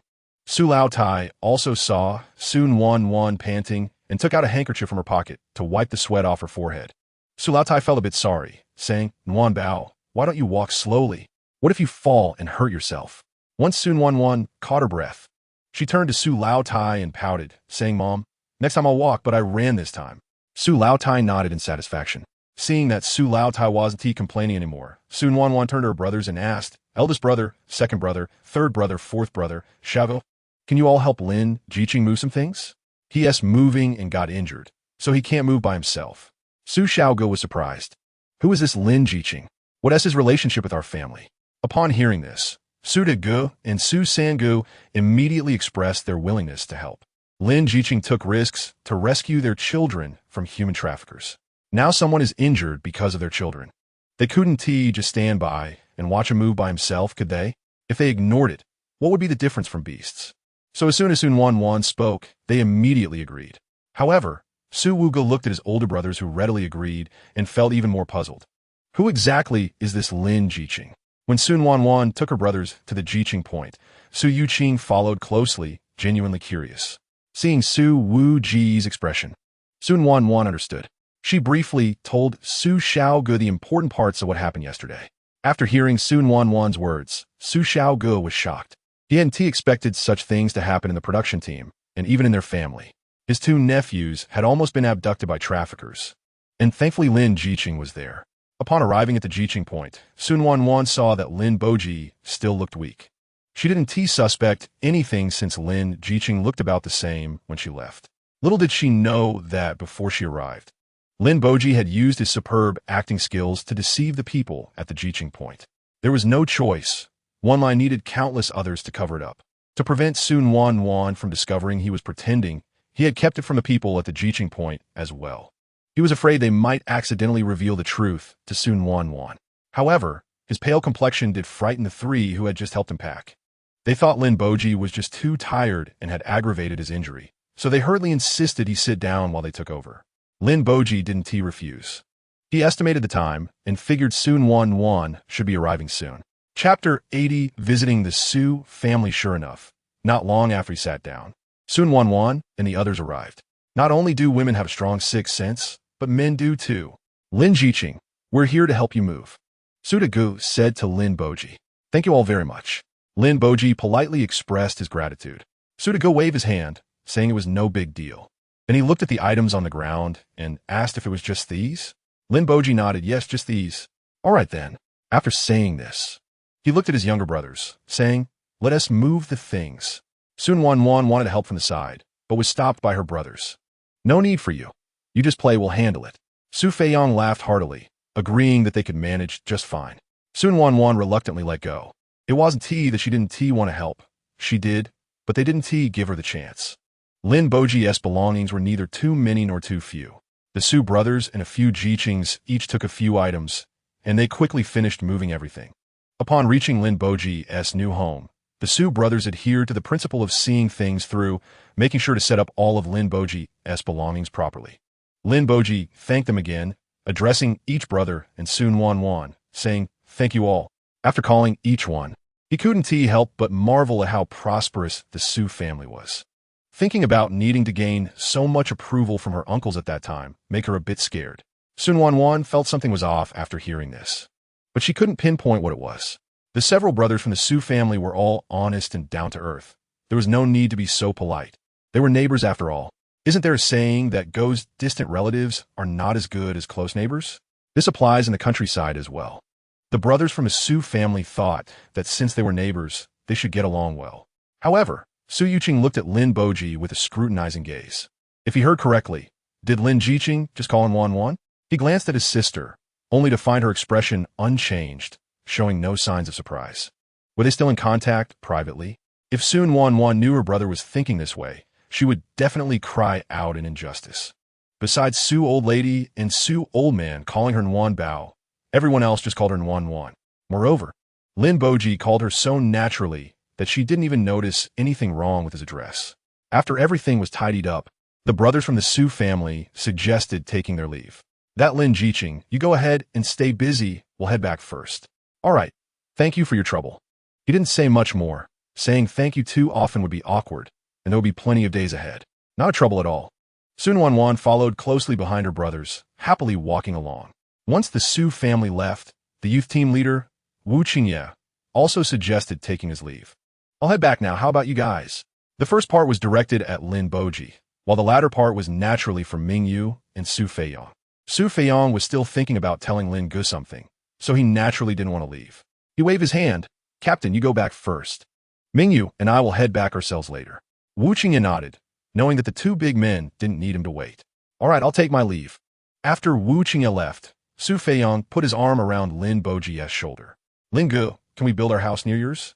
Lin Boji wasn't used to being so close to big men, so he discreetly took Su Feiyong's hand away and moved a bit further away. Of course you can. Su Feiyong didn't mind Lin Boji's attitude. In his view, Lin Gu was just a bit shy. Are you sure? You're not just being polite? Su Feiyong heard Lin Boji's words and thought of his good brother. He originally intended to punch him playfully, but thinking of how he got hurt while catching a human trafficker, he paused his hand mid-air for a few seconds before reluctantly bringing it back. Rubbing his head, he awkwardly said, I really didn't misjudge you. After saying this, he felt a bit embarrassed and started to chuckle foolishly. Mingyu silently retracted his gaze and rubbed his forehead, feeling it was too embarrassing to watch. To save his good brother's face in front of Lin Boji, he had to speak up. Lin Gu, Feiyong, and I just think living closer would be more convenient, and we can look out for each other if anything happens. Su Feiyong nodded in agreement, looking as if to say, that's exactly it. Lin Boji nodded in understanding. Then you guys should find someone to build the house soon. Otherwise, it'll be hard to work when it gets cold. Although Lin Boji had only been here for a little over a month, he still knew that it got quite cold here in winter. Su Feiyong became anxious. Then let's go find someone to build the house now. He had stayed long enough at the U station. Every time Wu Jiong spoke, it was always with a sarcastic tone, and he couldn't help but feel like punching him. Mingyu tugged at the impulsive Su Feiyong's sleeve. He looked at Lin Boji and asked, so Lin Gu, is there anything we need to pay attention to when building the house? Lin Boji had a pretty good impression of these two youths, especially since they had helped him with tidying up and moving things around this time. Seeing him ask, he shared some advice. Moreover, he had done quite a bit of homework on building the house.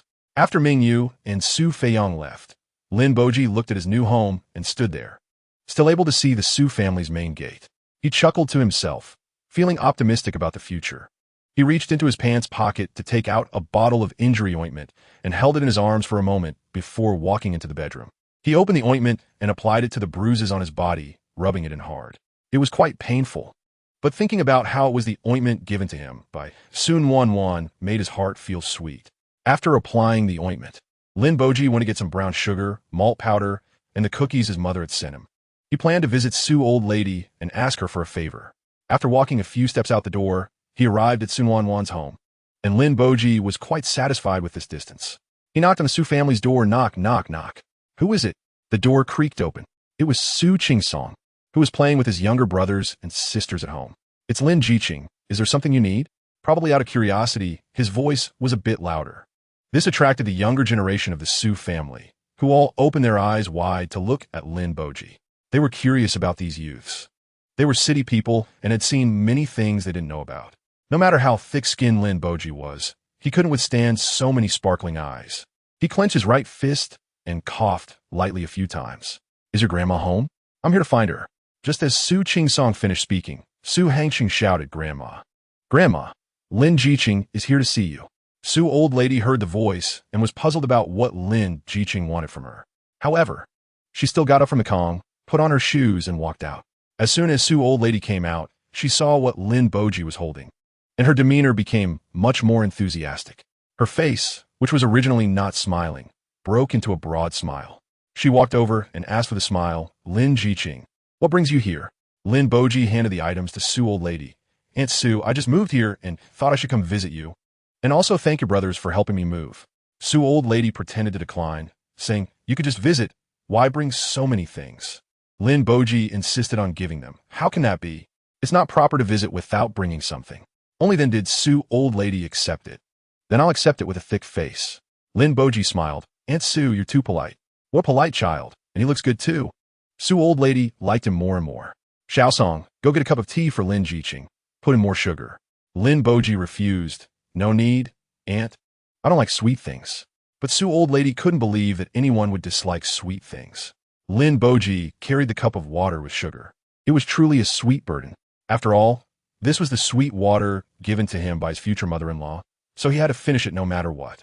Lin Boji waited for the water to cool down a bit, took a few gulps, and then returned the enamel jar to Su old lady. Su old lady took the empty cup and said, see, how could anyone not like sweet things? Thinking about how Lin Boji just drank the water, she felt happier and happier. This city person, Lin Jiqing, really was different from the rural folks. Even drinking water looked, what was the phrase? Oh, just pleasing to the eye, unlike her several sons, who gulp water like water buffaloes. Lin Boji looked around the Su family and felt a bit disappointed when he didn't see the beauty. Then he noticed the look in old Mrs. Su's eyes and wondered why his future mother-in-law seemed a bit off. Lin Boji shook his head, trying to clear those thoughts. Aunt Su, I'm here to ask for your help. Initially, old Mrs. Su was drawn in by what Lin Boji had mentioned, but now she genuinely liked this fair and handsome boy. What is it? Whatever Aunt can help with, just ask. Lin Boji smiled and said, it's nothing much. I heard there's a custom of having a warming meal here, so I thought of inviting a few people to dinner.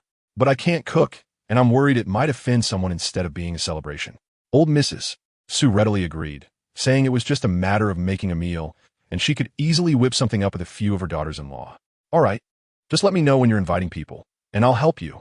Lin Boji was very grateful. Old Mrs. Su was still as straightforward and warm as in his past life.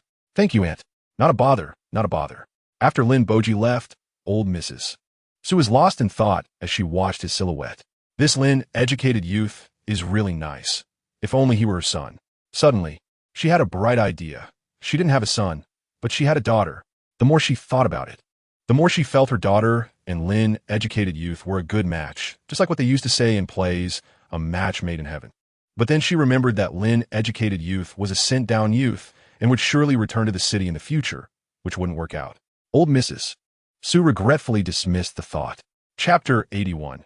Inviting for dinner. When Lin Boji was leaving, a few of the Su family's children quietly followed him. How could Lin Boji not notice the noise they made? He suppressed a smile and walked slowly toward his home. But since his house was so close to the Su family, how long could he walk? When he reached his doorstep, he suddenly turned around. The children were startled and stepped back a few paces. Lin Boji looked at the kids and asked, "Want to come in and play?" The children's eyes lit up, and they nodded wildly. Once the children from the Su family entered, Lin Boji closed the door behind them but didn't lock it. The kids surveyed Lin Boji's home with disappointed expressions. It was no different from their own. Lin Boji could clearly see their facial expressions. He had seen kids their age before, but he didn't expect them to be so amusing at such a young age. Well, go ahead, ask whatever you want. Lin, educated youth. I heard there are four-wheeled cars in the city, right?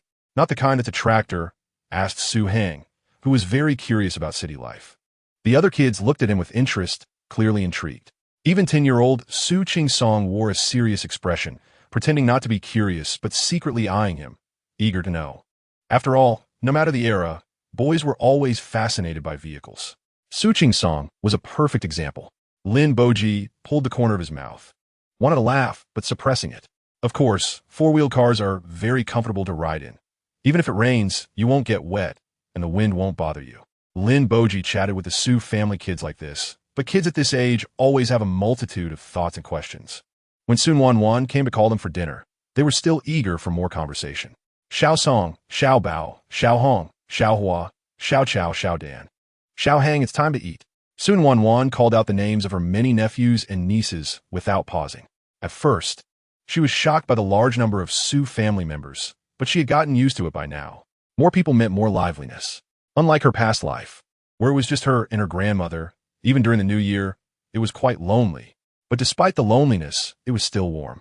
After being here for so long, she hadn't thought about her grandmother in a while. Su Nuannuan lowered her head, her expression obscure. Wow, it's already time for dinner. The younger Su family members felt a bit disappointed. They hadn't had enough time to talk. We're here, Andy. Su Song shouted outside, then turned to Lin Boji and asked, Lin, educated youth, can we come find you to play again in the future? Looking at the kids with curiosity still on their faces, Lin Boji chuckled and replied, Of course you can. Yay, that's great. The kids cheered. Even shy little Huam mustered her courage to tell Lin Boji, Lin, educated youth, you're really nice. Lin Boji was taken aback by this unexpected compliment. Just then, there was a knock at the door, and Lin Boji guessed it was Su Nuannuan. When he opened the door, it indeed was her. Lin Boji suddenly recalled a line from a poem. The moon beneath the sea is the moon above. The person before me is the one in my heart. Su Nuannuan smiled at him and said, Lin, educated youth, my mother asked me to invite you for dinner. She said since you just moved in, it's better to come to my house for a meal than have a cold stove at yours. Lin Boji found it hard to refuse what Su Nuannuan said, but he was also touched by old Mrs. Su's consideration for him. All right, let's go then. He turned to the kids still lingering in his house and said, Come on, it's time to eat. The kids rushed out eagerly. Su Nuannuan walked behind, watching Lin Boji move quickly ahead. She felt something was off. Wasn't he very weak? Why was he walking so fast? Lin Boji turned his head, intending to urge Su Nuannuan to hurry up, but saw her puzzled expression. His heart sank. Oh no, he forgot to act weak. Lin Boji slowed down, smiling wryly at Su Nuannuan and said, Look at me, I can't even walk this little distance. Su Nuannuan glanced at Lin Boji and thought that this seemed more normal. She even tried to comfort him, saying, It's okay, Lin, educated youth. You'll be fine in a few days. Lin Boji nodded with a pale face. Upon arriving at the Su family home, Lin Boji received a warm welcome from the women of the Su family, led by old Mrs. Su. Hurry, hurry, Lin, educated youth, come and try Annie's cooking. Su Saw enthusiastically helped set the table, while Su San Saw quickly helped move chairs. Lin, educated youth, please sit. Lin Boji was their son's savior, and they felt they couldn't do too much for him. Lin Boji obediently sat down, thinking, So Nuannuan's sisters can be so warm too? Nearby, Su Nuannuan was dumbfounded, thinking, Wow, I've never enjoyed such treatment. Auntie, sister, stop being busy and sit down to eat. Okay. Su Nuannuan also sat down, watching old Mrs. Su continuously serve Lin Boji, his bowl overflowing with food. Lin, educated youth, you have to eat. This is really delicious. Lin Boji couldn't refuse the elder's kindness. The elder's gift couldn't be declined, and the same applied here. Annie, please don't call me Lin, educated youth. Call me Boji. It sounds nicer. Old Mrs. Su responded with a delighted okay. As Lin Boji looked at the bowl that was clearly overflowing, he finally refused. Aunt, you eat by yourself? My bowl is almost full. Hearing this, old lady Su glanced at Lin Boji's bowl and indeed found it was too full, so she could only regretfully stop. However, she still called out, Boji, you should eat more. Su Nuannuan poked at the dishes in her bowl with her chopsticks. These privileges used to belong to her. Now, seeing old lady Su constantly serving Lin Jiqing, Su Nuannuan felt a bit sour and heartbroken. Although Lin Boji was eating, his eyes kept glancing at Su Nuannuan. When he saw her like this, he knew she was jealous. It was somewhat amusing, yet he felt a little heartache. He reached out to pick up some food and placed it in her bowl. Lost in thought, Su Nuannuan was suddenly startled when a piece of food landed in her bowl. She looked up and met Lin Boji's eyes. Su Nuannuan had always known that Lin Jiqing was handsome, but she hadn't noticed that his eyes were even more beautiful. They were deep and bright, filled with affection when he looked at her. Being stared at by such eyes made Su Nuannuan momentarily lose her focus. She quickly lowered her head and thanked him. "Thank you, Lin Jiqing." Lin Boji noticed that the person he liked looked at him for a moment before lowering her head, feeling a bit disappointed. But he still replied, "You're welcome." Su Xiaoga, sitting nearby, glanced at Lin Boji and then at his little sister, feeling that there was something between them. Was it just an illusion? Su Xiaoga was somewhat uncertain.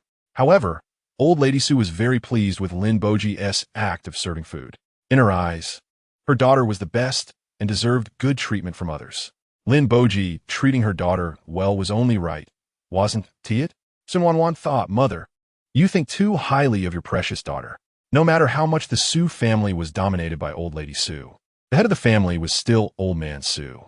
He then spoke up, "Boji, I have to thank you for helping my 2 grandsons this time, otherwise." The unfinished words were understood by everyone. "Uncle, you're exaggerating. I think anyone who saw such a situation would step in to help." Su Dage also spoke. "That may be true, but it doesn't change the fact that you saved my son Xiao Bao and my nephew Xiao Cheng." He picked up the tea beside him. "Lin, today, I'll toast you with tea instead of wine." "I'll toast you too." Su Sange also raised his tea bowl. His son was also saved by Lin Jiqing, otherwise he couldn't imagine what would have happened to his family. "I'll toast you too."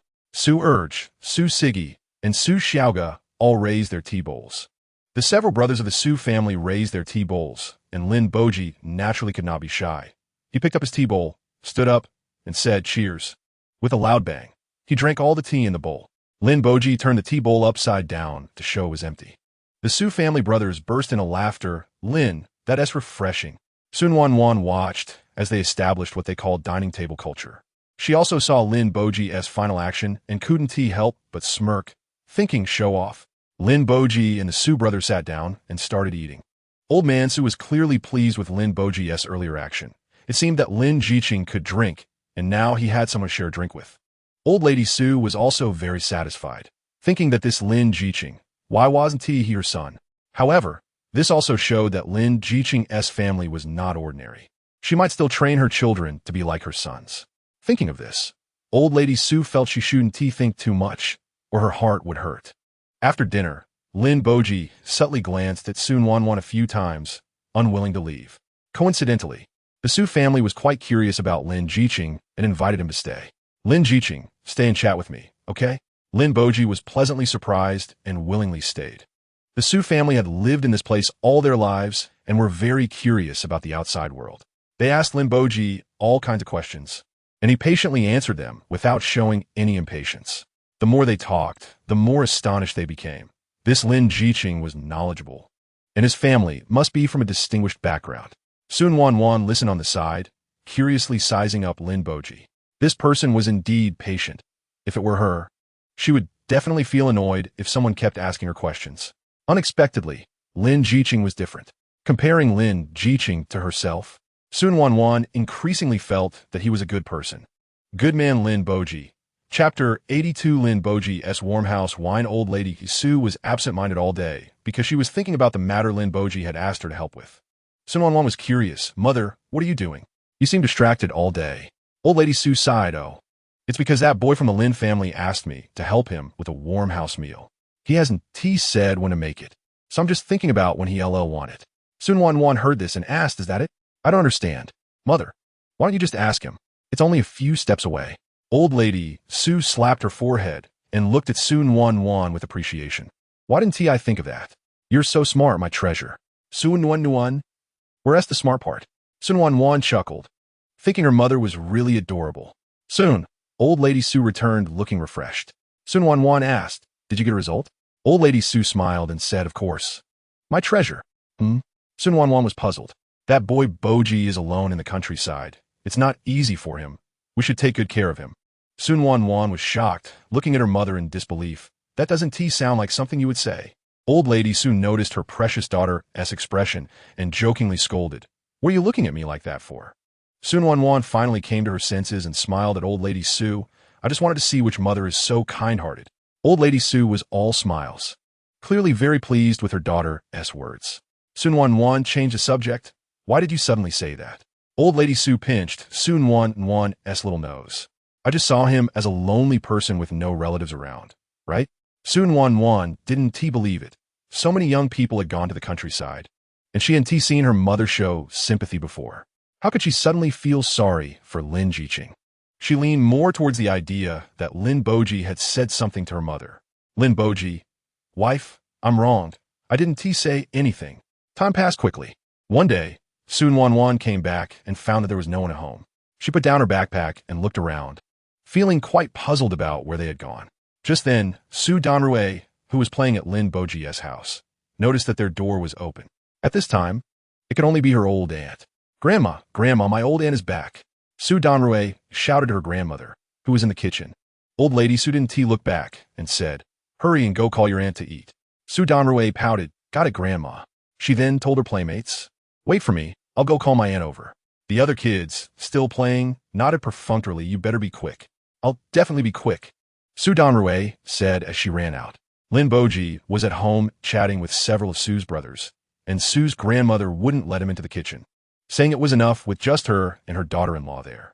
Hearing Su Nuannuan's voice, he subconsciously checked his outfit. Since it was winter and extremely cold here, his wool coat was not suitable, so he wore a jacket he casually bought at the supply and marketing cooperative, which wasn't very nice looking. Would she despise him for that? Lin Boji thought uncertainly. Could he still change clothes in time? Was his plan to charm her going to fall through before it even started? While Su Nuannuan was confused in the yard, she heard her niece Su Nuannuan's voice. Annie, today we're going to Uncle Lin's house for dinner.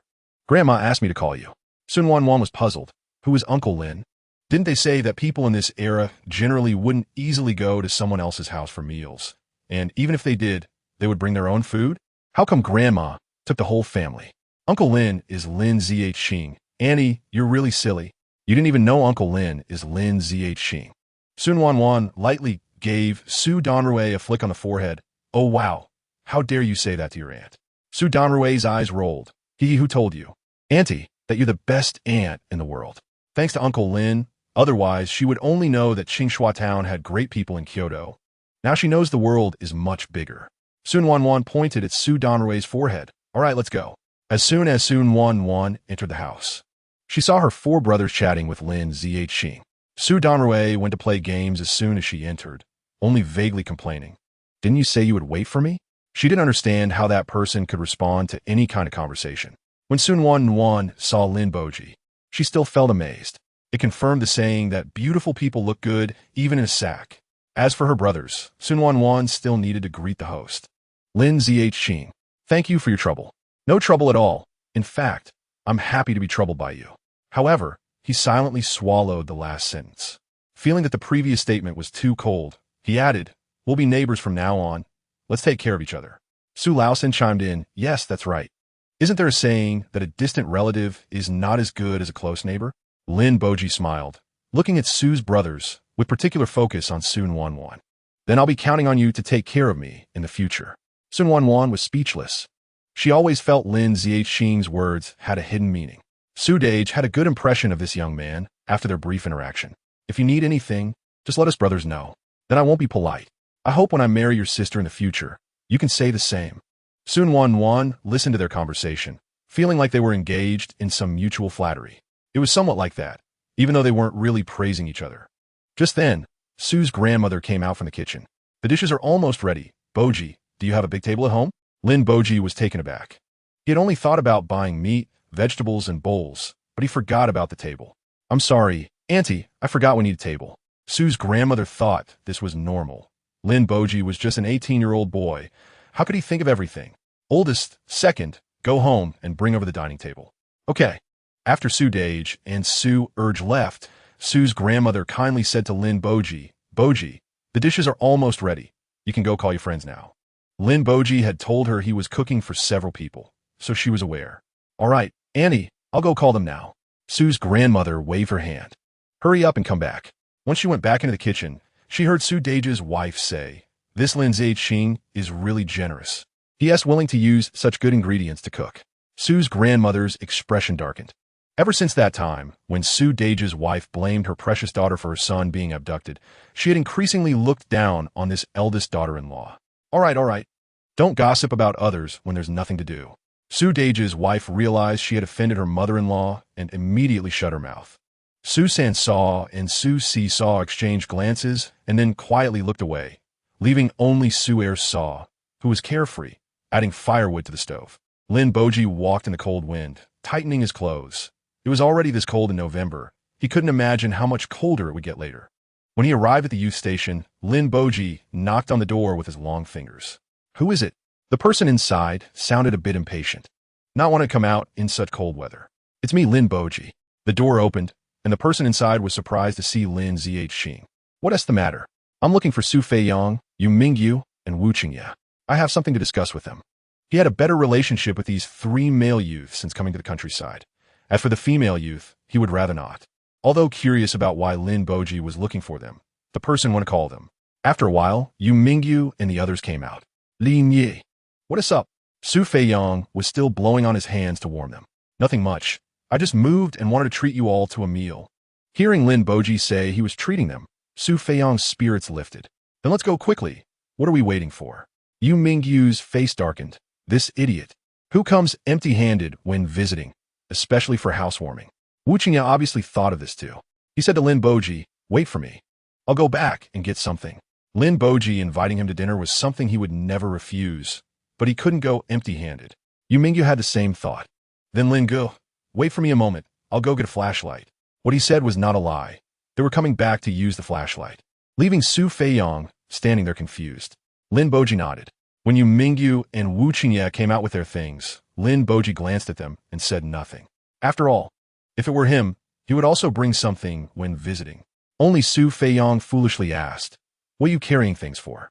Yu Mingyu also helped Su Feiyang carry a portion. Looking at him speechlessly, are you an idiot? Su Feiyang rejected this label. How could I be an idiot? Lin Boji also heard their conversation and chuckled lightly. Wu Qingye's shoulders shook slightly, clearly struggling to suppress his laughter. Su Feiyang kept pestering Yu Mingyu, insisting on getting a reasonable explanation. Yu Mingyu didn't want to deal with this idiot and chose not to speak. Finally arriving at Lin Ji's house, Yu Mingyu let out a deep sigh of relief. He was finally free. Aren't you curious about what dishes Lin Gu prepared? As soon as Su Feiyang heard this, he immediately shifted his attention and stopped pursuing the previous topic. The Su family lived close to Lin Boji's home, and Su Dage and Su Urge had already moved the table over. Su Nuannuan wanted to help serve the dishes, but was refused by Su's grandmother. Nuannuan is really good. You just sit there and your mother and sisters-in-law can come. A pampered girl like her shouldn't be doing such work. Su Nuannuan's little face turned red. She was already 14 and no longer a child, but her mother still treated her like a little kid. Although Wu Qingye and the others found it strange why the Su family was at Lin Boxi's house, they wisely didn't ask. Boxy, the food is ready. We can start eating now.